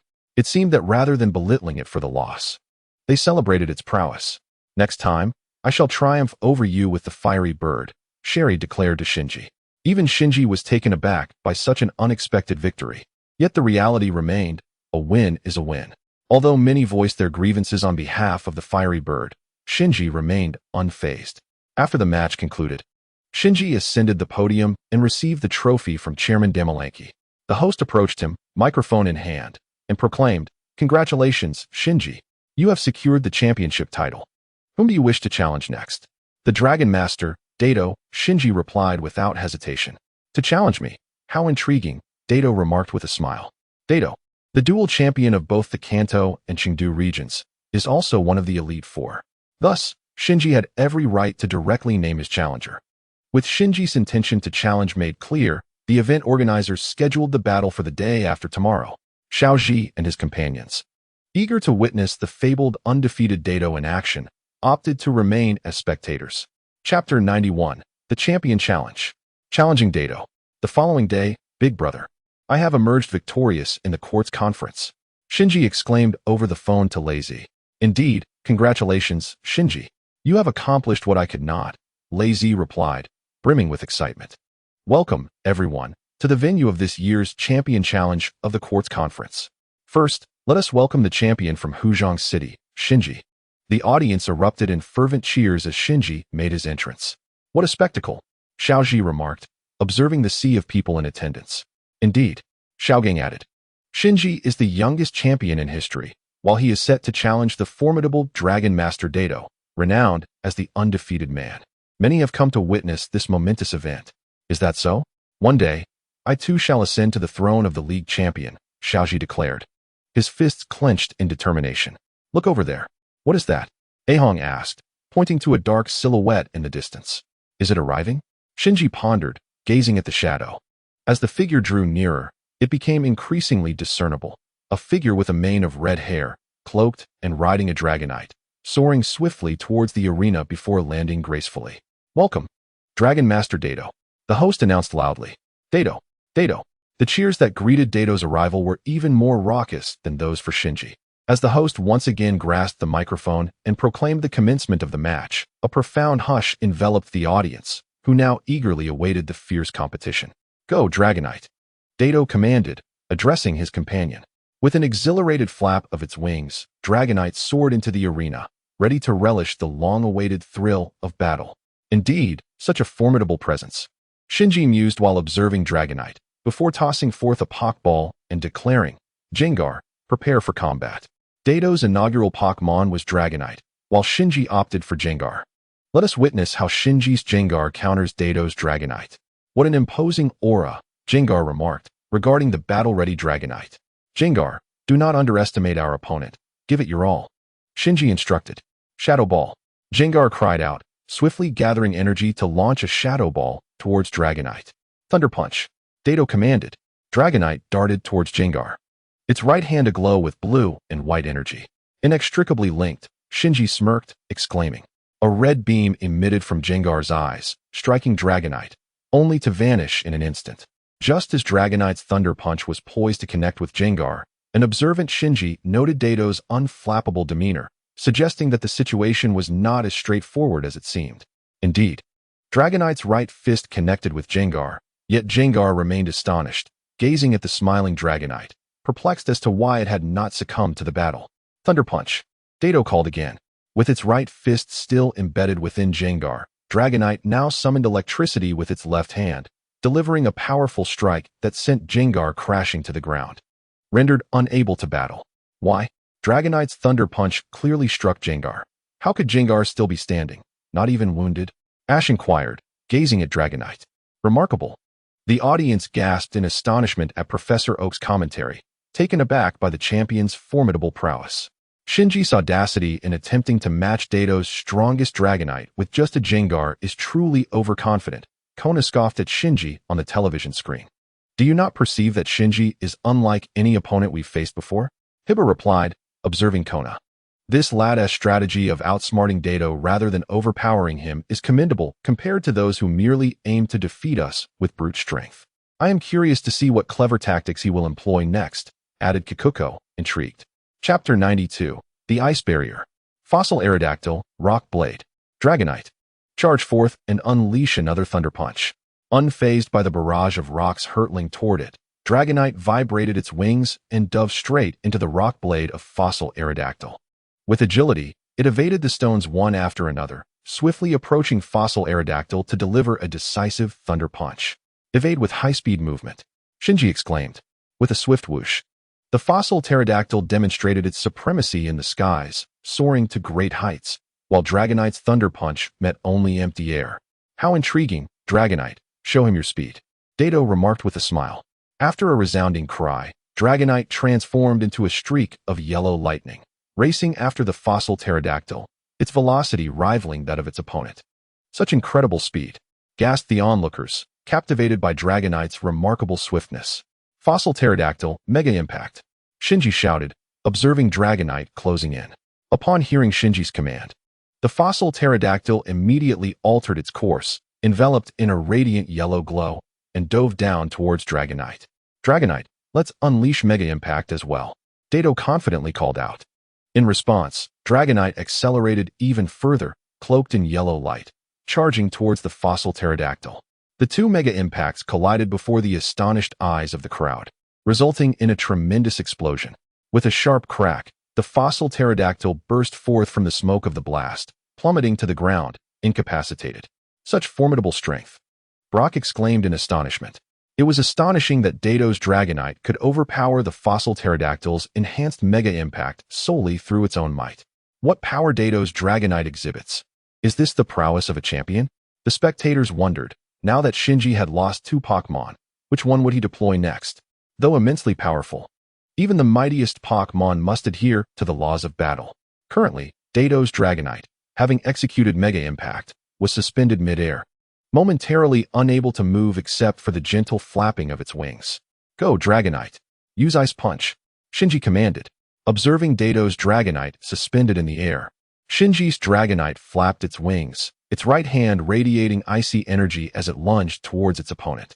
The Ice Punch struck Dato's Dragonite, sending it crashing to the ground. Shinji's Dragonite's Ice Punch had landed, delivering quadruple damage. Would this blow be sufficient to subdue Dato's Dragonite? Yet, Dato remained unfazed as his Pokémon gradually regained consciousness, slowly rising to its feet, shaking its neck with a hint of a mocking smile. Meanwhile, Shinji's Dragonite, incensed by the lack of effect from its attack, charged at Dato's Dragonite with unrestrained fury, preparing to unleash another Ice Punch. What?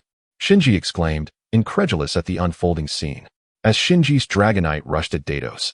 Its Ice Punch was unexpectedly intercepted by Dato's Dragonite, which countered with a shocking electric strike.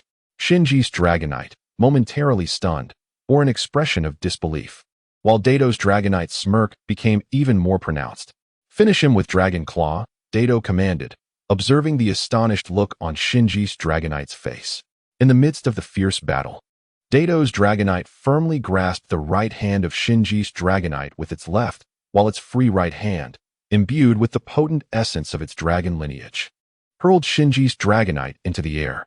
With this decisive blow, Shinji's Dragonite succumbed, leading to Dato's victory as the referee announced the outcome. Dato was undeniably formidable. In so short a time, Shinji had already lost 3 Pokémon. Dato is truly impressive. Even Shinji cannot match his strength, Ash remarked, gazing at Dato in awe. Indeed, while Shinji's prowess is commendable, he stands no chance against Dato, Ahiro responded, shaking his head. Reflecting on his own inability to contend with Shinji, Ahiro realized that in comparison to Dato, his own limitations were even more pronounced. As the battle continued, Psyduck prepared to engage. Shinji once again threw a Pokeball, exclaiming with renewed fervor, seemingly undeterred by the previous setbacks. Psyduck, use Ice Beam. Shinji commanded. Dragonite, charge in and unleash Thunder Punch. Dato instructed. Once more, Dragonite demonstrated its remarkable speed and evasiveness, deftly dodging Psyduck's Ice Beam before closing in beside it, poised to execute Thunder Punch. Ice Barrier, Shinji shouted urgently. Upon hearing Shinji's command, Psyduck swiftly collapsed to the ground, writhing as it unleashed a continuous stream of Ice Beam, which began to swirl protectively around it. Dragonite, caught off guard by this peculiar assault, was suddenly thrust back by the rotating Ice Beam. Chapter 93. Gyarados. Incredible. Shinji's strike not only thwarted Dragonite's attack, but also inflicted injury upon it, Dato observed, momentarily taken aback by the unusual attack.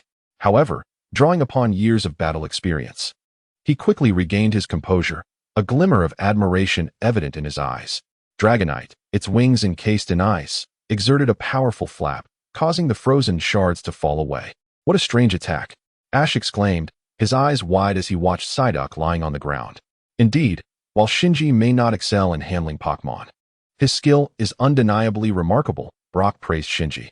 With this, Dato's Dragonite should be unable to attack, Ahiro remarked to the group. I wouldn't be so certain, with Mr. Dato's experience, he will likely find a flaw in no time. Shelly, who had been silent until now, chimed in. Inside the room, Shiba, this kid is quite impressive.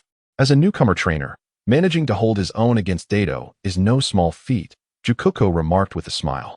Yes. If he continues to improve over the next few years, he may very well join our ranks, Kona added, nodding in agreement.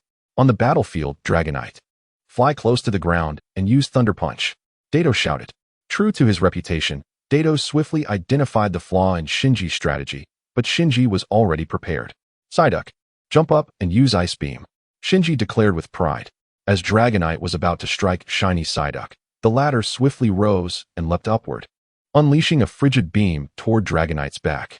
The icy ray struck true, eliciting a pained cry from Dragonite. This was likely the first genuine injury it had sustained in the match. Competitor Shinji had successfully compelled champion Dato to substitute his strongest ally, Dragonite. This kid possesses some skill, managing to force Dato to switch out Dragonite, remarked Shiba in astonishment. Indeed, this match is becoming increasingly intriguing, chuckled Kona. Dato's second Pokémon was the fearsome Gyarados, but in a land-based arena, deploying a creature that could not move on solid ground seemed questionable. Psyduck, use Ice Beam. Shinji called out. Regardless of Dato's strategy, utilizing Gyarados on land rendered it an easy target, no matter how powerful it might be. It simply could not withstand a war of attrition. Use Thunderbolt. As soon as Dato issued the command, Gyarados swung its massive tail down with force, leaping into the air to evade shiny Psyduck's Ice Beam. It then erupted with electric energy, launching a golden thunderbolt directly at shiny Psyduck, which struck with precision. Shiny Psyduck is unable to continue. Gyarados is the victor, announced the referee. What incredible speed! Shinji exclaimed, astonished. He had not anticipated that the colossal Gyarados could leap so swiftly, propelled solely by the strength of its tail, nor that Dato's Gyarados could unleash attacks with such rapidity. Dato is truly formidable. At this point, Shinji has yet to gain any advantage, Brock interjected. Upon hearing Brock's words, a profound silence enveloped the room as everyone began to contemplate the gap between themselves and Dato. With shiny Psyduck down, what would be Shinji's fifth Pokémon? Torterra. Prepare for battle. Shinji called as he tossed out a Pokeball. The initial Pokémon of Shinji had finally appeared, showcasing his starter from the Sinnoh region. Let us now witness the prowess of Shinji's Torterra. Torterra, Leaf Storm. Shinji commanded. Hurricane. In response to Shinji's formidable Leaf Storm, Dato promptly ordered a counterattack. The Leaf Storm erupted from the tree atop Torterra, while Gyarados unleashed a hurricane, the two powerful currents intertwining until they culminated in an explosive clash, sending shockwaves that buffeted both Dato and Shinji. Torterra Rock Slide. Aqua Tail. Several boulders were propelled from Torterra's side toward Gyarados, but the latter, enveloped in water energy, shattered the rocks with its powerful tail. Plant Harden. Shinji shouted. Just as Gyarados obliterated the last of the rocks, Torterra raised a front leg and brought it crashing down, causing massive vines to erupt from beneath Gyarados, forcefully launching it away. Destructive Beam. Dato commanded with a swift gesture. The battered Gyarados opened its eyes, filled with pain, and gazed at the distant Torterra. From its gaping maw, a surge of orange energy began to coalesce, striking directly at the Torterra. A cataclysmic explosion erupted upon impact, flipping the cumbersome creature upside down. With its combat capabilities extinguished, Gyarados emerged victorious. It was astonishing how quickly Gyarados could rebound from such a devastating blow to launch a counterattack. Truly, it was worthy of its trainer, Dato. Professor Oak exclaimed in surprise. Chapter 94, The Dragon-type Gyarados. Thunderfang. Seizing the moment while Gyarados was incapacitated, Shinsuke commanded his shiny Charizard to attack, with its right hand crackling with golden lightning. Shiny Charizard lunged forward, aiming a strike at Gyarados' thick scales. However, instead of the anticipated debilitating effect of the Thunder Fang, Gyarados exhibited no signs of distress, instead revealing a mocking grin before retaliating with a powerful water tail, sending shiny Charizard flying.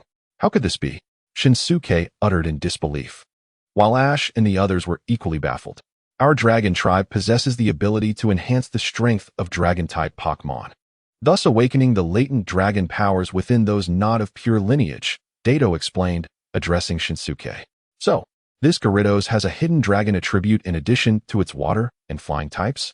Shinsuke pondered aloud, momentarily stunned. Indeed, Dato affirmed with a nod. Does this mean it is immune to electric-type attacks? Ash exclaimed, incredulous. Not immune, merely resistant, Brock clarified. It also possesses resistances to water, fire, and grass.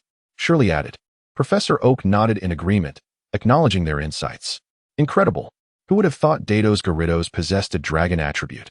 This meant Shinsuke's shiny Charizard's fire, flying, and electric-type moves would have little effect on the Gyarados, leaving Shinsuke to contemplate his next strategy. Shinsuke closed his eyes, deep in thought on how to confront a Gyarados with 3 attributes, while Dato remained unfazed, calmly awaiting Shinsuke's move.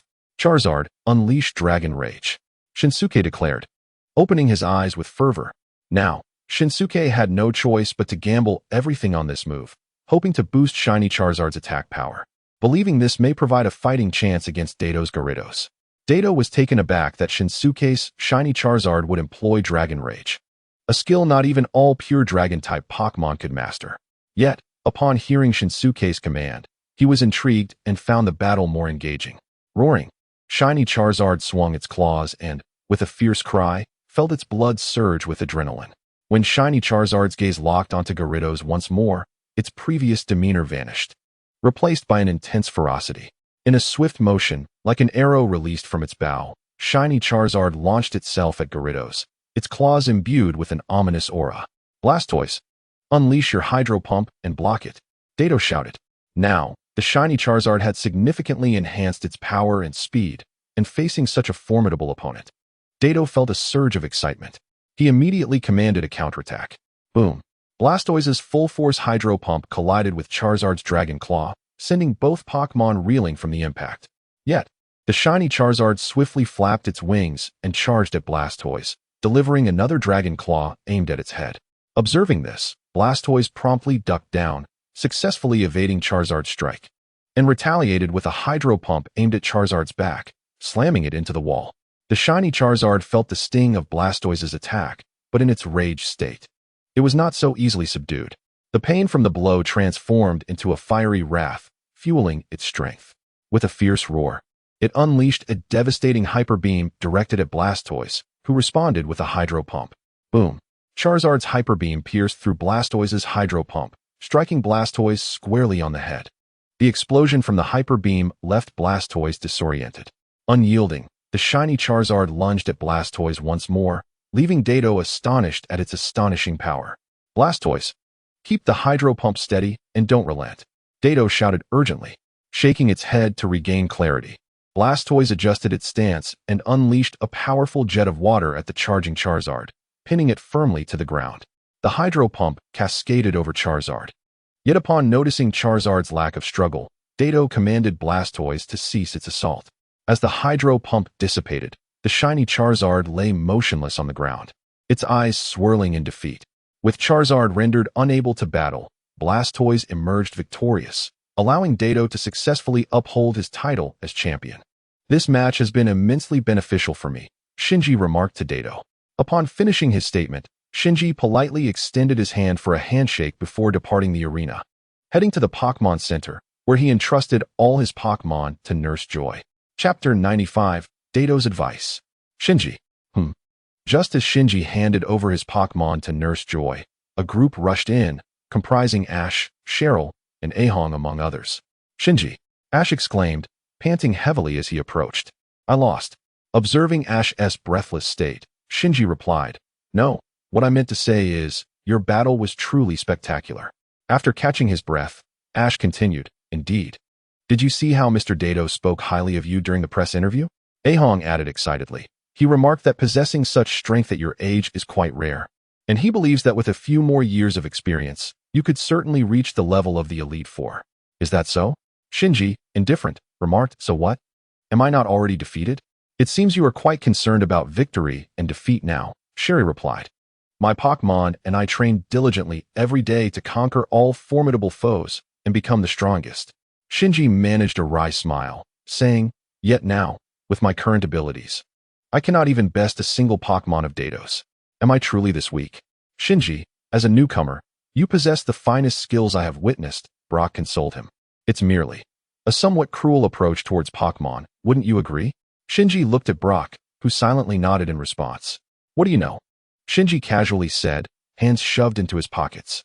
I once saw someone who, like Ash, was filled with love for their Pokémon.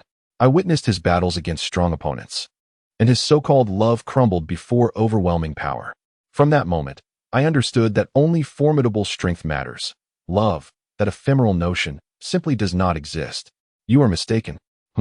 Just when everyone seemed at a loss, Dato's voice resonated at the entrance of the Pokémon Center. Dato? Shinji called out, gazing at him. Shinji, I know you feel lost right now, Dato said as he approached. Lost. Indeed, I experienced such feelings at the onset of my journey, Shinji admitted. However, after that battle, I came to realize that strength is the undeniable truth. Shinji, there is no need to rush your explanation. You should be grateful for experiencing this confusion so early. Dato smiled. I too once grappled with the dilemma between affection for Pokémon and the pursuit of immense power. It is not just me. Others like Shiba, Kona, and Kikuko have faced similar crossroads. This is a fundamental question one must clarify to become a true stronghold. Mr. Dato, what is there to ponder? Surely, love for Pokémon should surpass all else, Ash chimed in cheerfully. Indeed, different trainers adopt various training methods and specialize in distinct realms. There is no singularly correct way to train. Each approach has its advantages and disadvantages. However, many training philosophies ultimately fall into two categories. The first focuses on the feelings and happiness of Pokémon, fostering strong bonds. The second emphasizes the power and abilities of Pokémon. Trainers often engage in heated debates over these two perspectives.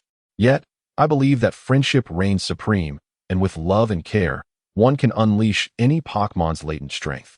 Dato patted Shinji's shoulder and said, I hope you grasp this notion. Well, it's getting late. I must take my leave, Sherry announced after a brief silence. Sherry, are you departing so soon? Will we meet again? Ahong asked reluctantly.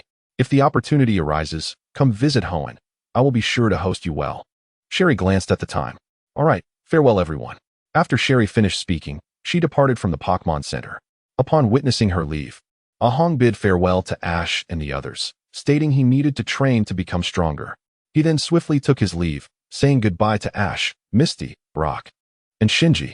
Seeing Shinji lost in thought, Brock took Ash and Misty away from the Pokémon Center, leaving Shinji to ponder alone. Since you are strengthening yourself as a first-class individual, allow me to inform you that second-class individuals can also triumph over you. Shinji reflected on the departing figures of Ash and his companions, grappling with the notion that, from the very beginning, he had been unwilling to accept that anyone besides Ash could attain strength through love. Chapter 96, A New Journey. The Orange Alliance. Your Pokémon are all ready. Nurse Joy said with a smile. Yes. Out on the azure sea, the distant winged gulls soared and circled gracefully. Meanwhile, Shinji was perched atop his Dragonite, heading towards the first destination of the Orange Alliance, the western star of the Southern Cross, home to the Citrus Gym on Citrus Island. Dragonite. We have just 50 nautical miles left. Full speed ahead, Shinji declared as he stowed away the map. With a roar, Dragonite surged forward at full velocity, swiftly carrying Shinji to Citrus Island. True to its reputation as the Flying Dragon Ambassador, it soon landed Shinji at his destination. After inquiring with a passerby about the location of the Citrus Gym, Shinji ventured forth, traversing the dense jungle for half a day. At last, he caught sight of the distant Citrus Gym, prompting him to hasten his pace towards it. Hey, wait. Just as Shinji was about to reach the gym, a child appeared, blocking his path. Did you not see the coconuts over there? The child inquired. I saw them. If you saw them, why not pick them up? How do I pick them up? Shinji retorted coldly. Encountering an idiot. How unfortunate. The child huffed, striding over to grab a coconut. Like this, suddenly, as the child lifted the coconut, he triggered a trap he had set, resulting in a bucket of water cascading down upon him. Stunned, the child froze. But upon catching sight of Shinji's mocking grin, he realized he had been duped and rushed to intercept Shinji once more. How dare you play tricks on me? The child exclaimed, brandishing a Pokeball. Watch how I teach you a lesson. Hey, Ada, are you causing trouble again? A woman appeared, reprimanding Ada while turning to Shinji to apologize. I'm sorry, my brother Ada tends to act this way. But sister, I was the one being bullied. Why apologize? Ada protested. I saw everything that happened. It was clearly your fault, yet you dare to argue. Faced with his sister's words, Ada fell silent. Hello. I am Shinji from HJ City, here to challenge you. Shinji addressed the still fuming Dunmei. Oh, I see. Dunmei of the Western Star of the Southern Cross. Accept your challenge. Follow me. Subsequently, Dunmei led Shinji into the dojo, preparing for the competition. Hurry up, let us duel. Ada exclaimed excitedly from the side. Ada. Step aside and observe. Dunmei impatiently pushed Ada aside, and then turned to Shinji, saying, The Orange League matches are not limited to mere Pokémon battles. We shall determine the victor through 2 decisive contests. Understood, Shinji nodded in agreement. Ada then retrieved a remote control and pressed a button, causing a roll-up door to open, revealing a long table adorned with empty cans. Next, Ada continued, pressing another button, which opened the entire arena to reveal a swimming pool. The battle would be decided by a water gun showdown. Dume tossed her Pokeball and summoned a Seadra. Dragonite. Shinji also released his Pokeball. Is it really necessary to use a legendary Pokémon like Dragonite for a mere water gun battle? Ada remarked. Though it was evident that Ada was thrilled to see Dragonite, while Dume appeared astonished at Shinji's choice. I comprehend the rules. We can commence, Shinji stated impatiently, now exuding a colder demeanor than before. Dume, feeling slighted by Shinji's urgency, perceived that he was not taking her seriously. Very well, let us begin. Let us see whose Pokémon can knock down all the cans first, Dume said with dissatisfaction. The match starts now. At Dume's command, both Seadra, hovering above the pool, and Shinji's Dragonite unleashed their water guns at the empty cans on the table, knocking them down one by one. When the last can fell, both sides ceased fire. Ada then opened a wall, and at Dume's signal, he controlled flying discs to appear before them. Seadra immediately fired a water gun, shattering the discs. Now it's your turn, Dume declared with confidence. However, Shinji remained stoic, fixated on Dragonite without issuing any commands. Dragonite effortlessly shattered the incoming discs, resulting in a tie once again. Quite impressive, Dume remarked. Now we must aim for the same disc and see who hits it first. Are you ready? Ada inquired. Seadra and Dragonite focused intently on the spot where the next disc would emerge, not daring to slacken their concentration. Whoosh! The disc soared through the air, and Seadra, accustomed to competition, fired a water gun first. Yet Dragonite matched its speed, growing faster, and just before Seadra's water gun could strike the disc, Dragonite's shot pierced through Seadra's blast, shattering the disc. Shinji emerged victorious in this round. You have won this match, Dume acknowledged. Next, we shall engage in the wave-riding duel. Chapter 97. Obtaining the Cherry Blossom Badge. Shinji, alongside Dume and her brother, arrived at the beach outside the dojo, ready for the second wave-riding contest. Let us get started. Shinji coldly urged Dume. Dume sighed and said, All right, let us commence. Soon, you shall witness what it means to ride the waves. With that, she summoned her trusty Blastoise, while Shinji released his own Blastoise from its Pokeball. Sister, he too has a Blastoise, Ada exclaimed, observing Shinji's Blastoise. It's so much larger. It's a whole head taller than yours. Dunmei regarded Shinji's Blastoise and acknowledged that, in terms of size, her Blastoise was indeed not as impressive. However, she took solace in the fact that her Blastoise was battle-hardened, and thus she was unconcerned about the disparity in size. Once Dunmei completed her thoughts, her Blastoise dove into the water, preparing for the challenge, while she mounted its back. Seeing this, Shinji followed suit. Ready? Ada announced, holding a megaphone. Begin. At Ada's command, both Dunmei and Shinji steadied themselves atop their respective Blastoises, which surged towards a distant flag. Remarkably, their speeds were evenly matched, each Blastoise striving to circle the flag first. Blastoise, take the inside line, Shinji commanded coldly. Competing on water mirrored racing on land. Securing the best position during the turn would guarantee victory. Accelerate. Stop him. Blastoise. Push forward. Dunmei urgently issued her commands. The two Blastoises collided, their sturdy bodies clashing, nearly causing both trainers to lose their balance and tumble into the water. Shinji was slightly taken aback, observing Dunmei's Blastoise. He did not expect her Blastoise to possess such formidable strength. As Shinji watched Dunmei's retreating figure, he realized that his own Blastoise, being exceptionally well-developed, was considerably heavier than the average Blastoise. This excess weight resulted in increased water resistance, leading to greater energy expenditure. Noticing Dunmei's smile when she briefly surpassed him, he suspected she had already deduced this fact, waiting for the moment when his Blastoise's stamina began to wane, thus allowing her to overtake him. Blastoise, keep going. We are so close to victory, Dunmei encouraged, gazing at the finish line in the distance. Meanwhile, the gap between her and Shinji continued to widen. Now unleash Hydro Pump, Shinji shouted to his Blastoise. With a mighty roar, Blastoise withdrew its head and limbs into its shell, then executed a swift 180-degree turn, spinning like a whirlwind. Shinji elegantly repositioned himself atop the rear of Blastoise's shell, and then it unleashed Hydro Pump, sending forth powerful jets of water to propel them forward. With the boost from Hydro Pump, Blastoise's speed surged, swiftly overtaking Dunmei's Blastoise as it raced towards the finish line. What? Dunmei gasped in astonishment, witnessing Shinji and his Blastoise pulling ahead. Beep! As Ada's megaphone signaled the end. Dunmei could only watch helplessly as Shinji crossed the finish line, triumphing in the race. Chapter 98. Capturing the Crystal Onyx. At this moment, Shinji, while traveling through the Orange League, reclined comfortably on the back of his Blastoise, which was leisurely gliding towards the next destination. The vast expanse of the ocean enveloped him, and he reveled in the gentle caress of the sea breeze, making it nearly impossible to resist the allure of slumber. Suddenly, Blastoise shook its body and called out, stirring Shinji from his deep sleep. Slowly awakening, he rubbed his eyes and surveyed his surroundings, only to spot a glass bottle floating in the distance, within which appeared to be a piece of paper. Blastoise, let us investigate, he instructed. As Blastoise approached the glass bottle, Shinji reached out to retrieve it and carefully extracted the note inside. If anyone has knowledge of the wondrous Pokémon known as the Crystal Onyx, please do inform me. I earnestly beseech you, from Pongan Island, Zhengmei. Upon reading the note, Shinji recalled the existence of a Crystal Onyx on the Orange Archipelago. With excitement, he immediately consulted his map and directed Blastoise towards Pongan Island. Half an hour later, Shinji arrived at Pongan Island, renowned for its exquisite glass crafts. Guided by his memory, he ventured into the only shop on the island that appeared to lack patrons and had a limited selection of glass artworks. Welcome. A young girl enthusiastically pulled him inside, seemingly anxious that he might leave. My name is Zhengmei. These are all creations by my brother, Agon, she proudly introduced. Shinji examined the glass artworks and inquired, is this all you have in your shop?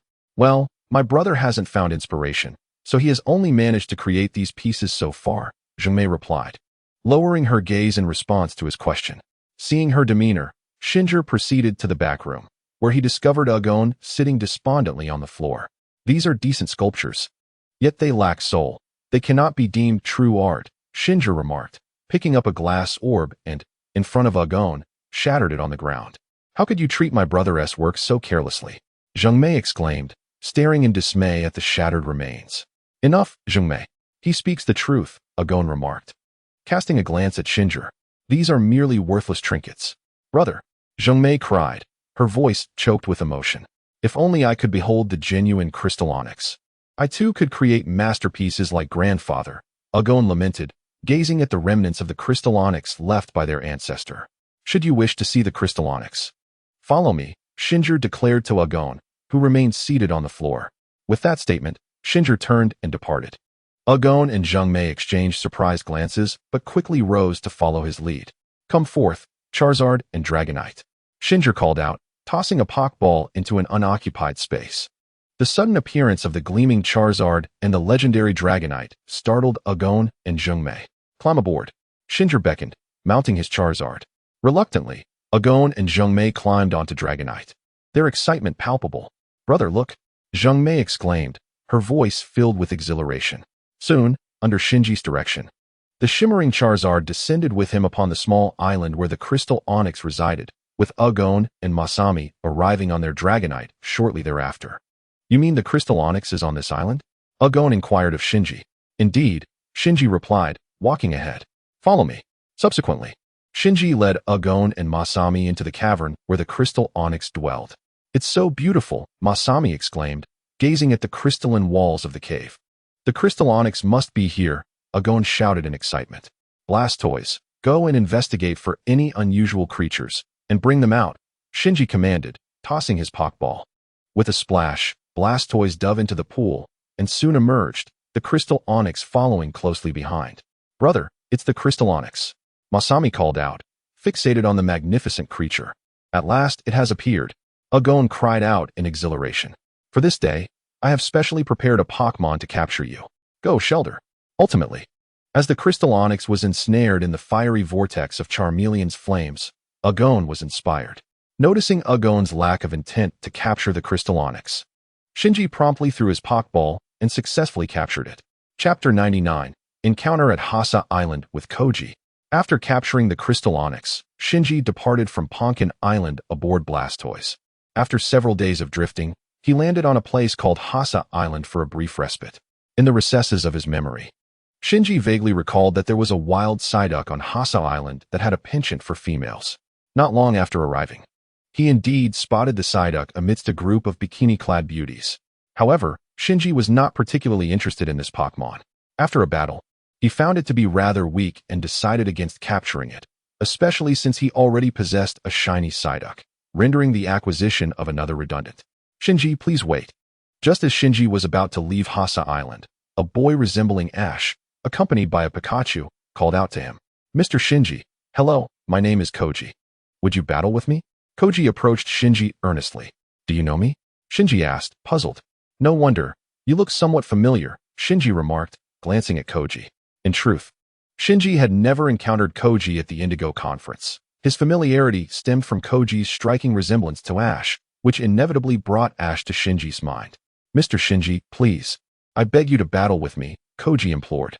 Very well, Shinji replied, unable to refuse the earnestness in Koji's eyes. They proceeded to the battle arena at the Pokémon Center on Hasa Island to prepare for their match.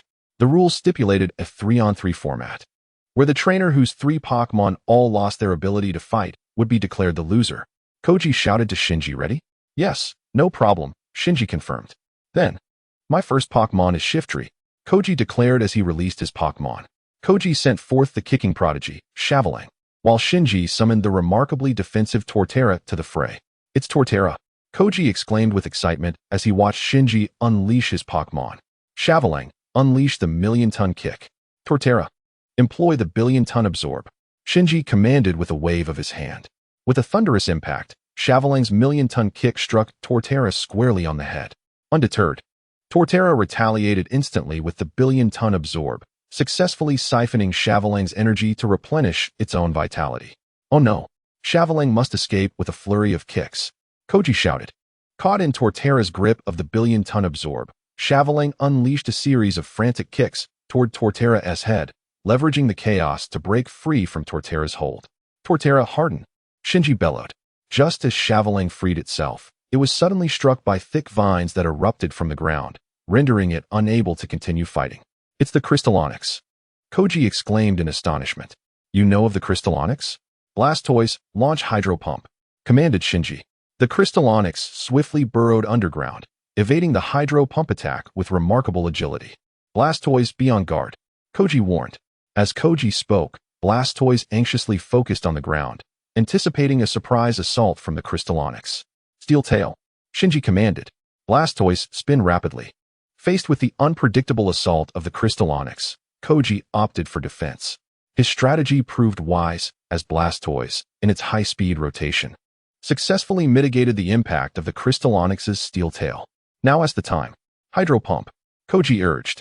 Ejected from its shell by the force of the steel tail, Blastoise emerged, unleashing a powerful Hydro Pump that struck the Crystal Onyx directly. How is this possible? Koji gasped in disbelief as the Crystal Onyx remained standing. Rock Blade. Shinji seized the moment, issuing a counterattack. With a resounding crash, the Crystal Onyx retaliated with Rock Blade, striking Blastoise. However, Blastoise's robust defenses held firm, preventing it from losing its combat ability. The Crystal Onyx is not afraid of water, Shinji explained to the astonished Koji. It fears fire. Shinji candidly revealed the Crystal Onyx's weakness, knowing that Blastoise could not utilize fire-type moves, and with Koji's final Pokémon being the flying-type Pidgeot. He felt no harm in divulging this information. Ah, I see. Koji chuckled. Blastoise, awaken your latent power. Oh no. Shinji suddenly recalled that there were skills like Awakening Power and other non-fixed attribute moves. Caught off guard, Blastoise unleashed Awakening Power, successfully toppling the Crystal Onyx. In the realm of Pokémon, it is evident that the environment diverges significantly from that of the game. Skills such as Awakening Power and Hypnosis, which are predetermined at birth, are seldom utilized, as few possess the fortuitous luck akin to Koji's, who encounters Pokémon with suitable attributes for Awakening Power. Terra Turtle, prepare for battle, Shinji commanded as he tossed the Pokeball. Fearow, unleash Quick Attack. The swift Fearow, boasting a velocity of 2 Mach, faced no restrictions within the confines of the Pokémon Center. Upon receiving Koji's command, Firo transformed into a streak of golden lightning, swiftly colliding with the Terra Turtle. Terra Turtle, use Leaf Storm Shield. The Terra Turtle promptly stirred the large tree upon its back, emitting a verdant glow as it released a powerful gust of green wind, which successfully struck Firo. Having previously witnessed Shinji's defensive technique against Dato, Koji had contemplated a countermeasure. Now, the moment for validation had arrived. Chapter 100, Koji's Dilemma. Firo, unleash your most powerful storm. Koji exclaimed excitedly. Struck by the impact, Firo stabilized mid-air before vigorously flapping its wings, conjuring a fierce storm that collided with the Terra Turtle's Leaf Storm Shield, resulting in a tremendous explosion. The force of the blast was formidable, tousling the hair of both Shinji and Koji, and even affecting Firo in the sky, albeit minimally. The arena became enveloped in smoke from the explosion, with neither side issuing commands to attack. Due to Firo's ability, it was unable to ascertain the position of the Terra Turtle. Both Pokémon were shrouded in uncertainty, rendering any offensive actions futile. They could only await the dissipating smoke. However, just as Koji prepared to strike once the smoke cleared, Shinji preemptively commanded an attack. Terra Turtle, use Rock Blade. Following Shinji's command, the Terra Turtle did not immediately attack. Instead, it paused briefly before several rocks surged forth from the smoke, hurtling towards Firo in midair. Boom! Firo was struck down by the Rock Blade, rendered incapable of battle. Terra Turtle, use Mega Drain. Blastoise, Hydro Spin. The Terra Turtle shot forth a beam of green light towards Blastoise, only to have it dispersed by Blastoise's rapid rotation. Blastoise, Ice Beam. It's Dragonite. Koji exclaimed with renewed excitement. Blastoise, once more with Ice Beam. Dragonite, Thunder Punch. Dragonite flapped its wings, showcasing its speed and power, swiftly closing the distance to Blastoise before delivering a powerful blow to its head, incapacitating Blastoise instantly. What incredible speed! What immense strength! Koji remarked, momentarily taken aback by the fallen Blastoise. In truth, Shinji understood that many competitors in this match surpassed Ash in skill. They merely encountered individuals of greater prowess early on, Koji being one among them. You have my compliments. Hao Air humbly remarked. By the way, Shinji, how did your Turtwig manage to strike my Pidgeot? Have you not noticed? What? Shinji pointed to the light fixture on the ceiling and explained, Pidgeot was soaring outside the fog, near the light on the ceiling. As soon as the smoke on the ground weakened slightly, Pidgeot's shadow appeared down below, allowing my Turtwig to lock onto your Pidgeot. I see, Hao Air replied, enlightenment dawning upon him. However, your Turtwig must share a profound bond with you. Surely, the friendship between you and your Turtwig is quite deep to achieve such synergy. Friendship? Upon hearing this word, Shinji recalled what Dato had once told him, and he shouted back at Hao Air, what friendship? My Turtwig has undergone rigorous training to attain this capability. Instead of clinging to such ephemeral concepts, you should focus on your training. That is how you will grow stronger. Hao Air, taken aback by Shinji's sudden outburst, felt bewildered. Why had this person, who had been perfectly amiable moments ago, turned so hostile? Nevertheless, Hao Air cleverly redirected the conversation. By the way, Shinji, you're here to challenge the Victory Cup, aren't you? He inquired awkwardly. If you can't handle losing, you should stay home and spare yourself the embarrassment, Shinji said seriously. No parents would cease to care for their son simply because he has not achieved success. On the contrary, if you remain out of touch, they will only worry more. At that moment, Shinji had already arrived at the seaside, releasing his Blastoise to continue his journey. Chapter 101, The White Wave Badge. After 2 days of travel, Shinji finally reached Nepru Island, the site of the second gym of the Orange League. Upon stepping onto the island, he surveyed his surroundings, discovering that there were almost no signs of human habitation. However, having watched the anime, he knew that the Nepru Gym was situated atop the mountain looming before him. Challengers, welcome to the Nepru Gym. The rules dictate that challengers must first ascend the mountain. Additionally, climbing must be accomplished using one's own strength. Any assistance from Pokémon will result in immediate disqualification. Please keep this in mind. After glancing at a sign at the foot of the mountain, Shinji began to prepare for his ascent, scaling the towering cliffs. He persevered through arduous climbing until he finally reached the snowy peak. Upon arriving, he truly felt that the summit and the base were entirely different worlds. The Orange Archipelago is known as the Island of Eternal Summer, where the climate remains spring-like year-round. However, Nepru Island is an exception. The mountain housing the Neipu Gym is the highest point in the entire Orange League, thus the summit is perpetually blanketed in snow. As he gazed out over the pristine white expanse, he was grateful for his warm jacket. Otherwise, he would surely be freezing. "Welcome to the Neipu Gym," a cheerful young man suddenly exclaimed as he approached Shinji. "I am the gym leader, the Eastern Star of the Southern Cross. My name is Dan." "Hello, I am Shinji. Here to challenge the gym," Shinji respectfully replied to Dan. "All right, no problem." In the distance, two towering columns of water erupted from the cave's mouth, releasing a wave of warmth amidst the frigid air, providing a brief respite for Shinji. "Come forth, Blastoise," he declared, casting his Pokeball. "It begins now." Nidoking, Ice Beam. Xiaodan chuckled softly at Shinji's enthusiasm before commanding the geyser. "Blastoise, unleash Ice Beam." Two pale blue beams of ice sliced through the air, simultaneously striking the solid ice atop the geyser, causing it to gradually encase the water columns in frost. "Nidoking, amplify your power," Xiaodan urged. "Blastoise, compress the volume of your Ice Beam," Shinji instructed. Xiaodan and Shinji employed divergent strategies. Xiaodan's Nidoking exerted maximum effort to enhance the potency of the Ice Beam, rendering it thicker than before, while Shinji focused on reducing the beam's volume without diminishing its strength, resulting in a more slender but faster Ice Beam from Blastoise. With a roar, both geysers succumbed to the icy onslaught, freezing in succession. Despite the close timing, both Shinji and Xiaodan discerned that Blastoise had triumphed first. "Well done. You won this round," Xiaodan remarked with a smile. "Shall we proceed to the second round?" Shinji replied eagerly. "Haha, you are quite impatient." Xiaodan laughed. "Very well. Let's commence the next contest." Xiaodan then led Shinji to a more spacious area for the second match. Clapping her hands, she instructed her two Mashokes to place the frozen ice columns before Shinji. Pointing to the design on the adjacent signboard, she continued, "Utilize 3 Pokémon. First, carve out this boat shape. Even if you win, by the way, which 3 Pokémon do you intend to use?" "I shall use this one," Shinji proclaimed. Tossing his Pokeball, and with a commanding presence, a shiny Charizard emerged, letting out a fierce roar towards the sky. "A shiny Pokémon. It appears quite formidable. Since you are so confident in using just one, I will select Machoke, Scyther, and Nidoking," Xiaodan mused, stroking her chin as she observed Shinji's shiny Charizard. She then released her Pokeballs, summoning her 3 Pokémon. The match commenced. At Xiaodan's command, her trio of Pokémon swiftly sprang into action, displaying remarkable proficiency as if they had practiced this endeavor frequently. In contrast, Shinji's shiny Charizard remained fixated on the blueprint for an extended period before finally approaching the ice columns. Roar! The shining Charizard began to unleash jets of flame towards the ice pillar.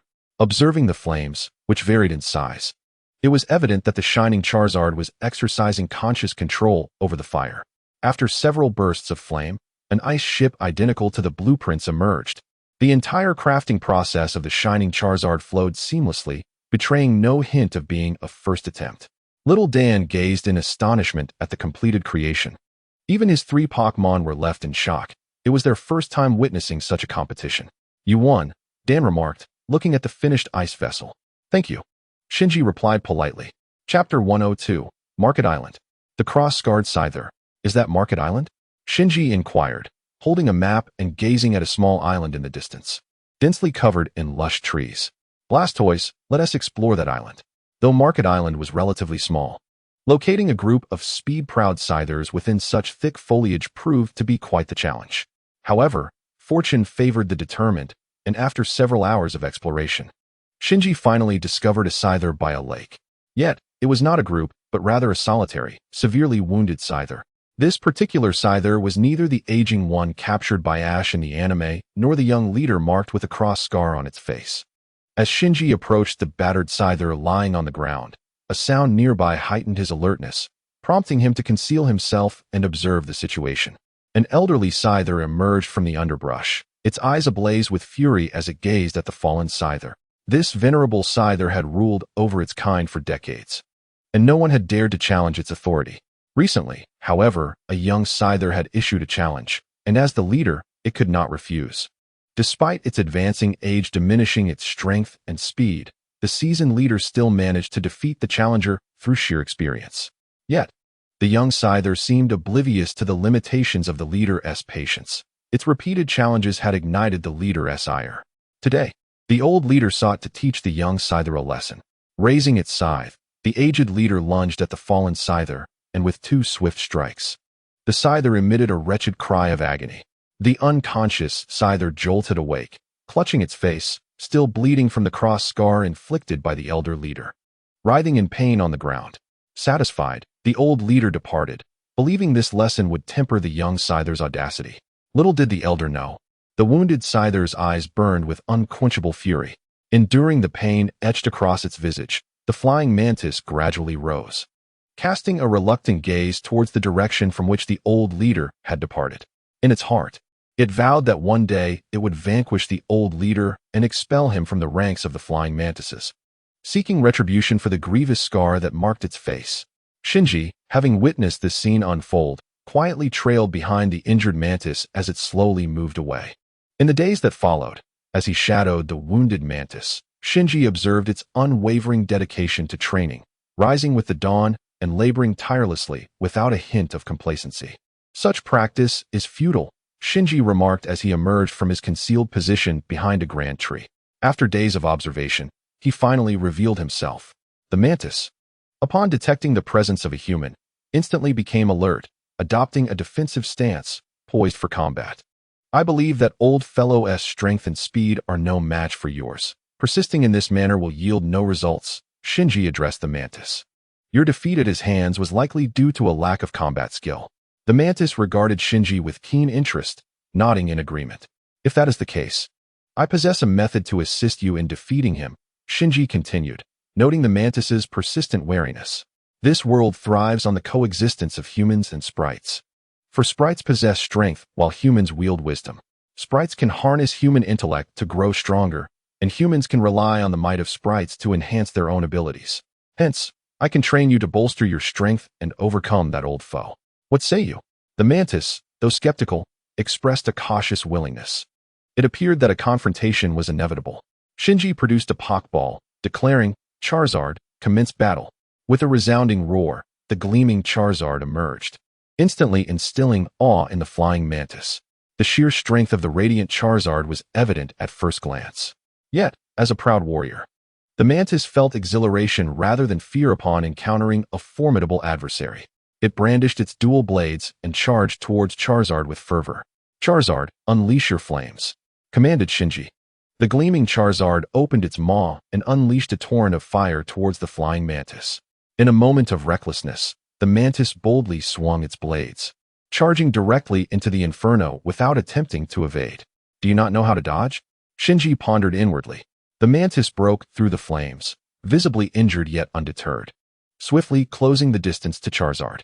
It raised its right scythe, shimmering with a radiant glow, and executed a slicing move aimed at Charizard. Ascend and unleash your flames, commanded Shinji. With a swift motion, Charizard leaped into the sky, evading the mantis's assault. The mantis, now startled by Charizard's rapid ascent, had not anticipated such speed. It could only watch helplessly as Charizard's fiery breath struck true, enveloping it in searing flames, eliciting a cry of anguish. Enough, cease the attack, Shinji ordered Charizard. The shiny Charizard ceased its fiery assault, and as the flames dissipated, a scyther, charred, and with its eyes swirling in a daze, collapsed to the ground. Shinji, witnessing this, shook his head. He now comprehended why he had succumbed to that old man. In the realm of Pokémon, there were not many creatures like Scyther that relied solely on brute strength, akin to Ash's Trico at the outset, which also knew nothing but to confront challenges head-on. However, such diminutive Pokémon possessed a notable advantage. Their inherent strength was not trivial, or they would not have been so presumptuous. Are you eager to grow stronger? Shinji inquired, gazing at the recovering Scyther. After a moment's contemplation, Scyther silently nodded in agreement. In the ensuing days, Shinji embarked on an arduous training regimen for Scyther, aiming to enhance its strength and speed, while also instilling the necessity to abandon its reckless approach of facing opponents without evasion. Naturally, during this time, Shinji's other Pokémon were not idle. He had issued training directives to them as well. Scyther was left astounded as it observed the training of Shinji's other Pokémon. Initially, it believed that the shiny Charizard was Shinji's strongest creature, only to discover that he also possessed a legendary Pokémon, Dragonite, alongside a mutated Crystallonix. a massive Blastoise, and an unfamiliar Torterra. The presence of these formidable Pokémon undoubtedly intensified the pressure on Scyther, compelling it to take its training more seriously. Scyther had once aspired to lead its entire kind, to become the mightiest on Makoto Island. Yet it now realized the vastness of the world and the existence of even stronger beings beyond its home. Days passed. Charizard, unleash Flamethrower, commanded Shinji.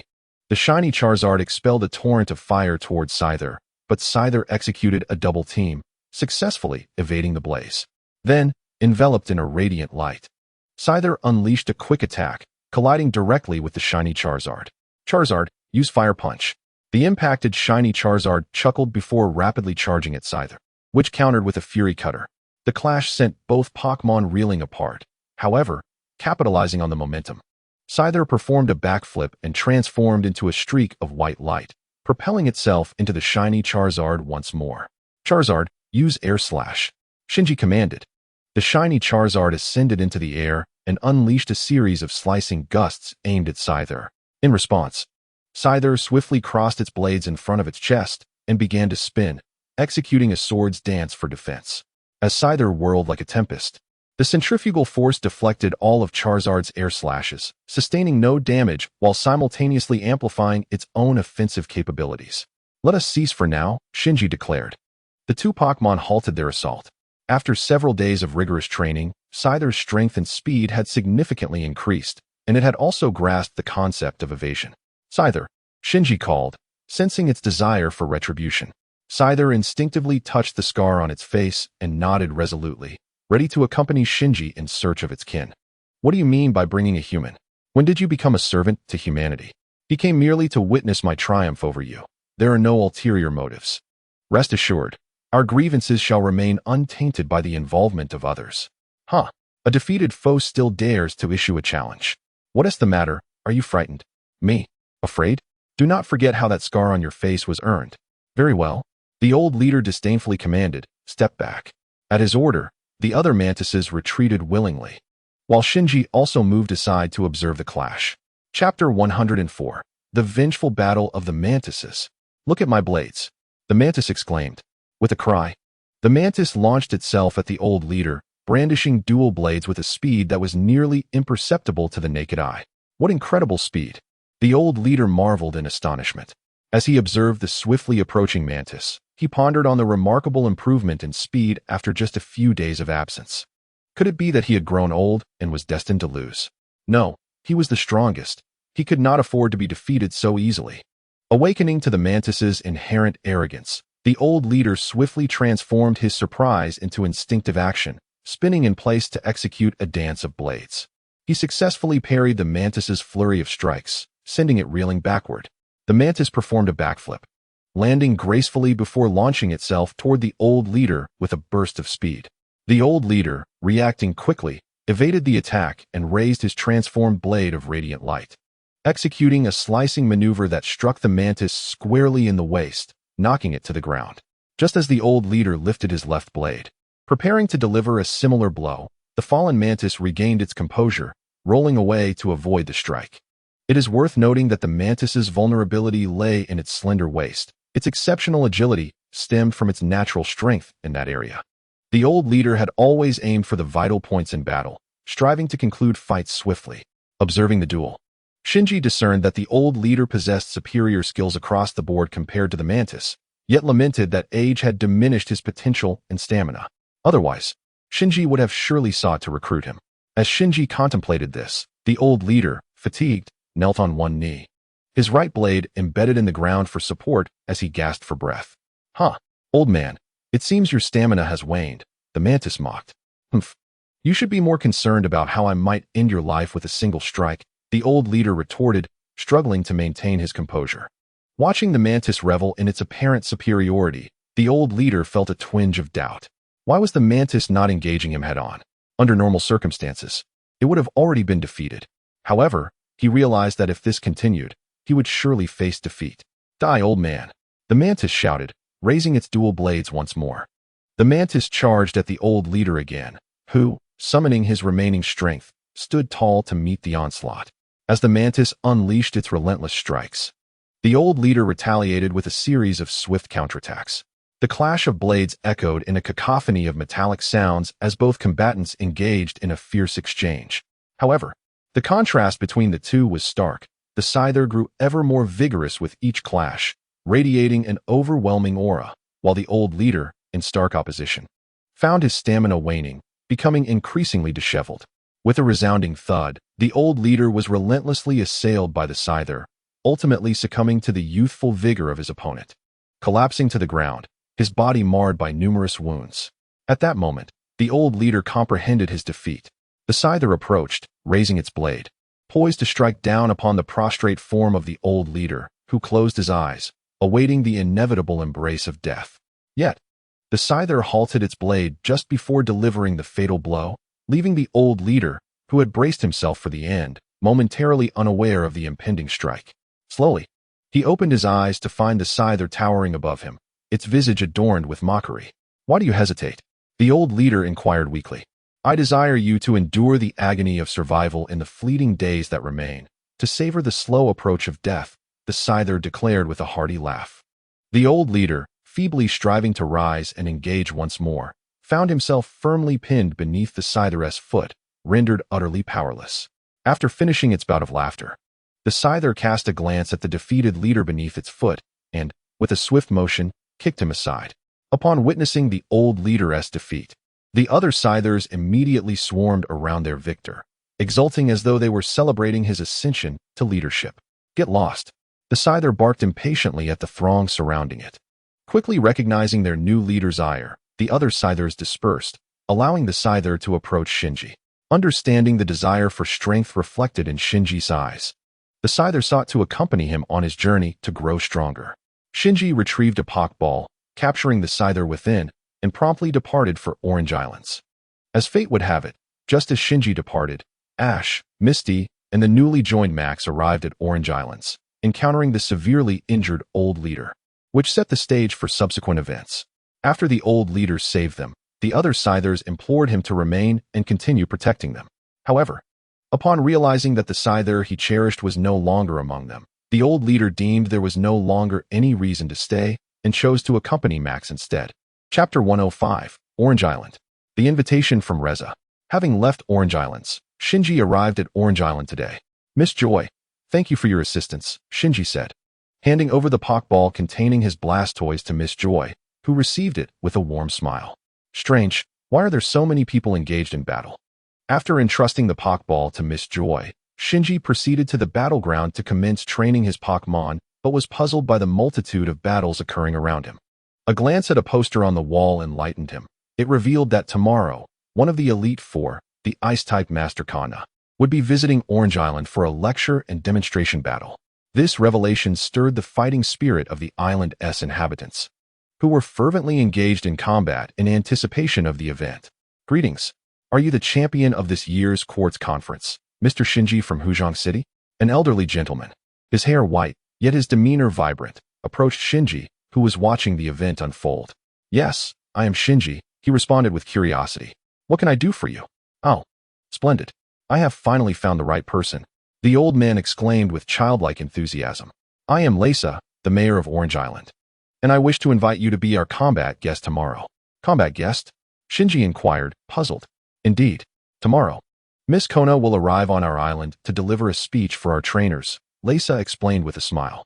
"Following her address, she will engage in a 3-on-3 battle, and we seek a formidable trainer to represent us. After much consideration, I find no one more suitable than you. I wish to invite you as our representative to face Miss Kona." "To battle Miss Kona?" Shinji contemplated silently before replying to Lisa. "All right, I accept." "Wonderful," Lisa exclaimed joyfully. "Come, let us ascend the stage together." With that, Lisa led Shinji to the makeshift stage set up at the Pokémon Center's battle arena. Upon Lisa's announcement, the crowd erupted in discontent, murmuring among themselves about the unexpected choice. "Who is this boy to represent us?" one voice questioned. "What credentials does he have to challenge the esteemed Miss Kona?" In response to the crowd's skepticism, Lisa seized the microphone and proclaimed, "This is Shinji, the champion of the Quartz Conference. He is here to challenge for our Victor's Cup and has received commendations from Mr. Dato himself." With Lisa's words, an immediate hush fell over the audience. Many had witnessed the tournament and, though initially irked, began to recognize Shinji, rendered speechless by his credentials. Since there are no objections, I hereby declare that the representative to battle Miss Kona tomorrow is, Lisa declared, deliberately elongating the final word, Shinji. Following this, Shinji was warmly welcomed by Lisa, who encouraged him to prepare for the upcoming battle by selecting 3 Pokémon to ensure he faced Miss Kona in the best possible condition. The next day, as Miss Kona disembarked from her airship, Lisa rushed forward with a smile. "Welcome, Miss Kona, to our island." "Ah, Lisa, you are exceedingly gracious," Kona replied, blushing slightly in front of the gathered crowd. "And who is my opponent today?" "Ah, well, you shall discover that in due time," Lisa teased mysteriously. "The speech is scheduled for 1 o'clock this afternoon, followed by the battle. For now, I have arranged a villa for you to rest. Keeping me in suspense, are we?" "Very well, I shall take a moment to rest," Kona said with a smile. Subsequently, Kona settled into the charming villa organized by Lisa. There, she encountered an exuberant Ash, who invited his companions to attend her speech. Meanwhile, Shinji stood unnoticed in a quiet corner, absorbing every word of Kona's address. Kona's speech was a resounding success, captivating the audience's attention. However, to Shinji's ears, it was merely a collection of age-old platitudes about the importance of trainers fostering a harmonious relationship with their Pokémon. After listening for a short while, Shinji discreetly departed, making his way to the competition arena to prepare. At the venue, after a prolonged wait of half an hour, Shinji finally saw Kona. This match had drawn trainers from nearly the entirety of Orange Archipelago, and of course, Ash and his companions were present, as well as Team Rocket, who had come to conduct their business. Ladies and gentlemen, the much-anticipated exhibition match featuring Miss Kona is about to commence. With the host's announcement, the atmosphere surged to a fever pitch as Kona emerged to the sound of thunderous applause. Following her introduction, the host proclaimed, "And now, representing Orange Archipelago, the youngest champion in history, Shinji." As the host finished speaking, Shinji slowly ascended from the platform, revealing himself to the crowd. Although the cheers for his entrance were not as loud as those for Kona, a significant number of spectators had come specifically to see him. "Is that Shinji?" Ash and Misty exclaimed in astonishment as Shinji appeared.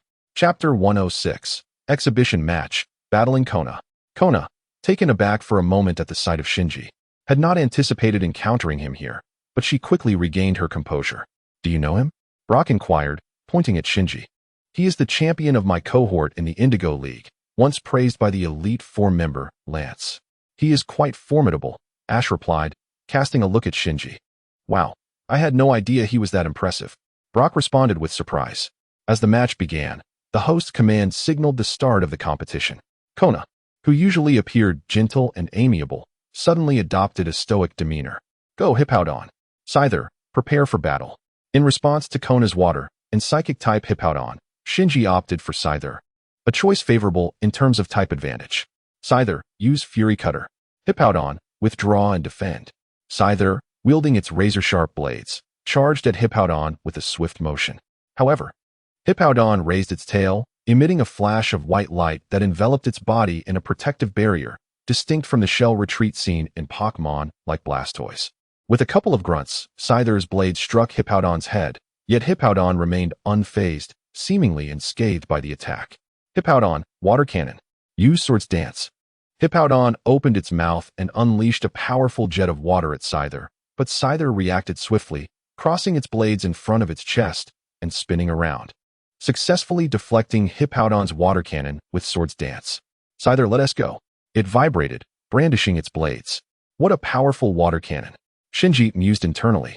Despite successfully blocking the attack, Scyther was propelled back by the sheer force of Hippowdon's move. Once Swords Dance concluded, Scyther's blades began to tremble slightly, indicating its struggle. "What an impressive evasion," exclaimed Misty in astonishment. "Indeed, this not only deflects the water cannon's assault, but also enhances one's own attack power," Ash replied excitedly. "Shinji is truly remarkable." While everyone admired Shinji and his Scyther's prowess, they overlooked the slight tremor in Scyther's dual blades.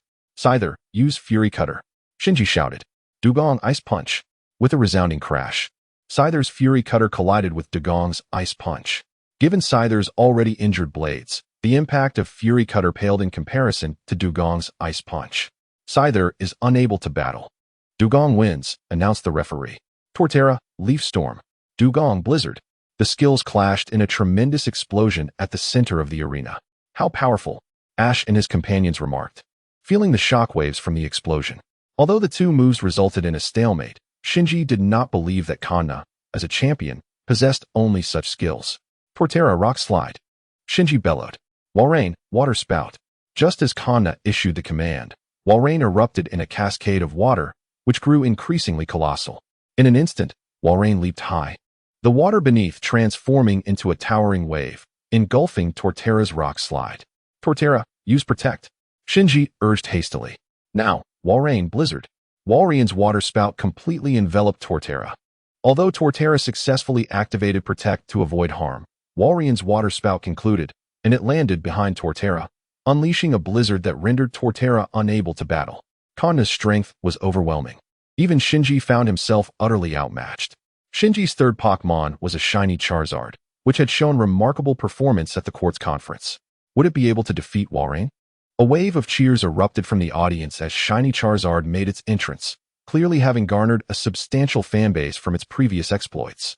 It seems we have a formidable opponent this year, remarked a mysterious figure in the stands, stroking the Pokeball hanging around their neck with a smile. Charizard, Flamethrower.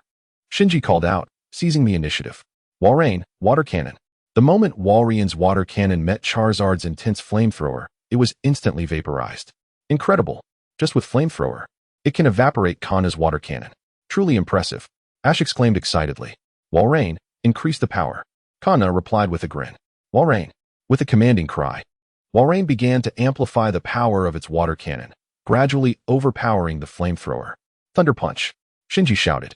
Upon receiving the command, the shiny Charizard immediately ceased its fiery onslaught, while the White Sea Lion's water cannon, unimpeded, surged forward towards the shiny Charizard, which deftly evaded the attack. After sidestepping, the shiny Charizard charged towards the White Sea Lion, swinging its golden fists and landing a blow. Chapter 107. The Mantis in Flight, A Clash of Rivals. The Water Cannon Attack. Following a thunderous strike from the shiny Charizard, the White Sea Lion quickly regained its footing and launched another water cannon at the nearby adversary. Charizard dodge, shouted Shinji, with remarkable agility. The shiny Charizard flapped its wings and ascended into the sky, avoiding the White Sea Lion's water assault. Now's the time.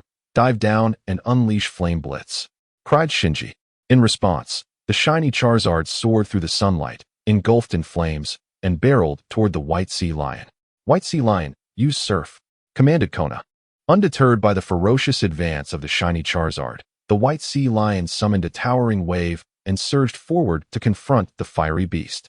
The clash of fire and water erupted in a dramatic explosion, enveloping the arena in a thick mist. As the fog gradually dissipated, both Pokémon emerged battered and panting, locked in a fierce gaze. Flamethrower, Water Cannon. With their last breath, both Pokémon unleashed their respective abilities in a desperate bid for victory. It was a battle of endurance, with neither side possessing the energy to evade any longer, compelling them to confront one another in a final showdown. With a resounding roar, the shiny Charizard ultimately succumbed before the White Sea Lion. The Charizard was rendered unable to fight, declaring the White Sea Lion the victor. You truly are as Dato said. Merely blindly pursuing power, Kona remarked as she approached Shinji. What is wrong with pursuing strength? Shinji retorted nonchalantly. If you are here to admonish me about cherishing the bond with Pokémon, you need not waste your breath. Kona was momentarily taken aback by Shinji's words. She had initially perceived him as someone solely fixated on acquiring power, yet she realized his resolve was unwavering. Acknowledging this, she chose to remain silent and wait alongside Shinji for their Pokémon to recover. Miss Kona, let us engage in a battle, Ash exclaimed as he burst into the Pokémon Center to approach Kona. Humph. Shinji cast a sidelong glance at Ash and muttered, You overestimate yourself. What did you say? Shinji, I've won over a dozen consecutive matches, and I've figured out how to defeat Miss Kona. Ash boasted proudly. So, how about you witness me triumph over Kona, accomplishing what you could not? Ash, do not jest, Misty interjected sharply, then turned to Kona with an apologetic smile. Miss Kona, please forgive him. He tends to be like this, you need not pay him any mind. Indeed, Miss Kona, Brock added sheepishly, scratching his head. What are you all doing? I told you I have a way to win against Kona. Ash protested, his frustration mounting. Let me prove it to you. So, Miss Kona, Do you dare accept my challenge? Since that's the case, let's engage in a one-on-one battle, Kona declared as he stood up to Ash. Shinji, would you like to witness how I defeat Kona? Ash said with a sense of pride. Humph. What is the point of watching a battle when the outcome is already known? Shinji retorted coldly. Indeed, you are well aware that I can triumph over Kona. Ha. Ash laughed as he and Kona exited the Pokémon Center. Meanwhile, Brock and Misty felt a sense of embarrassment as they followed suit. Within mere minutes, Ash hurried back into the Pokémon Center, cradling his injured Pikachu, and handed the severely wounded creature to Nurse Joy. When Ash turned to see the scornful gaze of Shinji, he felt even more ashamed and lowered his head, unable to meet Shinji's eyes. Shinji and Miss Kona. Your Pokeballs are ready, Nurse Joy announced as she produced their Pokeballs. After receiving his Pokeball, Kona bid farewell to everyone. Bang! Just as Shinji grasped his Pokeball, the Scyther within it and Brock's Scyther leaped out, both glaring fiercely at one another. I can't believe that useless waste actually managed to be captured, Shinji scoffed. What did you say? Brock shouted angrily at Shinji. Not only Brock, but even Ash and Misty, along with Brock's Scyther, were incensed by Shinji's words. Let us go, Scyther. There's no need to waste our energy on this old fool, Shinji stated coldly. With that, Shinji turned and strode out of the Pokémon Center, his Scyther following suit with a dismissive grunt aimed at the older Scyther before it caught up to Shinji. This guy is still the same, Misty remarked as she watched Shinji's retreating figure. Brock and his Scyther were fuming, and the older Scyther, observing Shinji and his Scyther depart, swung its blades in frustration, but soon began to wheeze from exertion. Chapter 108. Orange Island. Orange Gym. After traversing several islands, Shinji arrived today at the location of the third gym of the Orange League, Orange Island. Orange Island is a diminutive isle, devoid of even a single city. Without the gym, it could easily be mistaken for a deserted land. Furthermore, the surrounding waters are fraught with peril, marked by a multitude of peculiar stone pillars, with whirlpools swirling beneath them. Should anyone accidentally fall into these waters or wander in, only the most skilled swimmers could hope to escape, which instills a sense of trepidation among the locals. Upon setting foot on the island, Shinji made his way toward the structure atop a distant mountain. As he drew closer, he began to hear the faint strains of music. He recalled that the leader of the Orange Gym was a remarkably young man with a sister who favored using dance to train Pokémon. The Orange Gym was an expansive edifice, and as Shinji approached the entrance, the music grew louder. He pushed open the door and was greeted by a vibrant scene of people dancing, accompanied by a throng of Pokémon, all caught up in the rhythm. Hello, I am here to challenge you, Shinji announced loudly to those inside. However, the dancers seemed so engrossed in their performance that they barely registered Shinji's voice. It was a small girl sitting nearby who dashed to the sound system and unplugged it, causing the music to abruptly cease. Mary, what are you doing? Inquired the red-haired boy, i.e., addressing the little girl. Brother, someone has come to challenge. Mary pointed towards Shinji, who stood at the entrance. Oh, a challenger, exclaimed Ai. And he approached Shinji, introducing himself. You are here to challenge, I presume? My name is Ai, the gym leader of the Yuzu Gym. Upon hearing Ai's words, Shinji nodded in affirmation. To challenge the Yuzu Gym, you must first pass the skill assessment, Ai informed him. Follow me. Ai then guided Shinji to a small boat on a river behind the gym, where the skill assessment commenced. Such a simple test was hardly a challenge for Shinji.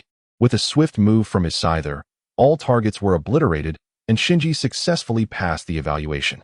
Having passed the assessment, we shall now proceed to the 3-on-3 gym challenge. Ai stated, please tell me the types of the 3 Pokémon you will use, as our rule dictates that the gym leader must employ Pokémon of the same type as the challenger. Bug, rock, grass, Shinji replied after a moment's contemplation. Very well.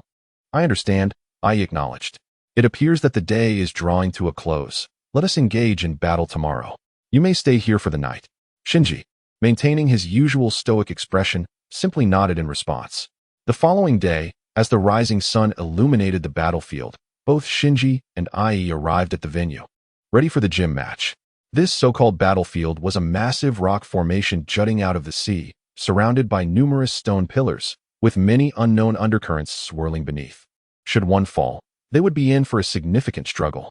Ai, the gym trainer of the Yuzu Gym and a star of the Southern Cross, was the first to send forth a bug-type Pokémon for battle. Ai flicked his bangs stylishly and declared, Mothim, your turn. Scyther, prepare for battle. Shinji shouted as he threw his Pokeball. Now, the match between Shinji, the trainer from Tojo, and Ai, the gym trainer of the Yuzu Gym, commences, announced a student riding atop a Fiero. Brother, you must do your best. Mary cheered from her hot air balloon, fervently supporting Ai. Scyther, use Aerial Ace. Shinji commanded. Let the music begin, Ai said, snapping his fingers. A person on the balloon promptly played music, and Mothim began to spin rapidly, darting left and right. Facing the bug-type Mothim, Shinji opted for the highly effective flying-type move, Aerial Ace, for his initial assault. However, Ai's Mothim effortlessly utilized its graceful dance to evade Scyther's attack. Now it's our turn to counter, Ai grinned. Mothim, use Poison Spikes. The Mothim shot forth a purple energy sphere, clearly brimming with potent toxins, but Scyther swiftly spun, executing Sword's dance to deflect the poison spikes. Interesting, you chose to evade my attack in such a manner, Ai remarked with a smile. The Flying Mantis, once more executing the aerial return. Futile, the moth deftly evaded. Ai exclaimed triumphantly. With a swift whoosh, the Flying Mantis charged towards the moth once again. Yet the moth easily dodged the mantis's assault. After missing its strike, the mantis promptly performed a somersault, forcefully launching itself back towards the moth. Ai, witnessing the impact on the moth's back, shouted in excitement.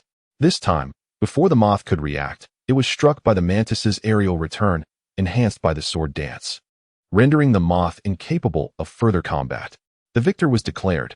In the first duel of insect-type Pokémon, Shinji emerged triumphant. The commentator perched upon the soaring Pidgeot announced. Chapter 109, Acquiring the Rune Badge. The second battle features rock-type Pokémon.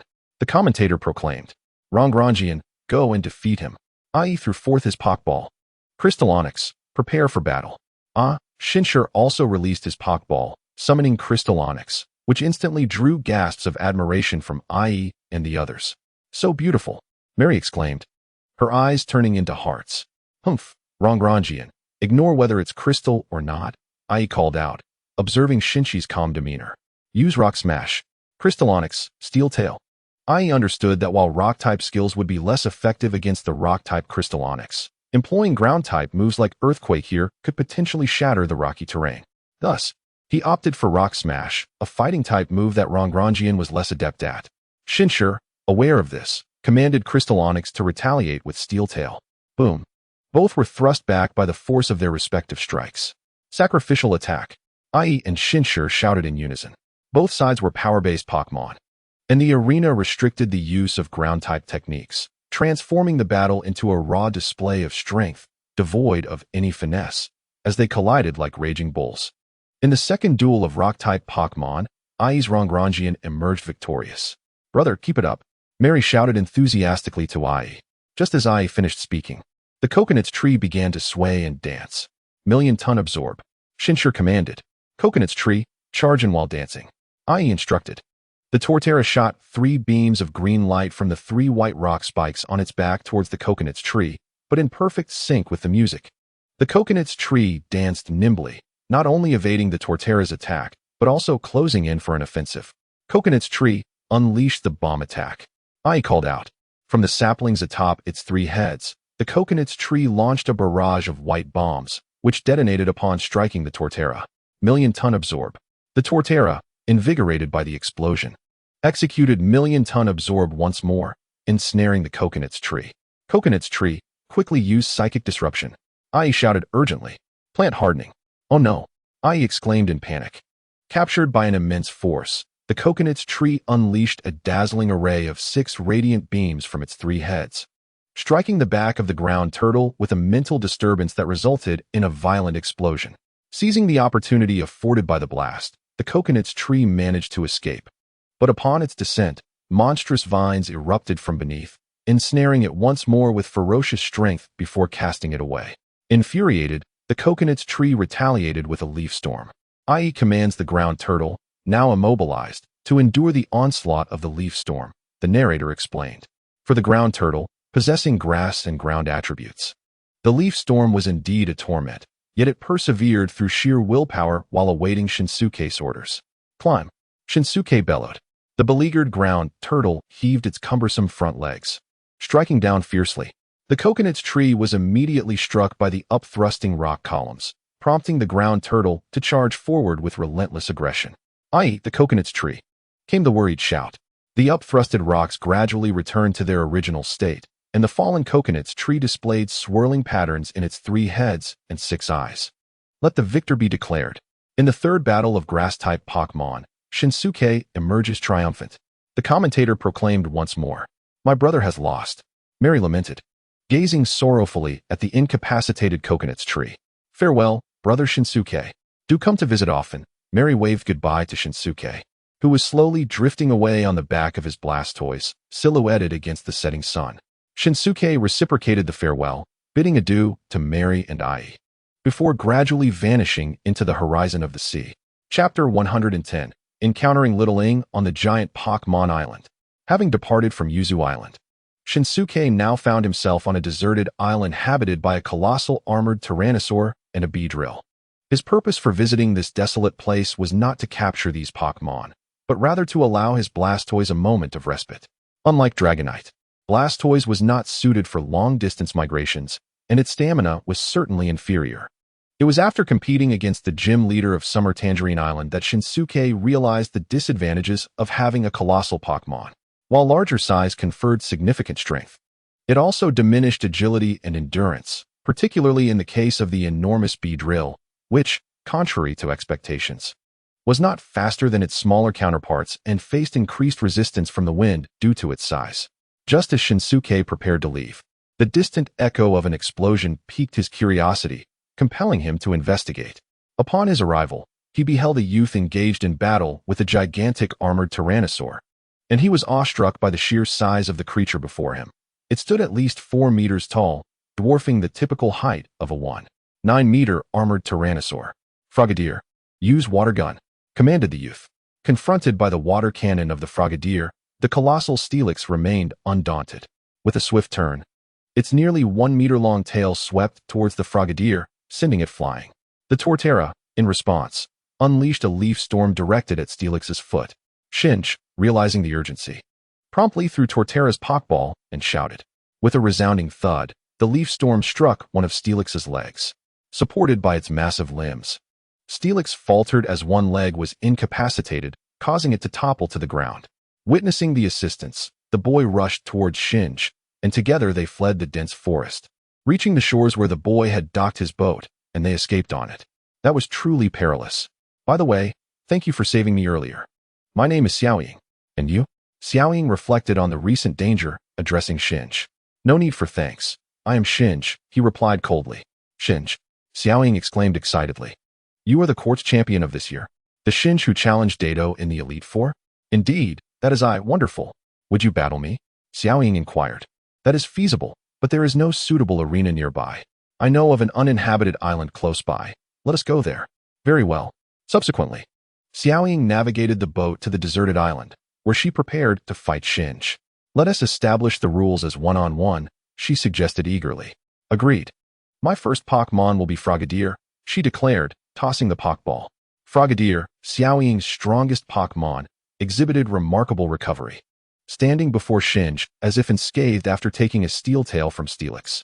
"Your recovery is impressive," Shinji observed, addressing Frogadier. "Scyther, prepare for battle." Frogadier, water cannon.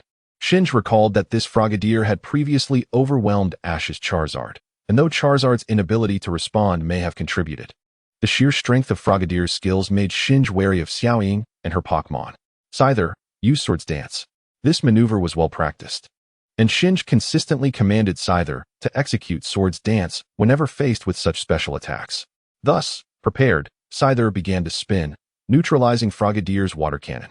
Since long-range attacks are ineffective, Frogadier, unleash Ice Punch. As soon as Xiaoying finished speaking, Frogadier charged at Scyther with frost-laden fists. Scyther, use Night Slash.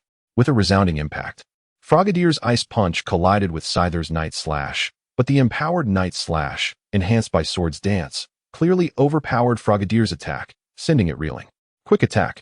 Seizing the moment, Scyther attempted to follow up, but missed as Frogadier cleverly evaded using Double Team. Frogadier now? Water Cannon. Multiple Frogadiers unleashed a water cannon simultaneously, striking Scyther from behind with a combination of illusions and the real attack. "All right, Frogadier, once more with the water cannon to finish this battle. Xiaoying shouted with enthusiasm. The flying mantis unleashed its scissor cross punch towards the ground. Upon hearing this, the mantis sprang into action, swiftly crossing its blades to execute the scissor cross punch, which stirred up a cloud of sand directed at the mosquito frog. The flying debris not only dispelled the mosquito frog's shadow clone, but also struck its eyes, forcing it to cease its assault. Oh! Xiaoying exclaimed in panic. The flying mantis, end the battle with the scissor cross punch. Shinji shouted, pointing at the mosquito frog. The mantis vibrated its wings and darted towards the mosquito frog, delivering a scissor cross punch to its head, rendering it unconscious. After the battle, Shinji bid farewell to Xiaoying and continued on his journey to the next gym. Chapter 111, Lin Shi Island. A reunion with Koji. Lin Shi Island. The location of the last gym in the Orange League lies beneath the northern star of the Southern Cross, renowned for its seafood cuisine and rejuvenating hot springs. Lin Shi Island welcomed Shinji as he disembarked. Upon arrival, he noticed a group of people at the harbor holding signs urging the esteemed Shinji to stay at the Dragon God Hotel. Confused yet intrigued, he approached them. Do you know me? Why are you holding signs with my name? Shinji inquired curiously. Are you truly Mr. Shinji? The leader exclaimed with excitement. Greetings. I am the manager of the Dragon God Hotel and also the referee for the Lin Shi Gym. We have been awaiting your arrival for several days. As our gym leader insisted on this meeting, please come with us. Initially inclined to decline, Shinji reconsidered. Since the Dragon God Hotel was affiliated with the Lin Shi Gym, he felt compelled to follow. Thus, he was escorted to the hotel by the enthusiastic crowd. Shinji, it has been a long time. Koji rushed out to greet him, followed closely by his mother, Lady Ruri, the trainer of the Lin Shi Gym. Welcome, young master. I brought Shinji here, Koji announced, bowing respectfully. At that moment, Shinji recalled that in the animated series, Ruri had a traveling trainer's son who had mistakenly identified Ash as his son Koji. When Shinji first encountered Koji, he too had mistakenly thought he was Ash. Yes, Koji, it has indeed been a while, Shinji replied coolly. I heard from our Koji that you are the Indigo champion. Here to challenge the Orange League? Indeed, I have come to challenge you, Shinji responded, gazing at the beaming Ruri. Mom, Shinji is quite formidable. You should be cautious. Koji smiled at Ruri. This cheeky boy. While Shinji is impressive, I am no pushover, Ruri remarked, addressing Shinji. Come, let me show you around. All right. Afterward, Ruri guided Shinji through the hotel, showcasing the Pokémon training facilities and the small Pokémon arena. Here we are. This is the arena for the battles. As they traversed the corridor, Shinji was led to an arena that resembled more of a sports ground than a traditional battleground. The Lin Shi Gym, supported by the Dragon God Hotel, boasted state-of-the-art equipment, with even the battle area surpassing the standards of ordinary gyms. The rules of the competition entail a simultaneous relay battle between two Pokémon. Victory is determined by the defeat of one Pokémon. Should either of the two lose their fighting capability, that team is deemed the loser. This is the regulation we adhere to here. Lioli explained the rules to Shinji, then clapped her hands and smiled, saying, All right, the match will take place tomorrow. For today, you should rest well. Allow us at the Dragon God Hotel to treat you splendidly. After indulging in a delightful meal, Shinji, alongside his Pokémon, reveled in the hot springs of the Dragon God Hotel. Koji also joined him for a soak, and they engaged in conversation. Shinji, you are now at the last gym of the Orange League. Next up is the chief trainer of the Orange Islands, Yuji. Koji remarked while assisting Shinji's Blastoise with a back rub. What will you do after you defeat Yuji? He inquired. I will challenge the Chengdu League, and then continue to challenge one league after another until I become the strongest trainer, Shinji replied with his eyes closed. What about you? The following day, Lioli announced. I shall be the referee for this match. You have no objections, right? Shinji, are you ready? My Pokémon are these. With a swift motion, she tossed a Pokeball, and in a flash of white light, a fiery Rapidash and a Venusaur emerged onto the field. Observing this, Shinji also released his Pokeballs, summoning a Scyther and a Blastoise to the fray. After a restful night, all of their Pokémon were in fine form, particularly Blastoise, whose fatigue from the journey had vanished after the soothing hot spring soak. Let the battle commence. Koji shouted. Rapidash, use Flamethrower. Venusaur, Razor Leaf. Scyther or Swords Dance. Blastoise, spin at high speed. Rapidash unleashed a torrent of flames towards Scyther, while Venusaur directed a flurry of razor-sharp leaves at Blastoise. Although the attacks from Rapidash and Venusaur were formidable, they were deftly countered by Scyther's Swords Dance and Blastoise's rapid rotation. Blastoise, keep spinning. Scyther, use wing attack. Shinji commanded. Shinji's orders took Lioli by surprise. Scyther executed a precise wing attack against the spinning Blastoise, propelling it fiercely towards Rapidash and Venusaur. Rapidash, evade quickly. Venusaur, use Body Slam. Lioli shouted immediately. She recognized that Rapidash's speed would easily allow it to dodge Blastoise's assault, while Venusaur, due to its bulk, would be unable to escape. Thus, she opted for Body Slam to subdue Blastoise. However, it seemed Lioli had overlooked the presence of Shinji's swift Scyther. Scyther, dash forward with a flash of lightning and strike Rapidash using Blastoise. Shinji called out.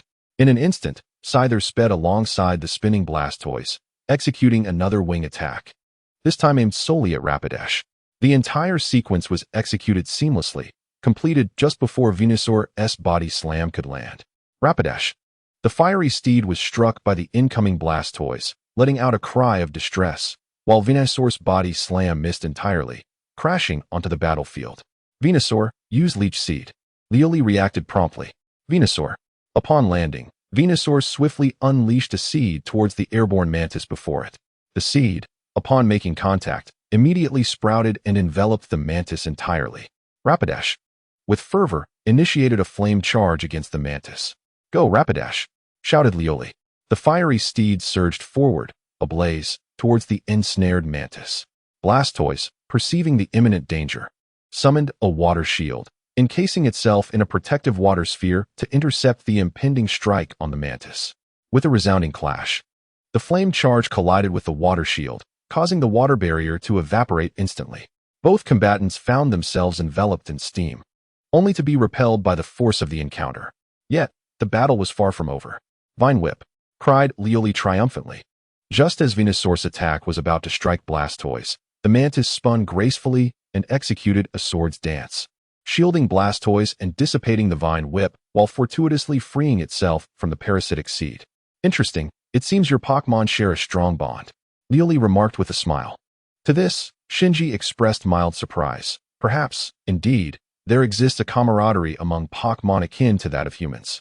The mantis and Blastoise stood back to back, while Rapidash and Venusaur positioned themselves on opposite sides, effectively cornering the mantis and Blastoise. It is time for our counterattack, Shinji commanded, gesturing emphatically. Blastoise, Hydro Pump. Mantis, Air Slash. The four forces collided, creating a stalemate in the center of the arena. Venusaur's Vine Whip notably enhanced Rapidash's fiery assault, intensifying its flames. In contrast, Blastoise's Hydro Pump and the Mantis's Air Slash could not harmonize, resulting in their gradual suppression by the overwhelming fire. Blastoise, execute Rapid Spin, Shinji instructed. The Mantis leaped onto Blastoise's back, preparing to unleash Swords Dance. Although neither Pokémon understood Shinji's strategy, a shared glance led them to nod in agreement, halting their powerful moves in favor of following Shinji's commands. With all their might, Blastoise began to spin rapidly, while the Mantis performed Swords Dance atop its back. The two spins synchronized, accelerating to such a degree that they stirred up a whirlwind of dust, transforming their combined efforts into a tornado. The arena became a tempest of swirling debris. With the obstruction from Blastoise and the Mantis's skills now absent, Rapidash's flames surged towards the tornado. The vortex absorbed the intensified fire, morphing the dust tornado into a fiery cyclone. The Inferno's velocity increased, resembling an endless whirlpool as it began to draw in everything around it. Lioli and Kojiro shouted, bracing against the cyclone's pull. Attack, Shinji commanded, pointing towards Venusaur and Rapidash. A fiery tornado surged forth, its powerful suction colliding with both the Rapidash and the Venusaur. Upon impact, it drew them into its swirling embrace. Though Rapidash, with its fire affinity, remained unscathed by flames, the tremendous rotational force proved overwhelming. With a resounding explosion, the tornado dissipated into sparks that cascaded from the heavens. Following this, two more thuds echoed as Rapidash and Venusaur succumbed to the ground, rendered incapable of further battle. Meanwhile, the Scyther and Blastoise, exhausted from their exertions, lay panting on the ground. However, a glance exchanged between them ignited a shared laughter, as if they had forged a brotherhood through their tribulations in this fierce encounter. With the incapacitation of Rapidash and Venusaur, the victors emerged as Scyther and Blastoise, proclaiming the triumph of Shinji from Huzhong City. After a brief moment of astonishment, Koji exclaimed his gratitude. Chapter 113. The Birth of Lugia. Prologue. Within the confines of an ancient ruin, a Snorlax's evolved form, the Hippowdon, gazed intently at a stone tablet inscribed with an array of intricate symbols. The god of fire, the god of thunder, and the god of ice must not be recklessly approached, lest the wrath of the heavens bring about the world's demise. The god of the sea shall only manifest in times of salvation, yet cannot avert the impending doom. Only the emergence of two exceptional commanders can quell the fury of the gods. What I seek is neither the god of fire, nor the god of thunder, nor even the god of ice. It is the god of the sea that I desire. At this juncture, a synthesized voice emanated from a computer. Following rigorous investigation, it was determined that the god of fire is none other than the elusive Pokémon, Moltres. Furthermore, this particular Moltres resides in the vicinity of Orange Archipelago's Asia Island. Similarly, the god of thunder is identified as Zapdos, while the god of ice is the Articuno. It is presumed that both Zapdos and Articuno, like Moltres, inhabit the unique environments surrounding Asia Island. As the narration unfolded, a virtual imagery generator unveiled the likenesses of Moltres, Zapdos, and Articuno before a mysterious young man. Indeed, they are all present on Asia Island. The young man chuckled softly, hastening to a seat as a series of virtual maps materialized before him, showcasing Asia Island in its entirety. Though each of these Pokémon is immensely desirable, my ambitions lie beyond mere acquisition, the young man remarked, gazing at the virtual images with a serene demeanor. At this moment, the synthesized female voice resonated once more. Life signatures resembling the elusive Pokémon have been detected. Moltres, Zapdos, Articuno. As the mechanical narration continued, 3 coordinates emerged on the virtual map, pinpointing 3 small islands near Asia Island. They have appeared, the young man mused. As his seat began to ascend, he inquired of the computer, which is the closest to us. It is the Moltres of Fire Island. Acknowledging this, the young man's seat completed its ascent. Observing the 4 small islands from above, a subtle smile graced his lips. From a distance, it became apparent that he commanded an aerial fortress, which gradually descended, revealing a cannon. Boom! In the next instant, a barrage of shells surged toward Fire Island. Yet, upon impact with the ground, the anticipated chaos of dust and debris was replaced by a thick layer of impenetrable ice enveloping the bombardment site. The young man gazed at the virtual map as if engaged in a game of chess, observing the gradual encroachment of ice projectiles upon the island of fire. At that moment, on the chessboard, the aerial fortress drew near to the fiery bird. As a cave encrusted with solid ice erupted, a pillar of fire burst forth, followed by an orange shadow that darted from the cave, unleashing a furious cry as it soared towards the aerial fortress. The young man, witnessing this, murmured, "The king is doomed. Attack the royal peace." With a resounding boom, the turret swiftly redirected its fire, unleashing a barrage of ice projectiles towards the fiery bird. A column of fire instantaneously vaporized the incoming projectiles. However, the subsequent assault still found its mark on the bird. Suddenly, several peculiar, circular devices detached from the aerial fortress, racing towards the fiery bird. The fiery bird, vigilant, unleashed a formidable jet of flame towards one of the devices, engulfing it in fire. Yet, remarkably, the device emerged unscathed, pressing its assault on the fiery bird. At that moment, 2 circular devices clasped the fiery bird from above and below, releasing a multitude of electric nets that ensnared the creature, drawing it into a cage. "Another addition to my collection," I exclaimed, envisioning the next prize, a divine lightning bird, followed by the freezing bird. Yet, the ultimate treasure I yearned for was the elusive divine Lugia, a being known only to dwell in the depths of the sea. In Pallet Town, Professor Oak, observing the changes in the sky, felt an unsettling anxiety creep within him. Just then, the horizon ignited with the aurora, vast ribbons of pale green slicing through the dark clouds, revealing themselves before the two. Gradually, the aurora transformed, shifting from green to purple, then to red, and finally to yellow. A multitude of wave-like entities surged towards the aurora, causing the dark clouds and snow to dissipate, restoring the sky to its former state. As if no transformation had occurred, The only constant was the unease lingering in the hearts of the people and Pokémon. At that moment, Hanako and Professor Oak felt the earth tremble as a swirling cloud of dust approached, with countless moles scurrying towards the direction the wave-like entities had just departed. Professor Oak quickly maneuvered to avoid the mole's path, only for his bicycle to be swept away by the frenzy. Observing this phenomenon and recalling the earlier anomalies in the sky, he contemplated gravely, something is amiss. Nature must be undergoing a significant change. There are mysteries of the natural world that humanity remains ignorant of. Yet, Pokémon are far more attuned to these changes than humans.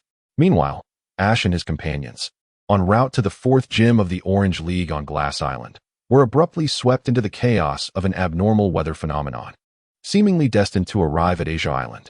In a certain maritime region of the Orange Archipelago, Shinji sat leisurely atop his Blastoise's shell, advancing towards the final destination of the Orange League. Suddenly, a thunderous clap echoed across the sky, followed by ominous clouds gathering, casting a dark pall over the horizon. The Blastoise, previously traversing steadily, abruptly turned and roared towards the impending storm. "What is wrong, Blastoise?" Shinji inquired, steadying himself against the sudden shift. As the Blastoise pointed ahead and called out, Shinji beheld a vast flock of Pidgeots and Spearows soaring towards the horizon, while below, a multitude of Pokémon swam in the same direction. It seemed the plot was unfolding. Observing the dark clouds in the distance, Shinji pondered.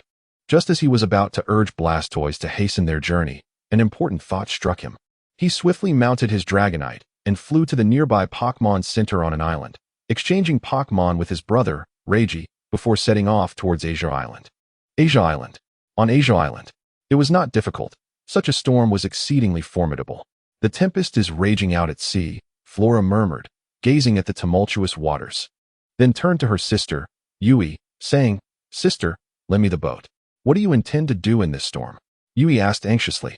"Boredom has led others into peril, and since I have requested this, it is my responsibility," Flora explained.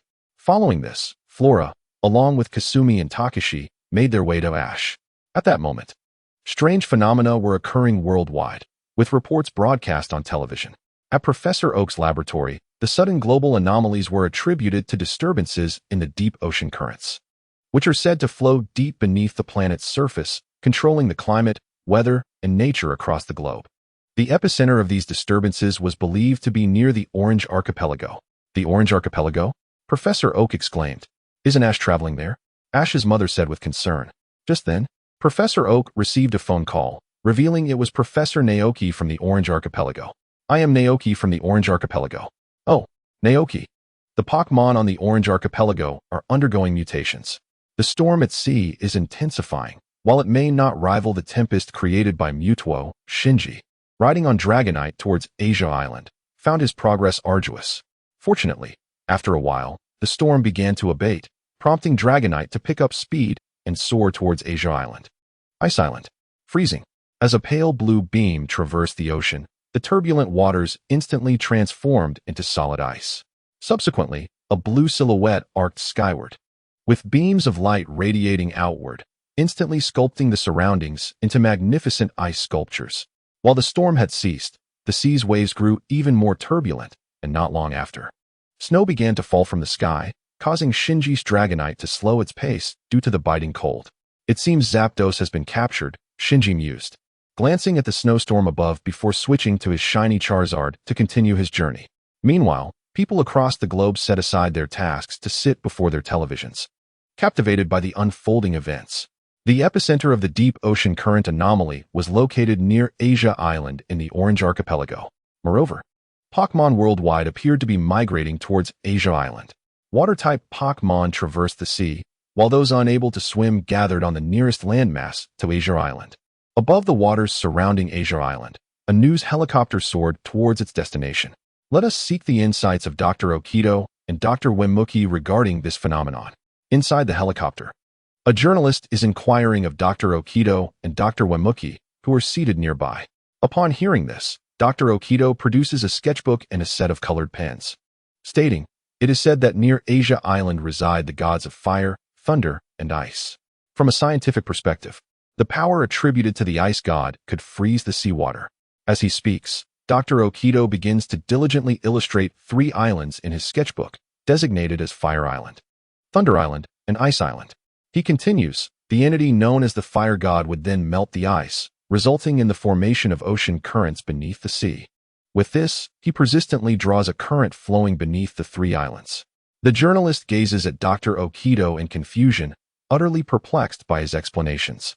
Then, amidst the agitated seawater, the electricity of the thunder god comes into play, creating the very proteins that are the essence of life. Dr. Okido elaborates. What does that imply? The journalist inquires.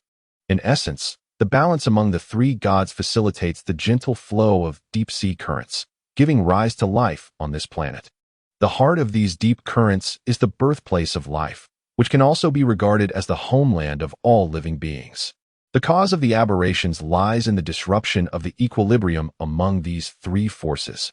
Dr. Okido states, sketching a large circle to encompass the 3 islands and the currents. If all the little spirits are heading towards Asia Island, it can only mean that they sense the impending doom of this planet.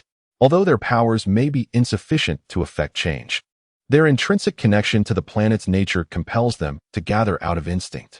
Dr. Wimuki interjects at this moment. At the altar, the Hippowdon, gradually covered by the wind and snow, shakes off the snow from its body and observes the situation, muttering, "What a conundrum." Chapter 115. The emergence of Lugia in a series of fortunate accidents. Ash and his companions successfully rescue the Moltres and Zapdos. However, they soon find themselves embroiled in a fierce skirmish among Moltres, Zapdos, and the arriving Articuno. With a series of furious cries, Moltres and Zapdos wreak havoc upon the aerial fortress, flames and lightning assailing it from all directions. In an instant, the smoke-filled fortress begins to descend toward the ground. Caught in the chaos of the 3 divine birds, Ash and his companions are also affected, yet thanks to Lugia's timely arrival, they are safely transported to the talking Hippowdon. The treasures are placed there. The Hippowdon gestures towards the altar behind it. Treasure? Pikachu prompts. With Pikachu's reminder, Ash suddenly recalls the 2 orbs he possesses, retrieving them and placing them upon the altar. 2. The Hippowdon remarks, observing Ash as he places the orbs on the altar. 1 is still missing. Ash, taken aback by the Hippowdon's sudden appearance, responds, missing 1? What do you mean? The orb. Each esteemed trainer is missing 1. Are you referring to Brock or Misty? Ash queries. Neither of them, but this trainer is about to make an appearance. No sooner had the Hippowdon spoken than several colorful figures appeared on the horizon, catching Misty's attention. Look over there, Misty exclaimed, pointing into the distance. As everyone turned their gaze in the direction pointed by Misty, they indeed noticed someone approaching. Another trainer was about to make an appearance. Look, exclaimed Brock, pulling out his binoculars to observe the distance. It's Shinji. Shinji? Misty and Ash both exclaimed in astonishment, never having anticipated that Shinji would be the other trainer. Indeed, it is Shinji. Brock adjusted the focus of his binoculars and continued. He rides a shiny Charizard, followed by a Dragonite and an Aerodactyl, along with a Moltres, Zapdos, and Articuno. Upon hearing Brock's words, the group gasped in surprise. Even Brock himself exclaimed once more. Having heard Ash mention that Shinji possessed a Dragonite and an Aerodactyl, Brock was somewhat familiar with these rare Pokémon. Yet the sight of the legendary birds evoked a shared expression of awe among everyone. Charizard, take me to Ash, Shinji directed, pointing toward Ash. Then he commanded his other Pokémon. You all, go and halt the legendary birds. Flame. Upon hearing this, everyone erupted in excitement and swiftly sped toward the trio of legendary birds. After all, the opportunity to battle against true deities was a thrilling prospect for all Pokémon, and Shinji's legendary birds were equally eager to confront their genuine counterparts. All right, Charizard, you should assist as well, Shinji instructed his shiny Charizard after landing. Without delay, the shiny Charizard joined the fray, teaming up with Shinji's Moltres to combat the authentic fire god, Moltres. Shinji, I can't believe you actually have the legendary birds. Ash exclaimed in surprise. More importantly, you need to retrieve the 3rd gem now, Shinji replied. Yes, Ash, hurry and complete your task, Flora urged. Just as the legendary birds were about to strike the altar, a powerful water vortex obstructed their advance. Observing this, Shinji's Pokémon promptly re-engaged in battle with the legendary birds. The sea god Lugia. Hippo King gazed in awe at the white figure that emerged as the water vortex dissipated. Lugia, The crowd beheld its snow-white form and peculiar wings, recognizing the sea god, Lugia. As soon as Lugia appeared, it swiftly joined the battle alongside Shinji's Pokémon. Upon seeing Lugia enter the fray, the legendary birds became even more furious, momentarily uniting their efforts to inflict harm upon Lugia. Consequently, Lugia fell into the sea, prompting the remaining Pokémon to intervene and halt the legendary bird's continued assault. Flora then played the sea flute, restoring Lugia to health. The wrath of the fire, electric, and ice gods could only be quelled when their treasures harmonized with the sea flute, a task that could only be accomplished by a skilled human commander. Rejuvenated, Lugia communicated telepathically with the group. Does that mean I am the representative of humanity?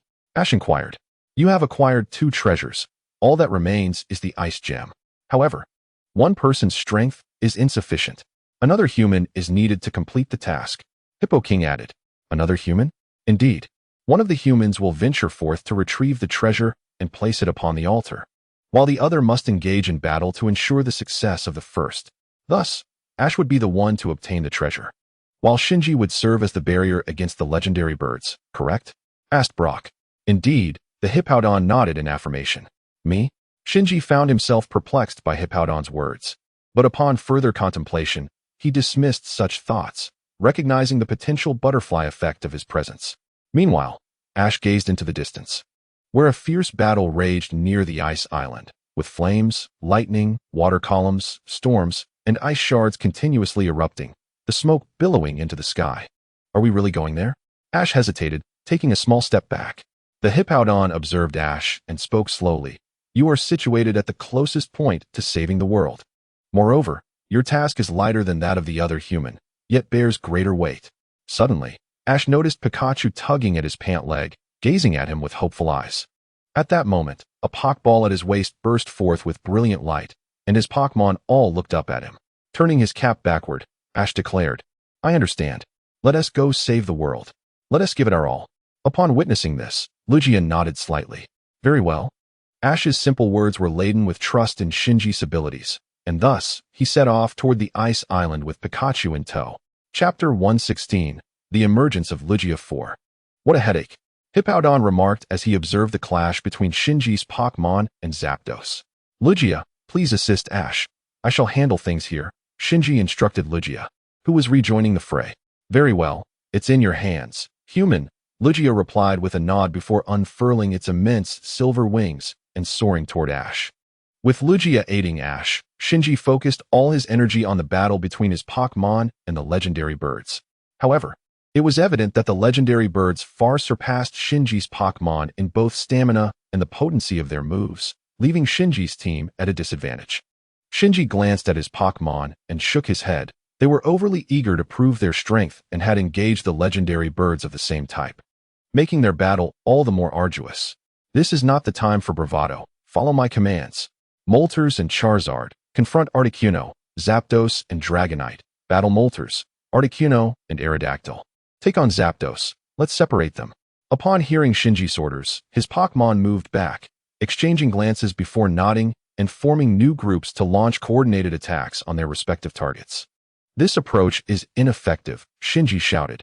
Moltres and Charizard, unleash your full assault on Articuno. The rest of you, provide cover. Witnessing his Pokémon struggle in battle, Shinji resolved to employ a strategy of isolating and eliminating them, taking down one at a time. The shining Charizard and the Moltres exchanged glances before unleashing a torrent of flames towards the Articuno. The two streams of fire intertwined, forming a more potent conflagration that bore down upon the Articuno, which, unable to evade the onslaught, summoned all its strength to unleash an ice beam in defense. Meanwhile, the Thunder God Zapdos, sensing an opportunity, launched a thunderbolt at Shinji's Moltres. In a swift act of valor, Shinji's Zapdos rushed to shield Moltres, absorbing the brunt of the electric assault. Despite the Articuno's desperate attempt to withstand the combined flames of Shinji's Moltres and the shining Charizard, the fiery barrage struck true, sending the icy bird crashing to the ground.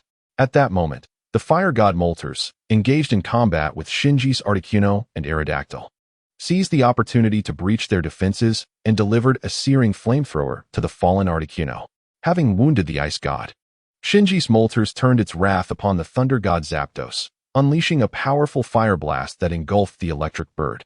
Simultaneously, Shinji's Zapdos managed to extricate itself from the thunderbolt, and the two exchanged knowing glances, their camaraderie evident in their cries. Observing the downed trio of legendary birds, Shinji allowed a rare smile to grace his face. Contemplating the prospect of a fleeting respite, the fallen birds exchanged glances, seemingly reaching an unspoken accord. Their immediate objective was to vanquish the human before them, setting aside past grievances for another day. With that resolve, the three legendary birds ascended into the air, confronting Shinji's 6 Pokémon. Each summoned their signature abilities, Thunderbolt, Ice Beam, and Flamethrower, 3 disparate powers converging into a colossal force aimed at Shinji. "Everyone, brace yourselves," Shinji shouted urgently, recognizing the unity of the legendary birds. He understood the gravity of their combined strength. The Pokémon, inherently more attuned to the energies around them than their human counterpart, sensed the unusual power and prepared to retaliate with their utmost capabilities. With a tremendous impact, the combined might of the 3 birds pierced through the defenses erected by Shinji's Pokémon, hurtling towards him. Just as Shinji braced for the inevitable strike, 2 figures, one large and one small, interposed themselves, conjuring a protective barrier that shielded Shinji and his Pokémon. The overwhelming force was rebuffed, hurtling back towards the legendary trio, who were subsequently knocked down by the unexpected counterattack, likely unable to rise again. "What is this?" Shinji murmured, gazing at the silhouettes before him. In an instant, the 2 figures vanished, leaving behind the weakened legendary birds and a contemplative Shinji along with his Pokémon. Indeed, as Shinji anticipated, the Collector Gilder was far from giving up. Within his aerial fortress, he unleashed 4 triangular capture devices, ensnaring both Lugia and Ash firmly within their grasp. The currents emitted from the devices drove Lugia into a frenzied state, prompting it to cry out once more, gathering a yellow orb at its beak before launching it forth. In an instant, the orb split into multiple beams of light, which swiftly converged again, striking directly at the flying vessel, cleaving it asunder with a devastating beam of destruction. Though Shinji had previously recognized Lugia's might from the animation, witnessing its destructive power firsthand as it split the massive fortress in 2 left him profoundly shaken. Shortly thereafter, the vessel erupted in a fiery explosion, likely claiming Gilder as its victim. Yet, Lugia remained in its frenzied state, continuing to unleash its devastating beams. Shinji, observing Lugia's rampage, found himself powerless to intervene. This time, the beam was aimed directly at him. Despite his Pokémon having endured a fierce battle and suffering considerable fatigue, he still possessed the ability to evade this lethal strike. However, as he dodged, it seemed either the plot was truly formidable or mere coincidence. For Lugia's beam veered towards the incapacitated legendary birds lying helplessly on the ground. With a resounding boom, Lugia's destructive light erupted. "They have indeed arrived," Shinji remarked, gazing at the 2 figures that had once again materialized before the legendary birds. As the smoke from the explosion dissipated, the only remnants on the ground were the unconscious legendary birds, with nothing else left behind. It appeared that the 2 figures had vanished yet again. Fortunately, Shinji had finally discerned the true nature of these apparitions. It was only logical. With the world on the brink of devastation, their heightened senses would surely not miss the anomalies. The frenzied Lugia swept its destructive beam through the air, wildly flailing before it struck the ice surface, piercing through it. However, Lugia's strength had all but evaporated, causing it to plummet into the sea. "It is over," Lugia declared as it slowly sank into the depths of the ocean. At that moment, powerful currents surged from the sea, transforming the water into a vortex that wreaked havoc upon the surface, leaving the approaching Pokémon helpless to witness the unfolding chaos. "Take this," Flora said, handing the sea flute to Misty. "I will go rescue Ash." Misty, observing Flora's resolute gaze, smiled and shook her head. "This is your flute, your mission. That fellow is my predicament, is he not?" Misty replied steadfastly. Flora paused momentarily but quickly grasped the meaning behind Misty's words and smiled back. The 2 clasped hands, and amidst Pikachu's cries for help, Misty retrieved the unconscious Ash from the icy waters. Although Ash had lost some strength after being submerged for too long, he summoned his indomitable willpower to place the ice orb upon the altar. The 3 precious orbs astonishingly emitted their respective red, blue, and yellow lights, which then blended together to fill the entire altar with a vibrant green glow. This was followed by a surge of energy that reverberated around the gathered crowd. Subsequently, a green liquid began to flow from the base of the altar, winding through the stone crevices and dyeing the surrounding pillars a soft azure hue. At that moment, Flora played the sea god's flute, and the melodious notes resonated from the altar, reaching Shinji's ears. Shinji, along with the spirits, gently closed his eyes, while the fallen legendary birds seemed to awaken in response to the enchanting melody. As Shinji listened to the flute, he felt an overwhelming surge of strength coursing through him. A glance at his spirits revealed that they too were being healed by the soothing music. The stone pillars surrounding the altar alternately radiated green light, while the green liquid continued to overflow, cascading from the stone platform into the sea, and swiftly spreading towards Fire Island, Thunder Island, and Ice Island. The whirlwinds in the sky gradually thinned and dissipated, while the dark clouds began to disperse, restoring tranquility to the entire world. The world broadcasted the sudden restoration of the deep-sea currents, and Shinji observed Ash and others playing with Lugia and the legendary birds throughout the day. As evening approached, Lugia regarded Ash and Shinji, nodding slightly before addressing the gathering. "Consider me a mythical entity. This is a blessing for this planet." With that, Lugia dove into the ocean, seemingly vanishing from the world. Meanwhile, at the headquarters of Team Rocket in Goldenrod City, a senior member clad in Team Rocket's uniform reported to Sakaki. "We have detected an energy fluctuation belonging to Mutewo on Valencia Island in the Orange Archipelago, as well as another similar energy signature, which preliminary investigations suggest may belong to Mew. Even more astonishingly, besides these two powerful energy signatures, we have encountered other unusual and formidable energy fluctuations. Do you know who these energy signatures belong to?" Sakaki inquired. "Yes," replied the senior member, bowing respectfully before retreating. "Mutewo, you cannot escape my grasp," Sakaki mused, leaning back in his chair as he gazed out at the sky. Meowth licked its paw and called out. Chapter 118. Capturing the Hippowdon. "Shinji, come with us," Ash urged. "No need, I prefer solitude. I will leave on Dragonite," Shinji replied, maintaining his stoic demeanor. Professor Oak, fully aware of Shinji's character, bid him farewell and departed with Ash and the others. "Human, do you wish to capture me?" Hippowdon inquired, observing the retreating figures of Ash and the others. "Is that a problem? Although you can speak, you are still merely a Pokémon. Why shouldn't I be able to capture you?" Shinji responded to Hippowdon. "Furthermore, I aim to collect all-powerful Pokémon. As for those legendary beings that exist to maintain the balance of the world, I have no interest in them." Hippowdon turned to face Shinji, recognizing the confidence and determination in his eyes, acknowledging that a battle was inevitable. "Come forth and battle, Dragonite," Shinji commanded, tossing a Pokeball and pointing. "Attack over there with Thunderbolt." Boom. The Thunderbolt of Dragonite erupted at the edge of the cliff, sending Team Rocket, who had just climbed up, flying away. Bewildered by the sudden explosion, Team Rocket concluded their encounter with an all-too-familiar sense of annoyance. "Why were we blasted away?" inquired Hippowdon. Perplexed. "This way, no one will disturb me while I capture you," Shinji asserted resolutely. Dragonite, Thunderbolt. This time, Dragonite's target was not just any foe, but the talking Hippowdon before him. With a resounding boom, Hippowdon unleashed a kaleidoscope of psychic interference from its eyes, igniting the Thunderbolt. "Dragonite, use Flamethrower," Shinji commanded. Hippowdon, taken aback by the fire-type attack, instinctively countered with Water Cannon. The clash of fire and water filled the arena with dense mist. However, the water's elemental advantage gradually subdued the flames.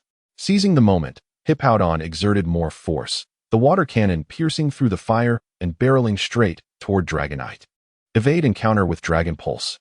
Dragonite nimbly dodged, then inhaled deeply, a pale blue beam slicing through the mist and charging toward Hippowdon. The fog obscured Hippowdon's vision, causing a momentary delay in its reaction. Now understanding that Shinji intended to create steam to obscure its sight, Hippowdon, renowned for its intelligence, discerned the plan and employed illusion to distort the incoming Dragon Pulse, soaring upwards. Dragonite, use Agility. Shinji knew that Hippowdon could sense its surroundings through psychic abilities, rendering the mist less effective. Yet, this would provide Dragonite a fleeting opportunity to strike. As anticipated, Dragonite's agility was remarkably swift, catching Hippowdon off guard and inflicting damage. "Indeed, you are the trainer foretold in prophecy. You possess considerable skill," Hippowdon remarked, gazing at Shinji. With that, Its eyes transformed to a brilliant blue, and with formidable psychic power. It executed illusion, ensnaring Dragonite and hurling it against the altar's wall. The invisible force of its psychic pressure crashed down upon Dragonite, eliciting a pained cry. Realizing Hippowdon's psychic prowess was formidable, Shinji contemplated a strategy to subdue it. I have an idea, he thought, then addressed the airborne Dragonite. Unleash Dragon Pulse against the wall. Despite the pain inflicted by Hippowdon, Dragonite steadied itself, aimed at the wall, and concentrated, a luminous sphere forming in its mouth. Launching a fierce Dragon Pulse toward the barrier. Are you mad? Hippowdon exclaimed, watching Dragonite's audacious maneuver. When King Hippo realized Shinji's intention, it was already too late. With a resounding boom, the dragon's wave exploded against the wall, sending debris flying in all directions. To protect the altar housing the three precious orbs from destruction, King Hippo unleashed his full illusory powers, controlling the falling rubble and hurling it toward the cliff. Seizing the final opportunity, Shinji prepared to deliver a decisive blow to King Hippo. Dragonite, unleash your most powerful thunder. Shinji commanded.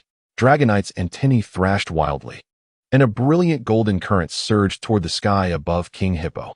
Swiftly, a more potent bolt of electricity descended, striking King Hippo directly. With a cry of agony, King Hippo was enveloped in the golden current, emitting a crackling sound as smoke billowed around him. As the electricity dissipated, King Hippo appeared charred, with numerous blackened patches covering his body, and his eyes swirling ominously. Go, Pokeball!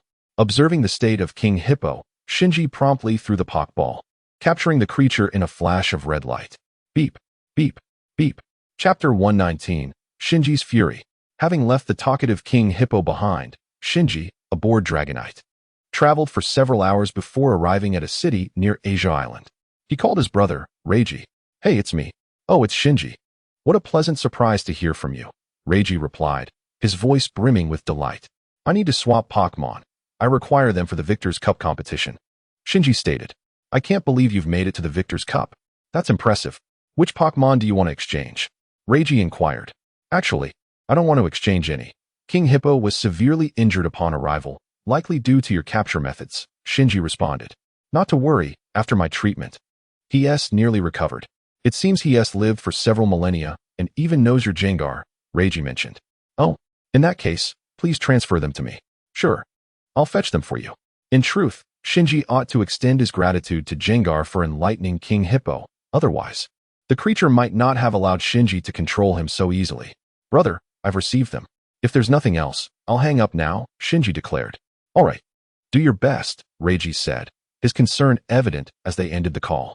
After obtaining King Hippo's Pokeball, Shinji immediately activated his Pokédex to scan. Impressive. Having lived for thousands of years, he has indeed learned all the necessary skills, saving me considerable time. Shinji remarked as he examined the data on King Hippo. Come forth, King Hippo. He entered the training arena of the Pokémon Center and released King Hippo from the Pokeball. With a sound, a flash of white light revealed the plump and rosy King Hippo before Shinji, though the creature still seemed reluctant to fully accept him. Regarding Shinji with an air of haughtiness, I never anticipated that you would know Gengar, Shinji remarked coolly, observing King Hippo. I, too, was surprised that my illusions could be subdued by another, King Hippo retorted. The Hippowdon regarded Shinji with a disdainful expression. That merely proves my strength. Follow me, and you shall grow more powerful. I recognized your abilities back on Asia Island, but your coercive methods of capturing Pokémon are beneath me. You are far inferior to another commander I know. Though his strength pales in comparison to yours, I can see the love he has for his Pokémon. Something you will never attain. Silence, Shinji shouted in fury. The notion that he lacked love for Pokémon was the most detestable accusation he could imagine. Now that Hippowdon was his Pokémon, he could not allow such words to be uttered. I have observed your Pokémon, and to be frank, they possess commendable strength. Yet they are merely misaligned with an unworthy master, Hippowdon continued, disregarding Shinji's anger. What right do you have to criticize me? You are merely a Pokémon. And having been captured by me, you are obliged to obey my commands, Shinji retorted loudly. Huh. Although I am indeed captured by you, there is no need for me to heed your orders. I possess my own thoughts, Hippowdon replied deliberately, enunciating each word. Very well. I shall grant you the capacity for thought, Shinji declared as he unleashed all his Pokeballs, commanding, Attack. As Shinji's 5 Pokémon emerged, they promptly unleashed their respective abilities upon Hippowdon.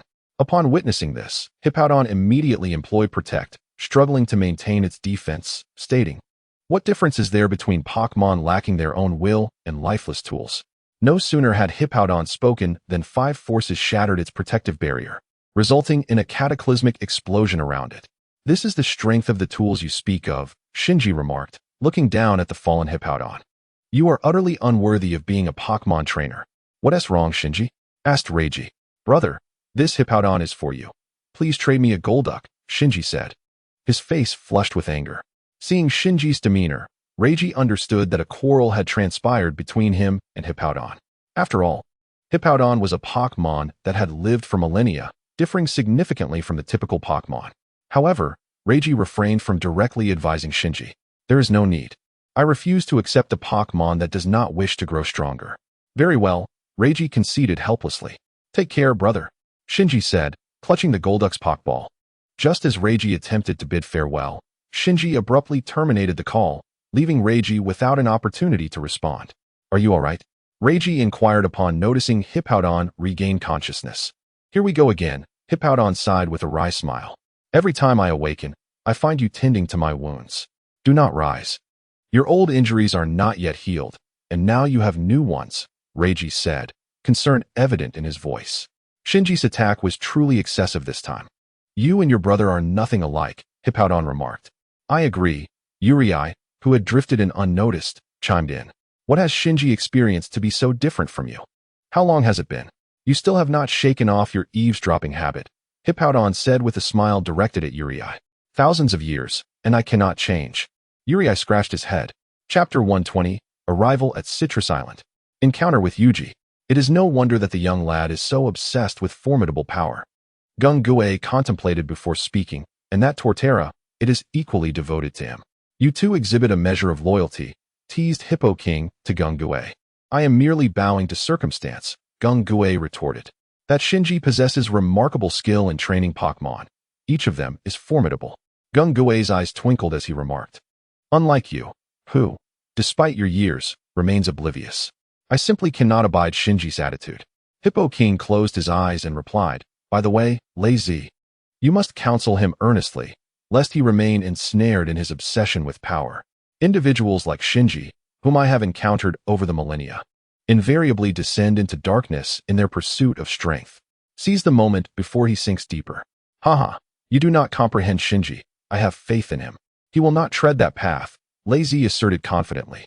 Hippo King, intending to offer further counsel, discerned the resolute expression on Lin's face and realized his words would be futile. With a resigned shake of his head, he closed his eyes to rest. Lin and Gung-Gue exchanged glances before departing, choosing not to disturb Hippo King's slumber. After escorting Hippo King to Lin, Shinji, in a fit of anger, mounted his Dragonite and soared towards his final destination in the Orange League, Citrus Island. 2 hours later, the weather was splendid, and Dragonite's speed surpassed that of storms and blizzards. Within mere hours, Shinji had landed on Citrus Island. Upon arrival, he made his way directly to the island's most prominent battle arena, reminiscent of a Roman Colosseum. "Hello. I am here to apply for the Pokémon Orange League Winners' Cup competition. Oh, you hail from Celadon City in the Sinnoh region. It must have been quite the journey," the elder remarked with a smile, to which Shinji nodded in acknowledgement. "Very well, challenger. Your match is scheduled for tomorrow morning at 10 a.m. at Citrus Stadium," the elder continued, and Shinji nodded once more. Following this, Shinji accompanied the elder to tour the arena where the competition would take place, as well as the winner's palace, where he was shown portraits of past trainers who had triumphed over the reigning champion. "You have arrived," a foreign voice called out at the entrance of the winner's palace. "And you are? Do we know each other?" Shinji quickly assessed the faces of those he recognized, but regrettably found none that matched the individual before him. "Greetings. I am Yuji, the current champion of the Pokémon Orange League," Yuji said with a smile. "You may not know me, but I have long heard of your esteemed reputation, Champion Shinji. My last opponent was Kona, and I lost. This time, I shall not be defeated," Shinji declared, his face brimming with confidence. "Oh, it seems you are quite assured. I hope your performance tomorrow reflects the same prowess as your confidence today." Upon hearing Shinji's words, Yuji was momentarily taken aback. Although his prowess as the chief trainer of the Orange League could not be compared to that of the champions from other regions. Defeating him was no simple feat. Shinji declared before disregarding Yuji entirely, circumventing him to take a rest at the Pokémon Center. This dismissive action left Yuji feeling rather embarrassed. After all, he had never encountered a trainer bold enough to overlook his presence. However, Yuji, who was typically quite carefree, did not dwell on the incident. Instead, he rubbed the Pokeball around his neck, contemplating the thrilling battle that awaited him the following day. Shinji had instilled within him a sense that he might once again taste the bitterness of defeat. The thought made Yuji burst into laughter, leaving the nearby older gentleman bewildered. How could one be so cheerful after being snubbed? Yuji, the chief trainer of the Orange League, had his title up for grabs for any trainer who could best him, although he was not the champion of the Pokémon League. Ash was the first trainer to defeat him since he ascended to the position of chief trainer. Many trainers struggled even against his lead Pokémon, Ditto. Furthermore, the Pokémon that Yuji trained were renowned for their speed. Shinji pondered that, barring any unforeseen circumstances, the 6 Pokémon Yuji would employ in battle the next day would be the same as those depicted in the animated series. From the information available, it was clear that Yuji had not maintained his dominance solely through his Dragonite. Ash's victory over him was likely attributed to the protagonist's inherent advantages.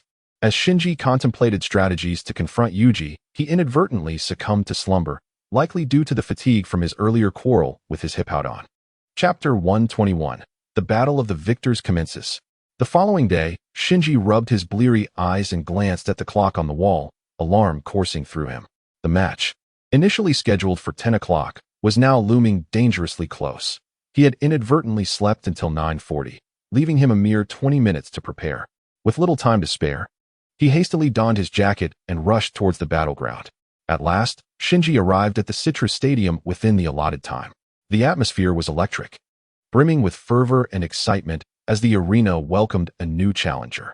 The audience buzzed with anticipation, eager to witness whether Shinji, hailing from HG City, could defeat the formidable Yuji, renowned as the strongest chief trainer of the Orange League.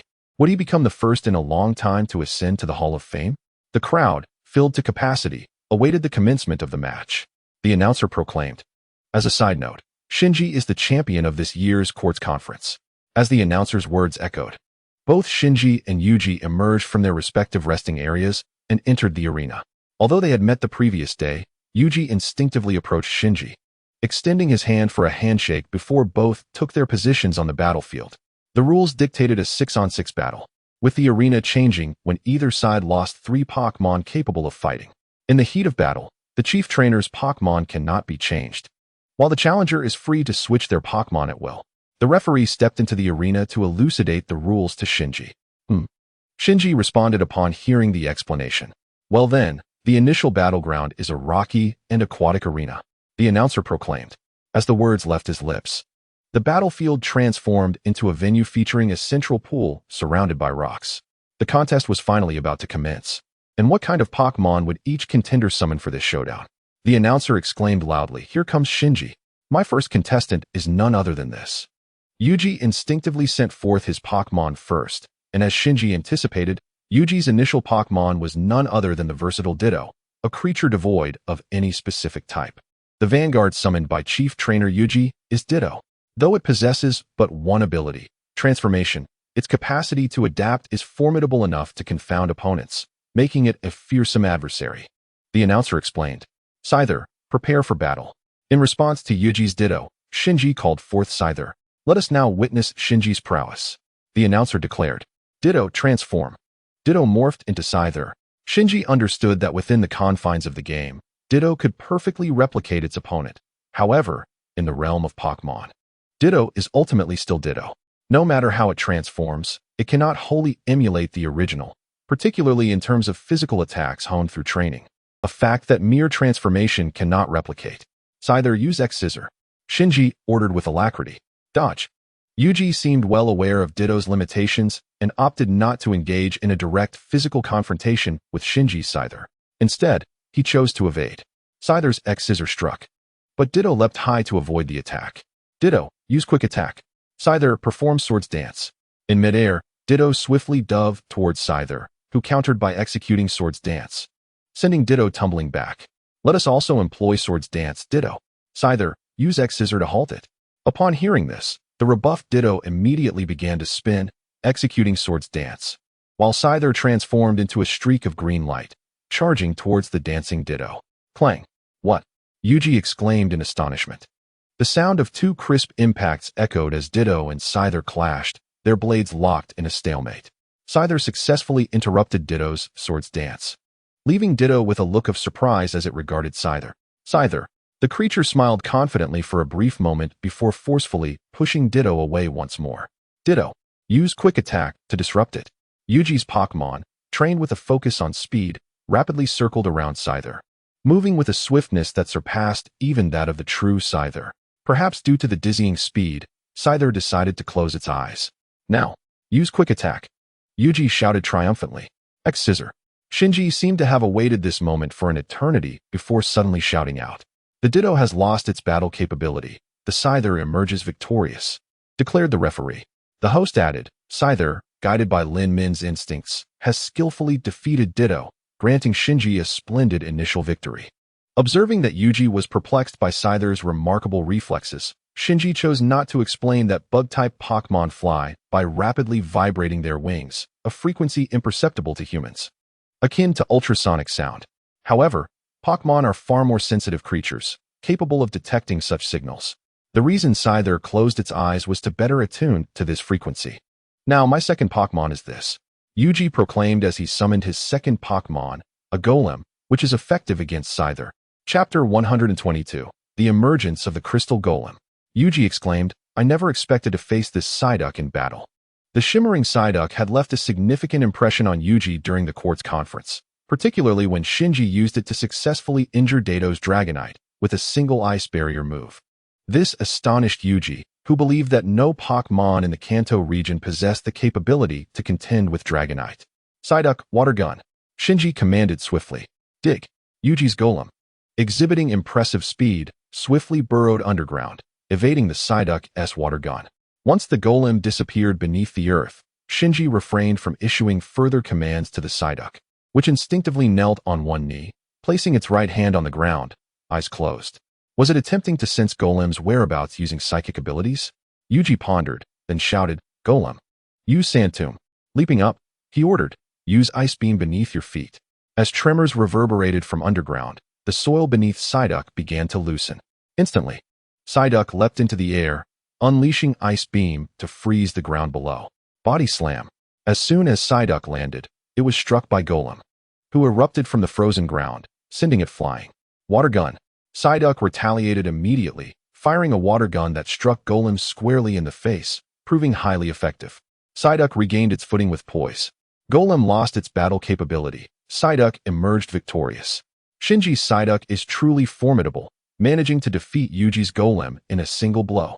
This marks the first time Yuji has lost 2 consecutive battles since becoming the top trainer, the commentator noted. Shinji once again summoned a shimmering Charizard, which had previously secured numerous victories for him in the court's conference. Could Yuji's Venusaur stand against it? As Yuji faced 2 defeats in a row, many spectators were astonished by Shinji's prowess, while simultaneously losing faith in Yuji's abilities. Even the host began to express concern for Yuji. However, this did not dampen Yuji's spirits. Perhaps he had long awaited the day someone would finally defeat him. This match is becoming increasingly intriguing, he thought. YG exclaimed excitedly, Venusaur, use Leaf Blade. Flamethrower. The blazing flames emitted by the shiny Charizard surged forth, swiftly engulfing Venusaur's Leaf Blade and advancing menacingly towards it. Venusaur, use Vine Whip. With a swift motion, dozens of vines erupted from Venusaur, dispersing the flames.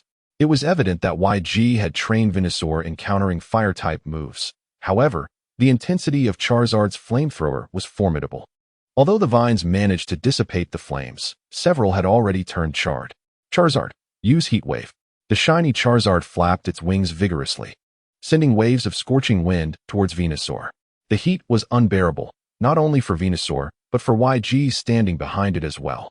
Venusaur cried out in distress amidst the searing gusts. Venusaur, use Synthesis.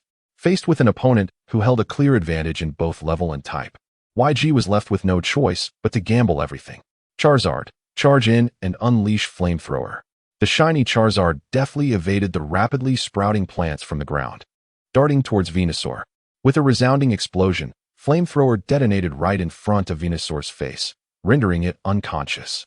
Venusaur has lost its fighting capability. Charizard is the victor, announced the referee. The host exclaimed, "It has been quite some time since such a formidable challenger has appeared. Shinji has already defeated YG's 3 Pokémon." The referee continued, "We will now change the battlefield. The second arena is a sandy terrain. Let the battle commence." YG nodded and threw out a Pokeball, releasing his ghost and poison-type Pokémon, Gengar. Initially, Shinji had intended to use Hippowdon against YG's Gengar. However, following the events of the previous day, he had resolved to abandon the complacent Hippowdon. The appearance of the Crystal Onyx drew gasps and murmurs of astonishment from the audience. "What is that?" "It resembles a crystal-clear Onyx. It seems more like a mutation than a shiny Pokémon," the host remarked in surprise. "I can't believe you managed to find this Crystal Onyx. That is truly impressive," YG said, gazing at the Crystal Onyx. "Just luck," Shinji replied, taken aback that YG was aware of Onyx. But recalling that KG had mentioned hearing about Crystal Onyx, he dismissed it from his mind. Despite the audience's continuous chatter, the battle was far from over. Chapter 123, Dragonite. Crystal Onyx, Rock Slide. Gengar hide. With a sinister chuckle, Gengar gradually vanished into the air, evading the rock slide from Crystal Onyx. Sandstorm. With a flick of its tail, the Crystal Onyx stirred up a whirlwind of sand and debris. "Now Dragon Pulse," Shinji shouted, directing his gaze towards Gengar, who was barely visible within the sandstorm. Gengar Shadow Ball. The Dragon Pulse collided with the Shadow Ball, resulting in a tremendous explosion that cleared the sandstorm. Crystal Onyx Dig. Gengar, take to the skies. As Shinji's Crystal Onyx burrowed into the ground, it became evident that this tactic could not effectively assault the floating Gengar. What was his true intention? Yuji pondered as he observed Shinji's impassive countenance. A sandstorm erupted. Given the sandy terrain, the Crystal Onyx unleashed a tempest of sand from below, lifting the loose grains into a swirling vortex that charged directly at Gengar. "Gengar, evade!" Yuji shouted, but before he could finish, the sand tornado ensnared Gengar, disorienting it amidst the maelstrom. Dragon Pulse. The Crystal Onyx opened its maw, unleashing a brilliant blue beam towards the beleaguered Gengar caught in the swirling sands. The impact scattered the tornado, showering the arena with a rain of sand. Gengar was rendered unable to continue the battle, granting victory to the Crystal Onyx. The strategy employed by Shinji, using the sandstorm to create a vortex that not only trapped the ghost-type Gengar, but also inflicted damage, culminated in a decisive Dragon Pulse, showcasing his formidable prowess. Now, Yuji was left with merely 2 Pokémon. Upon witnessing Yuji deploy Electabuzz, Shinji responded by sending forth his ground-type Torterra, which held a significant advantage over Electabuzz. Ultimately, the electrically charged creature succumbed to the overwhelming power of Shinji's Torterra. "Now, Shinji has finally knocked upon the gates of the championship," announced the host. Yet, the question remained, what Pokémon would Yuji summon next? As the commentator's voice resonated, Yuji closed his eyes and retrieved a Pokeball from around his neck. "It's your turn. Go, Dragonite," he declared, launching the Pokeball into the air. A yellow silhouette emerged, igniting the crowd's enthusiasm. "At last, the moment I have been eagerly awaiting since arriving in the Orange Archipelago has arrived," Shinji mused as he beheld Yuji's Dragonite. "This Dragonite is my final Pokémon, but the true challenge of the Orange League Champion Cup lies in how you confront Dragonite," Yuji declared with unwavering confidence. "Go, Dragonite," Shinji echoed, releasing his own Dragonite. The 2 Dragonites froze momentarily upon meeting, before radiating an intense aura of battle readiness. It was a clash of titans, a battle between the guardians of the Orange Archipelago. "Let us witness whose Dragonite reigns supreme," the host exclaimed passionately. The audience erupted with excitement, fully engaged in the unfolding spectacle. "The moment I have been waiting for has finally arrived," Yuji said, his eyes gleaming with anticipation. "Dragonite, Thunderclap." "Dragonite, block it," Shinji commanded. Yuji's Dragonite raised its claw, crackling with golden electricity, and swiftly struck towards Shinji's Dragonite. In response, Shinji's Dragonite crossed its arms to deflect the incoming attack and forcefully repelled Yuji's strike. "Dragonite, Dragon Claw." Shinji's Dragonite summoned its draconic power and swung at Yuji's Dragonite, successfully pushing it back. Both trainers abandoned finesse in favor of raw power, engaging in a fierce contest of strength, a battle that epitomized the dignity of Dragon-type Pokémon. Dragonite, Dragon Pulse. In a fierce clash of wills, both trainers summoned their most formidable powers. With a resounding bang, the arena was enveloped in a thick haze, as Yuji's Dragonite surged through the smoke, charging towards Shinji's Dragonite. Excellent, Dragonite, unleash Thunder Punch. Yuji commanded. Use Double Team. Shinji swiftly countered. In an instant, Shinji's Dragonite created multiple copies of itself, encircling Yuji's Pokémon, which consequently lost its target. Dragonite, remain calm and identify the real one, Yuji shouted. As Yuji's Dragonite meticulously observed each apparition, Shinji exclaimed in astonishment. What? Upon confirming its target, Yuji's Dragonite launched a Thunder Punch, striking true perhaps by fortune's favor. Yuji's Dragonite has discerned the true form of Shinji's Dragonite. Its essence is formidable, Yuji declared. Now Ice Beam, he commanded urgently. Instantly, Yuji's Dragonite gathered a brilliant blue sphere of energy in its mouth and directed it toward the recently struck opponent. Chapter 124, The Battle Concludes. The Ice Beam dealt quadruple damage to Dragonite, a devastating consequence for Shinji's Pokémon should it be hit. It has been blocked, Shinji calmly announced. The Ice Beam hurtled toward Shinji's Dragonite, yet it showed no inclination to evade, instead raising its hands defensively. The attack collided, resulting in a spectacular explosion. What? Yuji gasped, astonished to see Shinji's Dragonite remain standing amidst the dissipating smoke. Despite the Ice Beam's assault, it had not lost its fighting spirit. Only remnants of ice clung to its hands. With a triumphant flourish, Shinji's Dragonite scattered the ice shards. What? The Ice Beam had no effect on Shinji's Dragonite, Yuji pondered. Following its previous defeat at the hands of Dado, Shinji had reinforced his Dragonite's defenses. While it may not rival the sturdiness of Turtwig, mere attacks that would typically exploit its weaknesses were rendered ineffective. Dragonite, execute Dragon Rush, Yuji urged. Dragonite, unleash Meteor Impact. Both trainers called upon their most powerful techniques, seemingly poised to determine the victor with this final maneuver. Yuji's Dragonite soared high, transforming into a colossal blue dragon as it hurtled towards Shinji's counterpart, which retaliated with all its might through Meteor Impact. The two Dragonites barreled toward one another, their velocities escalating. The clash of the orange-hued Meteor Impact and the pale blue Dragon Rush ignited a blinding explosion that left all spectators momentarily blinded. With a thunderous roar, the two immense forces collided, sending shockwaves throughout the arena, toppling both Shinji and Yuji beyond the battlefield's boundaries. Both Dragonites fell, incapacitated, yet Shinji retained 5 additional Pokémon, thus securing his victory. Oh! Applause erupted in the aftermath. The cheers and applause filled the Citrus Stadium the moment the referee's voice fell silent. The audience erupted in exuberant shouts, celebrating Shinji, Yuji, and the two remarkably powerful Dragonites. In contrast to Yuji's concern, Shinji appeared rather indifferent. With such limited strength, you will never triumph over a trainer like Dado, Shinji remarked, standing before the fallen Dragonite. The Dragonite bowed its head in shame. After a series of intense battles, Shinji finally defeated Yuji, the strongest trainer of the Orange League, securing his place in the Hall of Victory. At that moment, Yuji was presenting Shinji with the award, symbolizing the highest honor of the Orange League. The host, brimming with excitement, shouted to elevate the atmosphere within the venue. After handing the solid gold trophy to Shinji, Yuji solemnly said, Shinji, cherish this winner's trophy.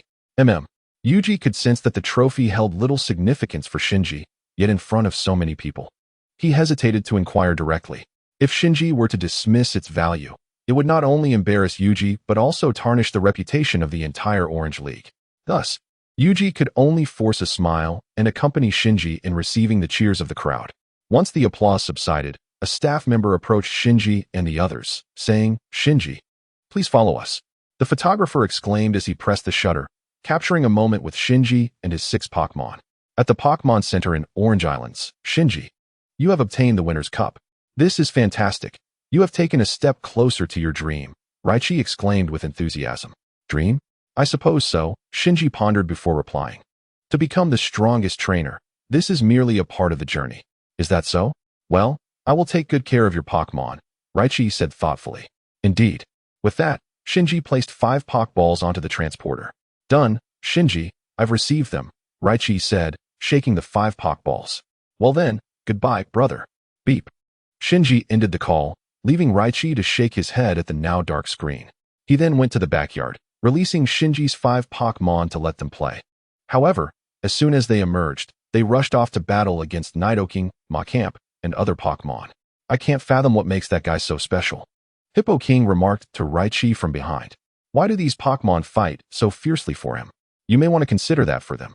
Chapter 125, A New Journey. The battle in Heblu City against Yeyue. After a day's journey, Shinji arrived at Heblu City, the first stop in the Johto region. The Johto region, situated to the west of the Kanto region, is a vast territory that shares a border with its neighboring region. Unlike Kanto, Johto is predominantly inland, with scarce access to the sea. However, at this moment, Shinji finds himself in the coastal city of Harbor City, one of the few port cities within Johto. To the north lies Wakatake Town, renowned for its breezes that herald impending changes. Harbor City, being one of Johto's rare port cities, exudes a unique vibrancy. It is a melting pot of goods from various regions, attracting numerous trainers and their Pokémon who pass through on luxury liners. As a result, many trainers engage in battles here, and Shinji encounters a familiar face from his memories. The battle unfolds. Blaziken unleashes Flamethrower, while Noctowl counters with Confusion. The two attacks collide with a resounding explosion. Blaziken then executes a swift Blaze Kick, propelling itself through the smoke to deliver a powerful kick to Noctowl. Upon witnessing his Pokémon's defeat, Noctowl's trainer rushes over to offer consolation. The trainer, named Yeyue, boasts an impressive streak of 10 consecutive victories. Indeed, that Blaziken of yours is formidable, comments Shinji, stepping forward. Yeyue, let us engage in a battle. Absolutely. I'm thrilled to accept your challenge. I'm Yeyue, a trainer from Hoenn. And you are? Shinji. Shinji, is there an issue? Yeyue expresses curiosity upon hearing Shinji's name. Are you the champion of the last Indigo Plateau Conference? Yeyue inquires with excitement. Indeed, that is I. The crowd gasps in astonishment, realizing Shinji's prestigious title, for champions are designated annually across regions, and unless exceptionally renowned. Few pay attention to champions from distant territories. Wonderful. I shall seek vengeance for my sister's Blaziken. Your sister? Shinji responds, puzzled by Yeyue's declaration. My sister is Cheryl, the trainer of that Blaziken. As Blaziken learns that it faces the trainer who defeated Cheryl's Pokémon, it brims with enthusiasm. So, Cheryl is your sister. Shinji muses before declaring, let us see how formidable Cheryl's brother truly is. The battle will be one-on-one. Alright, go, Blaziken. Blaziken lets out a spirited cry, flames intensifying around its wrists. Prepare yourself, Torterra. Shinji throws forth his Pokeball. Blaziken, use Flamethrower. Razor Leaf. The two moves collide with a thunderous impact. Blaziken swiftly charges at Torterra, delivering a powerful blaze punch to its head. Torterra grimaces in pain. Just as Shinji prepares to command a counterattack, Blaziken leaps back, maintaining a strategic distance. Shinji, when I traveled to Johto, my sister mentioned that your Torterra excels at retaliating immediately after enduring an opponent's assault. Yeyue smiled with pride and said, my sister also mentioned that I would encounter you at the Johto League. So I have devised detailed strategies for all your Pokémon. Humph. Shinji scoffed. Torterra, Earthquake. With that command, Torterra forcefully stomped on the ground, causing the platform to tremble violently. Blaziken, jump and unleash Flamethrower. Yeyue instructed. As Blaziken soared into the air, it narrowly evaded the attack from Torterra, preparing to unleash a fiery assault. Suddenly, thick vines erupted from the ground, ensnaring Blaziken midair and crashing it down with great force. Blaziken, Yeyue cried out in concern. Flame. Blaziken slowly rose to its feet, calling out to Yeyue to indicate its well-being. Excellent, Blaziken. Now use Blaze Kick. Yeyue shouted, brimming with confidence. In an instant, Blaziken was engulfed in roaring flames, charging toward the immobilized Torterra. Boom.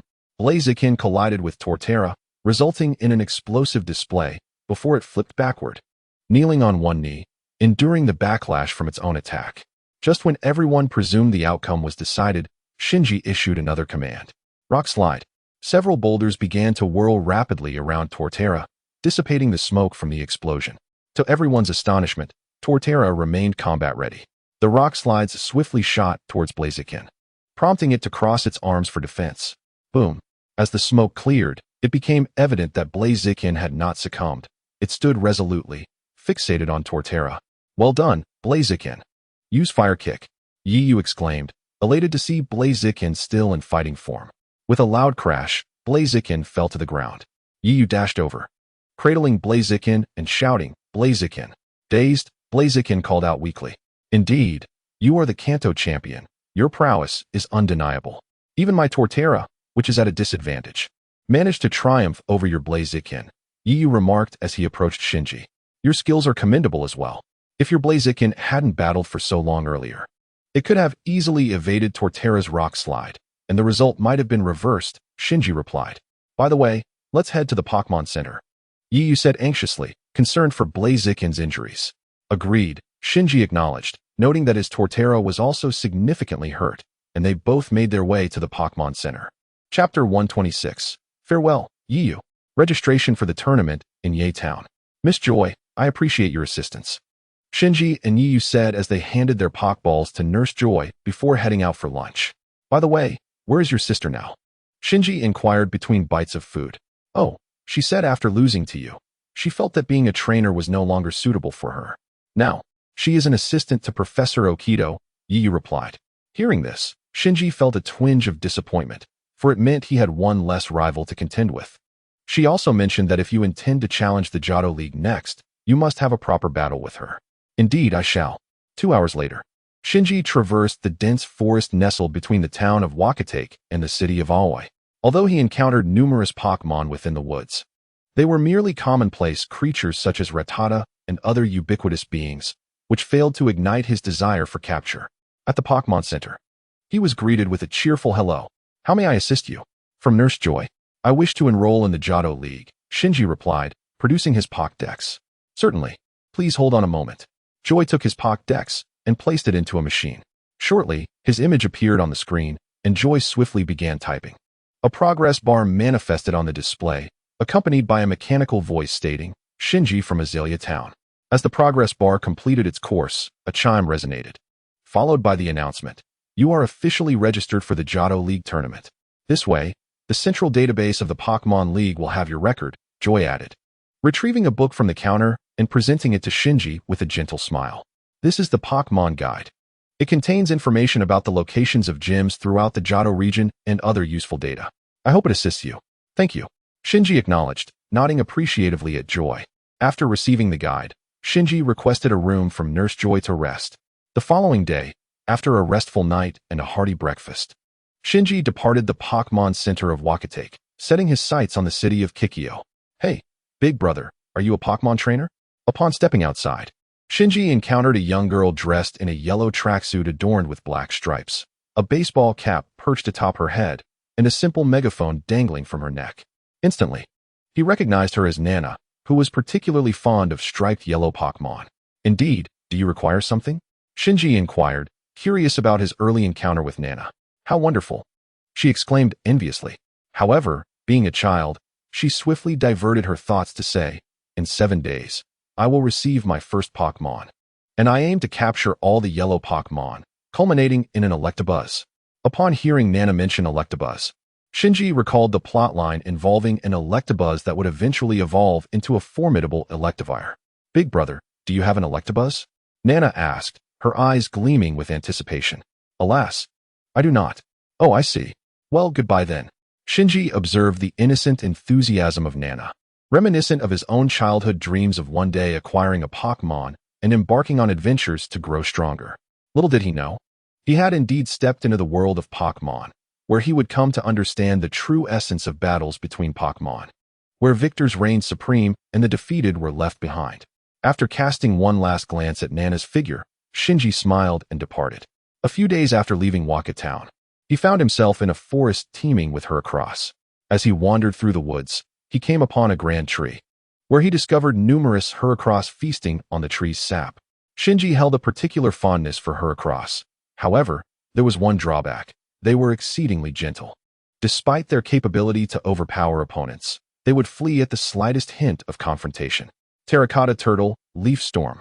Upon releasing Terracotta Turtle from its Pokeball, it immediately unleashed a leaf storm that sent all the Heracross tumbling to the ground. Several lost the ability to fight, while the others fled in fright. Pokeball go? Shinji promptly tossed 5 Pokeballs, capturing the 5 fallen Heracross, and then retrieved his Pokédex to scan them. All worthless, he remarked with dissatisfaction. After reviewing the data, he released all 5 Heracross back into the wild, continuing to capture and assess each one in the same manner, yet the results left him thoroughly disheartened. With a resigned shake of his head, he could only place his hopes on the upcoming swarm of Beedrill, wishing for at least one worthy specimen.